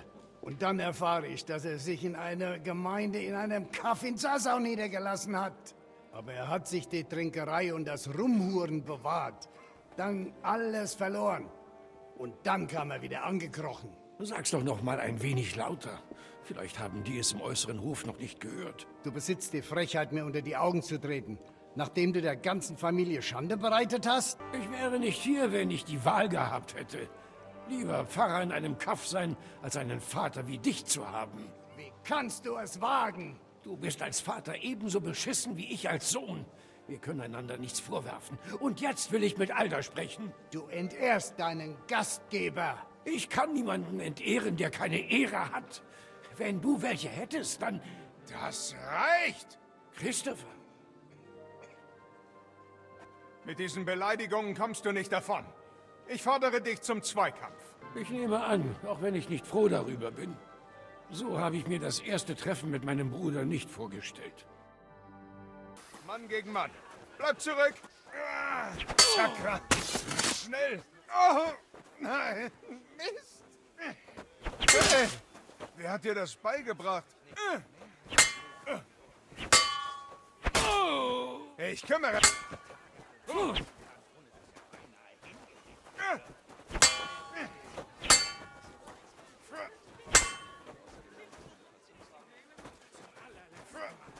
Checke deine rechte Seite!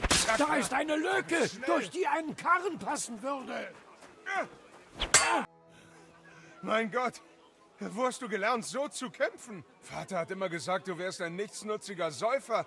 Aber du könntest Schwertkampfmeister sein. Ich war im Krieg, nachdem sie mich aus dem Erzbistum rausgeworfen haben. Und du solltest selbst wissen, dass nicht alle Fehler, die Vater sieht, auch wirklich welche sind. Ja, nun... Bitte verzeih, dass ich so an die Decke gegangen bin. Das musste ich, Damit Vater zufrieden ist. Ich weiß. Aber er wird nie zufrieden sein. Je früher dir das klar wird, desto besser. Ich dachte immer, er wäre so, weil sein erster Sohn ihn enttäuscht hat und er hoffte, dass zumindest aus seinem zweiten Sohn etwas wird. Nicht im geringsten. Er war schon so, als ich noch ein Knirps war. Als ich 6 war, bin ich vom Pferd gefallen und habe mir das Bein gebrochen. Er hat eine Woche nicht mit mir geredet, weil er enttäuscht von mir war. Bei unserer ersten Jagd ließ er mich 3 Tage lang hungern, bis ich meinen ersten Hasen schießen konnte. Nur 3 Tage? Er ist wohl weich geworden. Ich habe mich immer gefragt, wer du bist. Wir haben nie viel über dich gesprochen. Hör mal, ich habe wirklich alles versaut. Gerauft und gesoffen, bis ich aus meiner eigenen Gemeinde geflogen bin. Aber jetzt kann ich versuchen, einiges wieder gerade zu rücken. Und deshalb wolltest du mit Alda sprechen? Ich muss ihn dazu bringen, dass er mit uns zusammenarbeitet. Stehen wir denn nicht alle auf derselben Seite? Das sagen vielleicht alle, aber wir müssen das auch in die Tat umsetzen. Nach deiner Begegnung mit Vater wird es nicht leicht sein, an Alda ranzukommen. Wahrscheinlich solltest du es nicht mal versuchen. Es sei denn, du willst Vater noch wütender machen. Was soll ich denn sonst tun? Ich werde mit ihm reden. Auf mich wird er hören. Aber du musst mir vertrauen und mir sagen, worum es geht. Na schön. Der Plan von Jobst ist dir bekannt, oder? Netter Einfall, aber wir können nicht einfach abwarten, ohne eine Armee zu haben. Nur wird keiner für eine Armee bezahlen, denn das wäre eine offene Rebellion gegen Sigismund. Alda hat Einfluss auf die Räte und Bürger, die Sigismund folgen. Wenn er zustimmt, dann werden sie das auch. Aber du hoffst bestimmt nicht nur auf Aldas Hilfe. Das hast du gut erkannt. Überlass Alda mir. Der Plan klingt vernünftig. Und er ist nicht dumm. Wie soll ich dir nur danken? Du kannst mich mal in eine Schenke mitnehmen. Vater muss nichts davon erfahren. Du hörst dich langsam an wie ein Bruder. Boczek, ich müsste kurz mit dir sprechen. Kaum setze ich zum Trinken an und schon kommt jemand, der mir einen Floh ins Ohr setzen will. Jobst hat einen Plan mit mehr Löchern als die Schuhe eines Bettlers und ihr alle wollt mich dafür gewinnen. Ganz im Gegenteil. Ich habe einen Vorschlag, um seinen Plan zu verbessern. Beinhaltet diese Verbesserung ein paar tausend Waffenknechte? Wenn nicht, dann zum Teufel damit. Ein paar tausend Waffenknechte als überzeugendes Argument und obendrauf noch 100 Reiter. Nur brauchen wir Münzen, um an die heranzukommen. Du hast meine Aufmerksamkeit, aber noch nicht mein Geld. Wie kann ich dich überzeugen? Du musst mir Sicherheit garantieren. Ich will nicht wie Ruthard enden. Natürlich. Sobald es darum geht, Besitztümer zu schützen, war es das auch schon mit den Idealen. Du hast gut reden, du bist doch arm wie eine Kirchenmaus. Würdest du in meinen Schuhen stecken, würdest du das anders sehen. Ich habe reichlich Besitz, mich um viele Untergebene zu kümmern und außerdem hat mich der Herr mit einer großen Familie gesegnet. Ich kann das alles nicht in einem Konflikt mit Sigismund riskieren. Du willst also eine Garantie, dass du nicht im Stich gelassen wirst, wenn du dich offen gegen Sigismund stellst. Meine Garantie heißt Jitka. Sie ist meine Nichte. Wenn ich sie erfolgreich an ein stärkeres Haus verheirate, kann ich sicher sein, dass ich nicht allein gelassen werde. Vielleicht reicht ein passender Bräutigam unter den Verbündeten schon. Möglich. Jemand mit angemessenem Stand, den auch Jitka akzeptieren wird. Ich will, dass sie glücklich ist. Wie wäre es mit dem jungen Herrn Capon? Der ist ein Jungspund. Was spricht gegen ihn? Er ist vital, gut aussehend. Die Frauen reißen sich um ihn. Er wird Jitka gefallen und er wird sie mit vielen Kindern beschenken. Sie und die Hälfte der Weiber in seinem Umfeld, was? Andererseits, die Herren von Leipa haben einen guten Ruf. Und auf Hanusch ist immer Verlass, trotz seiner Launen. Vielleicht ist es keine schlechte Idee. Also, unterstützt du unseren Plan? Du willst das Fell des Bären verteilen, bevor er erlegt ist? Zuerst will ich eine Bestätigung, dass die Hochzeit stattfindet. Und zwar so schnell wie möglich. Und was, wenn Herr Capon ablehnt? Es ist mir egal, was der junge Herr denkt. Hanusch fällt die Entscheidung. Wenn er einwilligt, werde ich deinen Plan gerne unterstützen. Einen Freund unter die Haube drängen, um das Königreich zu retten. So weit ist es schon gekommen. Das Königreich wird sein Opfer nicht vergessen. Und jetzt hör auf zu trödeln und sag es Hanusch. Herr Hanusch, ich bringe frohe Kunde. Ach ja? Dann raus damit. Ich habe einen mächtigen Verbündeten gefunden. Und wer ist es? Hoffentlich keiner dieser aufgeblasenen Kuttenberger. Im Gegenteil, es ist Boczek der Ältere von Kunstadt und Podibrat. Kunstadt? Himmel, dass er vortritt, habe ich nun wahrlich nicht erwartet. Wie hast du das denn hinbekommen? Nun, ich habe ihm erklärt, dass solch ein Bündnis für alle von Vorteil wäre. Für alle? Was meinst du damit? Nun, er hat ein starkes persönliches Interesse an dieser Vereinigung. Jetzt red nicht um den heißen Brei und sag, was du ihm versprochen hast. Herr Kunstadt hat eine Nichte und sie könnte den jungen Herrn Capon heiraten. Mit einem Segen natürlich. Hans Capon soll Jitka von Kunstadt heiraten? Gut, wen, du gerissener alter Bastard! Oh, Scheiße. Ich glaub's ja nicht. Also wird der junge Hans die Tochter von Kunstadt heiraten? Die Nichte. Wenn das funktioniert, sorge ich dafür, dass du die Gemeinde von Ratay bekommst. Oder du machst mich zum Abt von Sasau. Oder wie wär's mit einem Bischofssitz? Vergiss es. Ich muss bald für eine Hochzeit aufkommen. Verrate Hans kein Wort. Ich will's ihm selbst sagen.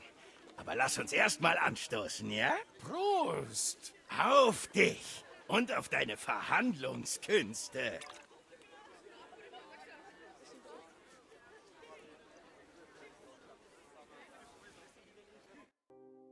Boczek, deine Nichte Jitka kann mit den Hochzeitsvorbereitungen beginnen. Herr Hanusch war einverstanden? Ohne Vorbehalte? In der Tat. Dann werde ich meinen Teil der Abmachung ohne Vorbehalte einhalten. Habt Dank, Herr von Kunstadt. Schluss mit den Höflichkeiten. Trinken wir was. Wie wär's? Stoßen wir an auf das schöne Fräulein Jitka und den unglücklichen Herrn Capon. Auf einen guten Handel.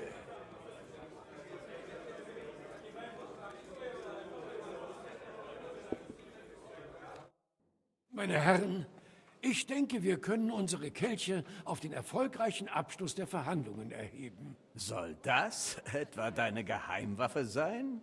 Wie gesagt, Wunder geschehen, wenn man sie am wenigsten erwartet. Sag Gottwin aus dem Hause Oderin, welche Neuigkeiten bringst du uns? Aus dem Hause Oderin bringe ich nichts. Aber die Witwe von Waldstein und Herr Boczek von Kunstadt werden unsere Sache unterstützen. Beide also. Grundgütiger, welche Versprechungen hast du ihnen gemacht? Das ist eine lange Geschichte und ich könnte was zu trinken vertragen. Also bitte entschuldigt mich, die Herren.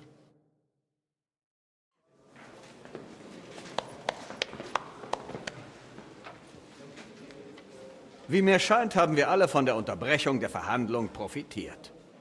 Neue Bündnisse wurden geschlossen. Und selbst ich habe einen neuen Plan. Wir werden darauf warten, dass Sigismund seine Männer aus freien Stücken abzieht. Aber wir werden derweil eine Armee formen. Ja! Und woher sollen wir die Männer dafür nehmen? Hieß es während des letzten Treffens nicht, dass keiner hier Männer entbehren kann? Ich denke, das Ergebnis war, dass jeder von uns allein schwach ist und wir uns so auf keinen Fall einig werden. Aber das hat sich jetzt geändert.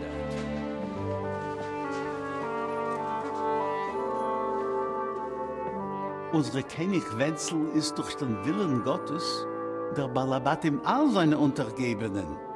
Nicht nur der Christen. Unsere Gemeinde und auch einige andere werden euch Geld geben. Ja, das ist mein Wort. Die Kuttenberger sind auch weiter loyal gegenüber König Wenzel. Und wir halten zu Herrn Ruthard. Und als wäre das nicht genug, werden die Häuser Leipa und Kuhnstadt sich vereinen und kämpfen Seite an Seite.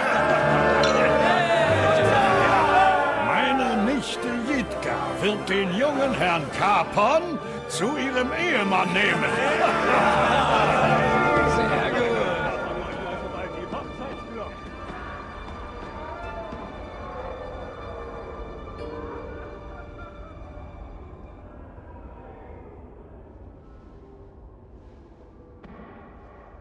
Die Herren Kunstadt, Hanusch, Ratzig und ich werden sofort aufbrechen. So Gott will, werden wir binnen 3 Wochen zurückkehren mit einer Armee. Das waren die Worte eines wahren Edelmanns. Mein Freund, ich glaube noch immer, dass Worte mächtiger sind als jedes Schwert. Und unsere Worte werden zu Ehren von König Wenzel von tausenden Stimmen weitergetragen.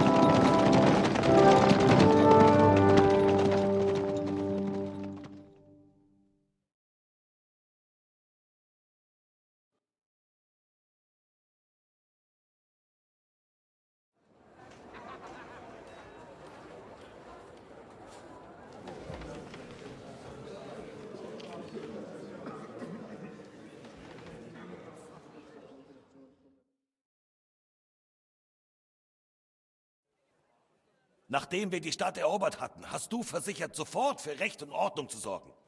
Und dann erfahren wir, dass alles sogar noch wüster ist als vorher. Euer Majestät, Verzeihung. Wir werden es richten. Das sagtest du schon. Wir wollen echte Lösungen. Wir werden mehr Wachen auf die Straßen senden und schwerere Strafen verhängen. Wir können ein paar gefangene Banditen hinrichten lassen und ein Exempel statuieren. Banditen sind uns gleichgültig. Uns interessieren rebellische Adlige und Bürger. Was hast du mit ihnen vor? Wie wirst du das Wirrwarr in der Stadtverwaltung beheben? Und das Problem mit den rebellischen Bergarbeitern und den miserablen Erträgen? Und wie ist es überhaupt möglich, dass eine Rebellion gegen den König hier in der Stadt im Gange ist? Was meint ihr damit, Herr? Ich hörte, die Rebellion geht vom Judenviertel aus. Direkt unter eurer Nase. Warum habt ihr noch nichts dagegen unternommen? Wir wissen leider nicht, wer dahinter steckt. Ohne Beweise können wir sie nicht bestrafen. Otto von Bergo hat in Prag auch keine Fragen gestellt. Er hat gehandelt. Und ich rate euch, dasselbe zu tun. Sucht ein paar Schlucker in irgendeinem Loch. Schickt sie ins jüdische Viertel und lasst ihnen freie Hand. Ganz und gar. Die jüdische Gemeinde der Stadt ist noch auf Wenzels Seite. Sie bedürfen einer Warnung. Wir haben nicht mal genug Männer, um... Marquardt, kannst du ein paar Männer für eine Weile entbehren? Natürlich, Herr. Ich teile sie Erik zu. Er kümmert sich darum. Na also. Ihr müsst einfach nur dafür sorgen, dass das Gesindel in der Stadt seinen Anteil bekommt. Das schafft ihr doch, oder? Und wenn euch der Gedanke gekommen sein sollte, dass ihr so eure Schulden bei den jüdischen Geldverleihern los seid, vergesst das ganz schnell wieder. Eure Schulden bleiben, bis auf den letzten Groschen. Nur müsst ihr sie uns zurückzahlen. Und wenn wir schon beim Thema Geld sind, hat der Ertrag der Minen endlich den des letzten Jahres erreicht? Herr, die Vorkommen versiegen und der Abbau wird immer schwieriger. Und zu allem Übel rebellieren die Bergarbeiter. Halte uns nicht zum Narren. Sie rebellieren nicht mehr, wenn du ihnen ausreichende Löhne zahlst. Euer Majestät, das geht nicht. Ruhe! Ihr wagt es, euch dem Beschützer des Königreichs zu widersetzen? Ihr seid unfähige Speichellecker. Feiglinge, kein Stück besser als der Abschaum, der sich im Void versteckt. Und Säufer! Macht sie fertig! Faule Narren allesamt! Was soll das heißen? Einige von euch trinken sogar genau hier, während der Stadtratssitzung. Das ist unerhört. Entfernt diesen Säufer sofort aus dem Saal. Ich sag die Wahrheit. Dieser ganze Rat ist eine Farce. Die ganze Stadt weiß es. Herr von Sarschitz, deine Unverschämtheit hat dich gerade deinen Sitz im Rat und einen Monat im Kerker gekostet. Aber... Hoffentlich genügt das, um ihn auszunüchtern. Und wenn nicht, stell ihn für eine Weile an den Pranger, Vogt. Ich kümmere mich darum, sobald die Ratssitzung vorüber ist, Eure Majestät. Wir hören von dir nichts als Ausreden und Ausflüchte. Aber Ergebnisse? Kein einziges.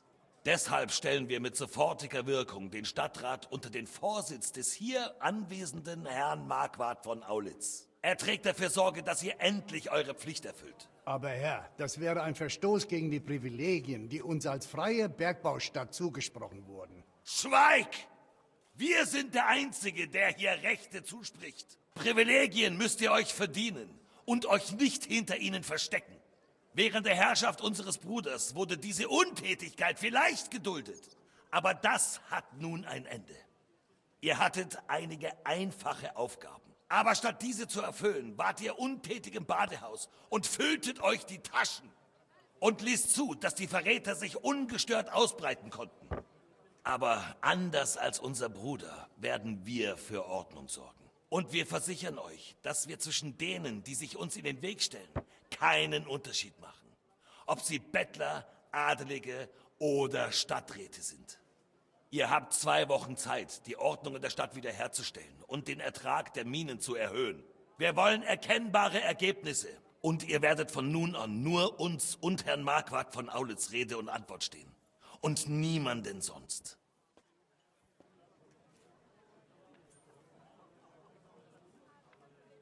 Die Ratssitzung ist beendet. Du, stehen bleiben, Junge. Sei so gut und bleib hier. Unsere Kehle ist ganz ausgetrocknet. Und wir würden immer noch gerne mit unserem Freund von Aulitz reden. Ja, Herr. Wie du wünschst, Herr.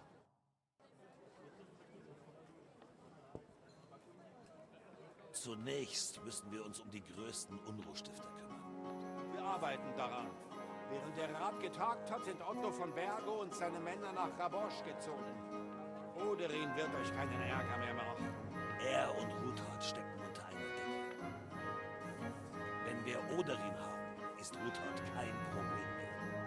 Rabosch wird dein sein. Schließlich hat Otto ja schon Malischau. Ich weiß euer Vertrauen zu schätzen, Herr. Aber Teufel auch. Es gibt noch viele Festungen einzunehmen. Schenkt dem König Rotwein ein, Bursche. Nein, wir wünschen Weißen. Vom Roten haben wir genug. Also Weißen, schnell.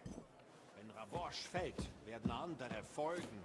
Ich denke, von Bergos kleine Apparatur wird uns noch mal nützen. Wenn nötig, können wir damit auf das Rathaus abreißen. Und ich habe noch einige andere Kandidaten im Sinn. Nicht so schnell, Freund. Die Apparatur mag nützlich sein, aber wir können uns nicht ewig auf sie verlassen. Sie hier zum Marktplatz zu bringen und auf das Rathaus zu richten, wäre eine Warnung, die diesen ganzen Speichelleckern gut tun würde. Eine ausgezeichnete Idee. Aber das wird nicht nötig sein. Der Stadtrat fürchtet bereits genug, nichts vor uns verbergen zu können. Genug Kopfzerbrechen, Herr. Du wirst sehen, bald werden wir auf die Eroberung einer weiteren Festung anstoßen. Recht hast du. Also dann, auf den Sieg. Und du, Junge, trinkst du mit uns? Damit auch du deinen Kindern und Kindeskindern was erzählen kannst.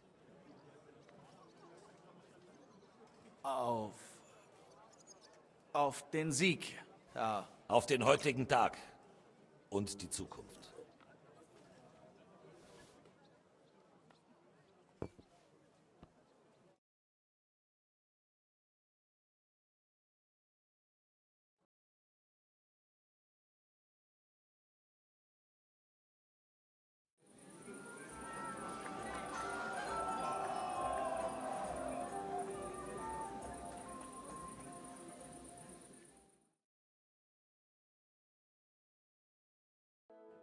Na, das ist jetzt mal ein ordentlicher Gaul, Ruthard.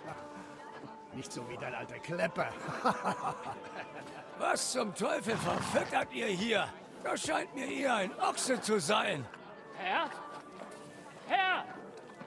Da sind Reiter direkt vor dem Tor zur Festung. Ah, das ist Peter von Piesek. Er kommt nicht zum Ratstreffen, aber so ein Fest wie heute lässt er sich nicht entgehen, der alte Fuchs.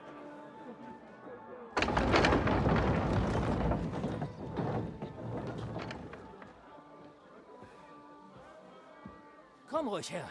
Hier gibt's jede Menge Wein.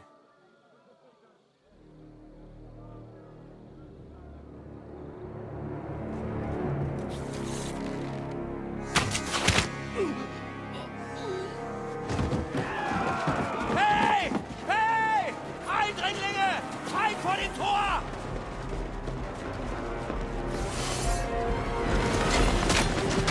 Ergreift die Adligen! Tötet den Rest!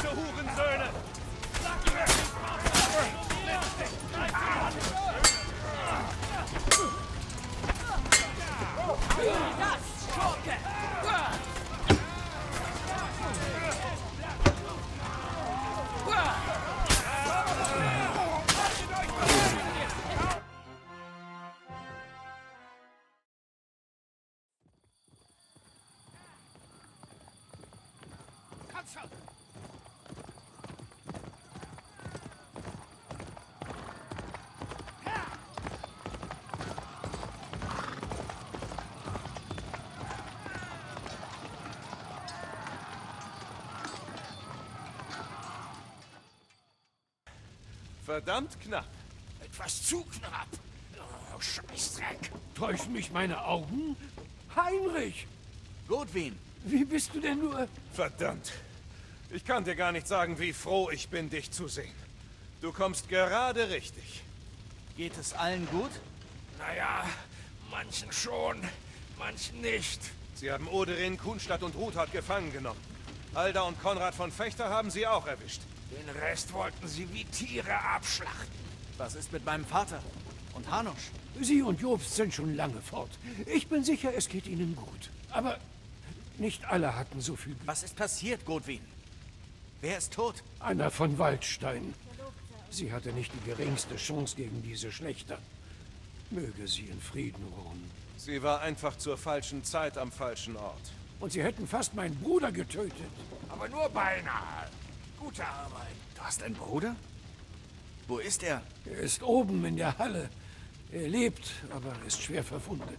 Er hat versucht, unseren Vater zu beschützen. Der Alte ist den Ärger doch nicht wert. Vergessen wir die Vergangenheit, denn Oderin ist ein Verbündeter. Genau wie Ruthard und Bocek. Sie alle haben ihre Eigenheiten. Vetter Bocek ist gierig wie eine Elster. Aber ich würde den Scheißkerl auch nicht im Stich lassen. Wir müssen abwarten, was die Gegenseite macht. Wir wissen nicht mal, wovon Bergo sie hingebracht hat. Ich wollte so schnell wie möglich herkommen.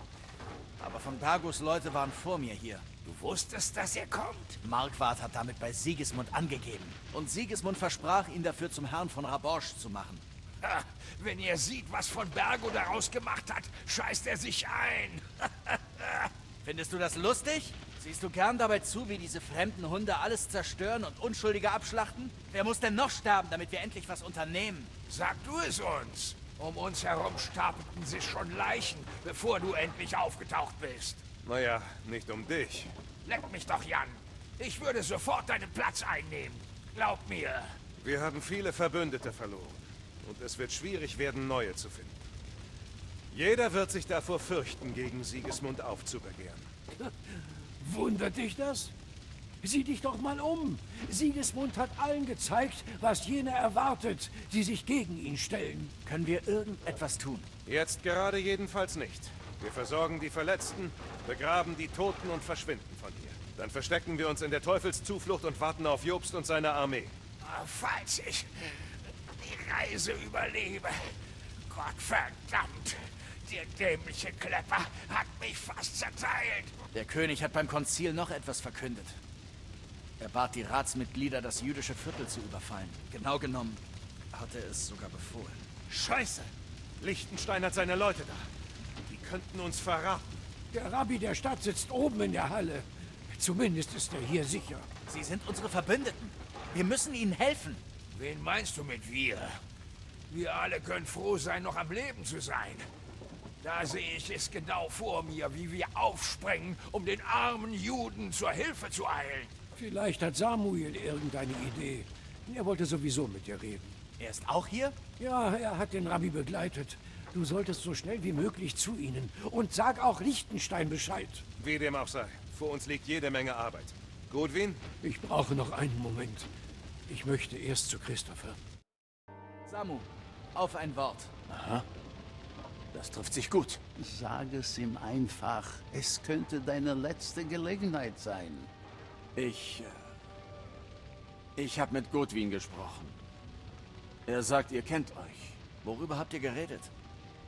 Über mich? Wir haben über deinen Stiefvater geredet. Martin.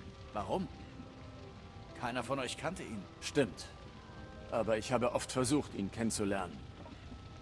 Weißt du noch, wie ich anfangs dein Schwert angestarrt habe? Ich kannte das eingravierte Symbol des Meisters. Nun, es ist so. Ich bin Martins Sohn. Was? Vaters Sohn? Wie zum... Ja, sein Sohn. Also sein Bastard. Warum erzählst du mir das überhaupt? Ich dachte, du würdest es wissen wollen. Martin hat dich aufgezogen, statt bei mir und meiner Mutter zu sein. Ich weiß, wie das ist. Mein richtiger Vater hat mich auch verlassen. Von ihm erfuhr ich erst nach Vaters Tod. Weißt du, mein Leben lang dachte ich, es wäre leichter, wenn der Mann mir scheißegal wäre. Aber nun, da ich weiß, dass ich ihn nie treffen werde, betrübt mich, dass ich ihn nicht gekannt habe. Wenn du willst, kann ich dir von ihm erzählen. Aber gerade ist kein guter Zeitpunkt. Es ist noch nicht vorbei. Wir müssen nach Kuttenberg gehen. Jetzt! Sigismund hat die Beschlagnahmung des Eigentums der Menschen im jüdischen Viertel angeordnet. Der König hat eine Xere genehmigt. Für mich ist er kein König, sondern ein verdammter Hurensohn. Was ist eine Xere? Das ist schwer zu erklären. Unsinn. Es ist sonnenklar. Christen, die unser Volk ermorden wollen. Unschuldige und Wehrlose. Sie wollen ihre Häuser plündern und die Beute unter sich aufteilen. Und all das mit dem Segen des Königs. Das hatten wir schon befürchtet. Aber wir hatten nicht erwartet, dass Sigismund sich so damit beeilt. Wir müssen in die Stadt zurückkehren und die Leute rausholen. Schnell, bevor es beginnt. Kommst du mit uns, Heinrich? Jeder Mann zählt. Ich komme mit. Und Liechtenstein weiß auch schon Bescheid. Also dann, wir sollten sofort aufbrechen. Na, ich habe gehört, dass es hier irgendein Fest gibt. Also dachte ich, ich könnte etwas Fleisch abgreifen. Aber stattdessen habe ich hier ein Blutbad vorgefunden. Das richtige Blutbad steht uns noch bevor, wenn wir nicht schnell handeln. Wir müssen sofort nach Kuttenberg. Kann ich mir den Karren leihen, mit dem du kamst? Selbstverständlich. Ich habe ihn auch nur ausgeliehen, wenn ihr versteht, was ich meine. Aber hört endlich mit dem Gerede auf, ja? Uns läuft die Zeit davon. Ruhig, Jüngerle. Und du, Herr, ich bitte dich, hilf uns, wenn du kannst. Na gut. Aber könnt ihr mir bitte verraten, was zur Hölle hier vor sich geht? Ich erkläre dir alles unterwegs. Wir haben keine Zeit zu verlieren. Kommst du auch, Herr Johann? Gewiss. Hältst du das wirklich für klug? Nichts für ungut, Herr, aber du bist kein großer Krieger. Der ist nett. Aber ihr werdet auch nicht nur herumsitzen und nichts tun. Also schön. Gehen wir. Baruch Hashem, Heinrich. Du lebst. Samu, du bist schon zurück? Wie sieht's da oben aus? Ein paar Halsabschneider sind über die Mauer geklettert. Aber wir haben sie erledigt. Doch vor dem Tor warten noch mehr. 4 von ihnen waren auch in der Schenke. Zum Glück haben sie nichts Wichtiges mitgenommen. Aber deine Freunde haben ihr Leben dafür gegeben. Was? Es tut mir so leid. Wenn es dir irgendwie tröstet. Heinrich hat sich bereits um diese Mörder kümmert. Der Verlust deiner Freunde tut mir schrecklich leid. Wir kamen einfach zu spät. Ihr hättet nichts tun können. Ben Navis Hamardes. Dieser Erik bringt mich zum Kotzen. Ich habe ihn zwar noch nie gesehen, aber ich will ihm den Hals umdrehen. Dafür bleibt später noch genug Zeit.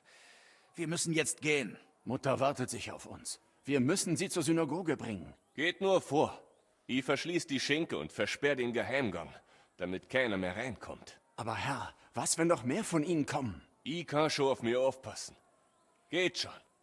Gott sei mit euch.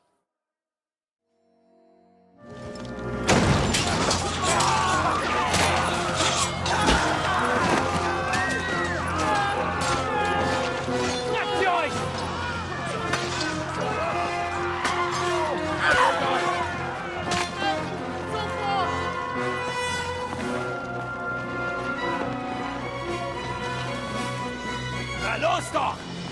Was zum Geier? Was denn, ihr Scheißkerle? Schlachtet ihr lieber Frauen und Wehrlose ab? Macht schon! Was geht da vorne vor sich?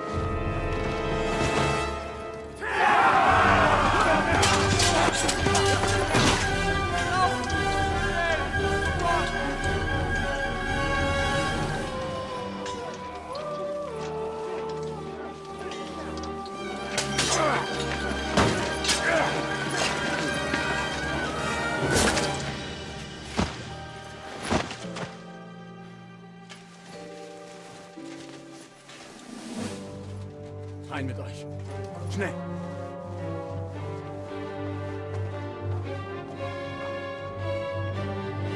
Dann wollen wir mal. war doch nie so froh, euch zwei zu sehen. Du brauchst anscheinend Hilfe. Nein, ich zieh nur vor, nicht allein zu verrecken.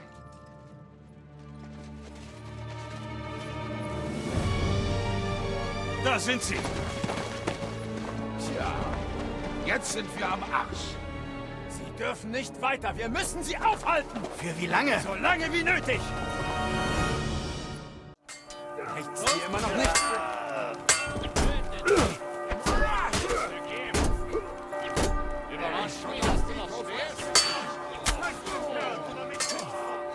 Jesus! Gib mir Kraft!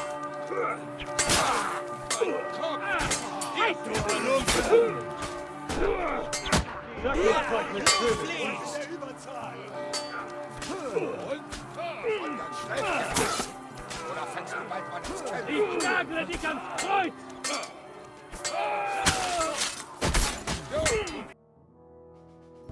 Schnell! Ist Sanole drin! Heinrich, komm mit! Dann los!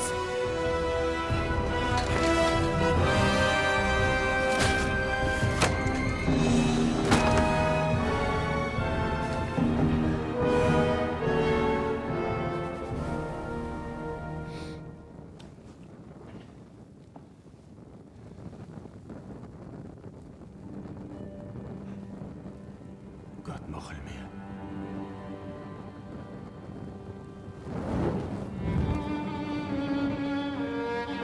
Gehen wir. Hier entlang.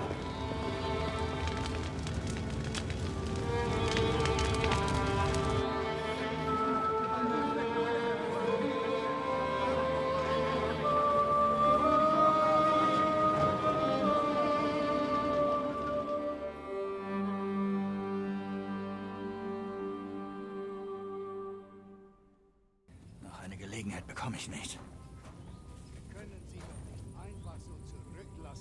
Uns bleibt keine andere Wahl. Wir müssen erst die Verwundeten in Sicherheit bringen. Lass nach, Was sollen wir tun? Kehre dich doch endlich wieder am Wegesrand begraben? Ich bin sicher, dass der Ewige ist. Keine Bange, egal was passiert. Ich kann immer noch Alles den Kampf. gut. Alles in Ordnung? Es geht mir gut, Jingle.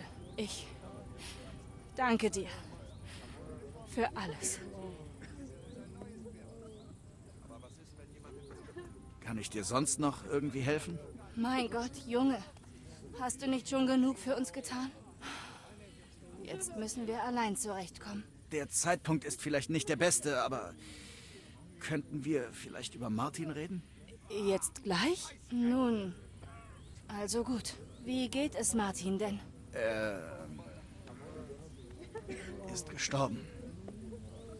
Erst vor ein paar Monaten. Oh, Tenafschutzro Rabizro Acharim. Sigismund hat mein Dorf niedergebrannt. Vater wollte Mutter helfen. Und sie beide starben. Das tut mir sehr leid, mein Junge. Aber so war Martin. Hat immer zuerst an andere gedacht. Immerhin bist du noch am Leben. Das würde ihn erfreuen. Verzeih, dass ich dir nichts Schöneres mitteilen kann. Mach dir keine Gedanken. Ich bedauere nur, dass er Samuel nicht kennenlernen konnte. Ist alles in Ordnung? Ja, keine Sorge. Wir haben nur über Martin geredet. Darf ich fragen, wie du Martin kennengelernt hast? Das war vor so langer Zeit. Er wollte seine eigene Schmiede in der Stadt eröffnen. Aber unter deinen Leuten gab es keinen Platz für ihn. Also hat er es im Judenviertel versucht. Und dort hat er dich getroffen? Der Rabbi hat die Leute versammelt, um zu beraten, ob wir einen Goy als Schmied dulden. Und Martin hat mich den ganzen Abend über angesehen. Und dann kam alles Schlag auf Schlag. Und wieso hat Martin entschieden, dich zu verlassen? Martin hätte mich nie verlassen. Mein Vater hat von unserer Beziehung erfahren und wollte ihn fortjagen. Die Hochzeit mit einem Goy ist Isur de Oraisa. Verboten. Aber Martin hat nicht aufgegeben und wir haben uns weiterhin getroffen. Bis ich eines Tages Ubore war. Das bedeutet schwanger. Ja. Mein Vater wusste, dass er der Schande nicht würde entgehen können, wenn alle davon erführen. Also hat er mich, ohne zu zögern, aus der Stadt gebracht. Ich konnte nicht einmal Martin davon erzählen. Ich war beinahe 4 Jahre fort. Währenddessen hat mein Vater allen erzählt, dass ich geheiratet hätte und mein Mann verstorben sei. Er ließ mich erst zurückkommen, als er sicher war, dass alle seine Lüge glauben. Hat Martin denn nicht nach dir gesucht, als du plötzlich verschwunden bist? Angeblich soll er nach mir gesucht haben. Sogar in Kolin. Aber er konnte nichts in Erfahrung bringen. Wäre er doch nur bis nach Prag gegangen. Er hätte bis ans Ende der Welt gehen können. Es hätte nicht gereicht. Vater hätte mich einfach irgendwo anders versteckt. Und hast du je nach Martin gesucht? Ich habe mich umgehört, aber niemand wusste etwas. Oder wollte mir etwas sagen. Vermutlich auf Geheiß meines Vaters. Und ich konnte nicht einfach gehen und die halbe Welt durchsuchen. Ich musste mich um Samuel kümmern. Das war das Allerwichtigste. Also gut. Mehr muss ich nicht wissen. Bevor du gehst, sag mir, wie war Martin als Vater? Nun, er war sehr streng, aber nicht zu sehr. In der Schmiede hat er mich zu harter Arbeit angetrieben. Ich träume sehr oft von ihm. Von unserem letzten Tag und seinen Worten, als wir zusammen ein Schwert geschmiedet haben. Er sagte, ein Leben voller Abenteuer kann schnell vorbei sein. Und dass das Schmieden vielleicht eintönig ist, aber meist kaum tödlich. Da hatte er vollkommen recht. Nun, sieh mich jetzt an. Du hast unsere Leben gerettet. Martin wäre stolz auf dich. Er hat dich gut erzogen. Ich will dich nicht länger aufhalten, aber ich hätte nie gedacht, dass ich einen Bruder habe. Auch wenn wir nicht blutsverwandt sind. Nun, ich habe das auch nicht erwartet. Und danke, mein beinahe Bruder. Wenn du nicht gewesen wärst, weiß ich nicht, wie der Tag geendet hätte. Was hast du nun vor? Ich gehe zurück zur Teufelszuflucht. Zu Schischka und den anderen. Wir müssen einen Plan schmieden. Dann sehen wir uns dort. Aber erst muss ich alle nach Kolin begleiten. Ich will nicht, dass ihnen unterwegs etwas zustößt. Jetzt sollte alles gut werden. Pass auf dich auf, geliebter Bruder. Wir sehen uns morgen um diese Zeit in der Teufelszuflucht. Habt eine sichere Reise. Sei gesund. Wir wurden in Raborsch überrumpelt. Und haben sie fast uns allen den Garaus gemacht. Ja, und sie haben das jüdische Viertel angegriffen. Vielen Dank für die Erinnerung. Das hätte ich fast vergessen. Immerhin konnten Heinrich und Kubienka die meisten der Leute dort retten. Stimmt. Gute Arbeit, Männer. Wie lief es denn ab? Wenn ich ehrlich bin, hatten wir wahnsinniges Glück. Wir sind eingetroffen, bevor es richtig zur Sache ging. Nur deshalb konnten wir die Leute retten. Glück am Arsch. Wir haben den Mistkerlen eine Abreibung verpasst. Sie dachten, sie könnten alles anzünden und plündern. Aber wir haben es ihnen gezeigt. Wie schön, dass euch das Leid meines Volks zur Unterhaltung dient. Jetzt wüsste ich nur noch gerne, wie ihr Rache üben wollt. Nun, was genau schwebt dir vor? Wir dürfen nicht aufgeben. Komme, was wolle. Leider hat Sigismund die Herrenvereinigung und eine ganze verdammte Armee hinter sich. Und was haben wir? Einen Scheißdreck. Kommt schon, Jungs. Jufts Armee kommt bald an. Es wäre völliger Wahnsinn, vorher irgendwas anzustellen. Es könnte noch Wochen dauern, bis sie eintreffen. Bis dahin hat uns von Bergo gefunden und eingesperrt. Wir müssen diesen von Bergo loswerden. Schließlich stecken wir doch nur wegen ihm in dieser Situation. In dieser Scheiße, Herr Hans. Du musst kein Blatt vor den Mund nehmen. Herr Hans hat recht. Es kotzt mich an, wie von Bergo uns die ganze Zeit an der Nase herumgeführt hat. Dieser Pisser ist Sigismunds rechte Hand. Also hacken wir sie ab. Warum wir ihn töten sollen? Du weißt, wie viele Lösegeld für den Bastard winken uns. Seid ihr alle hohl? Von Bergo verkriecht sich in Manneschau.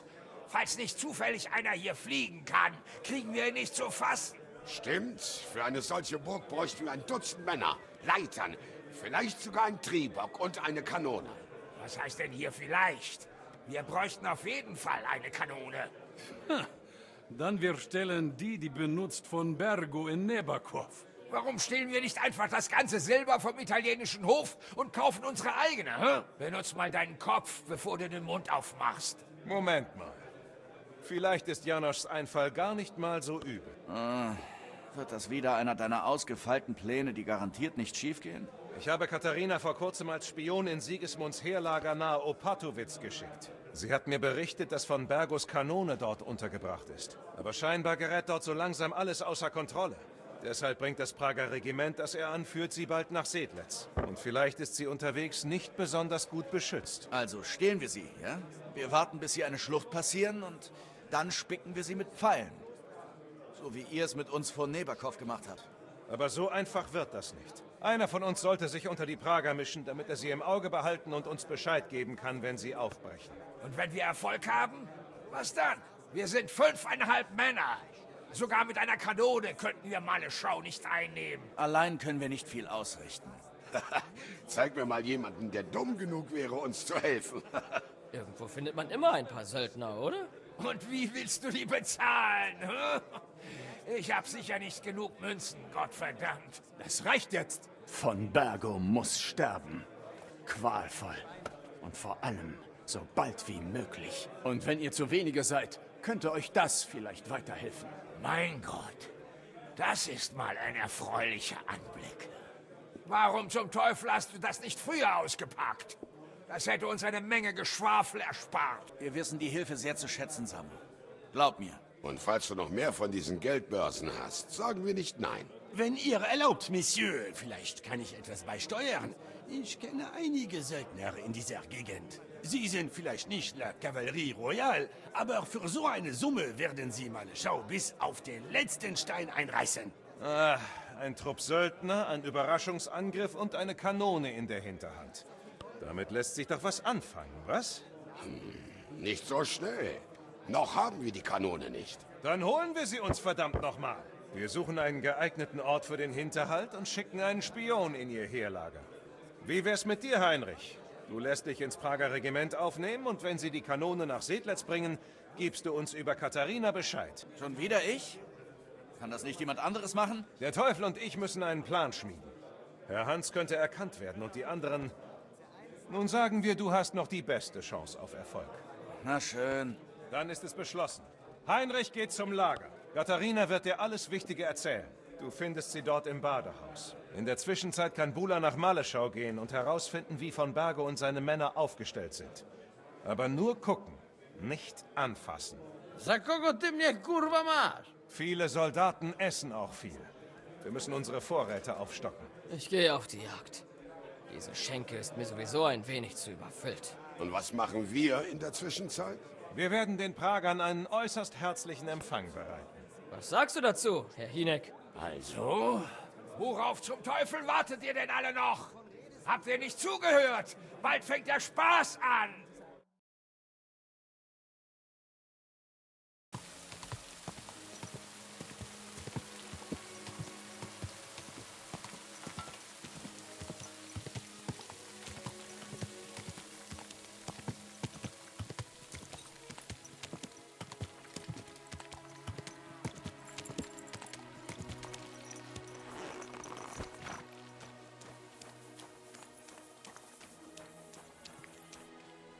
Hey, du da, komm her!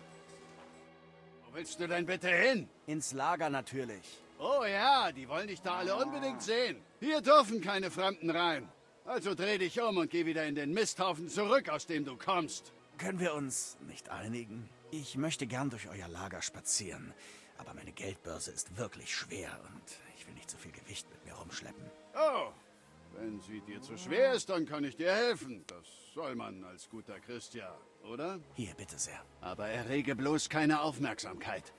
Wenn dich jemand anhält, haben wir uns nie gesehen. Verstanden? Aber sowas von. Vor deinen Wilden in den Wald. Es regnet ja schon wieder. Ah, da bist du ja. Heinrich, was tust du denn hier? Žižka schickt mich. Können wir irgendwo reden? Unter 4 Augen, meine ich. Herr im Himmel, das ist wieder einer eurer Pläne, habe ich recht? Na schön, komm lieber am Abend her. Jetzt ist es zu auffällig. Hier bin ich. Komm, ich weiß, wo wir ungestört reden können. Wo wäre das? Hör auf, Fragen zu stellen und fang an, dich auszuziehen. Du willst hier reden? Du wolltest doch ungestört sein, oder? Wenn uns hier jemand sieht, denkt er, du bist einfach nur ein Kunde. Und entspann dich mal ein bisschen. Du bist so steif, als würdest du das Brandeisen erwarten. Na schön. Aber du hättest mich vorwarnen können. Žižka hat dich geschickt. Ja. Es geht um von Bergos Kanone und die Prager, die auf sie aufpassen. Sie sollen wohl bald nach Sedlitz aufbrechen. Ja, sie haben die Kanone. Und? Wir wollen sie in unterwegs stehlen. Habt ihr den Verstand verloren? Wisst ihr nicht, wie gefährlich das ist? Doch. Deshalb hat Žižka mich ja hergeschickt. Ich soll mich bei den Pragern einschleichen und sicher gehen, dass hier bloß nichts schief geht. Und wofür brauchst du dann mich? Information. Wer hat hier das Sagen? Das ist eine recht komplizierte Frage. Aber im Grunde genommen gibt es hier 3 Feldherren. Die haben hier das Kommando. Sigismund versteckt sich mit seinen Speichelleckern in Sedlitz und schert sich nicht groß drum, was hier los ist. Die Kumanen stehen unter dem Befehl eines Kerls namens Tschertan. Dann gibt es noch Grosa, den Anführer des Lagers, und die Prager, angeführt von Dietrich Katz. Wann werden die Prager die Kanone nach Sedlitz bringen? Das solltest du doch herausfinden, oder? Aber offenbar hat sie irgendwas abgehalten. Manchmal schnappe ich Beschwerden darüber auf, dass sie längst aufgebrochen sein sollten. Wo ist die Kanone gerade? Im oberen Teil des Lagers bei den Zelten des hiesigen Feldherrn. Sie haben eine Palisade um die ganze Hügelkuppe errichtet. Und die Wache am Tor lässt nicht einfach jeden durch. Außerdem soll sich dort wohl das gesamte Schwarzpulver befinden. Und du denkst, dass sie im Lagerhaus ist? Sie kann nur dort sein. Hier unten habe ich sie nicht zu Gesicht bekommen. Und zum oberen Teil habe ich keinen Zutritt. Hast du eine Ahnung, wie ich mich bei den Pragern einschleichen kann? Am besten solltest du dich ihnen anschließen. Ihnen fehlen ständig Männer, aber das wird nicht einfach. Sie werden dich also nicht so ohne weiteres zu Katz gehen lassen. Aber unten beim Schießstand dürftest du einen Kerl namens Krähe finden. Er ist ein Korporal bei den Pragern.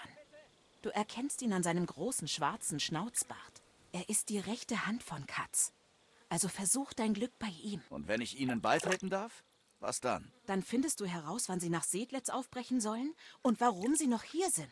Und sobald du das mit denen geklärt hast und ihr euch mit der Kanone auf den Weg macht, gehe ich schnurstracks zur Teufelszuflucht und sag Bescheid. Mehr muss ich nicht wissen.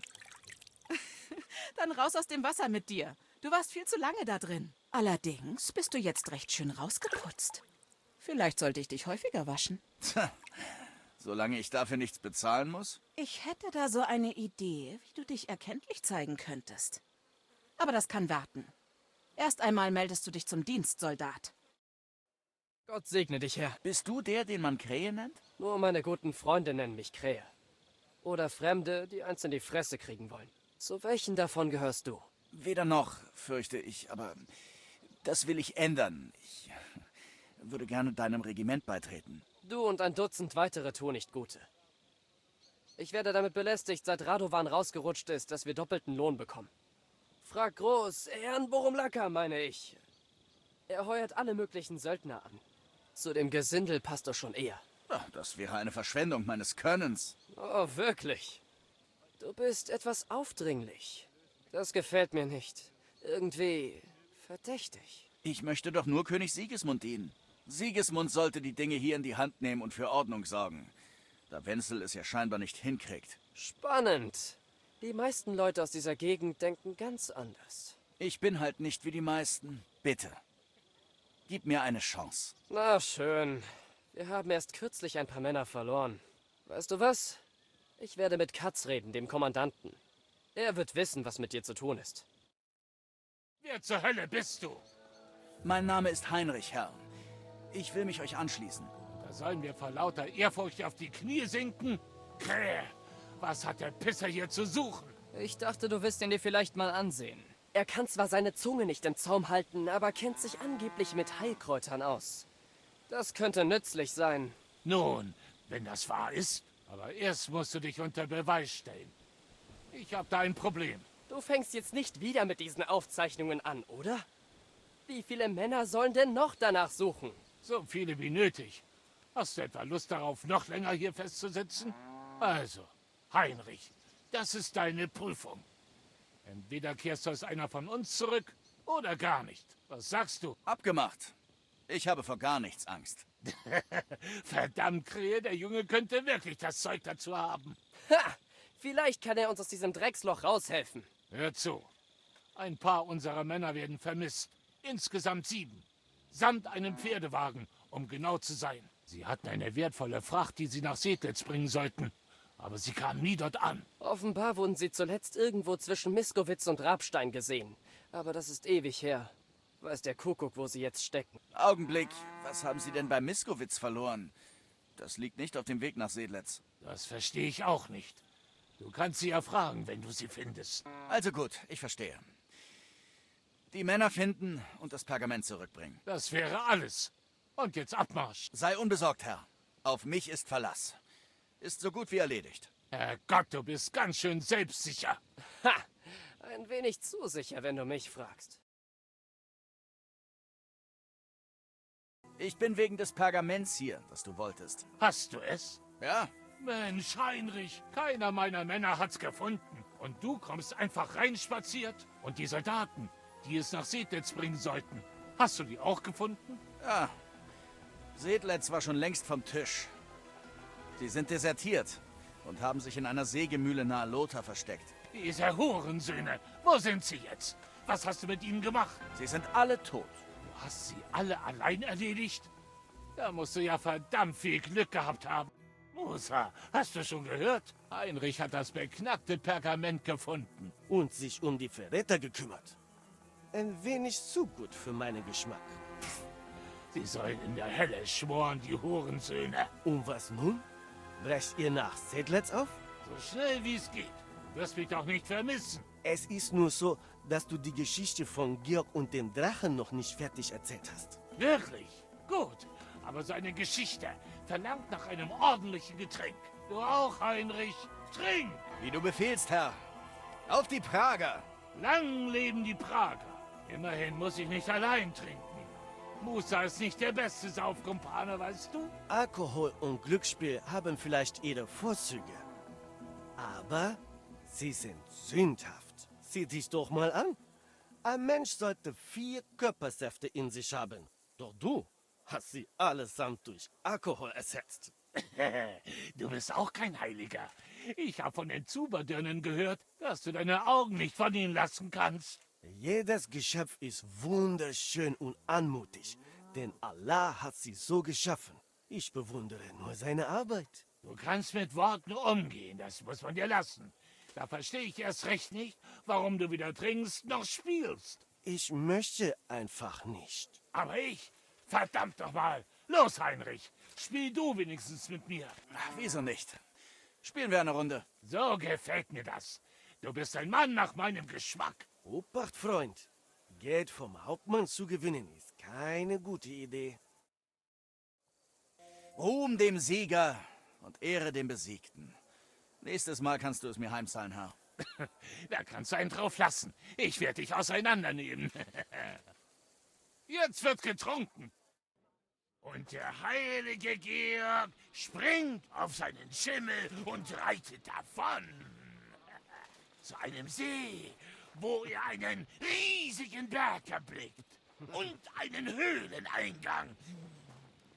Der Gestank von Schwefel wabert aus der Höhle. Also füllt er seine Lungen und brüllt aus voller Kehle in die Höhle hinein.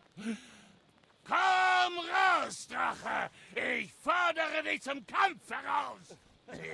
Und dann gerät auf einmal der Berg in Bewegung. Und ein riesiger Drache blickt hinunter zu Georg und sagt: Ritter, ich nehme die Herausforderung an. Aber wieso zum Teufel brüllst du mir in meinen Arsch? Ich liebe diese Geschichte in deinen Arsch. Ja, du musst sofort mit mir kommen. Schnell. Der Wundarzt auch. Oh, siehst du nicht, dass wir gerade ernsthaft debattieren? Nein, nein, bitte. Komm schnell, bevor es zu spät ist. Was ist denn los? Das ist Chertan, der Anführer der Kumanen.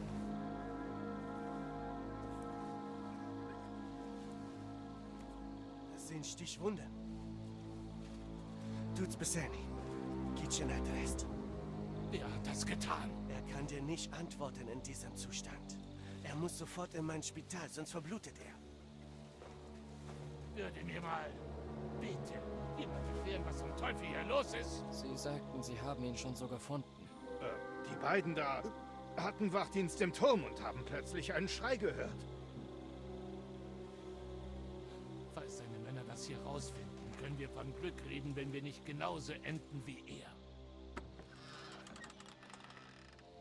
Wir müssen ihn wegbringen, und zwar schnell. Hier kann ihn jeder sehen. Schnell. bevor es zu spät ist. Ich helfe dir mit ihm. Und ihr beide, geht zum Tor und lasst niemandem passieren, verstanden?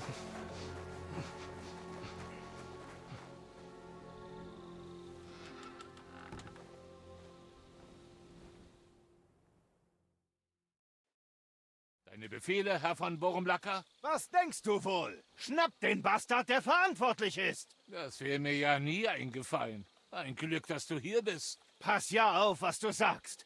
Hätten deine Männer ordentlich Wache gehalten, wäre uns der ganze Scheiß hier erspart geblieben. Ich kümmere mich um Adalbert und Radovan, keine Sorge.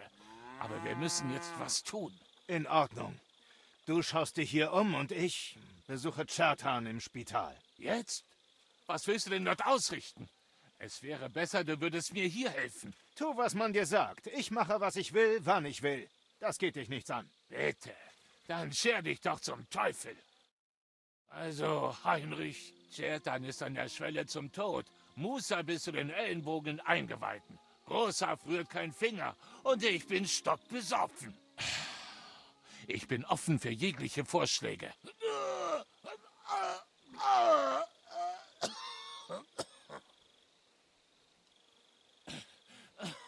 Kurva! Weißt du was, Soldat? Ich werde mich erstmal in meinem Zelt um etwas kümmern. Und du, schnapp dir eine Fackel und sieh dich hier genauer um. Geh und ruh dich aus. Ich sehe mich hier mal um. Was heißt denn hier bitte ausruhen? Ich muss nachdenken. Kann mir mal jemand erklären, was zur Hölle hier passiert ist? Chertan ist tot. Doch er ist nicht seinen Wunden erlegen. Es war Gift. Sprich, Musa. Als Chertan hierher kam, hat er stark geblutet und seine Wunden mussten genäht werden. Aber er hat überlebt. Dann habe ich ihm etwas Wein gegeben, damit er die Behandlung durchsteht. Das gehört zum normalen Ablauf. Nicht normal war, dass er plötzlich Blut erbrochen hat.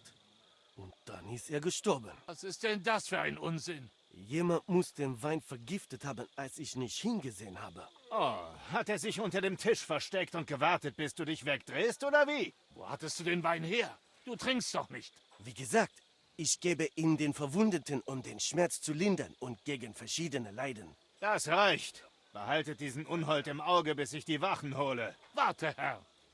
Wie Heinrich sagte, Musa war den ganzen Abend bei uns. Ich weiß nicht, was hier passiert ist, aber zuerst wurde Chertan niedergestochen. Und zwar nicht von Musa. Dann steckt er halt mit jemand anderem unter einer Decke. Mit einem der Schwachköpfe hier? Wohl kaum. Sicher, dass du nicht versuchst, ihn zu decken? Wie bitte? Versuch's gar nicht erst.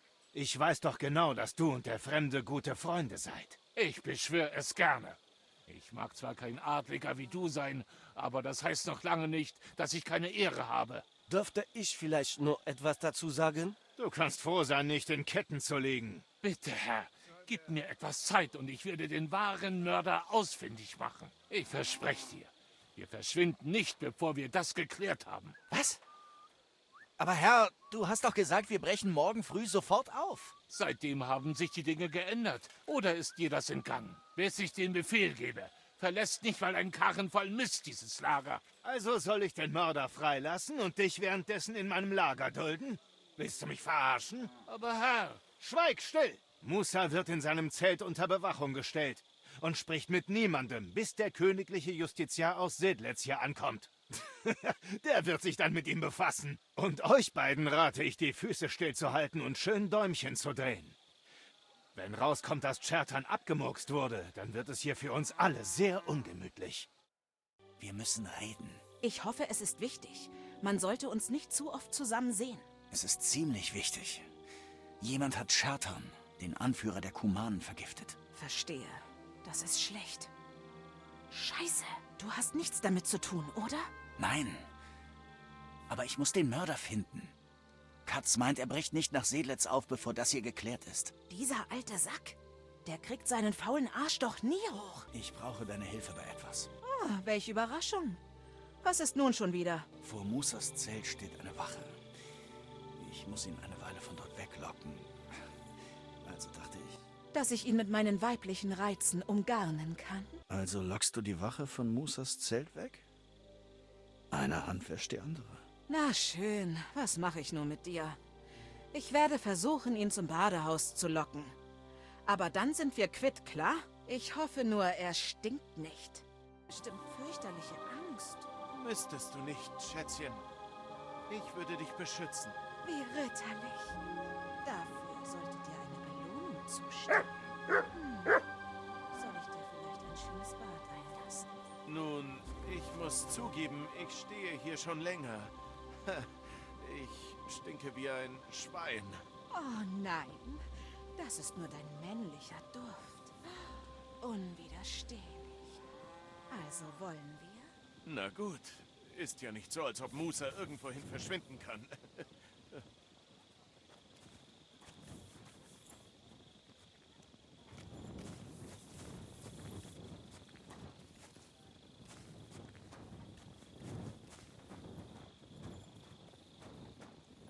Heinrich, was machst du denn hier?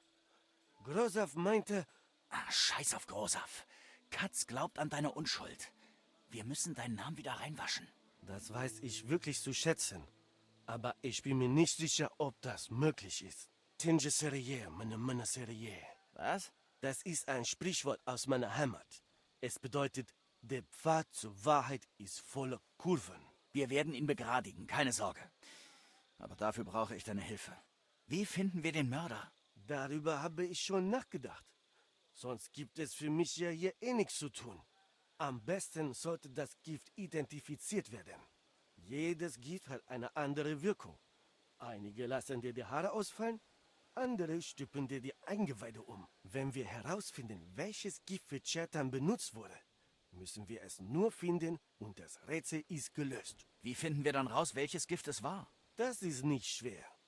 Ich untersuche die Leiche, finde die Symptome des Gifts und vergleiche sie dann mit bekannten Giftwirkungen. Also, das würde ich zumindest, wenn ich hier raus könnte. Und könnte ich irgendwie helfen? So schwer kann es ja nicht sein, oder? Zuallererst musst du zu Chertans Leiche gehen und sie gründlich untersuchen. Arme, Beine, Gesicht. Du musst dir alles einprägen, was dir seltsam vorkommt. Im Spital ist eine Kiste. Hol dort mein Gifteimer nach raus und vergleiche die beschriebenen Symptome mit dem, was du gesehen hast. Ich hoffe, du kannst lesen. Ja, ziemlich gut. Wunderbar. Die Kiste ist verschlossen, aber das wirst du schon schaffen. Na dann wollen wir mal. Heilige Maria, Mutter Gottes, lass mich nichts übersehen und vergib mir, was ich mit diesem armen Kerl anstelle. Er sieht ein bisschen gerötet aus. Aber kommt das vom Gift oder war er nur betrunken? Ich sehe hier nichts Seltsames. Keine blauen Flecken oder aufgeplatzte Lippen. Keine Anzeichen von Gift. Was für ein Gestank. Er hat ja nicht nur Blut gespuckt, sondern auch seine Eingeweide ausgekotzt. Igitt. Das untersuche ich auf keinen Fall. Er sieht so ungewöhnlich steif, unverkrümmt aus. Er muss unter furchtbaren Krämpfen gestorben sein. Nichts Ungewöhnliches außer dem verkrümmten Körper und der abgebrochenen Nägel. Hat er seine Nägel in den Tisch gegraben, als die Krämpfe losgingen? Das tut schon weh, wenn man nur daran denkt. Völlig steif. Genau wie seine Arme.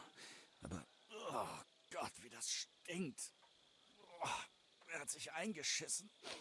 Himmel, ist das widerlich. Ich untersuche lieber ein anderes Körperteil. Sein Bauch ist ja völlig zerfetzt. Wer um Himmels Willen hat ihn denn so zugerichtet? Das ist eine schreckliche Wunde.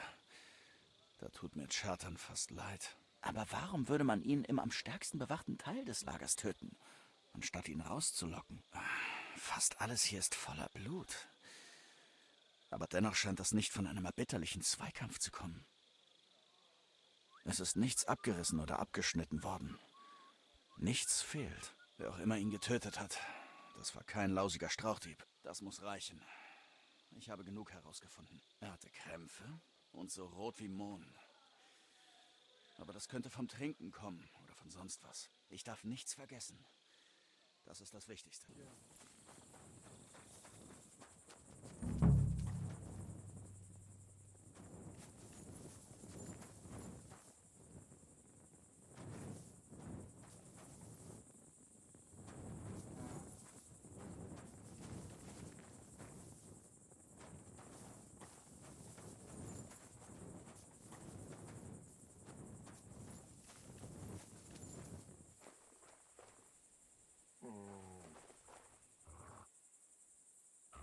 Ist das Blut? Nein, Pisse.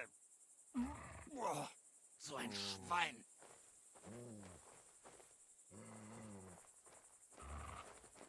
Du, so viel Geld. Da ist doch was faul. Eiche. Und knochentrocken.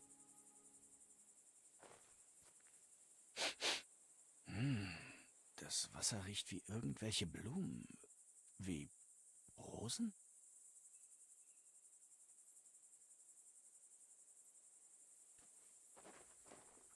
Dreckig. Moment mal. Nägel, Rosenwasser, Eichenrinde. Damit braut man den Kuss des Todes. Ich habe herausgefunden, was ich konnte. Ich würde sagen, ich bin so bereit für den Prozess, wie ich nur sein kann. Meine Güte, du strahlst ja vor Selbstvertrauen. Wir haben noch etwas Zeit. Also beruhige dich, bevor du noch durchdrehst. In der Zwischenzeit werde ich mal alles vorbereiten. Also dann, meine Herren. Eurem Brief konnte ich in etwa entnehmen, was passiert ist. Und ich bin sicher, dass wir die Sache schnell und ruhig klären können. Aber ehe wir anfangen, muss ich sagen, dass du mich enttäuschst, Herr Grosaf. König Sigismund schenkt dir sein Vertrauen, aber du scheinst der Aufgabe nicht gewachsen zu sein. Das ist nicht wahr. Ich habe aus ein paar fadenscheinigen Zelten ein richtiges Heerlager gemacht. Hier ist alles so, wie es sein soll. Dir sterben nur gelegentlich mal deine Soldaten weg, was? Es gibt immer Probleme, aber wie du siehst, komme ich damit klar. Wir haben Musa von Mali auf frischer Tat ertappt. Du musst nur das Urteil sprechen. Musa ist unschuldig. Himmel, Heinrich, sei still. Und wer genau bist du? Heinrich, Herr, einer meiner besten Soldaten. Er weiß nur nicht, wann er den Mund zu halten hat. Dann lass ihn reden. Er hat uns bestimmt etwas sehr Wichtiges mitzuteilen. Nun sag schon, Bursche, warum ist Musa denn deiner Meinung nach unschuldig? Na, ganz einfach, Herr. Als Chartan erstochen wurde, war Musa mit mir und Kommandant Katz zusammen. Das beweist gar nichts. Soll ich ihn aus der Ferne erstochen haben? Musa von Mali wird schweigen, bis ich persönlich das Wort an ihn richte. Katz und der Junge waren betrunken. Musa hätte problemlos zwischendurch verschwinden können. Im Dunkeln hätte ihn niemand bemerkt. Es fällt mir schwer, das zu glauben. Aber wenn es nicht Musa war, wer hat Chartan denn dann getötet? Chartan wurde von unserem Korporal getötet. Stefan, auch Krähe genannt. Was? Ich? Scheiße, Heinrich. Krähe? Der Kerl mit dem Schnurrbart? Ganz genau, Herr. Er ist Katz' rechte Hand. Ich wette, sie stecken da beide mit drin. Nach deiner Meinung hat niemand gefragt. Aber deine Meinung interessiert mich, Junge. Und bitte von Anfang an. Was ist deiner Meinung nach in dieser Nacht im Munitionslager passiert? Krähe ist dort eingebrochen und wollte es in Brand stecken. Aber Chartan hat ihn erwischt. Es kam zum Kampf und genau so ist es passiert. In Brand stecken? Hältst du mich für irre? Wo sind deine Beweise? Überall auf dem Boden des Lagerraums war Pulver verstreut. Krähe hat das Pulver verschüttet, doch dann musste er fliehen. Das könnte jeder gewesen sein. Mehr hast du nicht zu bieten? Schluss mit dem Geschrei! Bauern wie euch beiden zuzuhören ist eine Qual. Also fasst euch gefälligst kurz. Was ist dann passiert? Du hast Chartan ins Spital getragen, nicht wahr, Herr Musa? Ja, Herr. Dort gab ich ihm Wein und wollte seine Wunde nähen, aber er starb, ehe ich etwas tun konnte. Jemand scheint den armen Kerl vergiftet zu haben. Krähe hat den Wein vergiftet. Vielleicht hat Musa sich kurz weggedreht und da hat er es in den Kelch geschüttet. Was hältst du davon, Herr Musa? Das ist nicht ausgeschlossen. Ich musste saubere Verbände und Wasser holen, um die Wunden zu reinigen. Das wirst du doch nicht ernst nehmen, oder? Ha! Selbst wenn das stimmen würde, woher hätte ich denn das Gift nehmen sollen? Du hast es selbst gemischt. Ich habe Rosenwasser, Nägel und Eichenrinde in deinem Zelt gefunden. Damit wird ein Gift namens Kuss des Todes gebraut. Und mit eben dem wurde Chartan getötet, Herr. Du Pisser! Ich habe so etwas nicht. Das genügt.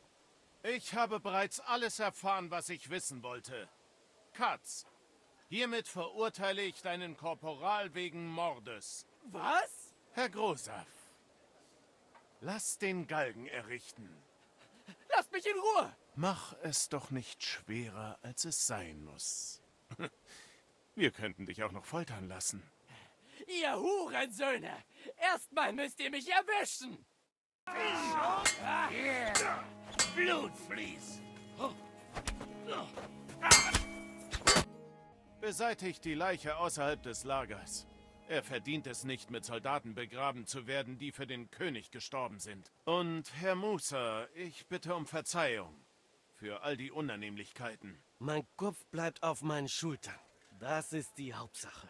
Da hättest du dir keine Sorgen machen müssen. Deinesgleichen wird gehängt. Dafür ist die Klinge zu schade. Wenn ich du wäre, würde ich nicht lachen. Du bist ungeeignet, das Lager zu führen. Unter diesen Umständen kann ich dich nicht unbeaufsichtigt weitermachen lassen. Was? Ich habe nichts getan. Genau. Und sieh dir an, wohin uns deine Untätigkeit geführt hat. Ich übernehme vorerst das Kommando. Das kannst du nicht tun. Und wie ich das kann. Und noch eine ganze Menge mehr. Ich werde im königlichen Zelt leben. Das wird mir Katz sicherlich gerne überlassen. Es gehört ganz dir. Wir bleiben sowieso nicht mehr lange, oder Heinrich? Wie du befiehlst, Herr. Dann befehle ich es, Soldat. Packe deine Sachen. Reicht die Zeit, um noch zu den Bädern zu gehen? Ich habe doch noch etwas zu erledigen. Na gut, aber beeil dich. Ich habe nicht vor, die Reise im Dunkeln zu unternehmen, nur weil du es noch einmal treiben wolltest. Es geht los. Die Prager ziehen nach Sedlec. Endlich muss ich nie wieder einen Kumanenarsch waschen. Berichte Žižka alles, damit sie bereit für den Hinterhalt sind. Mach ich. Aber gib Acht, wenn's losgeht. Wir wollen ja nicht, dass Knochenteufel dir aus Versehen den Schädel wegpustet. Und der Teufel springt hinter einem Baum hervor. Aber Vater war bereits Fuchsteufelswild. Er packt ihn bei den Hörnern, ringt ihn zu Boden. Und ehe wir uns versehen, prügelt er dem Teufel die Seele aus dem Leib. Wartet. Aber wartet. Männer. Denn dann, nachdem Vater mit ihm fertig war,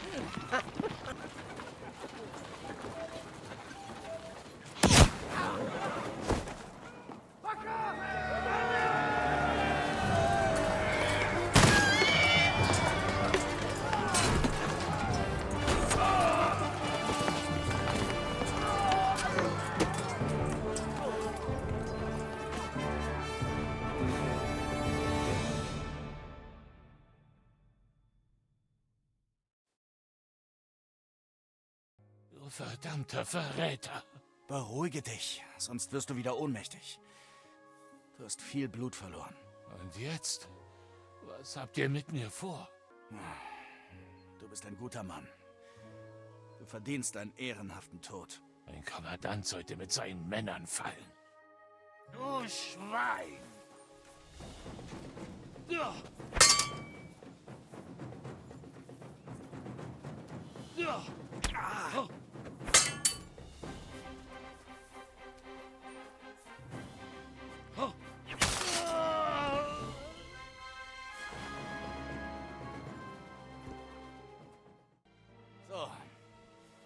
Das ist erledigt. Was ist denn los? Bist du nicht zufrieden? Das, was wir diesen Leuten angetan haben, fühlt sich einfach nicht richtig an. Denk dran, das sind keine Leute, sondern der Feind. Dann schläfst du besser. Glaub mir.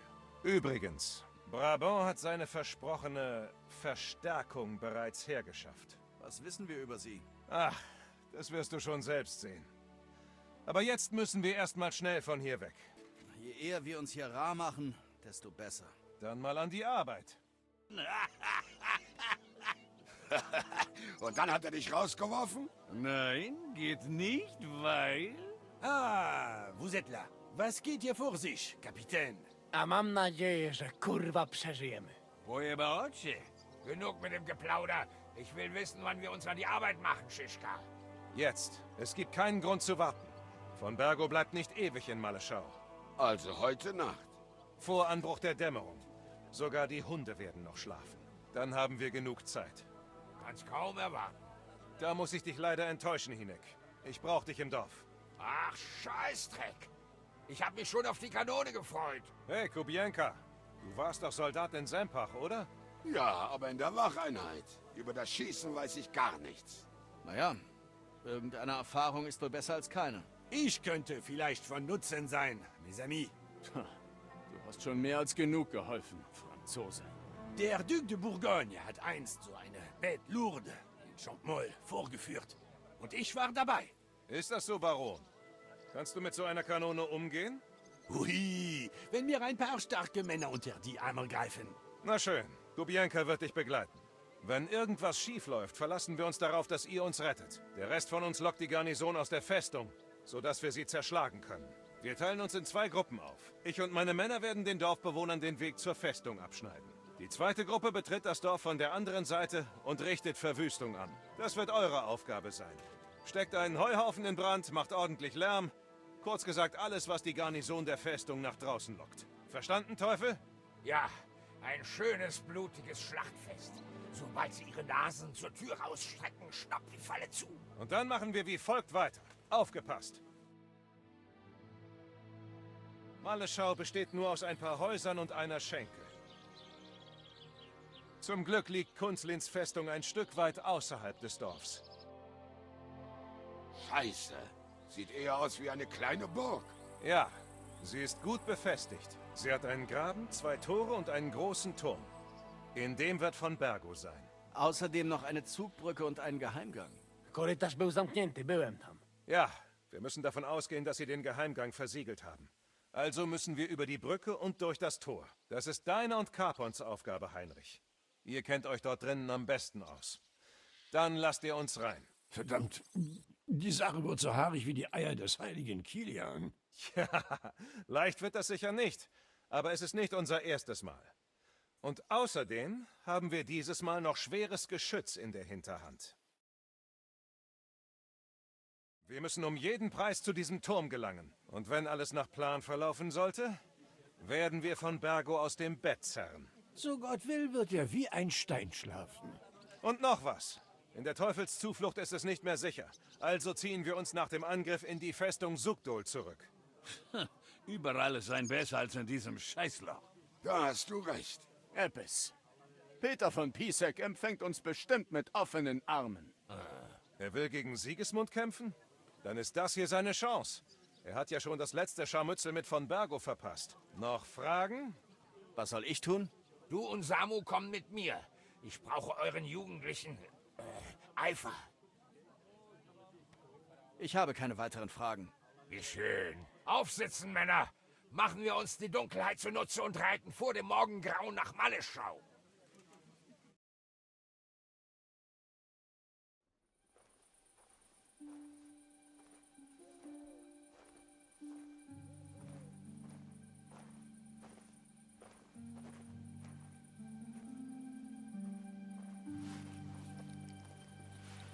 Kurwa.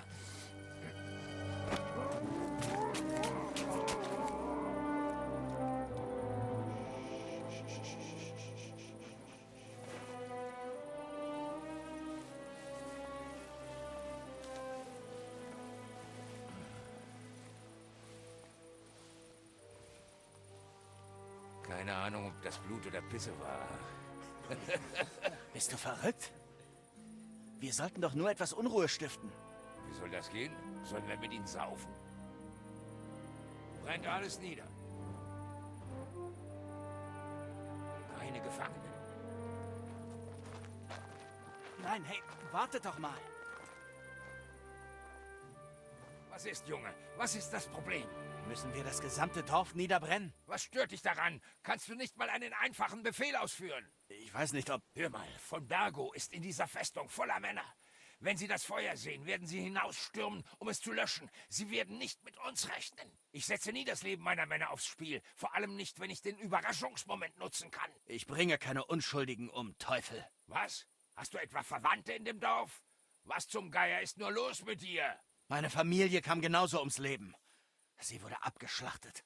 Und wofür? Kurva, das ist dein Problem. Wir sind im Krieg und das ist nun mal unser Plan, um von Bergo zu schnappen. Wir machen's, wie du willst, bitteschön. Du willst ein Hauptmann sein? Dann zeig, was du drauf hast. Ich kann allerdings nicht versprechen, dass du überlebst. Hm? Dein Überleben kann ich ebenso wenig garantieren. Ist auch nicht nötig.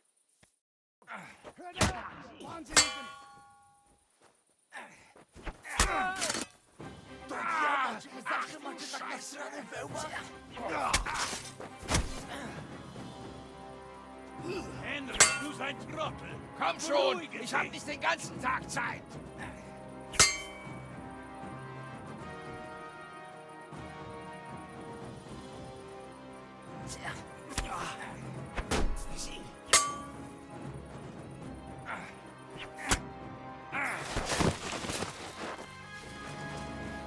Sieh an. Der Bastard hat dem Teufel das Tanzen beigebracht. Du hast gewonnen. Der Stärkere gibt die Befehle.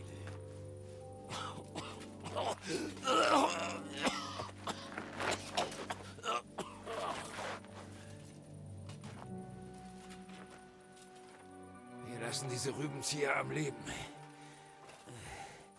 Ich hoffe, du weißt, was du tust. Und dass keiner unserer Männer anstelle dieser Bauern draufgeht. Das wäre allein dein Verschulden. Was glotzt dir so? Ha? Noch nie jemanden gesehen, der was auf die Fresse gekriegt hat? Wir machen es so, wie der Junge es will. Auf die langweilige Art.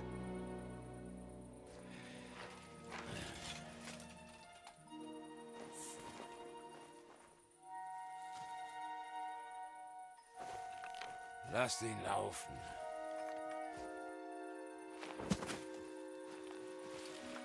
Macht euch bereit. Wir gehen am Dorf vorbei und dann zu Schischka. Aber schön leise und unauffällig.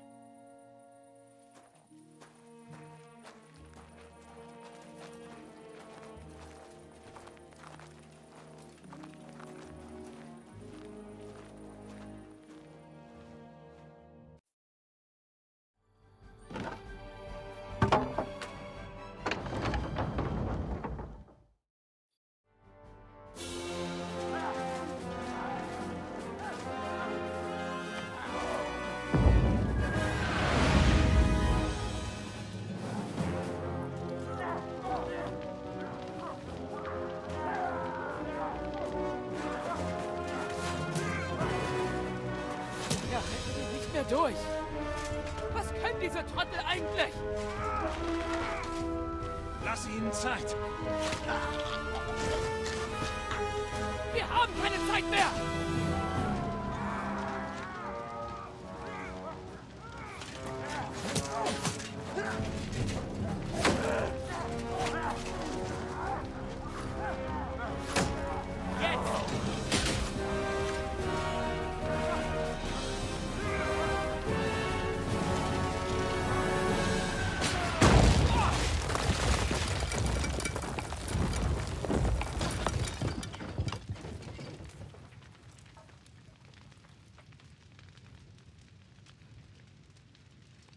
Auf geht's.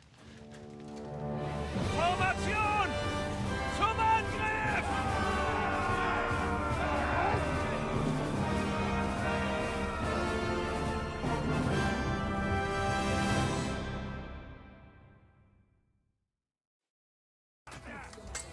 Ich mach dir ein zweites Eis!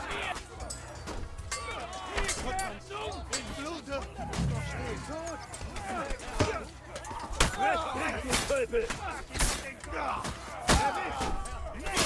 Ich hacke dich in Stücke!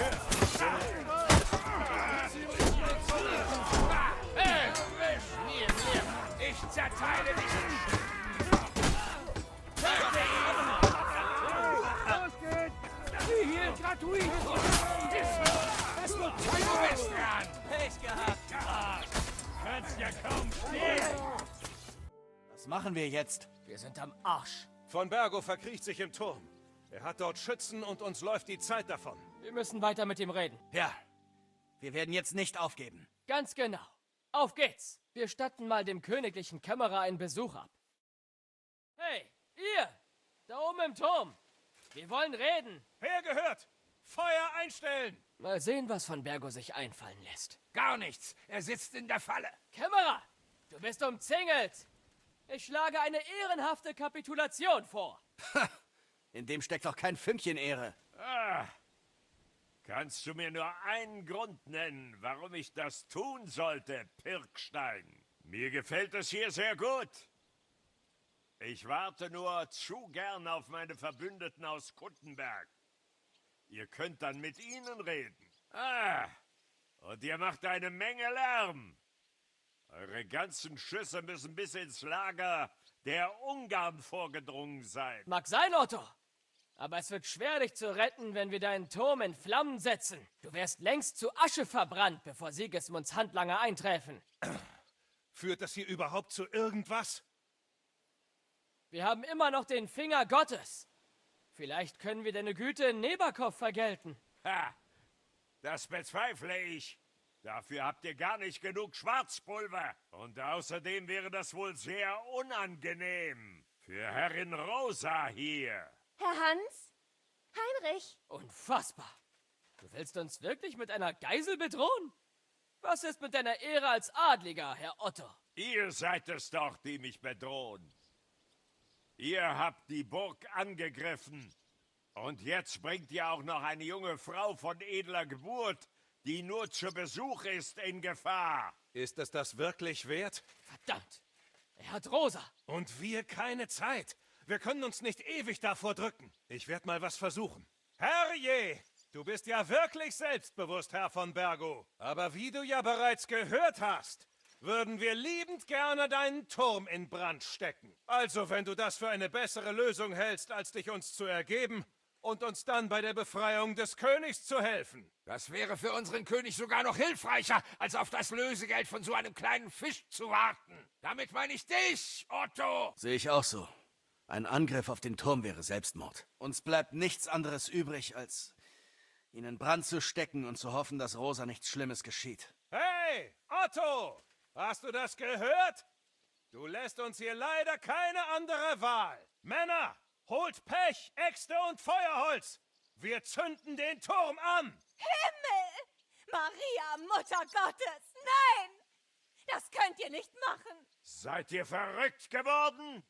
Wollt ihr euch mit dem Tod einer Dame belasten? Ruthards Tochter? Du lässt uns keine andere Wahl. Du bist hier der Sünder, Otto. Heinrich, nein! Das geht doch nicht! Das kann nicht euer Ernst sein! Ihr Schweine! Für wen haltet ihr euch? Genug! Hört auf! Ich lasse es nicht zu, dass ihr eine junge Frau lebendig verbrennt. Hörst du mich, Pirkstein? Gilt dein Angebot noch? In der Tat. Bekomme ich eine Garantie? Selbstverständlich. Dir wird nichts geschehen. Du hast mein Wort. Dein Wort, Pirkstein? Wir sind keine Barbaren, wir sind Adlige, Herr Otto. Deine Leiche hätte keinen Wert für uns. Ha! Wie unverfroren du doch bist, Hinek. Aber ja, ich vertraue dir. Wenn es um Lösegeld geht, kann man sich auf dich verlassen. Schön. Wie entscheidest du dich, Herr von Bergo? Dem Teufel kannst du später noch schmeicheln, so viel du willst. Ihr habt mich überzeugt. Ihr habt recht. Es ist nicht im Interesse des Königreichs, gegeneinander Krieg zu führen. Im Gegenteil. Wären wir Verbündete, könnten wir alle gewinnen, den Frieden sichern und unseren König retten. Also gut, einverstanden. Wir kommen raus.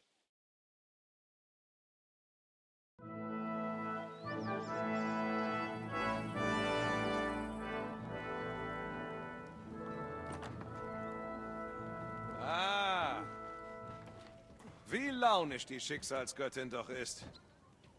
Eben noch an der Spitze und schon liegt man am Boden. Wer hätte damals in Neberkov so eine Entwicklung vorausgesagt?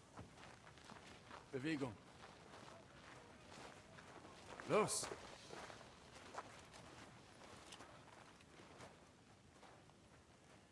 Was?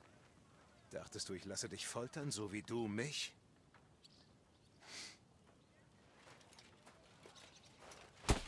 Wir haben eine Rechnung offen.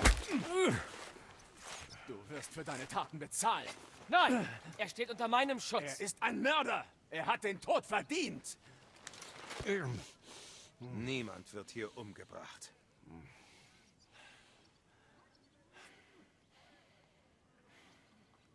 Scheiße, war das ein Knall. Mir dröhnt der Schädel. So wie Brabant hat geladen letzte Kugel. Hätte beinahe ihn gekostet Kragen. Ist Wunder, dass Franzmann noch leben. Heute hattest du Glück. Das passiert nicht nochmal.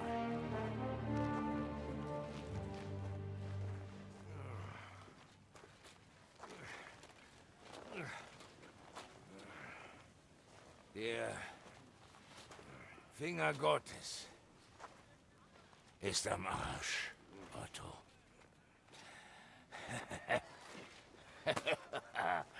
Entschuldige, das muss ein Heidengeld gekostet haben.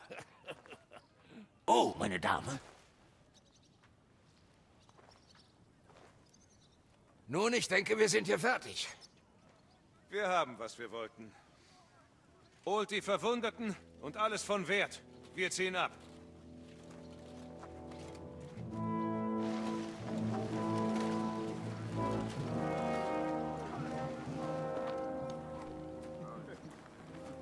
Reitet ruhig los.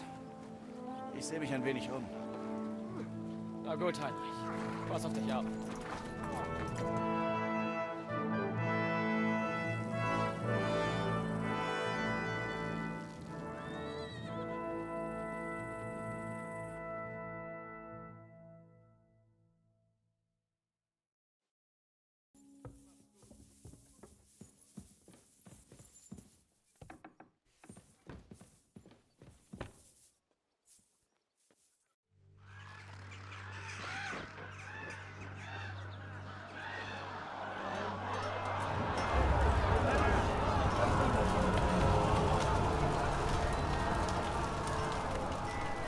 Gut gemacht!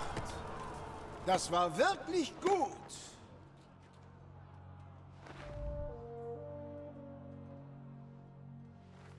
Du hast die Bauern gerettet und deine Männer zur Schlachtbank geführt.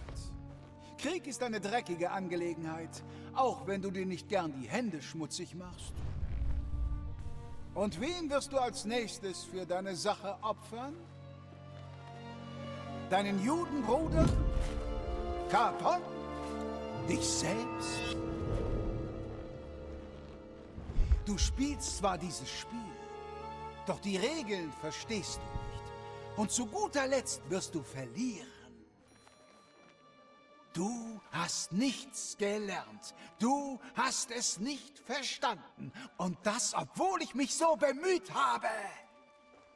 Und doch teilen wir dasselbe Schicksal. Meine Familie wurde auch getötet. Von den Türken. Ich habe mich gefühlt wie du. Und Erik ging es ebenfalls so. Deswegen half ich ihm auch. Wir sind eine große Familie von Waisen. Naja, natürlich hast du noch einen Vater. Auch wenn er nicht bereit ist, dir seinen Namen zu geben.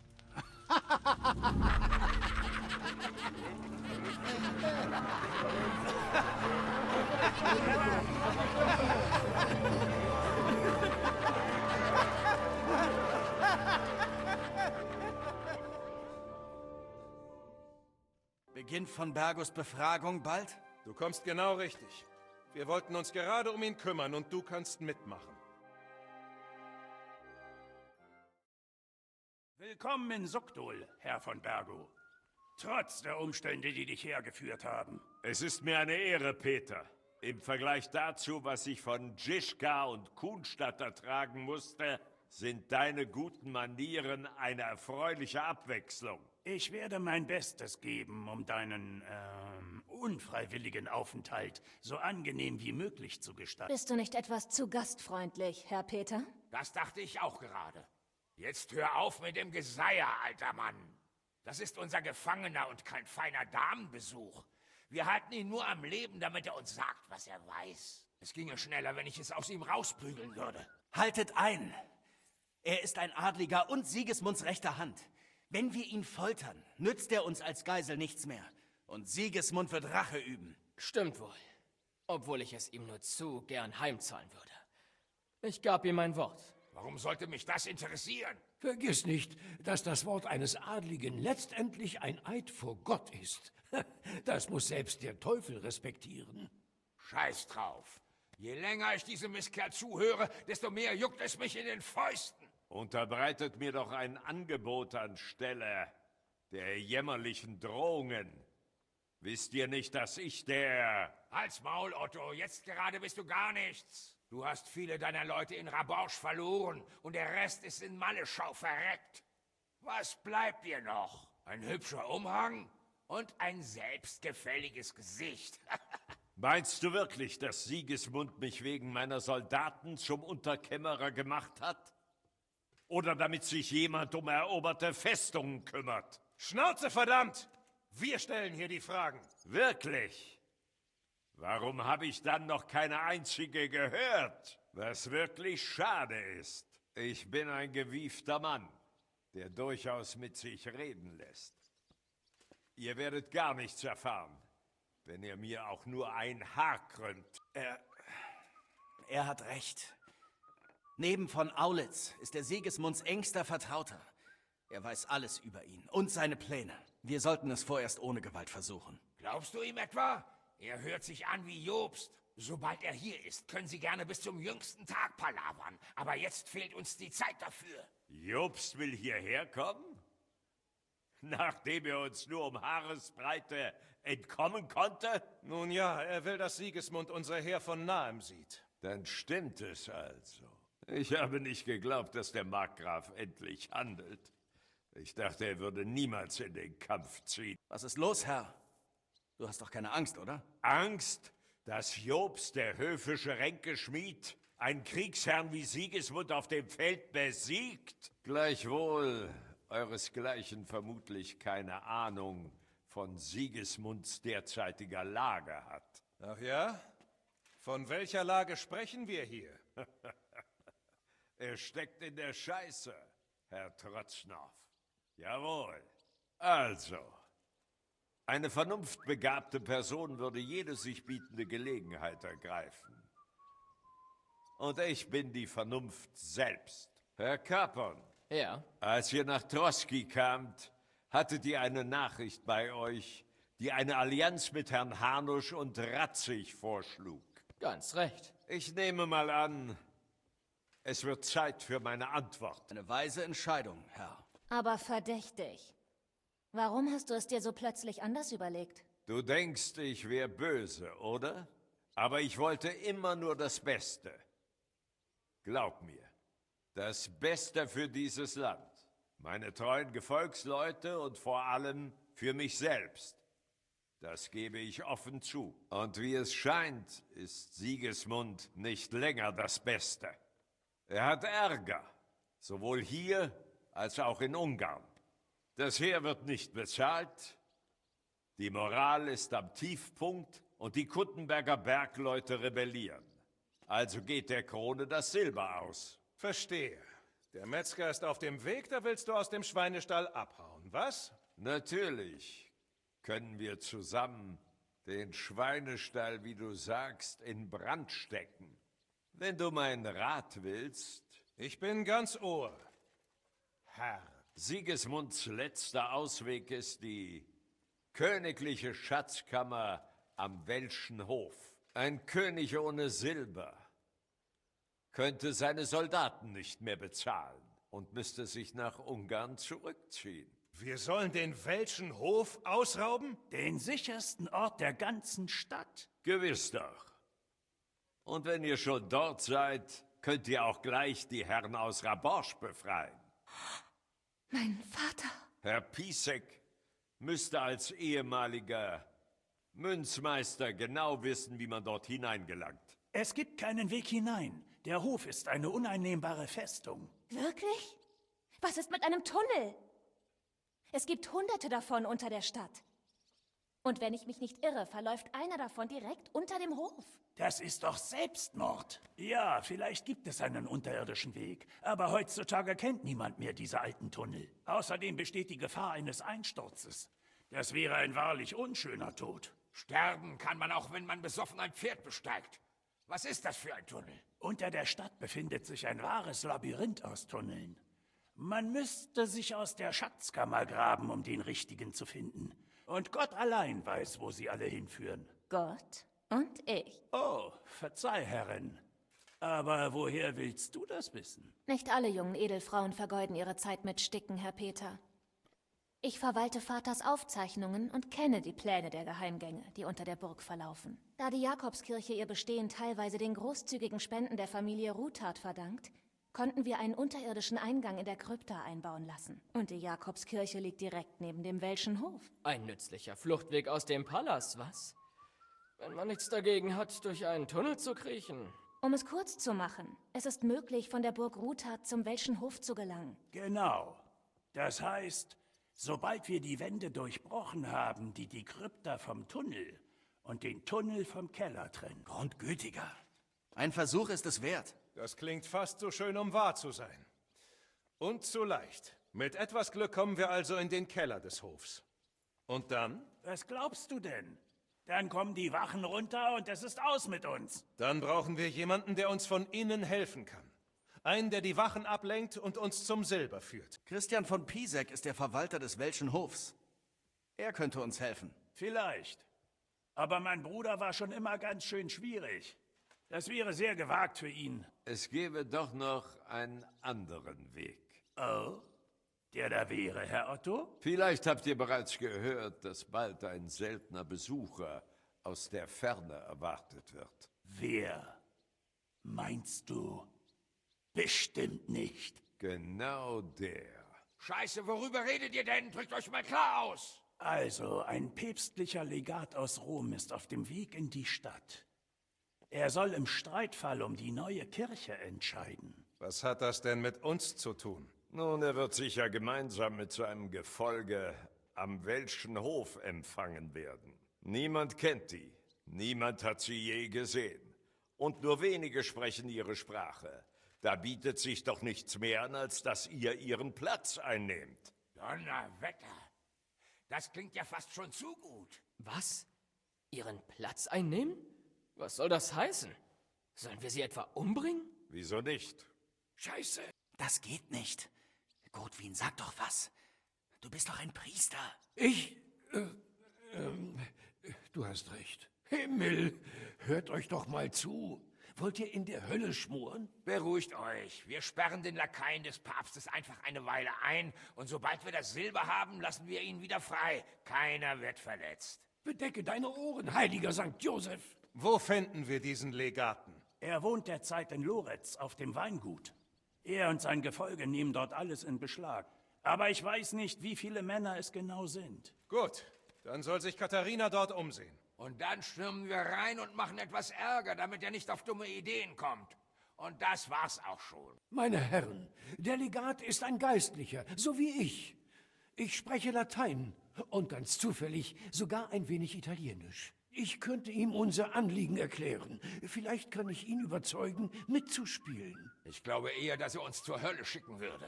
Herr Hynek, unterschätze niemals die Macht wohlgewählter Worte.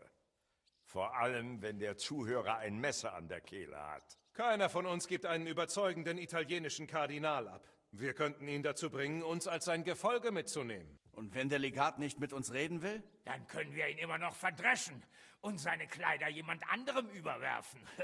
Zum Beispiel Godwin. Der ist doch Pfarrer. Moment mal, ich werde ganz sicher nicht den Hofnarren spielen. Das wirst du auch nicht müssen. Wir halten uns an den Plan.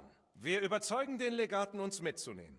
Und danach lassen wir uns schon etwas einfallen. Und was stellen wir dann mit dem eigentlichen Gefolge an? Wir sperren sie in die Teufelszuflucht. Dort kann sie einer von uns bewachen. Ein Haufen seltsamer Kerle, die nur Unsinn von sich geben, fällt dort sicher nicht weiter auf. Na gut, sagen wir mal, wir kommen mit dem Legaten rein. Was passiert dann? Was ist, wenn er uns verrät? Deshalb dürfen wir ihn nicht aus den Augen lassen. Darum kümmert sich Godwin. Ich? Du sprichst doch Italienisch, oder nicht? Wenn er sich querstellt, hältst du ihm deinen Dolch an die Rippen und bittest ihn höflichst, dir zu gehorchen. Möge Gott dabei wegsehen. In der Zwischenzeit kümmert sich der Rest von uns um die Wachen und bereitet alles für das Öffnen der Schatzkammer vor. Das ist verdammt riskant. Mit uns rechnet doch niemand.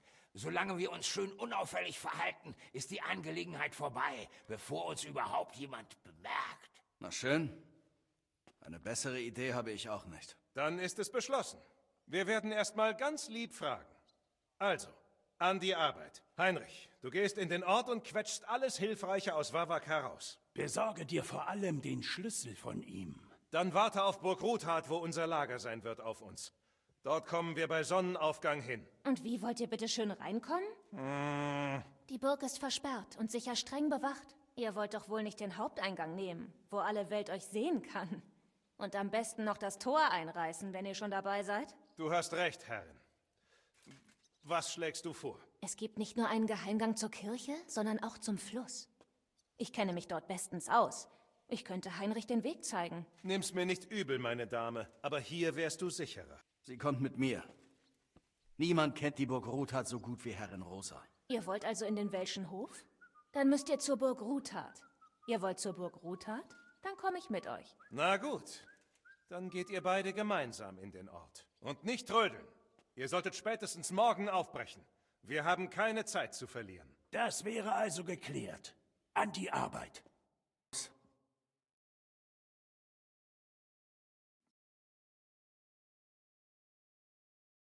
Also, da sind wir. Ich freue mich nicht darauf, in die Dunkelheit zu treten. Hast du Angst? Vor der Dunkelheit? Ich? Ich bin kein kleines Mädchen. Aber Gott weiß, was wir da finden. Vor allem am Ende. Ich bin bei dir. Wenn etwas passiert, bleib einfach hinter mir und... Oh, mein Held. Aber da ich den Weg kenne, werde ich zuerst gehen. Sieh dir dieses Durcheinander an. Ich erkenne diesen Ort kaum wieder. Das waren sicher nicht Wawaks Männer. Wohl eher das Gesindel der Stadt und Bettler. Sie benehmen sich, als gehörte das alles ihnen. Wenn Vater das sehen würde.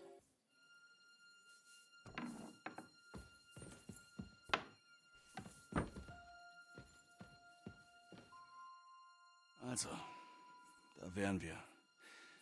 Willkommen zu Hause. Es fühlt sich gar nicht mehr wie mein Zuhause an. Sie haben sich hier wie die Tiere benommen. Mach dir um die Unordnung keine Sorgen. Unsere Jungs räumen hier auf, wenn sie da sind. Das sind wir dir schuldig. Das ist nett.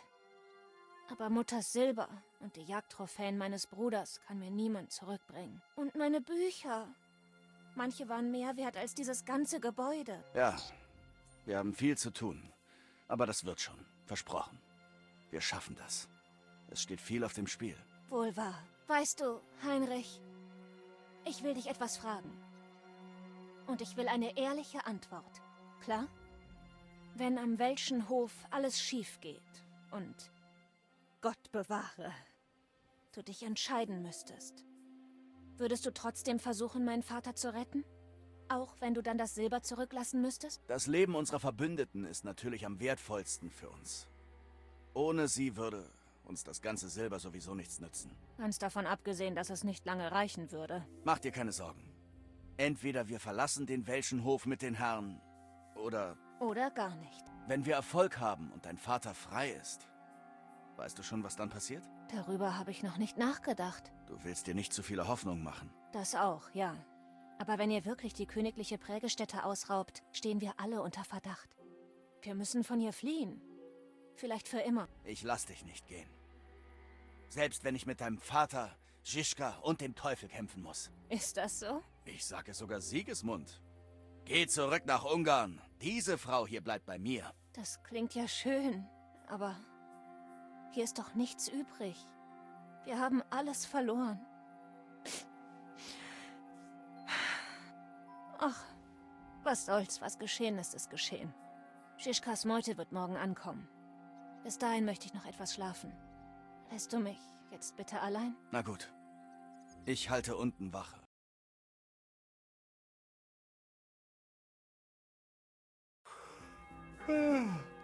Himmel, ist es schon morgen? Žižka und die anderen sollten inzwischen schon hier sein.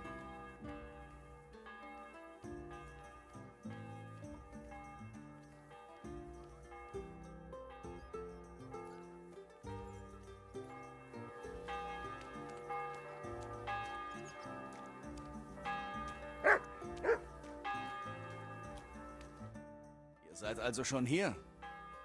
Wie war die Reise? Gab es auf dem Weg irgendwelche Probleme? Eigentlich lief alles reibungslos. Nur Brabant hörte nicht auf zu reden. Aber Ehre wem Ehre gebührt. Er war eine große Hilfe in Maleschau. Dieser Treffer am Tor kam genau zur rechten Zeit. Wenn seine Männer nicht gewesen wären, wären wir alle tot. Aber manchmal wünschte ich, dass jemand mit einer Kanone auf meinen Kopf feuern würde, damit ich ihm nicht länger zuhören muss. Mich würde interessieren, was hier gestern vor sich ging. Als wir ankamen, sah es aus wie im Schweinestall. Ein paar der hiesigen Bettler lagerten hier. Wir mussten sie irgendwie loswerden. Was ist mit Rosa? Bereut sie schon, dass sie mitgekommen ist? Warum sollte sie? Sie hat doch selbst darum gebeten. Aber nur, weil du auch mitgekommen bist. Den Rest der Gruppe scheint sie nicht sonderlich zu mögen. Was tut ihr denn, um sie vom Gegenteil zu überzeugen? Und der Anblick ihrer Burg hat ihre Laune auch nicht gerade gebessert. Wir sind vielleicht Bastarde, aber sicher nicht undankbar. Jedenfalls kümmern sich meine Männer um die Leichen und räumen hier auf. Wenn die Dame nichts dagegen hat. Ganz im Gegenteil, denke ich.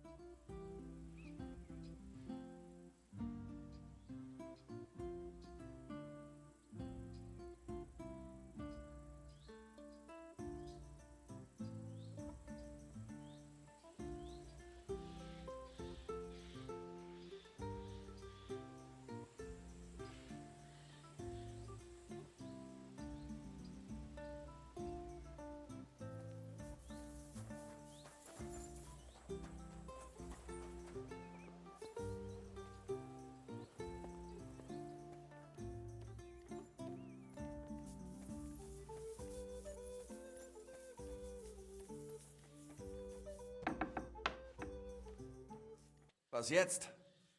Gibt es einen Plan, um an den Legaten ranzukommen und ihn zu überzeugen, uns in den welschen Hof zu bringen? Das will ich meinen. Hey, hört alle her! Ihr alle! Euer Tagwerk ist getan. Holt euch eine Mütze Schlaf. Ihr müsst morgen früh aus den Federn kommen. Oh, ist das wirklich nötig? Und ob? Wir reiten nach Loretz. Kardinal Pozzo geht sehr früh zu Bett und steht noch vor dem Morgengrauen auf. Nach dem Morgengebet frühstückt er gemeinsam mit seinem Gefolge, wobei sie von niemandem gestört werden dürfen. Die meisten normalen Leute schlafen zu dieser Zeit. Also sollte alles reibungslos verlaufen, wenn ihr ihn besucht. Wenn wir ihn nicht überzeugen, uns in den welschen Hof zu bringen, sind wir am Arsch.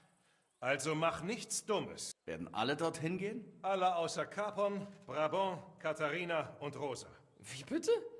Ich soll mir mit den Frauen den Arsch platt sitzen? So bekommst du deinen Schönheitsschlaf. Das wolltest du doch immer, oder? Pozzo hat ein ganzes Gefolge aus Soldaten bei sich. Wäre es nicht besser, wenn wir alle gehen? Sollen wir hier alles unbewacht lassen? Zu riskant. Jemand muss Wache halten, falls ungebetene Gäste auftauchen und hier rumschnüffeln. Das ist vernünftig. Wir können Sibeldarm nicht allein lassen. Oh, na schön. Müssen wir uns auf einen Kampf einstellen? Das wird nicht vonnöten sein.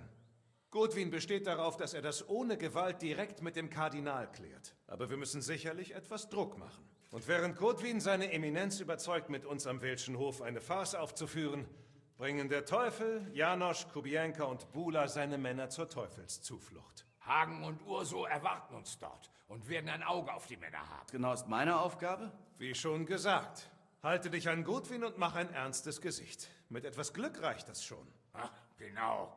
Niemand wird umgebracht. Also dann, fangen wir an. Ich erwarte morgen früh einen Bericht. Ist das klar?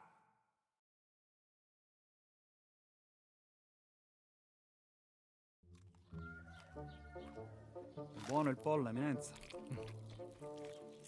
Così così, eh? Il cibo da queste parti fa un po' cagare.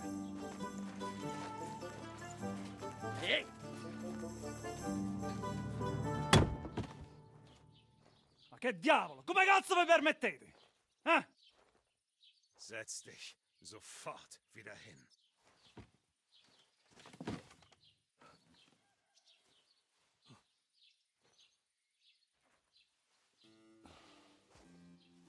Das non...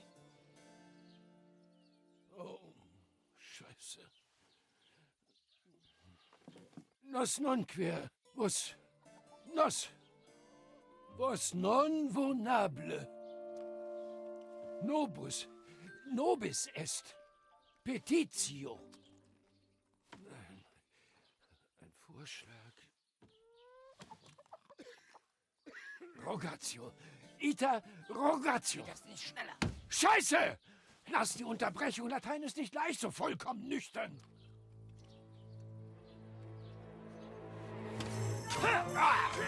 Scheiß! Ihnen nach! Sie dürfen nicht entkommen!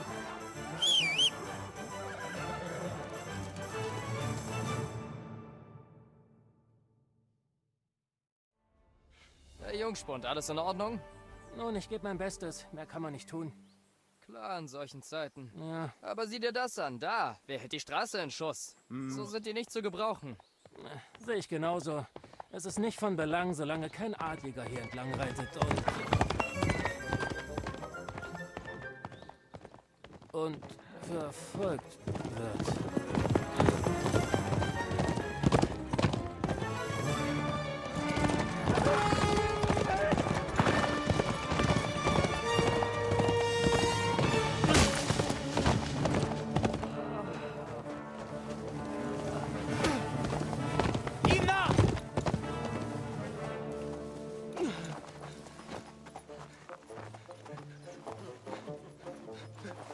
L'uomo di Dio, mi lascia in pace.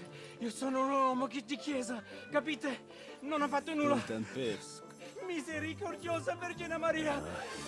Cosa vi Zampi curvato un gambe! Aiuto!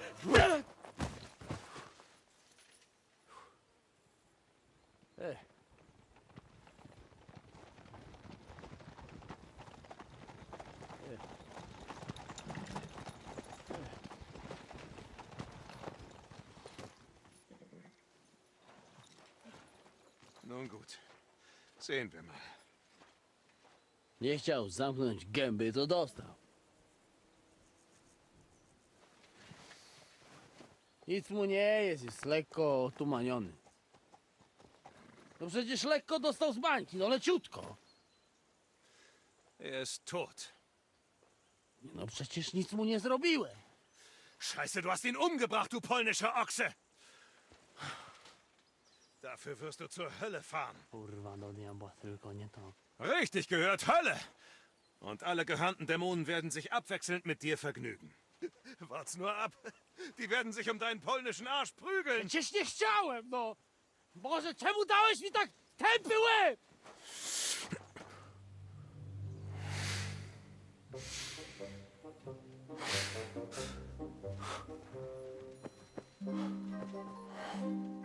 Zieht sie aus, sonst sind ihre Kleider gleich ganz voller Blut. Du nimmst seine Eminenz hier. Ich? Wieso? Weil du jetzt der Legat bist.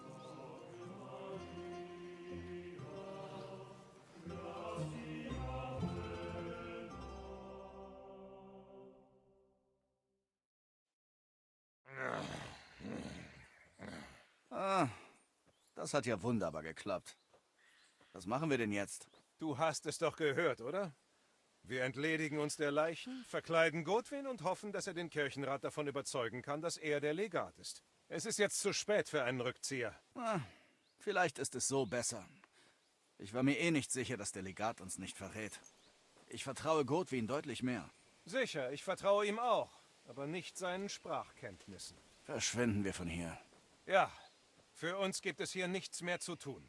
Gehst du zurück zur Burg Ruthard? Ja, wir müssen die Kleidung waschen, sie Godwin anziehen und hoffen, dass wir nicht am Galgen enden.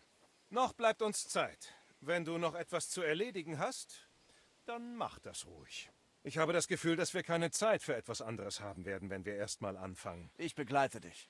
Schön, aber wie bereits gesagt, das ist die letzte Gelegenheit, sich noch um Unerledigtes zu kümmern. Bist du sicher? Wir haben keine Zeit zu verschwenden. Wie laufen die Vorbereitungen? Die Vorbereitungen sind abgeschlossen. Widmen wir uns der Aufgabe. Der Plan ist einfach. Wir teilen uns in 2 Gruppen auf. Eine nimmt den unterirdischen Weg und wartet, bis die andere Gruppe, die sich als Italiener ausgibt, das Zeichen zum Graben gibt. Sobald wir den Tunnel gegraben haben, kümmern wir uns um den Kirchenrat und bringen das Silber vom Welschen Hof zur Burg Ruthard. Dort laden wir es auf Karren und fahren es still und heimlich aus der Stadt. Wer wird sich als Gefolge des Legaten ausgeben? Godwin wird natürlich den Kardinal spielen. Janosch Uher wird ihn als seine rechte Hand zum Rat begleiten. Du, Capon, Brabant und Bula gebt euch als Rest des Gefolges aus. Was sollen wir während des Rats machen? Zuerst entledigt ihr euch der Wachen. Dann macht ihr uns den Weg frei. Godwin und Janosch werden uns währenddessen so viel Zeit wie möglich verschaffen. Vergiss nicht, dass die beiden Trottel bei der Ratsversammlung uns jederzeit auffliegen lassen können. Wenn das der Fall ist, dürfte es dort drunter und drüber gehen. Ich werde mich vorbereiten.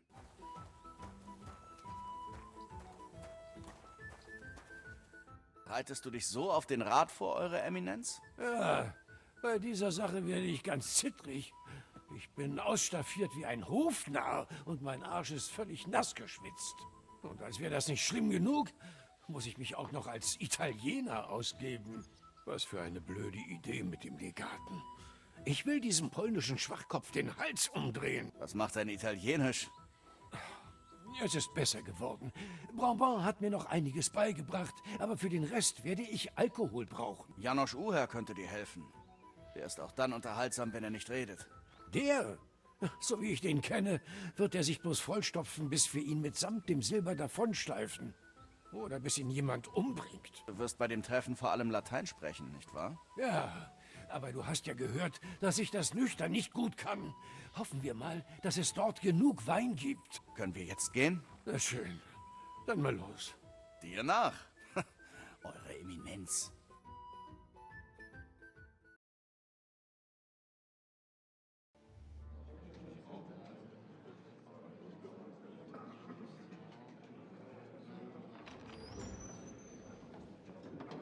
Eius Eminentia Cardinalis Pozzo.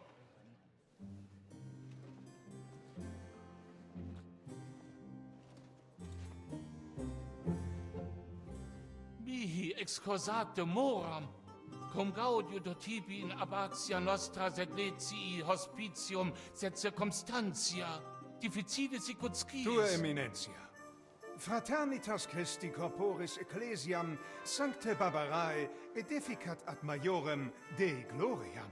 Post nostra tota urbs. Et veritatem non vult accipere.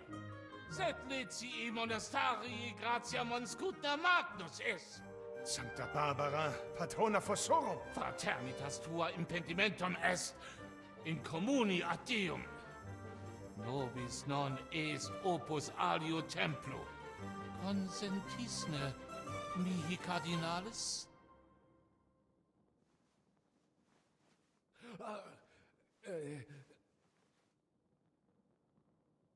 Venite, sodalis cari. Puto melius esse. Primo bibere. Audivi vos habere in urbe viniam.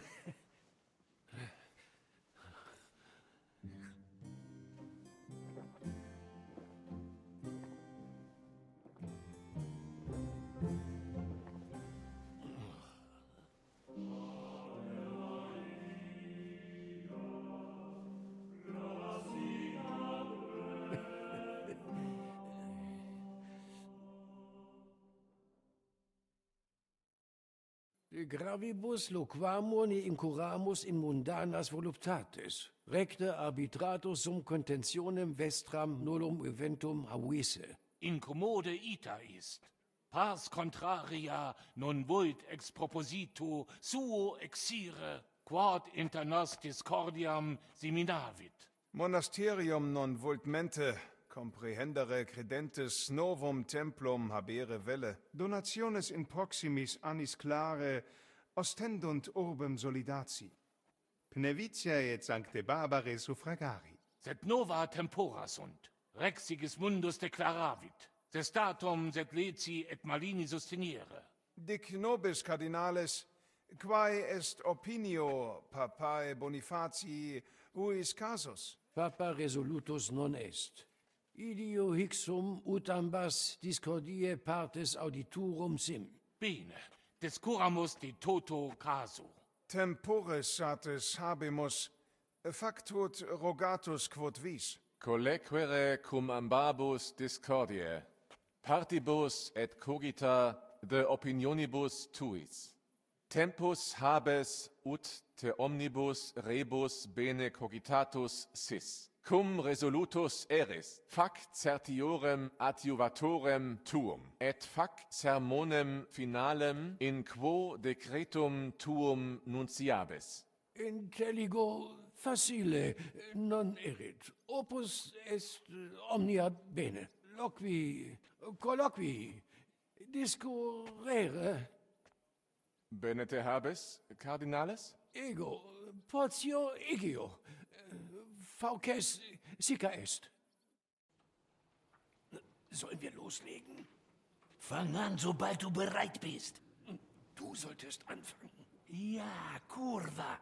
Na schön, machen wir es.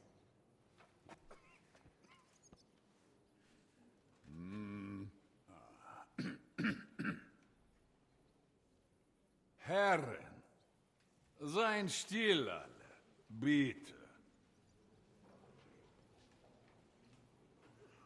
Ihr alle warten auf diesen Moment. Jetzt kommen die Entscheidungen. Alle hören wir Worte von Legat, geschickt von seiner Heiligkeit Papst Bonifacia. Seine Eminenz, Kardinal Lorenzo Pozzo.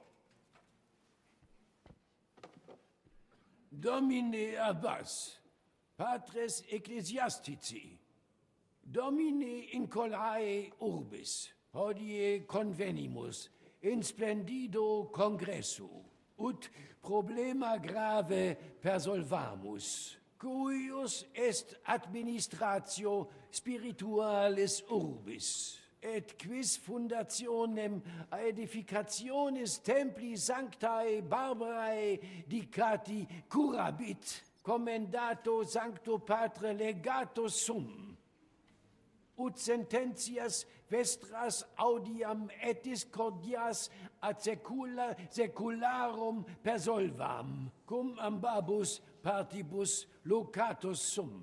Rogatis quid concilium meum sit, benedictum auctoritate papali, ad concilium inclino quod eruditus musa ex malia proponit. Tempus est ut connamina et numos in infinitis contentionibus ponere designamus. Jesus Christus unus est. De reconciliatione agere debetis. Suasine vobis alienigena, qui fidem nostram non exercit? Excusa me, sed et inusitatum videtu mihi. Potius rude simplexque, quomodo vis nos persuadere, ut ambo cedamus? Papa mihi commendavit ut discordiam vestram persolverem. Potestatem et auctoritatem eus habeo. Nemo pape auctoritatem dubitare debet. Igitur de reconciliatione agere officium vestrum est. Nemo papae auctoritatem dubitat. Si papa reconciliationem vult, reconciliationem facere conemua. Nihil hominus iam Dio balbutivisti, diquera proposita tua. Audite nunc concilium meum, quod fiducia papae Bonifaci sustenitur, donationes urbanae ecclesiasticae ex hoc momento in duas partes equales dividentur. Dimidium accipiet sodalitas et clerici parochialis eides Pnevetiana, alterum monasterium Silesianum et clerici parochialis eides Malinensis. Mane, plane it non intelligo. Ego quoque non intelligo. Quis dividet? Quis determinat quam multa dimidia parsit? It interist me, tale concilium plures, qua estiones creat quam responsa. Volo fos intelligatis me contra non esse tantum mihi non persuadeo. Mihi etiam non persuadeo. Fortasse it nobis potes, melius exponere. Pulcrum, si vos oculis meis aspicere possetis. Veloci duo lupi sanguinarii unam ovem agrederentur, et quum possent eam devorare, compererent eos eam dividere posse. Nolite forere, sed it peridiculum est. Ridete etiam post Paulum.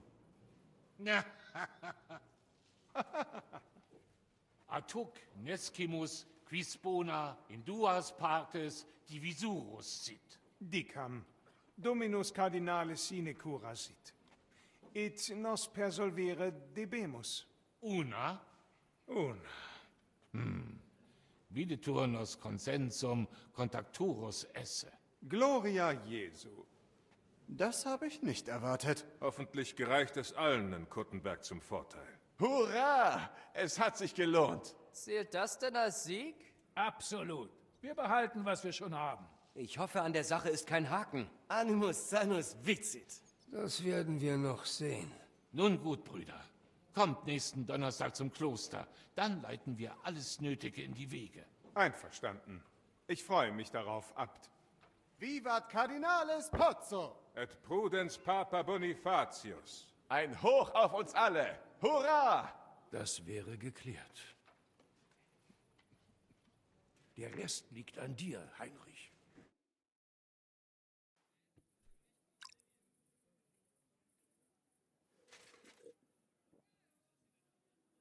Avete tutto, signori? Sì, bella moia.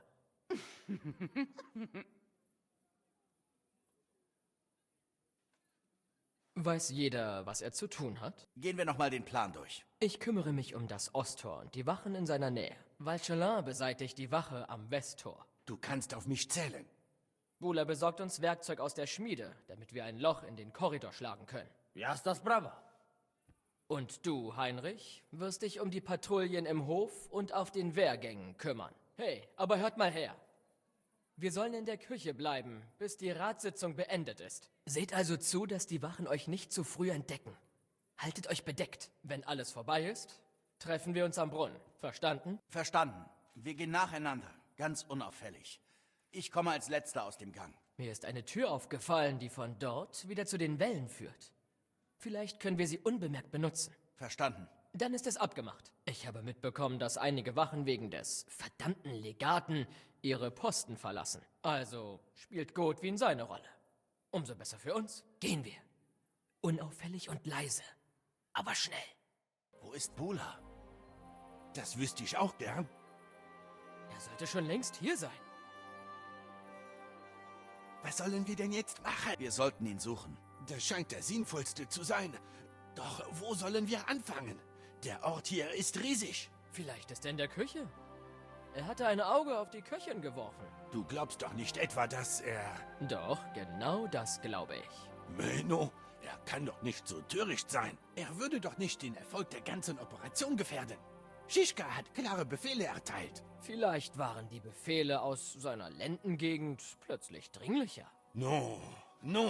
Ich glaube, er findet nur das Werkzeug nicht. Er steckt sicher in einer dieser Schmieden.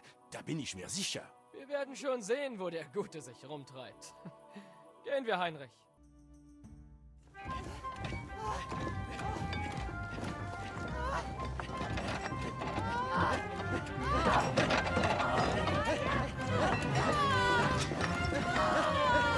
Mamma mia!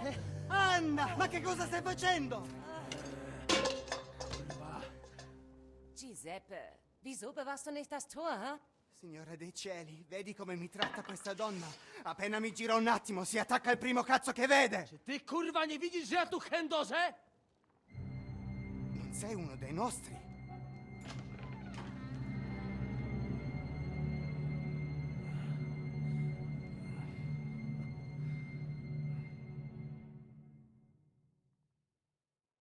Mi dispiace, amico. La ucciderò! e poi me stesso. Giuseppe, nein! Zitta, sei una comune puttana.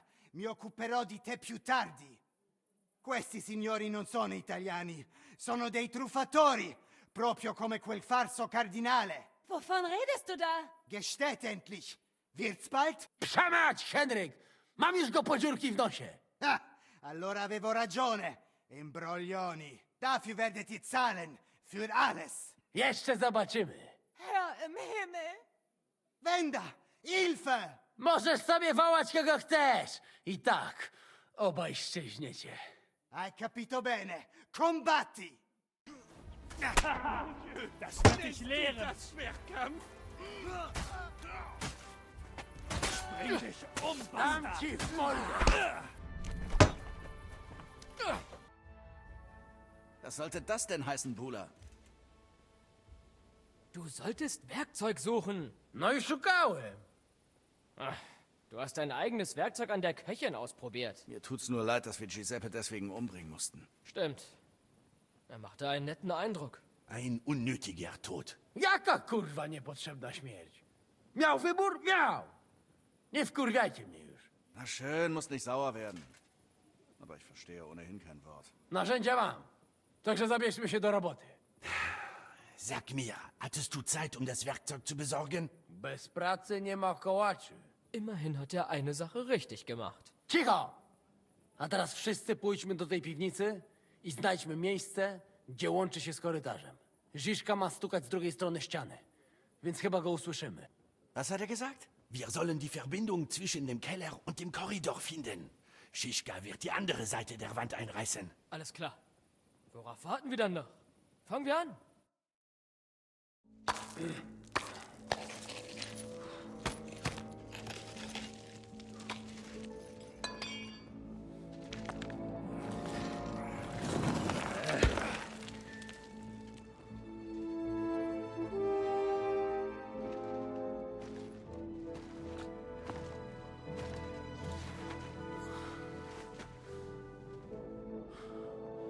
Das kann nicht wahr sein.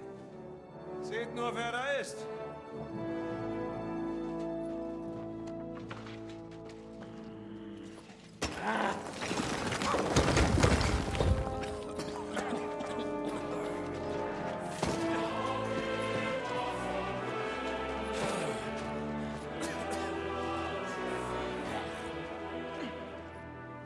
Es ist ja wirklich nicht auszuhalten mit den beiden. La cour italienne, Gertrude.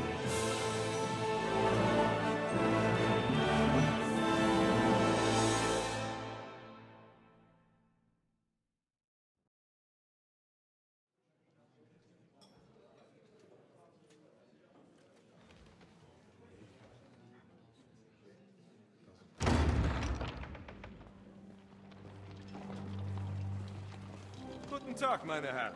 Bitte verzeiht diese kleine Unterbrechung. Darf ich mich vorstellen, ich bin Hauptmann Jan Žižka von Trocnov. Dies ist ein Überfall. Und ihr seid meine Gefangenen.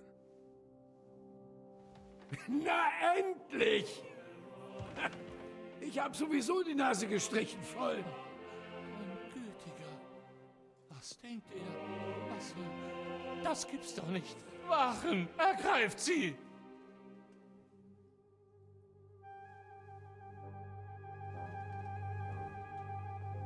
Godwin, Gemeindepfarrer von Uschitze, stets zu Diensten, Hochwürden.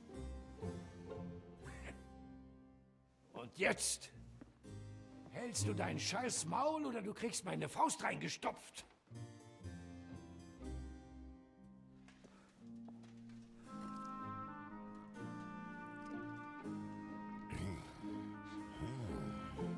Das ist verdammt gut.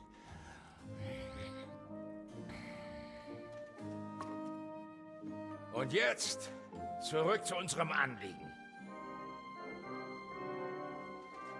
Schließt die Tür. Keiner geht rein oder raus.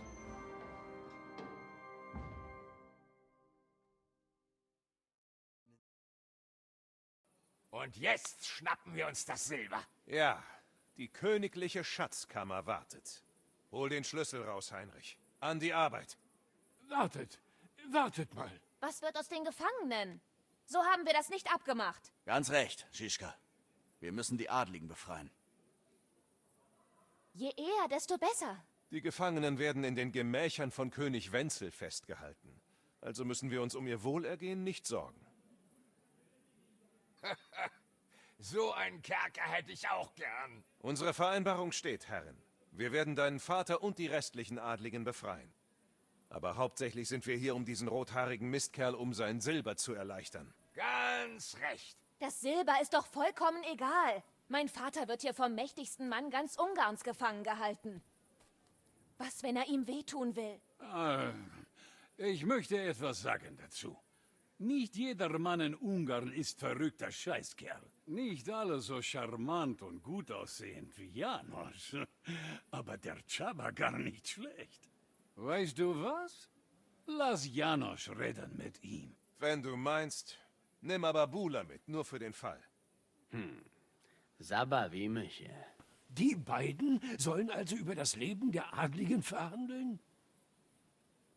Tut mir leid, Gudwin, aber ich bezweifle, dass du in diesem Zustand überhaupt noch die Treppe hochkommst. Was? Ich bin stocknüchtern. Heinrich wird dich begleiten, János. Er ist der geborene Redner. Das hat er mir bewiesen. Ja. Gehen wir den Plan nochmal durch, damit jeder seine Rolle kennt. Zunächst öffnen wir die Schatzkammer, dann bringen Brabants Männer das Silber in die Burg Ruthard. János, Bula und Heinrich unterhalten sich mit diesem Csaba. Vielleicht lässt sich das ohne Gewalt lösen. Sobald die Herren frei sind, bringst du sie in deiner Festung in Sicherheit. Wie der Hauptmann es befiehlt. Jemand muss auf dem Wehrgang Wache halten, bis wir das ganze Silber haben. Wir wechseln uns ab. Verstanden? Verstanden. Verstanden. Verstanden. Ja, verstanden. Verstanden. Jasne, kurwa. Und nun, endlich! Silber! Hurra! Mach schon auf, Heinrich!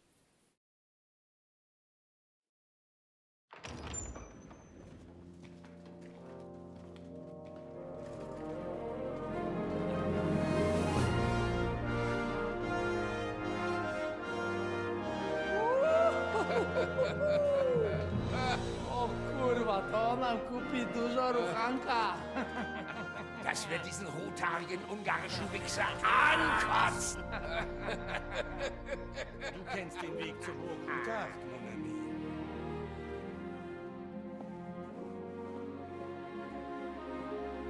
Also, Männer, worauf warten wir?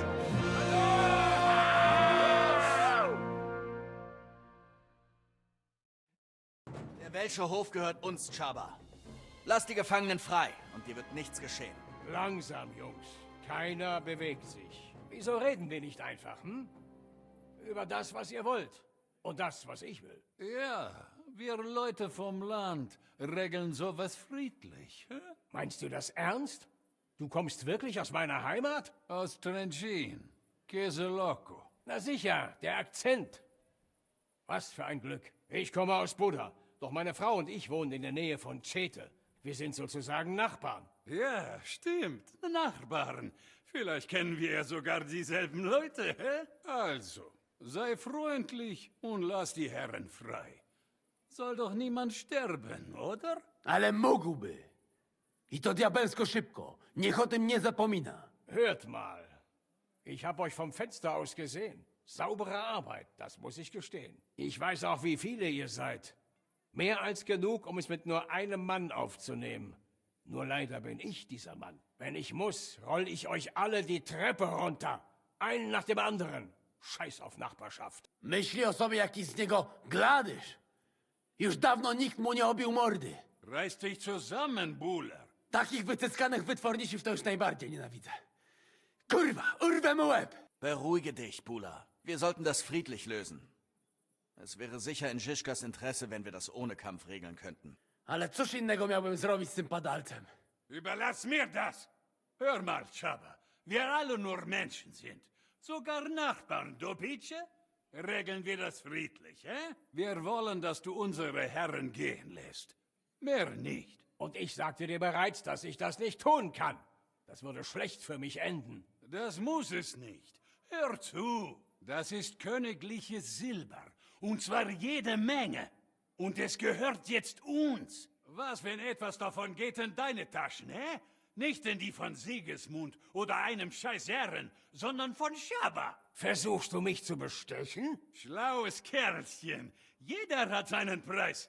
Wie hoch ist deiner, hä? Was nützt mir selber, wenn mich Sigismund köpfen lässt, sobald ich ihm in die Hände falle? Ich habe ein Haus in Schete und eine Familie. Ich will nicht bis an mein Lebensende in einem fremden Land auf der Flucht sein. Wenn ich sie gehen lasse... Ich denke nur laut nach, ja? Wenn ich sie gehen lasse, was sage ich dann Sigismund und seinen Männern? Du hattest keine Wahl. Es ging um Leben und Tod. Nun, das könnte er vielleicht schlucken. Ich gelte dann höchstwahrscheinlich nicht mehr als der stärkste Mann Ungarns. Und meine Tage als königlicher Kerkermeister wären damit gezählt. Andererseits bedeutet das, dass ich nicht mehr den lieben langen Tag auf Leute aufpassen muss. Dich erwartet ein neues Leben. Ein friedlicheres Leben, so viel steht fest. Wie dem auch sei. Will ich überleben, muss ich persönlich einen Bericht über die Geschehnisse hier am Hof von Sedlitz einreichen. Doch um auf der sicheren Seite zu sein, schicke ich jemand anderen mit dem Bericht zu Sigismund. Spaß beiseite. Ich gebe dir Zeit bis zur Dämmerung. Du hast mein Wort als Adliger. Mehr kann ich nicht tun. Ich verstehe. Gott sei mit dir, Chaba. Lebt wohl, werte Herren. Und du, solltest du eines Tages in die Heimat zurückkehren, dann schau in Schete auf ein Bier bei mir vorbei. Wird mir eine Freude sein, Chaba. Hier ist der Schlüssel. Und richte den Herren meine Grüße aus. Ich hoffe, sie erinnern sich gern an mich.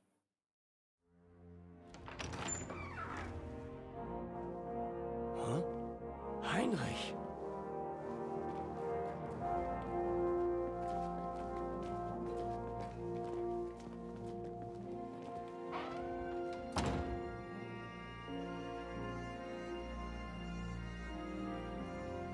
Vater! Mein Kind.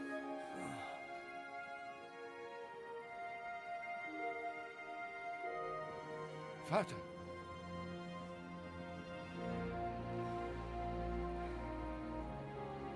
Du hast deinen Bruder gerettet und jetzt rettest du auch mich. Ich habe dir Unrecht getan, Sohn.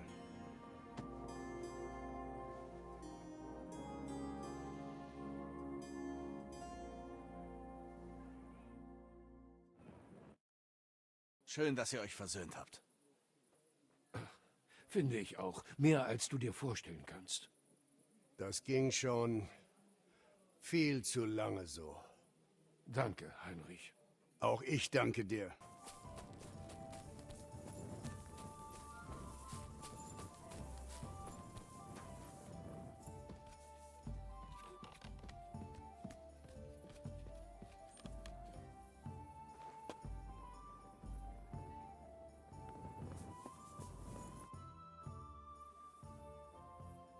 Da bin ich. Endlich. Die lang ersehnte Wachablösung. Kubienka wird sich freuen. Er langweilt sich zu Tode. Aber das ist wohl etwas Gutes. Was ist mit Capon? Ich glaube, er würde am liebsten hier bleiben.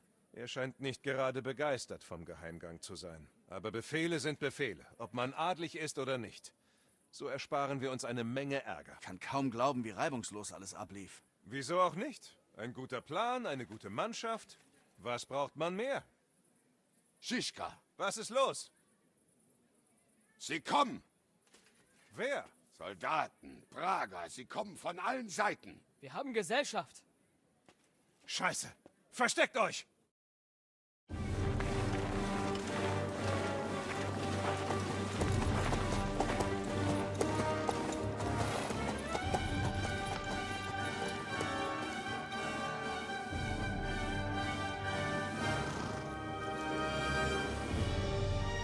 Schischka!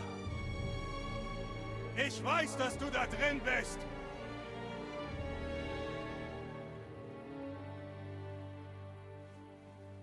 Was willst du denn hier? Ich dachte, du leckst Marquards Arsch in Sedlitz.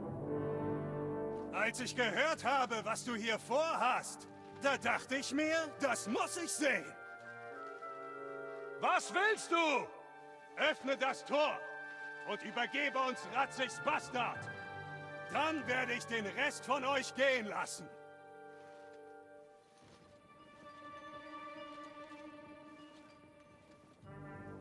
Wir haben hier aber keinen Bastard.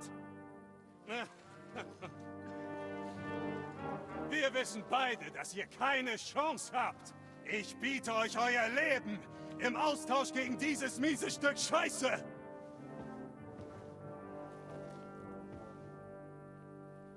Wirklich zu schade, dass du nicht mit ansehen konntest, wie Ishban vom Turm flog.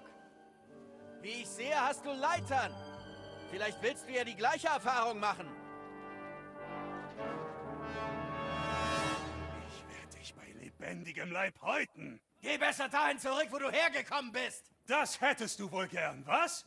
Feigling, diese Mauern bieten nicht mehr Widerstand als ein Gartenzaun. Davon träumst du wohl. Denkst du? Ihr Pisser seid doch nur eine Handvoll. Eine Handvoll Krieger mit viel mehr Erfahrung als ihr. Ihr seid es gewohnt, zahlenmäßig überlegen zu sein. Ihr wurdet noch nie in einer schweren Schlacht gefordert. Mach dir nichts vor. Du weißt genau, wie diese Sache ausgeht. Deine Tage sind gezählt.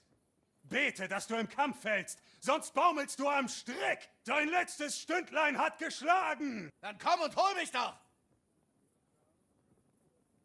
Wie du willst. Auf meinen Befehl. Angriff!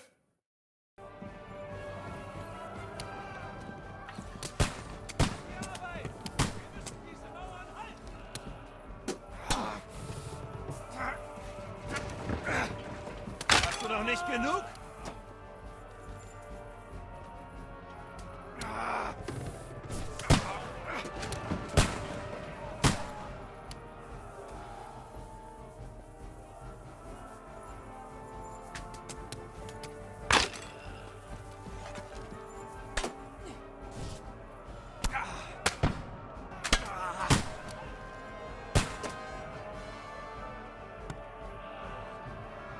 Siegen oder sterben!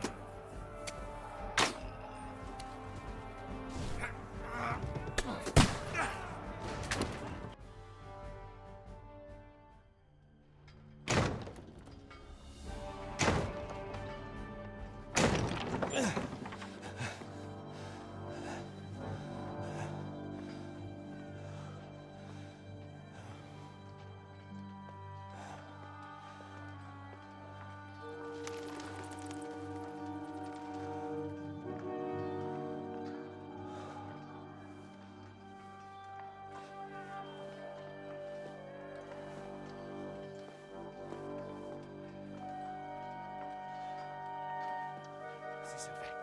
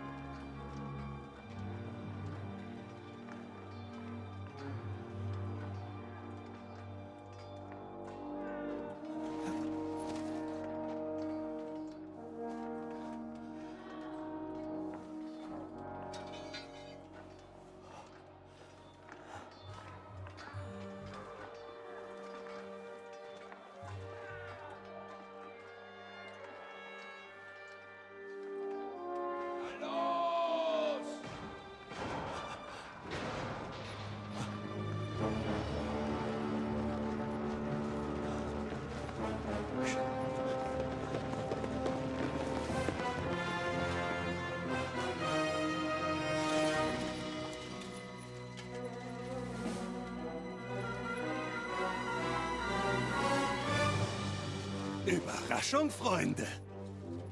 Te skurwysyny lubią to robić od tyłu. Und dann ist Brennen hinten und sie machen sich alle in Hemd.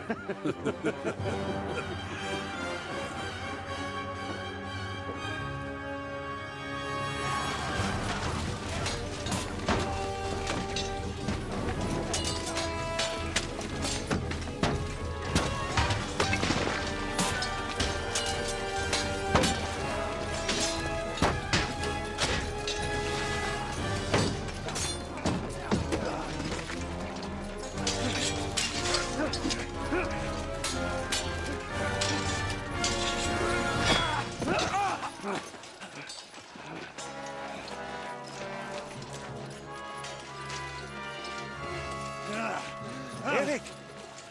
Halt dich da raus, verdammt nochmal. Sonst wirst du noch verletzt.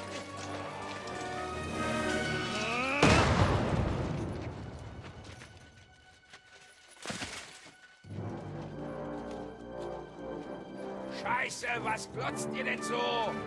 Bewegung!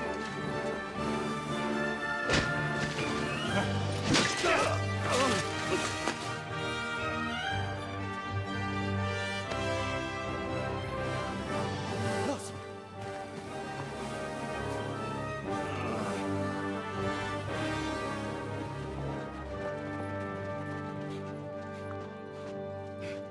Worauf wartet ihr Trottel?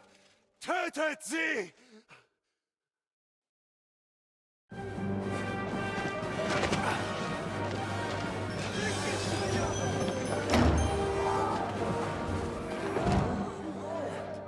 Zur Krypta! Es bleibt keine Zeit!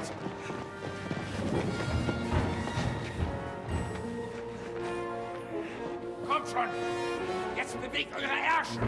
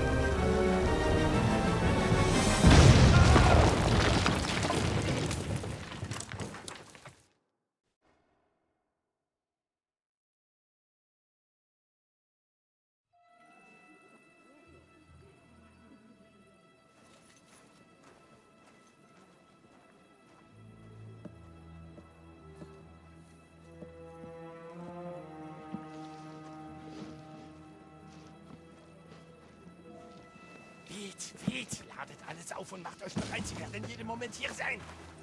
Ihr werdet dort werden.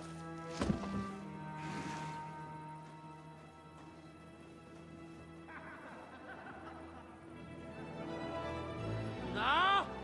Bracie, kurwa! Obóz! Obóz! Ale nam się udało.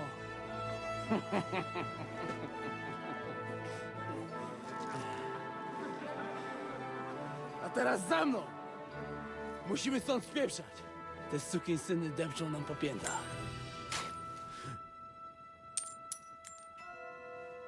Je suis désolé, mon ami. Es tut mir leid.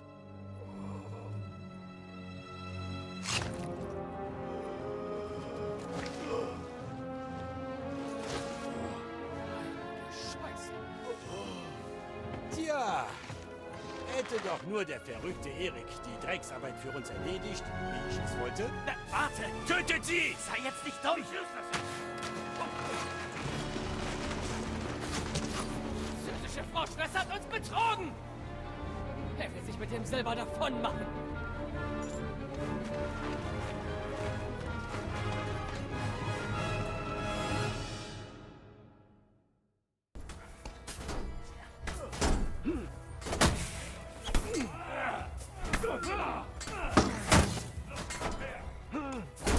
Es ist ganz schmutzig. Keine Gnade. Heute Abend trinke ich aus deinem Schädel.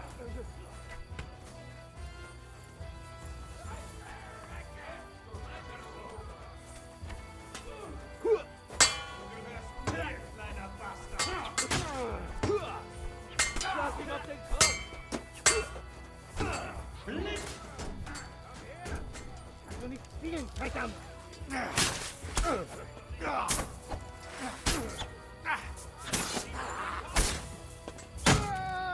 Zeig doch mal, was du drauf hast!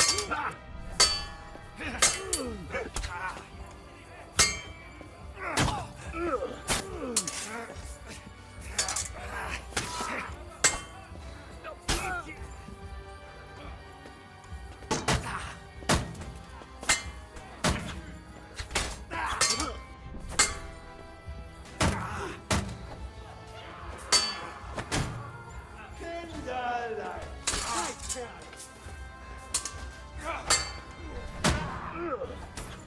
Zeig es mir! Schlage dir die Fresse ein! Das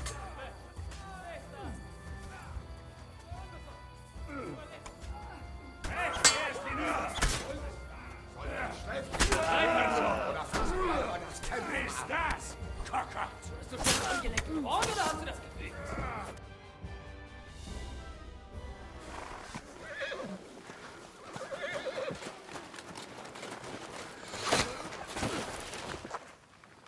Verdammt!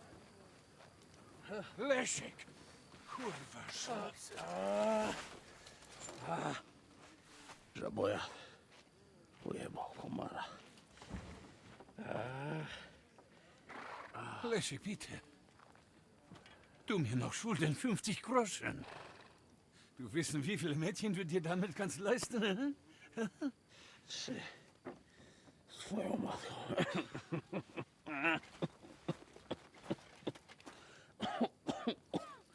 Wir müssen aufbrechen. Helft ihm auf den Wagen. Nein, nein, nein!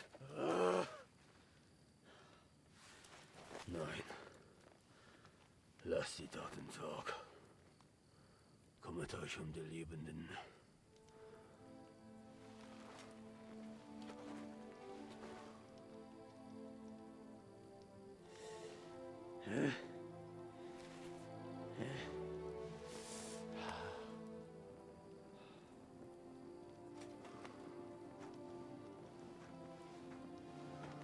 Wir müssen los. Niech choć raz w życiu odmówię modlitwę w spokoju.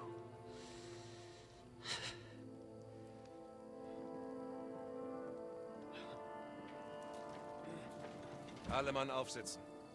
Wir verschwinden.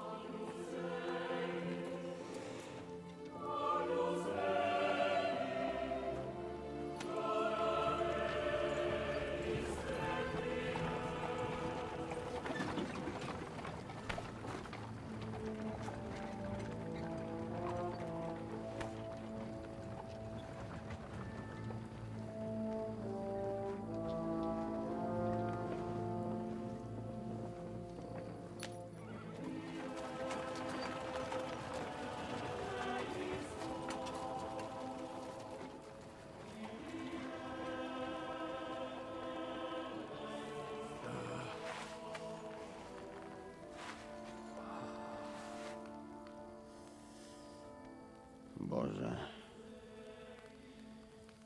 zgrzeszyłem. Właśnie przed chwilą zerżnąłem żonę sąsiada.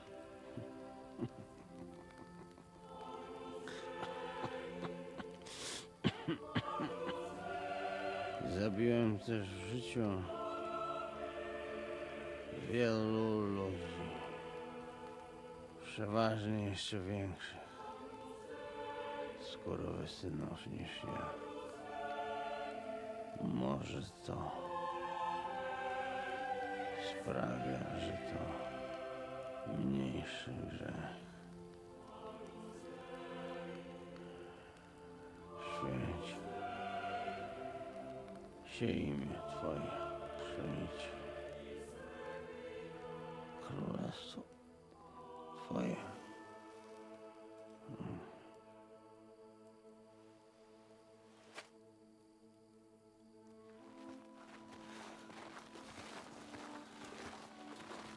Seid auf der Hut.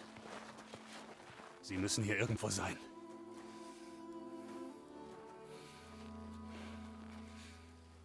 Scheiße! Einer von denen liegt da drüben.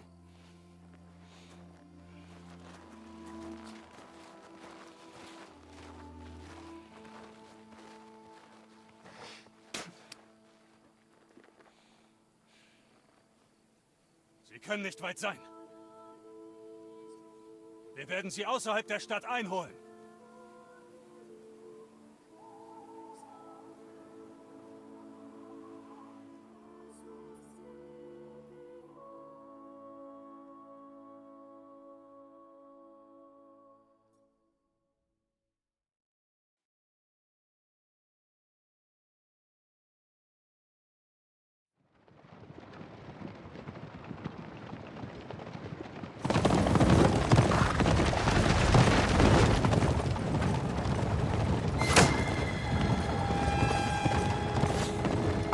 Alter!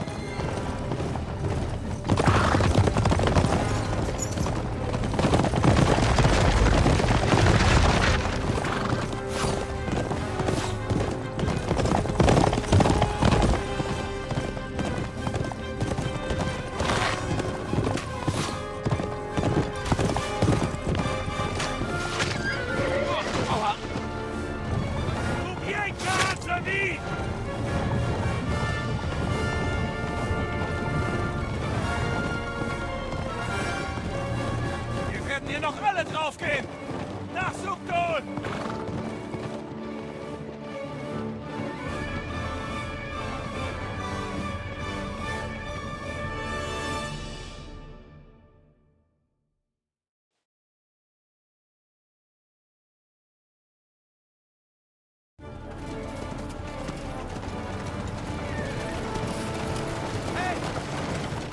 Öffnet das Tor!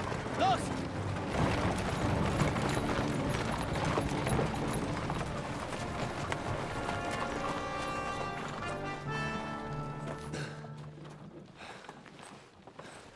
Wir haben es geschafft. Gut gemacht. Weiter. Geht es dir gut? Helft uns, verdammte Scheiße! Wir haben hier einen Verwundeten! Schnell! Verbände und Wasser! Los!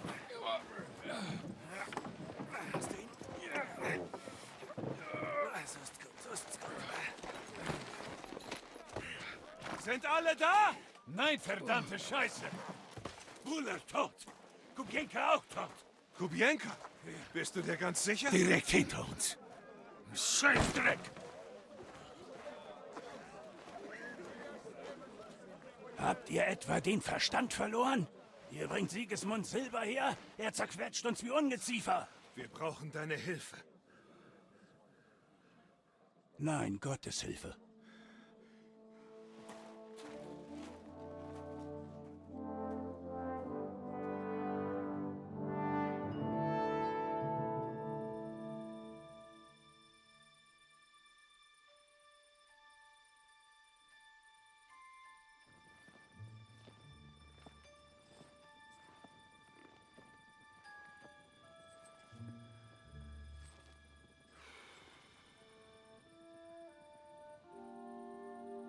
Wie siehst du das?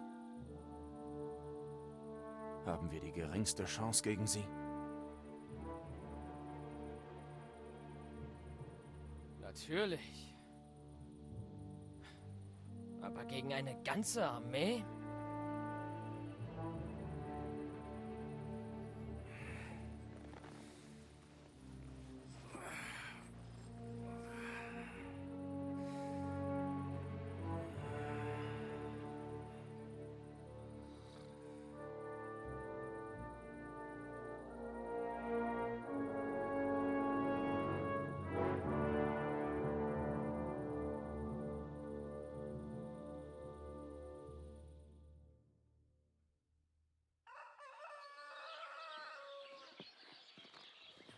Heinrich!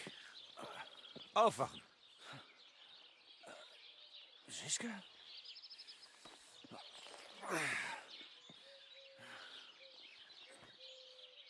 Sigismunds Armee ist auf dem Rückzug. Was?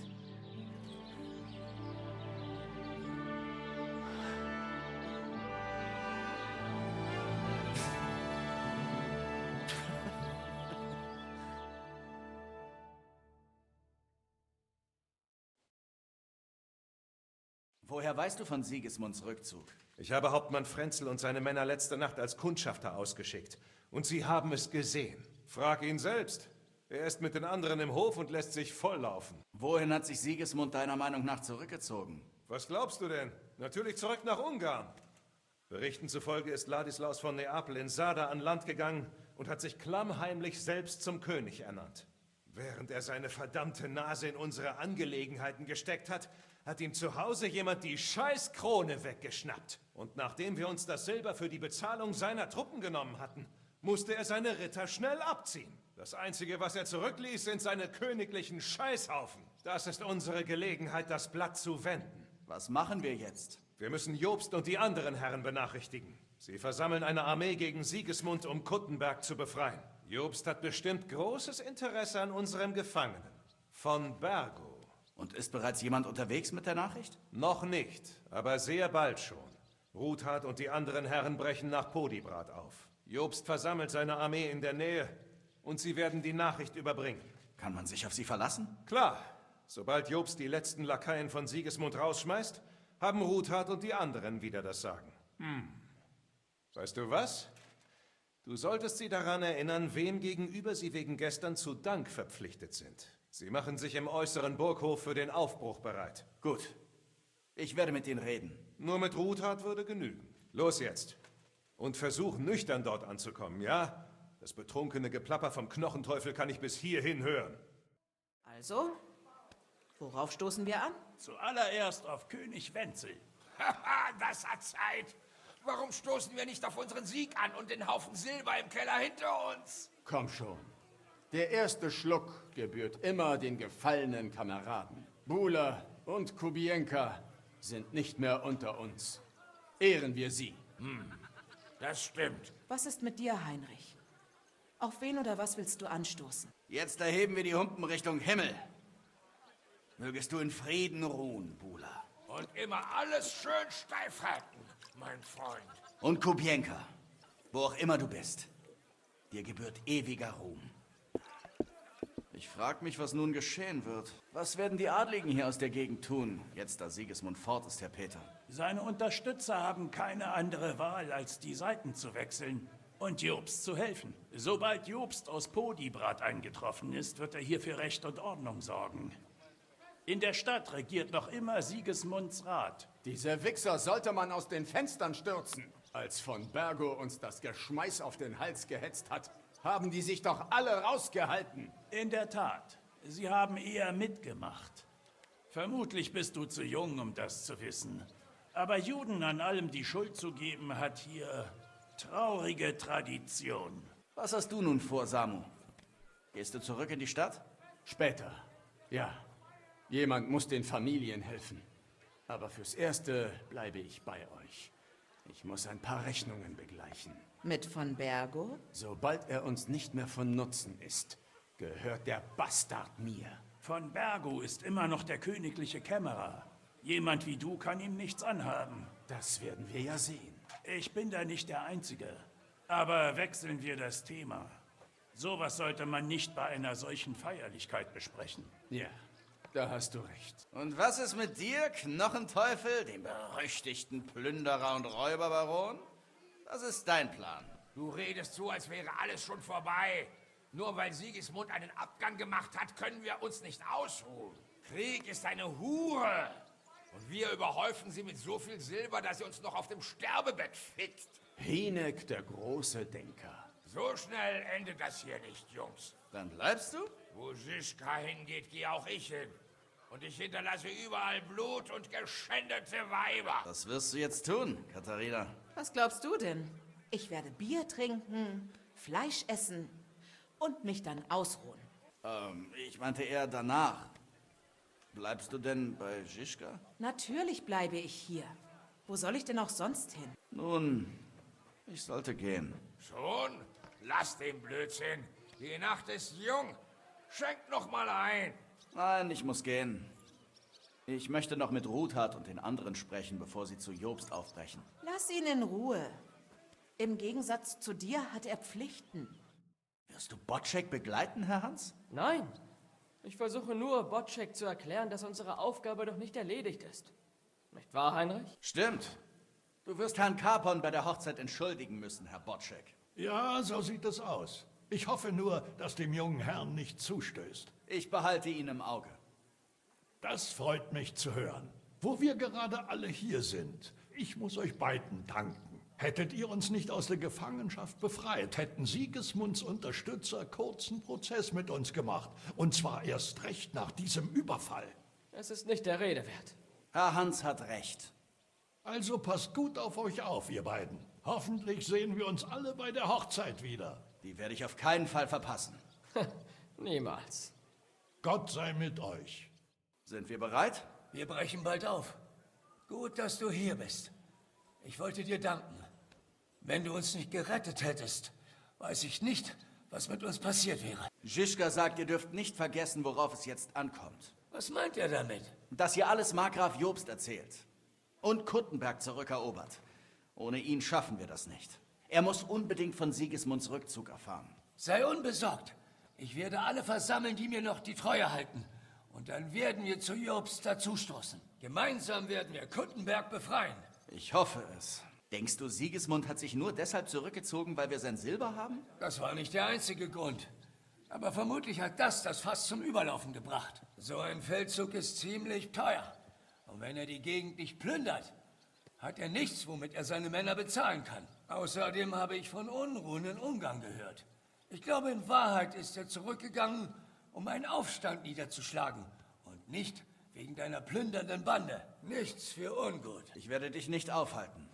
Eine gute Reise. Das wünsche ich dir auch. Wo immer es dich und deine Bande hintreibt. Vielen Dank nochmal. Und ich werde Jobst alles genau erzählen. Mach dir darum keine Sorgen.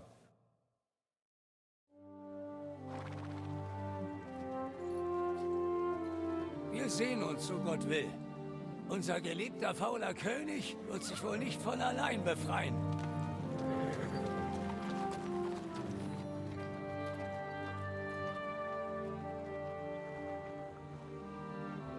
Zeit für ein Besäufnis.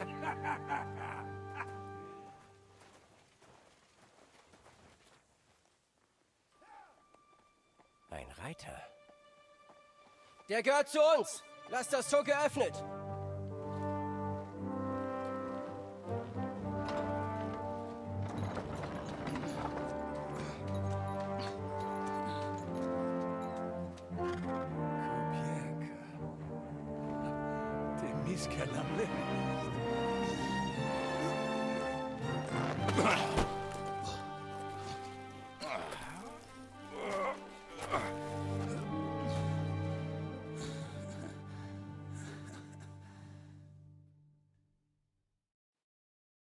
Geht's dir gut?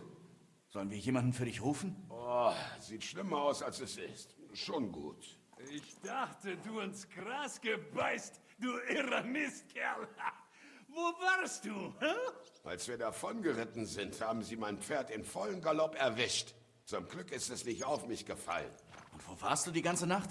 Als ich gestürzt bin, haben mich die Mistkerle als Geisel genommen. Ich lag gefesselt auf einem Karren in Sigismunds Lager und erwartete mein Schicksal. Bis am frühen Morgen Erik aufgetaucht ist. War sonst noch was? Unsere Tat hat sie vollkommen fassungslos gemacht. Sie wollten Sigismund von dem Überfall erzählen und ihn um Verstärkung ersuchen. Aber Sigismund fort. Doch er wies sie ab. Dann hatte Erik einen riesigen Streit mit jemandem. Kurz danach kam er und löste meine Fesseln. Moment. Was du sagst? Erik dich befreit? Ja, aber er hatte eine Bedingung. Ich soll Heinrich eine Nachricht überbringen. Nachricht? Spitz mal die Ohren. Du wirst es nicht glauben. Er wartet auf dich in Sigismunds altem Lager und will gegen dich kämpfen. Mann gegen Mann. Scheiße. Warte. Du nicht hingehen allein. Hm? Wenn ich so drüber nachdenke? Doch, werde ich. Ich gehe mit dir. Wir machen fertig den Peser. Danke dir, Janosch. Aber nein, die Sache ist persönlich. Ich bin es ihm schuldig. Verstand verloren? Ich würde es an deiner Stelle dabei belassen. Wer weiß, vielleicht lauert er dir mit einer Armbrust auf. Ich glaube, er wird sich mir im Zweikampf stellen. Du entscheidest. Ich sollte dir nur die Nachricht überbringen. Und das habe ich nun. Viel Glück. Ich brauche jetzt etwas Ruhe. Geh. Und du, Heinrich, überleg das gut. Weißt du, besser mit Žižka sprechen.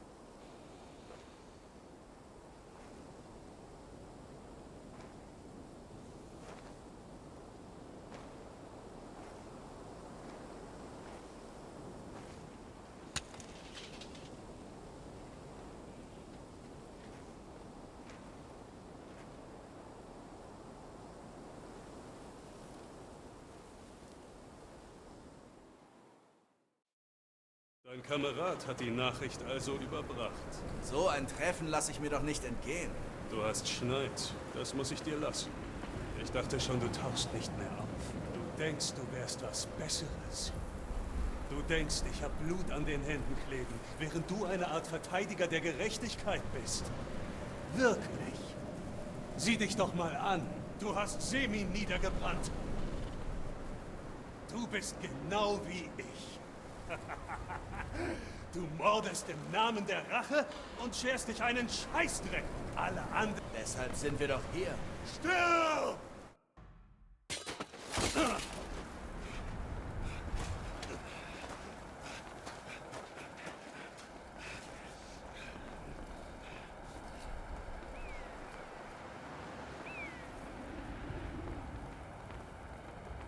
Worauf wartest du noch?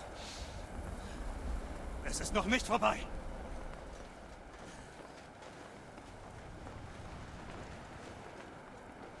Wir zwei sind vom selben Schlag.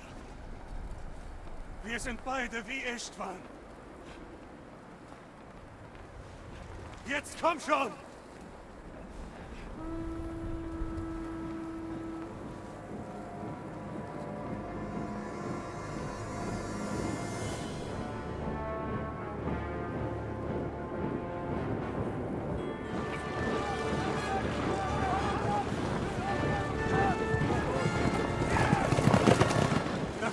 Kommst damit durch? Sigismunds Abschiedsgeschenk an Marquardt war euer Silber.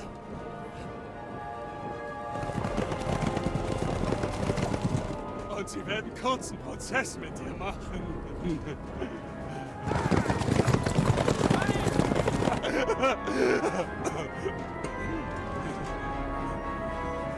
Verdammt! Das war's, du Feigling! Lauf!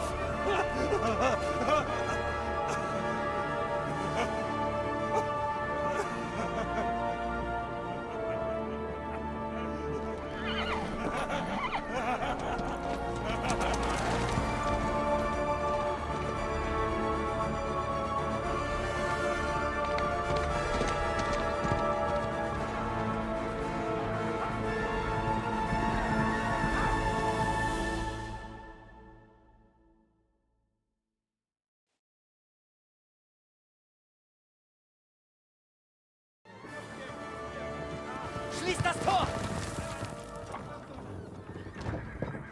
Das ist nicht Sigismund. Das sind die Farben der Prager.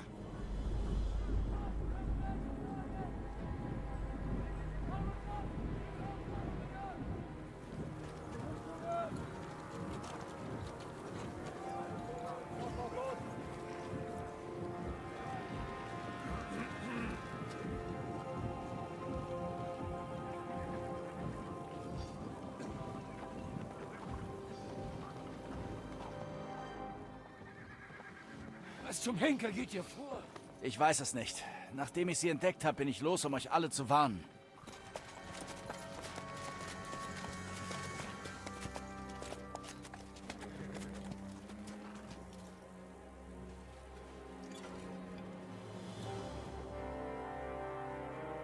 Von Aulitz. Dieser Hundsfott. Ganz ruhig. Erhitzte Gemüter bringen uns jetzt nicht weiter. Ich bin Marquard von Aulitz. Ich komme auf Geheiß von König Sigismund und Herrn Otto von Bergo, dem königlichen Kämmerer. Uns kam zu Ohren, dass die Banditen, die seiner Majestät eine große Menge Silber gestohlen haben, in dieser Festung hier eine Zuflucht fanden. Ich wurde beauftragt, dieses Verbrechen zu bestrafen. Gott zum Gruße, Herr Marquard. Welch unerwarteter Besuch. Als der frühere Münzmeister unseres Königs Wenzel, erlaube mir die Berichtigung. Es wurde rein gar nichts König Sigismund gestohlen, da er der Herrscher Ungarns ist und das Silber, von dem du sprichst, dem König von Böhmen gehört.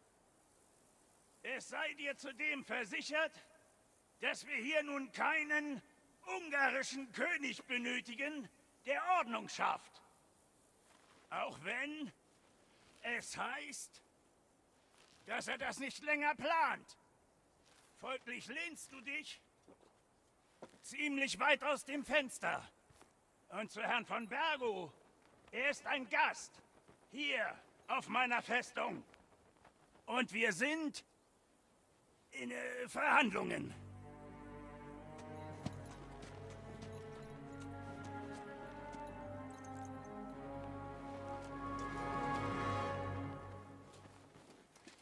Das bezweifle ich. Wir wollen das Silber. König Sigismund fordert eure Köpfe. Doch falls ihr Vernunft walten lasst, dann... denk an deine Burg und die Ländereien, Peter.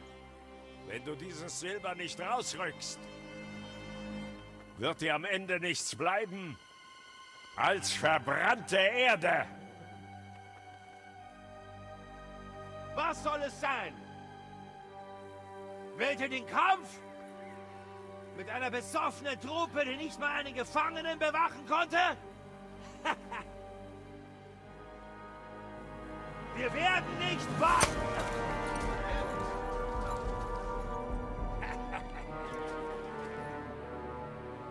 Dich treffe ich besoffen wie nüchtern.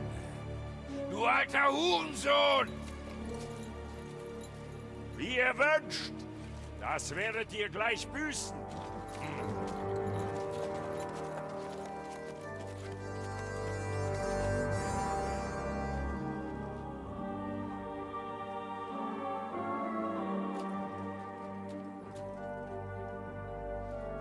Was glotzt ihr so dämlich?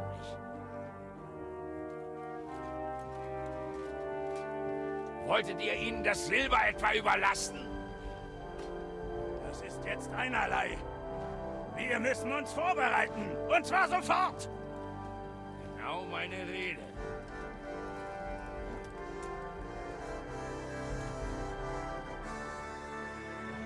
Kommt und holt es euch. Bastarde.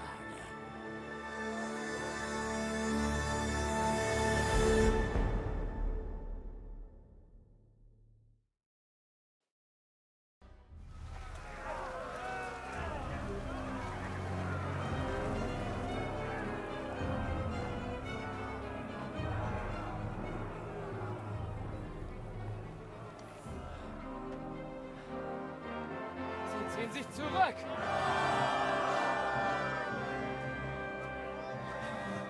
Gut gemacht, Männer. Nicht leicht.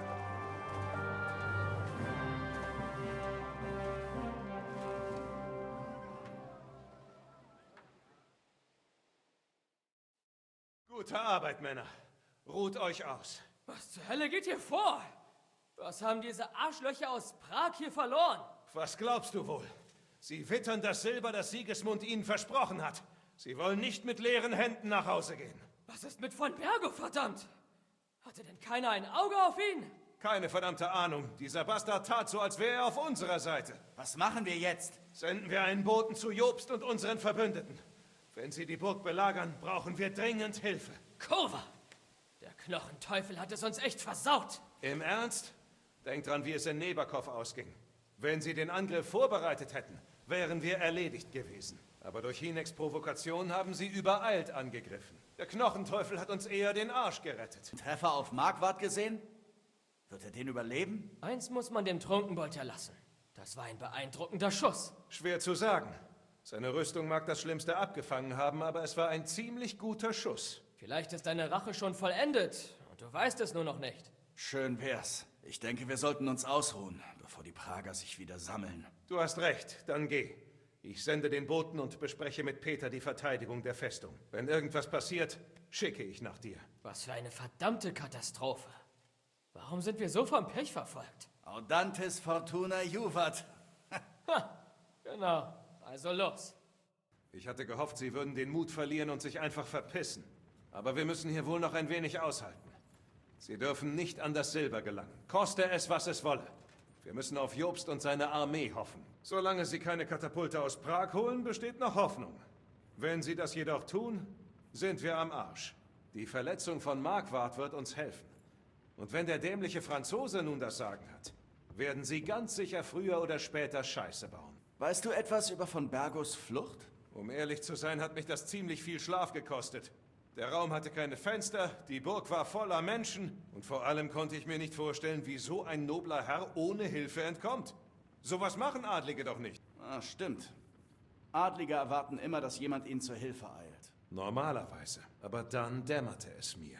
Dieser Bastard hat uns die ganze Zeit getäuscht. Er wollte uns glauben machen, dass er unser Spiel mitspielt. Und zwischendurch, als er frische Luft schnappen durfte, stahl er ein Stück Draht aus der Schmiede und machte daraus einen Dietrich. Was? Einen richtigen Dietrich? Von Bergo? Ob du es glaubst oder nicht, ich habe das Teil unter der Treppe gefunden.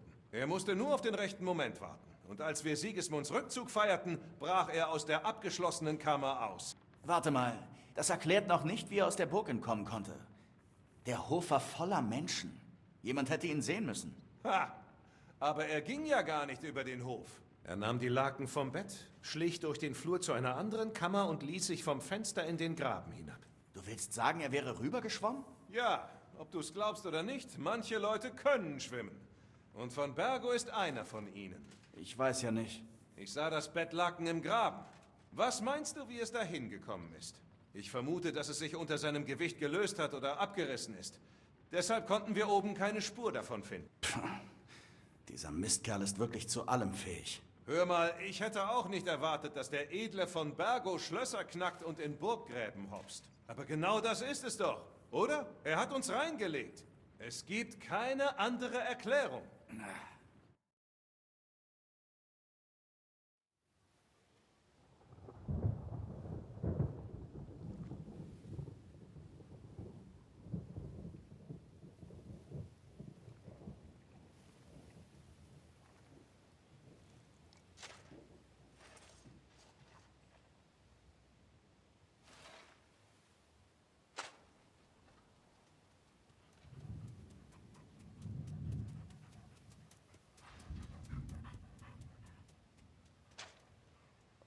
Ich verhungere, verflucht nochmal.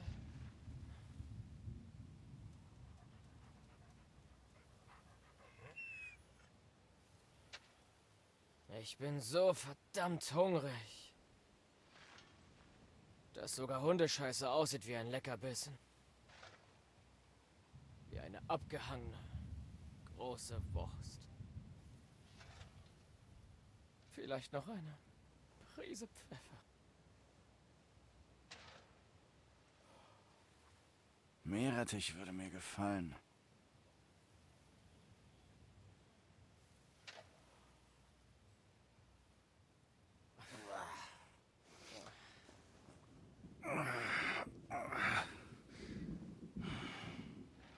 Ich werde mal sehen, ob ich uns was Appetitlicheres auftreiben kann.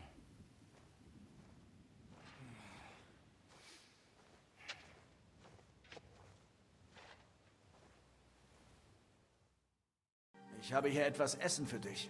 Reich rüber, schnell! Woher hast du das bloß? Weißt du was? Spielt keine Rolle.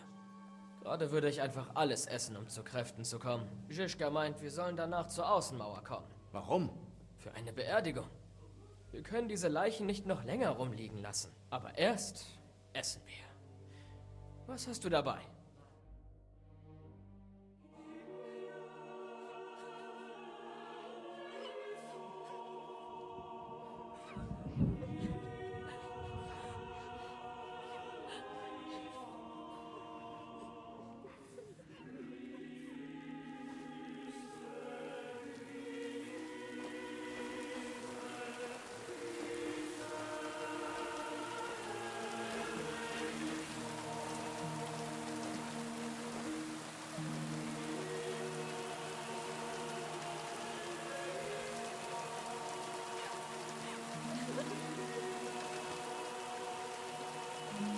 Sag mir was, Pater.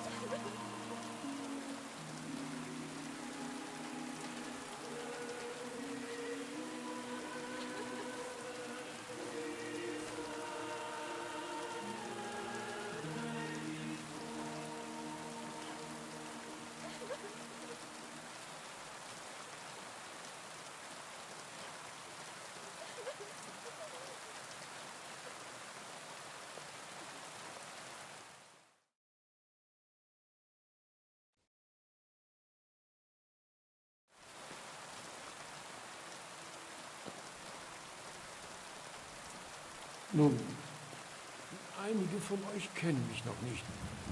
Ich bin Godwin und war bis vor kurzem noch der Gemeindepfarrer in Uschwitz. Dies ist kein geweihter Boden. Aber ich glaube, dass Gott unsere Freunde im Himmelreich empfangen wird, wenn wir für sie beten. Tun wir's. Requiem aeternam dona eis Domine, et lux perpetua luceat eis, te decet hymnus Deus in Sion, et tibi redetur votum in Jerusalem, exaudi orationem meam, a te omins caro veniet. Kyrie eleison. Kyrie eleison. Christe eleison. Christe eleison.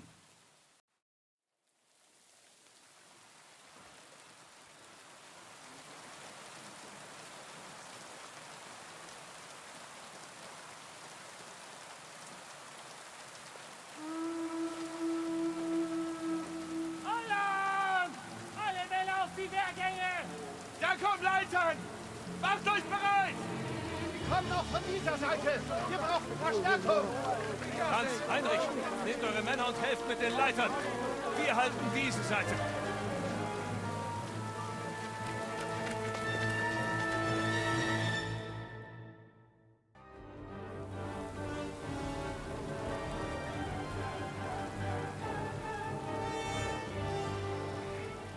Sie sind auf dem Rückzug.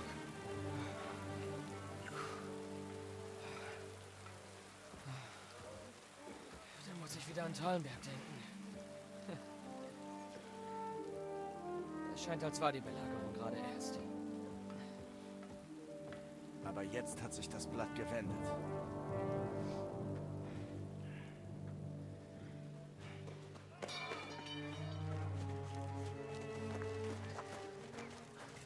Zieht die Zugbrücke hoch!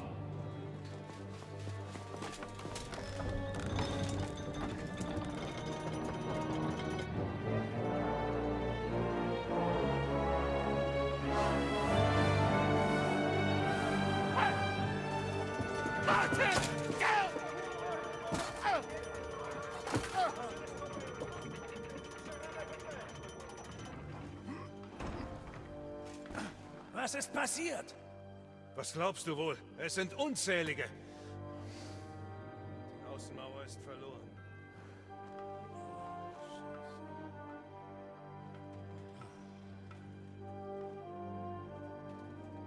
Scheiße!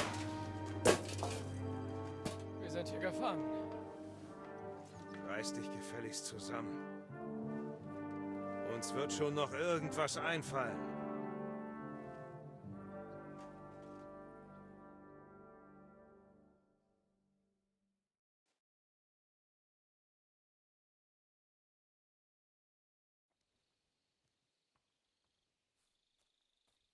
Ich rede nicht lange um den heißen Brei herum. Es ist offensichtlich, dass wir ohne die Außenmauer nicht lange durchhalten. Wir brauchen Jobst und sein Heer. Welches Heer? Wir haben noch nichts von Jobst gehört. Wer weiß, was der Markgraf treibt. Ich sag's gern nochmal. Wir müssen mit den Pragern verhandeln. Gewiss. Ich lass mich doch gerne erschießen. Wenn ich du wäre, würde ich mein Maul halten, Hinek. Du hast uns den Ärger erst eingebrockt. Ich bin also schuld. Die Wurzel allen Übels ist doch unser Kampf gegen diesen rothaarigen Bastard. Und dass wir seinen Schatz gestohlen und in unserem Keller versteckt haben. Die ganze Sache könnte geklärt werden, wenn... Nur über meine Leiche. Du ziehst also den Tod vor. Das tue ich. Ich will auch nicht die Drecksäcke bezahlen, die mein Viertel niedergebrannt haben. Es reicht. Seid ihr alle verrückt geworden? Habt ihr vergessen, wie viele Menschen in diesem Grab lagen? Wie viele im Spital vor sich hinsiechen? Und wie viele noch auf den Wellen sind? Und all das für Silber, mit dem noch mehr Krieg bezahlt werden kann? Katharina. Ruhe! Ich wusste, es würde wieder so enden. Ich habe genug von euch allen. Erin. Was ihr Problem? Wer weiß. Weiber. Kommen wir zurück zur Sache. Was zum Henker machen wir als nächstes? Ohne Verstärkung halten wir nicht lange durch. Und Jobst ist der Einzige, der sie uns besorgen könnte. Wenn er überhaupt genug Männer versammelt hat. Das steht zu hoffen. Wir müssen ihm eine Botschaft senden. Da bliebe nur noch ein kleines Problem. Jemand muss sich durch das Prager Heer schlagen, ein Pferd stehlen und dann die Botschaft überbringen. Vergesst nicht, dass unser letzter Versuch gescheitert ist. Und damals erging es uns viel besser als jetzt. Wir können es auslosen. Scheiß aufs Losen. Ich mach's. Ernsthaft? Ja, ich habe da draußen noch was zu erledigen. Und wenn ich hier sterbe, erledigt es niemand mehr. Du gehst nirgendwo allein hin. Ich begleite ihn. Du auch? Scheiße. Tja, dann gehe ich auch. Dein Mut ist zwar beeindruckend, Capon, aber du kannst nicht gehen. Wenn sie dich gefangen nehmen, wärst du eine viel zu wertvolle Geisel für die Erpressung von Hanusch und Jobst. Samu und Heinrich gehen. 2 Köpfe sind besser als einer. Vor allem, wenn einer verloren geht. Gut. Korva. Dann ist es also beschlossen. Ich schreibe Jobst einen Brief. Bereitet euch zwischenzeitlich vor. Wir treffen uns bei Nacht auf den Wällen. Also gut. Möge Gott euch schützen. Viel Glück. Lasst euch nicht erwischen.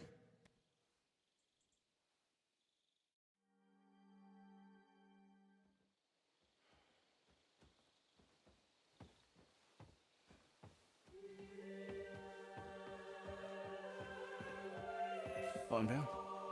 Los geht's.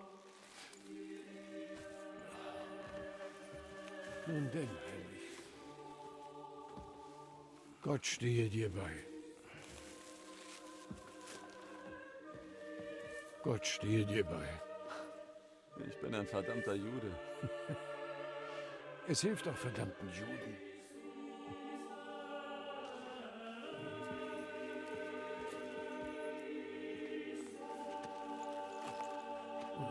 Achtet auf euch, klar?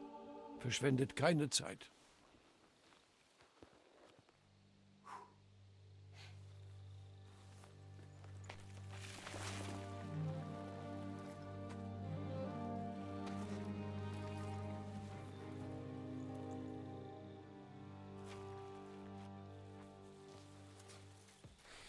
Er ist unten.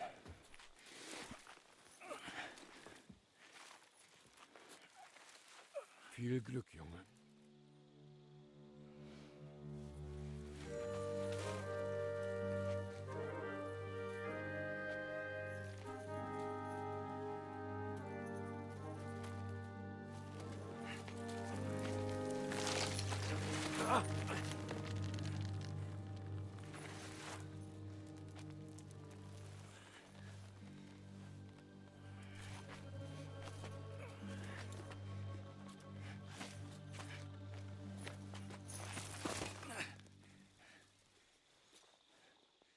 Samu?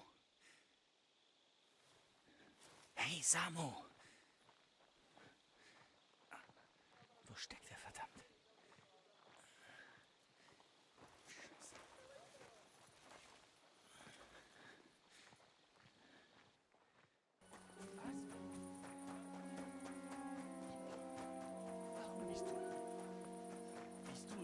Festung hungrig geworden? Haben euch vor Hunger so die Bäuche wehgetan, dass ihr Baron Brabant bestehlen musst?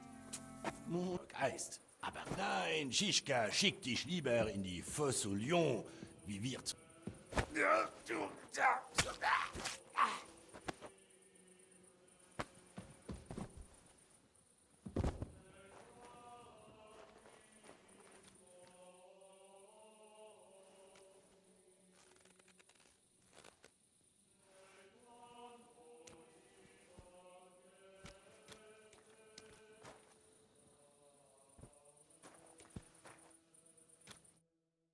Scheiße, Samu.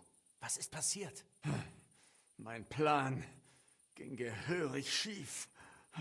Ich wollte vorgehen und den Bastard finden. Von Bergo? Ja. Ach, Sakra. Wir müssen verschwinden. Kannst du aufstehen? Das waren ein paar harte Stunden, Heinrich. Ich kann nicht aufstehen. Gut, dann trage ich dich. Wir müssen zu den Pferden. Nein, geh einfach. Ich halte dich doch nur auf. Ich lasse dich nicht zurück. Du kannst mich nicht tragen. Sie verfolgen dich. Aber selbst wenn wir die Pferde finden, ich kann nicht reiten. Nicht mal sitzen. Dann nehmen wir nur ein Pferd. Ich halte dich fest, wie die Tempelritter. Heinrich, was glaubst du, warum wir zu zweit hier sind? Damit wenigstens einer von uns überlebt. Ganz genau. Alle verlassen sich auf dich. Godwin, Schischka, Kapon. Finde ein Pferd und hol Hilfe. Wir zählen auf dich. Warum zum Teufel hast du nicht gewartet? Ich dachte, du würdest mich aufhalten wollen. Ich habe genug davon, dass man uns ständig herumschubst. Ich hätte dich begleitet. Ich hätte alles getan, was du willst. Dann geh, finde die Pferde und verschwinde von hier. Überlass diesem ungarischen Hundling nicht unser Königreich.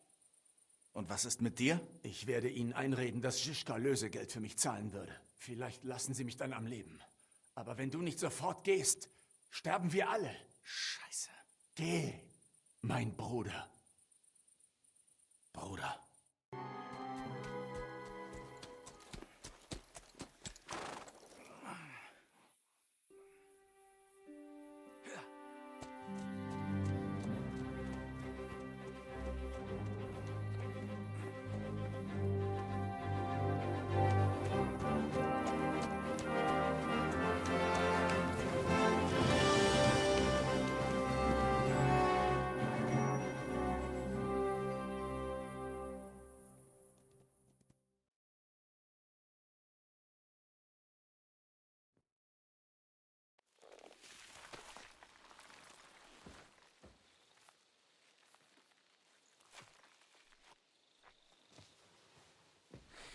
Er ist unten.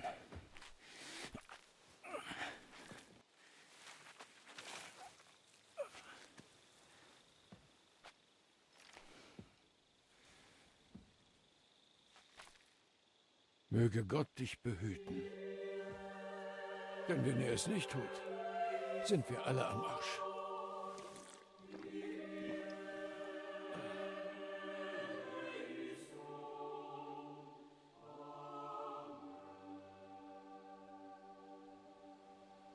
Also sind sie fort? Was? Wolltest du noch Lebewohl sagen, bevor sie sterben? Nein, nicht. Glaubst du, sie werden scheitern? Wenn es jemand schaffen kann, dann Heinrich und Samu. Ja. Die beiden sind zähe Mistkerle. Ha! Darauf sollten wir trinken, mein Freund. Was? Ich dachte... Ich hab's gesichert, damit wir auf unseren Sieg anstoßen können. Na schön. Dann erklären wir uns zu den Siegern, solange wir noch können.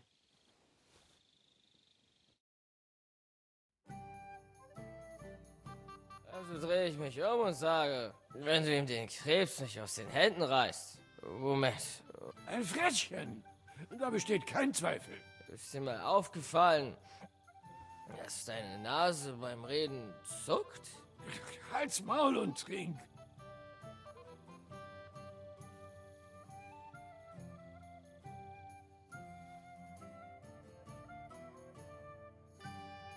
Hey, Prager! Markgraf, du Fotze! Willst du ein bisschen Silber? Wir Wir haben so viel, wir wissen schon nicht mehr, wohin damit. Hey, Heinrich! Misch den Markgrafen auf, wenn du ihn siehst! Halt die Klappe, du Idiot! Los, trinken wir noch einen. Ich regt es nur so tierisch auf, dass sie mich wie ein kleines Balk behandelt haben. Dabei bin ich ja Pökstein. Ich bin jetzt erwachsen und kein Kind mehr. Ich dachte, wenn wir von Zwergbrau, vom Bierbrau, vom Bergo die Nachricht überbringen, würden sie mich für voll nehmen. Aber siehst du, was da... Wie ich sehe, hast du endlich jemanden gefunden, der dich liebt. Was? Von wem?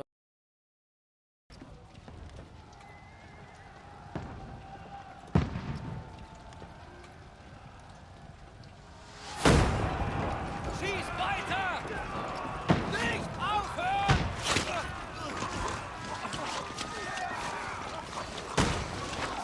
Bleib mal so! Gegen die Husten aus!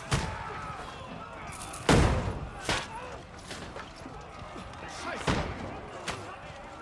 Wir brauchen mehr Beine! Ich brauche hier Hilfe! Nimm dir, was du tragen kannst und ab nach oben! Was habt ihr hier verloren? Geht im Turm in Deckung! Ich weiß nicht, wie lange wir dem Druck noch standhalten können. Geh und versteck dich mit den anderen. Achtung!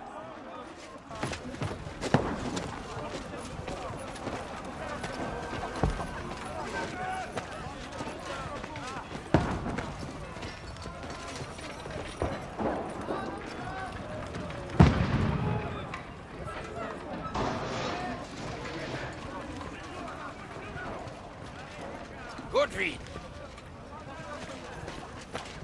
Wo ist deine Waffe? Auf die Zinnen! Mach schon!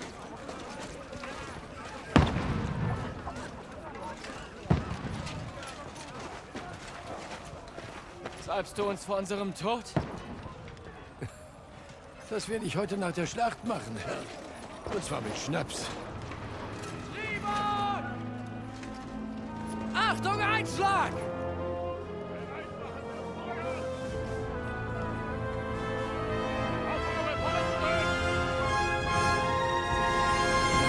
Feuer!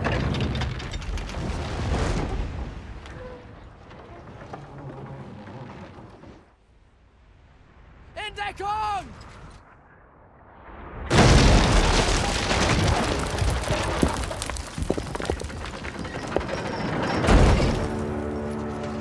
Jetzt!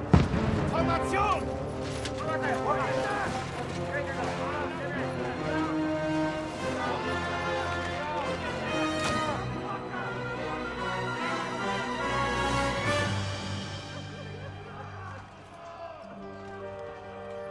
Ein böses Erwachen, hä?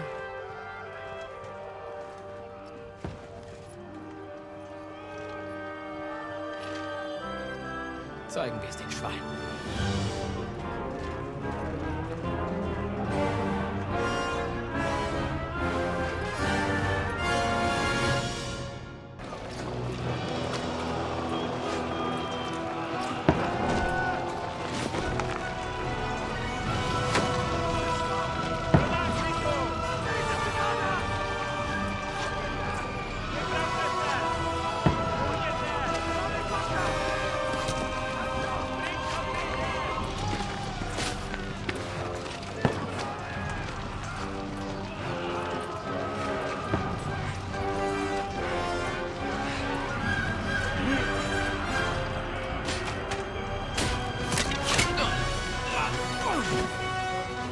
Scheiße!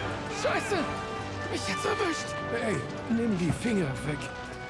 Bleib schön ruhig.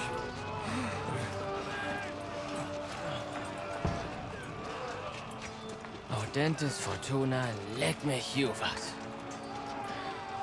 Scheiße. Aber wir sollten doch nur was überbringen auf Troski. Alles, was ich erwartet hatte, war doch nur ein Schäferstündchen. Da schmiedet man Pläne und der Herr lacht nur. Eigentlich wäre ich jetzt zu Hause. Den Dorfbewohnern das Wort Gottes nahebringen und in der Schenke einen heben. Kann ich mir so etwa auch deine Predigt vorstellen? Ja. Vielleicht musste ich deswegen auch gehen. Oh.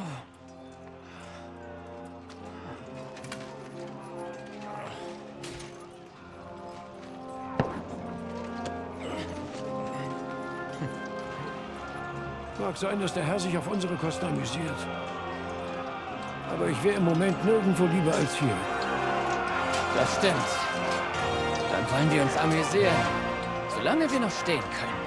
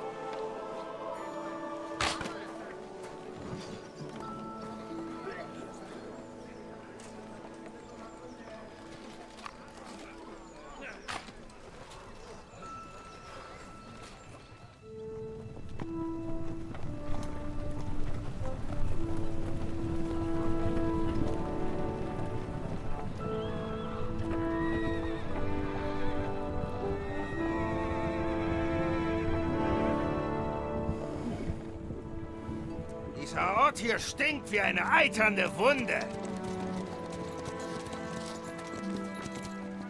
Es wird Zeit, dass die Wunde heilt. Ein für alle Mal. Deswegen sind wir hier. Ist es nicht so? Lasst uns keine Zeit verlieren. Es endet. Hier und jetzt.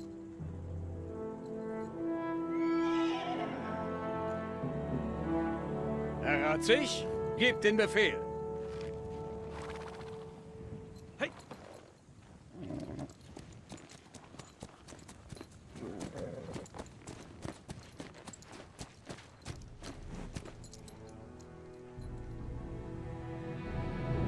Seht sie euch an! Die Prager Herren, wie sie niederknien vor Sigismund. Sogar nach seiner Flucht aus unserem Land haben sie nicht aufgehört zu plündern! Eindringlinge! Mörder! Vergewaltiger! Sie vergießen das Blut ihrer Brüder und Schwestern für einen fremden Thronräuber! Sollen sie damit davonkommen? Verräter! Abtrünnige! Die Zeit ist gekommen, sie für alle Ewigkeit aufzuhalten! Fegt sie vom Angesicht der Erde! Macht sie nieder! Jagt das Pack ein für allemal zu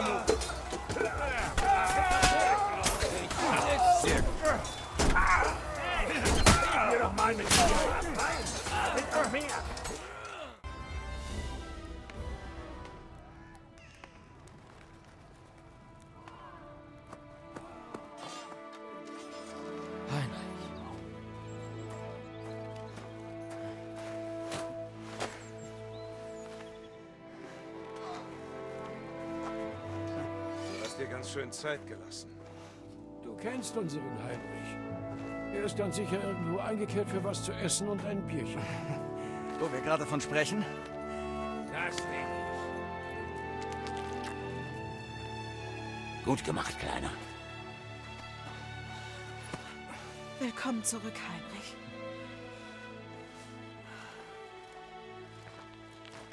Nun, ich komme doch hoffentlich nicht ungelegen. Es fing gerade an Spaß zu machen, bis ihr auf einmal alles beendet habt. Aber solltet ihr noch mehr in petto haben, dann nur los.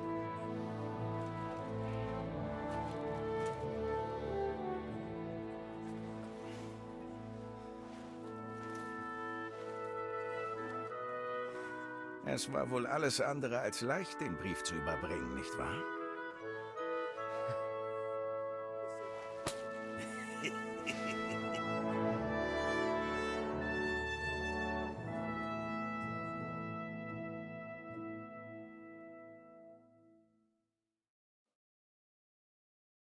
Ich bin froh, dass du unversehrt bist, Hans. Und ich erst. Grundgütiger, so ein Blutbad. Herr Peter, gepriesen sei der Herr, du lebst. Du weißt ja nicht, wie froh ich bin, dich zu sehen, Hanusch. Du hast einen Grund zum Feiern. Die Prager rennen um ihr Leben. Was gibt es denn zu feiern? Die haben meine Festung zerstört und geklaut, was sie konnten. Darunter auch dein verfluchtes Silber. So viel Elend für nichts. Kopf hoch! Es hätte viel schlimmer enden können. Wegen uns hast du in der Zwickmühle gesteckt, Herr Peter. Ich bin sehr dankbar für dein Verhalten. Das gilt für euch alle. Ihr habt großen Mut und Entschlossenheit gezeigt.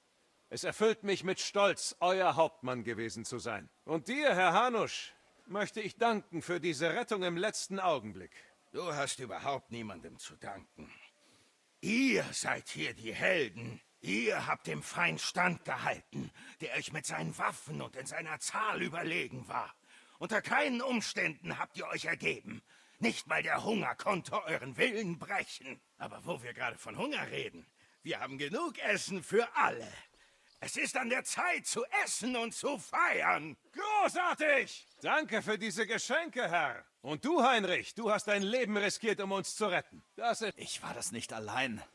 Samuel hat sich als erstes freiwillig gemeldet. Wenn Heinrich nicht gewesen wäre, wäre ich jetzt nicht hier bei euch. Nimm das Lob zur Abwechslung an, Bruder. Du hast es dir verdient. Ihr habt es beide verdient. Herr Hanusch, trinkst du auf den Sieg mit uns? Das würde ich gern, aber ich kann nicht. Ich muss heute noch nach Ratay zurück. Ich wollte euch eigentlich nur meine Glückwünsche ausrichten. Und mich verabschieden. Du kannst wirklich nicht bleiben? Einige Zimmer sind noch in gutem Zustand. Es wäre mir eine Ehre. Ich befürchte nicht, Herr Peter. Vielleicht zu anderer Zeit. Ich bin schon zu lange von zu Hause fort und werde dort gebraucht. Aber bevor ich gehe, möchte ich noch mit dem jungen Herrn hier sprechen.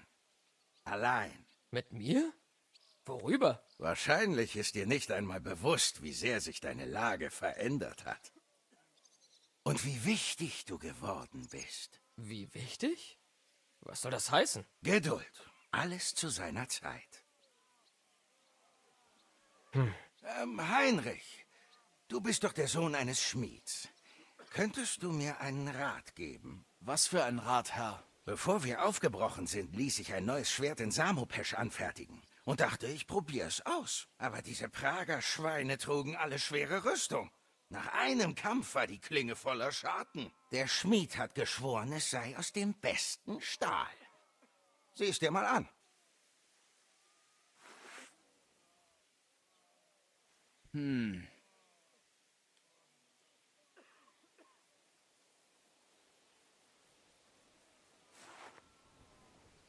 Du hast recht.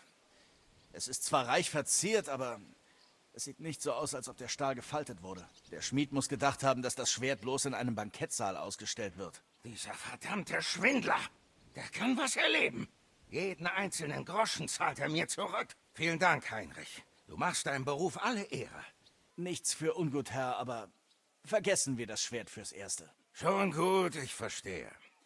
Ich wollte dich nicht mit so einer Belanglosigkeit behelligen. In Ordnung. Mit dir muss ich auch etwas Wichtiges besprechen. Es geht um Hans. Komm zu uns, wir sind bei den Pferden vorm Tor. Und lausche nicht. Manches ist nicht für deine Ohren bestimmt. Heinrich, komm auch zu mir. Ich möchte mit dir reden. Bist du verletzt? Ich könnte mir das ansehen. Lass ihn doch erst mal zu Atem kommen, Herrgott. Er muss sich bloß den Bauch vollschlagen. Er ist jetzt einer von uns. Ein hungriger Wolf der Teufelsmeute. Gott sei mit euch, Freunde. Ich hoffe, wir sehen uns wieder. Leb wohl, Hanusch. Gott segne dich. Komm mit mir, Hans. Verlieren wir... Žižka? Heinrich, wie schön, dass du da bist. Worüber wolltest du mit mir reden? Um die Zukunft. Ich habe unzählige Männer befehligt. Und es werden noch viele folgen.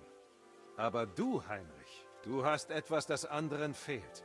Das Herz eines wahren Kriegers. Ich weiß, dass du im Dienste des Herrn von Pirkstein stehst und genug Pflichten zu erfüllen hast. Aber lass mich dir sagen, sollte sich das je ändern, wäre ich geehrt, dich an meiner Seite zu wissen. Na, mal sehen, wie sich das alles entwickelt. Gewiss. Warten wir ab. Brabant war im Lager. Er hat Samu gefoltert. Ich habe ihn getötet. Ich bin froh darüber. Einen solchen Verrat erlebt man nicht oft. So ein Holzkopf. Ich habe nie sein wahres Naturell erkannt. Tja, Lektion gelernt. Immerhin kann er nun niemand anderen mehr derart hintergehen. Das hat er verdient, nachdem... Ich hörte, wir haben das Silber verloren. Sie haben es gestern geholt. Wärt ihr nur einen Tag eher gekommen. Ach, was soll's. Gott wollte wohl, dass wir arm bleiben. Wir müssen wohl wie in alten Zeiten... Alles in Ordnung? Ja, mir geht es gut.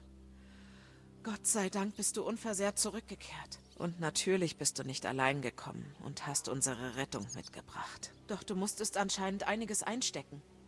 Lass mal sehen. So, jetzt sollte es besser sein. Du hast wirklich geschickte Hände. Was hast du nun vor? Jetzt? Die einfachen Freuden des Lebens genießen. Ein langes Bad, gutes Essen, meine Haare kämmen. Ja, ich muss nun zu Hanusch. Ich weiß. Wie dem auch sei, du hast reichlich Abenteuer erlebt. Und doch, Hier bin ich, Herr. Du kommst gerade recht. Und jetzt kommen wir zu dem, was ich mit dir besprechen wollte. Wie dir zweifellos bewusst ist, steht Hans eine große Veränderung bevor. Er wird heiraten. Du meinst, er muss heiraten? Muss, will, das spielt keine Rolle. Er wird heiraten. Wie du siehst... Das überrascht mich nicht, wenn er seine Frau nicht selbst auswählen kann. Ja, genau. Heinrich, ich verstehe, dass du mit den arrangierten Ehen des Adels nicht sonderlich vertraut bist. Also halt dich aus ihnen raus. Ihr zwingt niemand eine auf. Ginge es nach ihm, würde er die Hochzeit so lange aufschieben, bis ich meine Meinung ändere. So viel ist klar. Doch das werde ich nicht. Ich habe Herrn Boczek von Kuhnstadt mein Wort gegeben und ich werde es nicht brechen. Heinrich, deine Aufgabe wird es dann also sein, Hans zum Altar zu zerren, ob er will oder nicht. Und sollte sich der junge Herr hier weigern, hast du meine Erlaubnis, ihn zur Not gegen seinen Willen vor den Altar zu zerren. Wem, wenn? Nicht dem Knappen des jungen Herrn höchstpersönlich sollte die... Ich weiß ja nicht, ob ich der Richtige dafür bin. Kann das nicht jemand anderes übernehmen? Nein! Du bist Capons rechte Hand, also wirst du tun, was man dir sagt. Ist das klar? Sicher. Wunderbar. So machen wir's. Und wann soll die Hochzeit stattfinden? Das wirst du schon bald erfahren. In der Zwischenzeit kannst du hier in der Gegend verweilen, bis Boczek und ich mit dem Herald alle Einzelheiten besprochen haben. Ich nahm an, wir kehren nach Ratay zurück. Da würden wir nur Zeit verlieren. Ich gebe euch Geld, damit ihr euch eine vernünftige Bleibe suchen könnt und nicht verhungert. Ratsig ist auch einverstanden, dass du als Capons rechte Hand bei ihm bleibst. Ist gut. Wo steckt mein Vater überhaupt? Irgendwo auf den Feldern außerhalb des Dorfes. Er wollte mit seiner Einheit die restlichen Prager vertreiben. Sie sollten jeden Moment zurück sein. Statte ihm doch einen Besuch ab. Er freut sich bestimmt, dich zu sehen. Er will sicher hören, wie du dich gemacht hast. Und ich glaube, er wird nicht...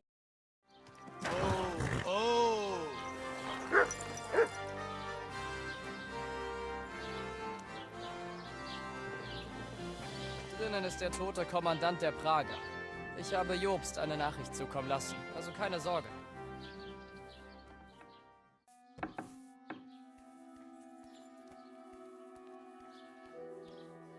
Da jage ich dir unentwegt hinterher. Und dann stirbst du im Schlaf? Ich hatte andere Pläne mit dir. Naja. Wenigstens muss ich mir jetzt nicht die Hände schmutzig machen. Und für deine Taten wirst du ohnehin auf ewig in der Hölle schmoren.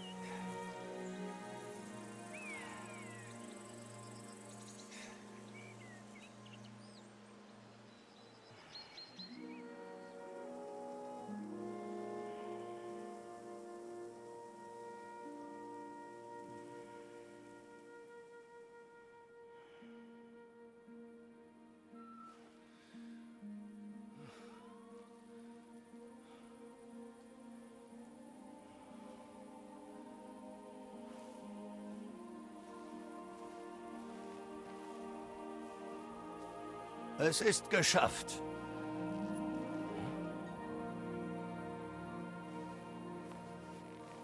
Und? Bist du jetzt glücklich?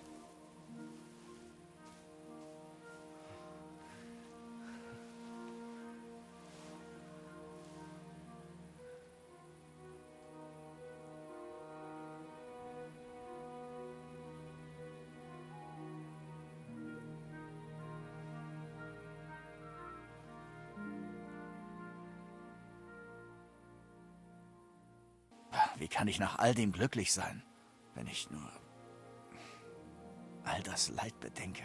Frage dein Gewissen, ob du das Richtige getan hast. Krieg ist immer schmutzig. Daran kann niemand etwas ändern. Das war mir vorher nicht klar. Doch nun habe ich es begriffen. Das Gefühl kenne ich. Ich habe versucht, dir davon zu erzählen, aber manche Dinge musst du vermutlich selbst herausfinden. Beispielsweise Rache? Hätte ich nach allem, was passiert ist, einfach untätig rumsitzen sollen? Ganz gleich, was du getan hast. Es war deine Entscheidung. Gut, dass du Istvan Toss erledigt hast. Wen kümmert das Schwert? Der Bastard hatte es verdient. Aber ich habe ein wenig Angst, dass Rache das Einzige ist, was dich interessiert.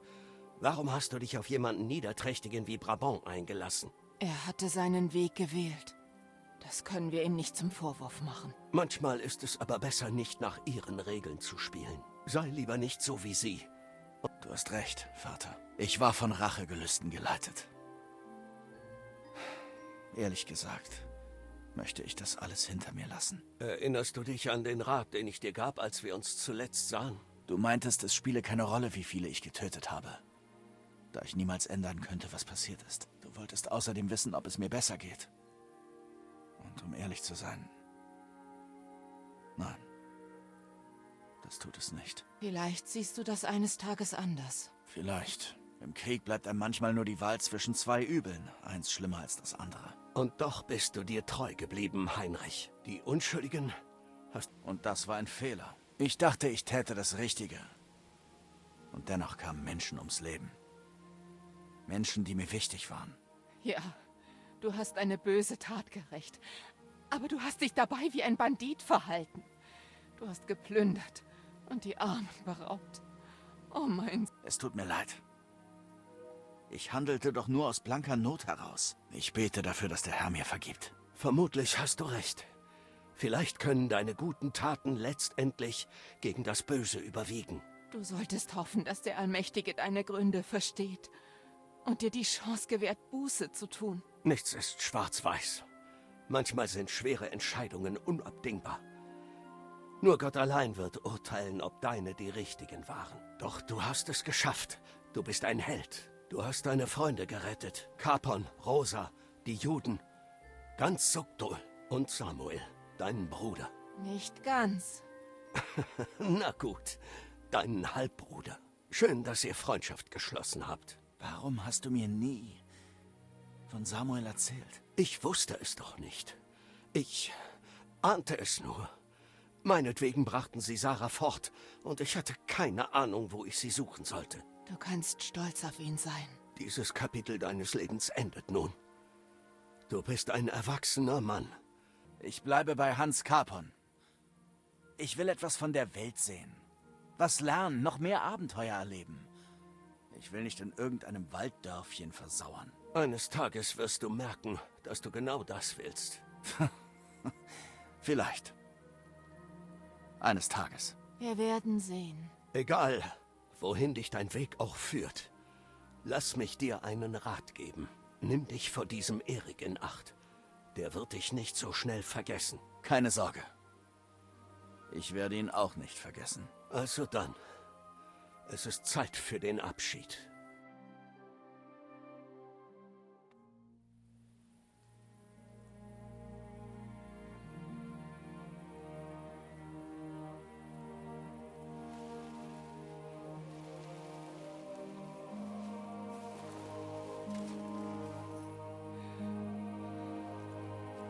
Lebe wohl, Heinrich.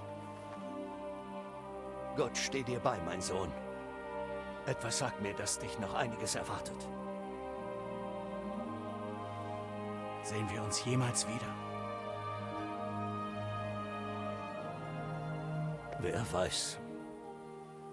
Wir hatten so wenig Zeit füreinander. Viel Glück. Du wirst es brauchen.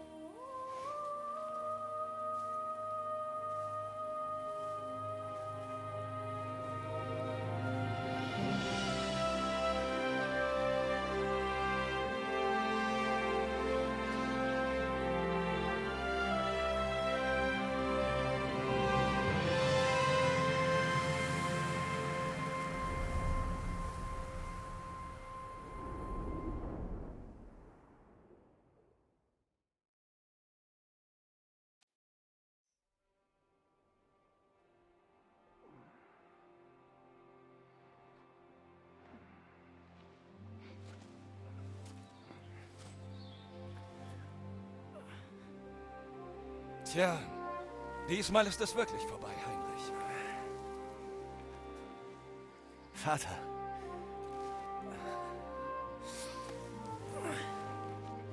Du hast es geschafft. Du hast sie besiegt. Toss von Aulitz. Selbst dieser plündernde Rotfuchs ist Geschichte. Deine Mutter und Martin wären unglaublich stolz auf dich. Mag sein. Irgendwie. Natürlich wären sie das. Du hast sie gerächt. Du hast viele Menschen gerettet, weil du einen Krieg verhindert hast, und trotz alledem lebst du noch. Gar nicht so übel für einen einfachen Bastard. Es ist dir sogar gelungen, unser verlorenes Schwert wieder zu beschaffen.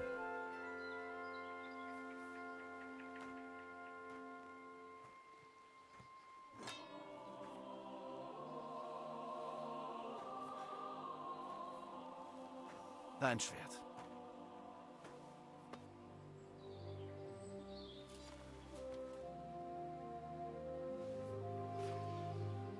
Damit hat alles angefangen. Martin ist schon ein wirklich begabter Schmied gewesen.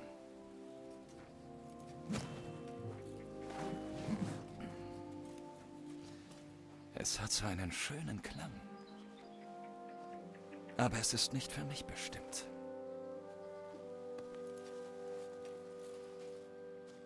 Sondern für dich, mein Sohn.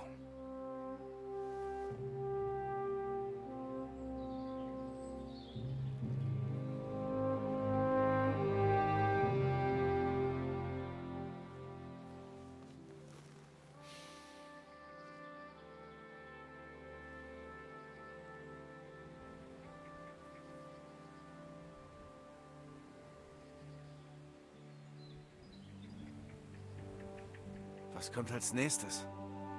Als nächstes? Jetzt leben wir wieder unser Leben. Du weißt doch noch, es gibt so vieles, für das es sich zu leben lohnt. Der Sonnenschein, blauer Himmel, grünes Gras unter deinen Füßen, wunderschöne Frauen, guter Wein, liebenswerte Menschen und ein Pferd, das dich trägt, wohin du nur willst, ja. Nichts wird ewig. Erfreu dich daran, solange du kannst. Und wenn deine Freude geschmälert ist, was sicher gerade der Fall ist, kannst du dir sicher sein, dass sie bald zu dir zurückfindet. Ich vermute, dass da noch aufregende Zeiten kommen.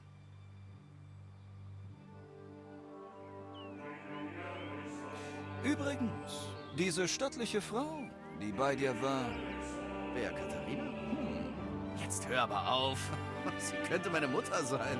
Na und? Ein bisschen bemuttert zu werden schadet nicht. Außerdem ist auf eine gut gebaute Frau immer Verlass.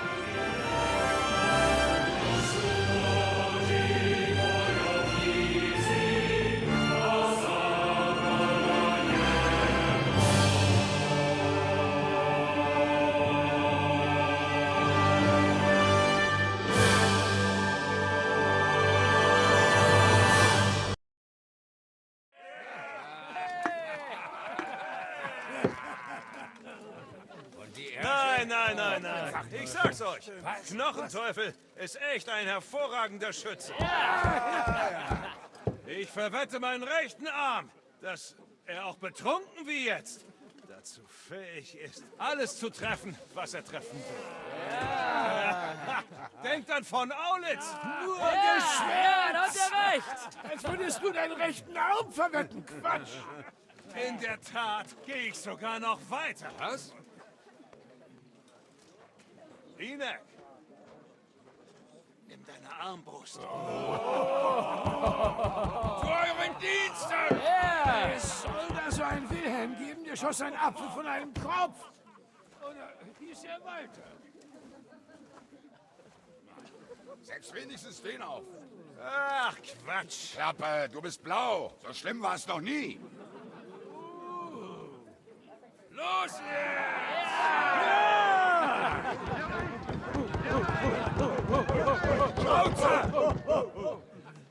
Das wird in die Geschichte eingehen.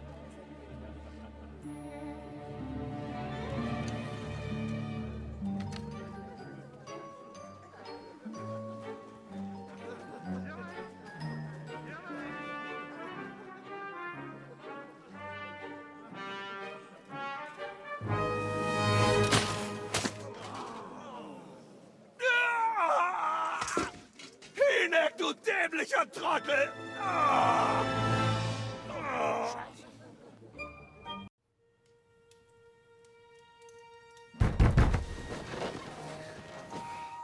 Was ist's? Herr, ich bringe Kunde vom Welschen Hof. Es gab einen Überfall. Was? Markgraf Jobst und seine Männer. Sie haben die Geiseln befreit, alles Silber gestohlen und sind verschwunden.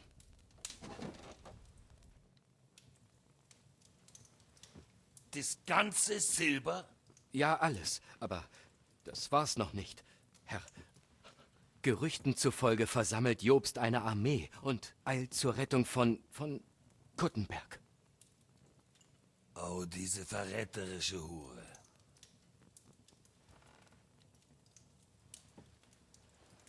Diese Schlange. Dieser elende Verräter! Raus hier!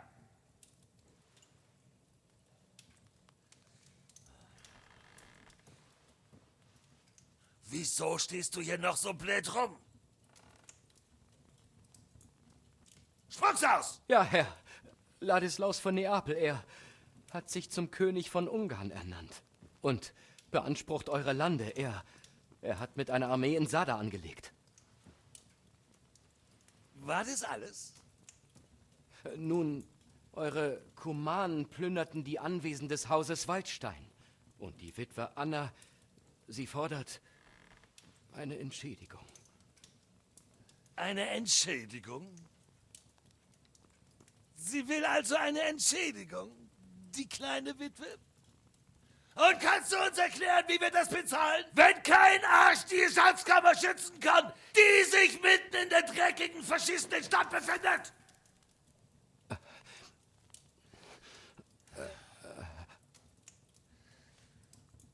War das alles? Nein, Herr, das ist alles.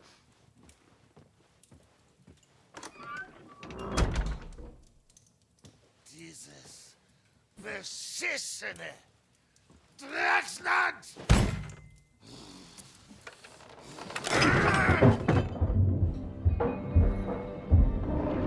Scheißwürmer! Durchköpfiger! Hinterhältiger Abschau! Völker, der ganze verdammte Rest von ihnen in ihrer eigenen Scheiße untergeht!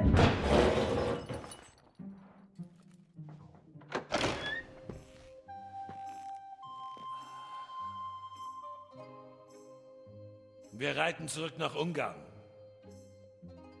Gib die Befehle weiter und packt zusammen. Herr, von welchem Geld soll ich den Sold der Prager Tropen bezahlen? Du weißt, was mit dem Silber vom Welschen Hof geschehen ist? Ja, Herr. Dann bring's zum Teufel zurück! Von mir aus kannst du es den Pragern geben. Ist mir egal, was mit dem tschechischen Silber passiert. Aber Herr, ich bräuchte etwas, um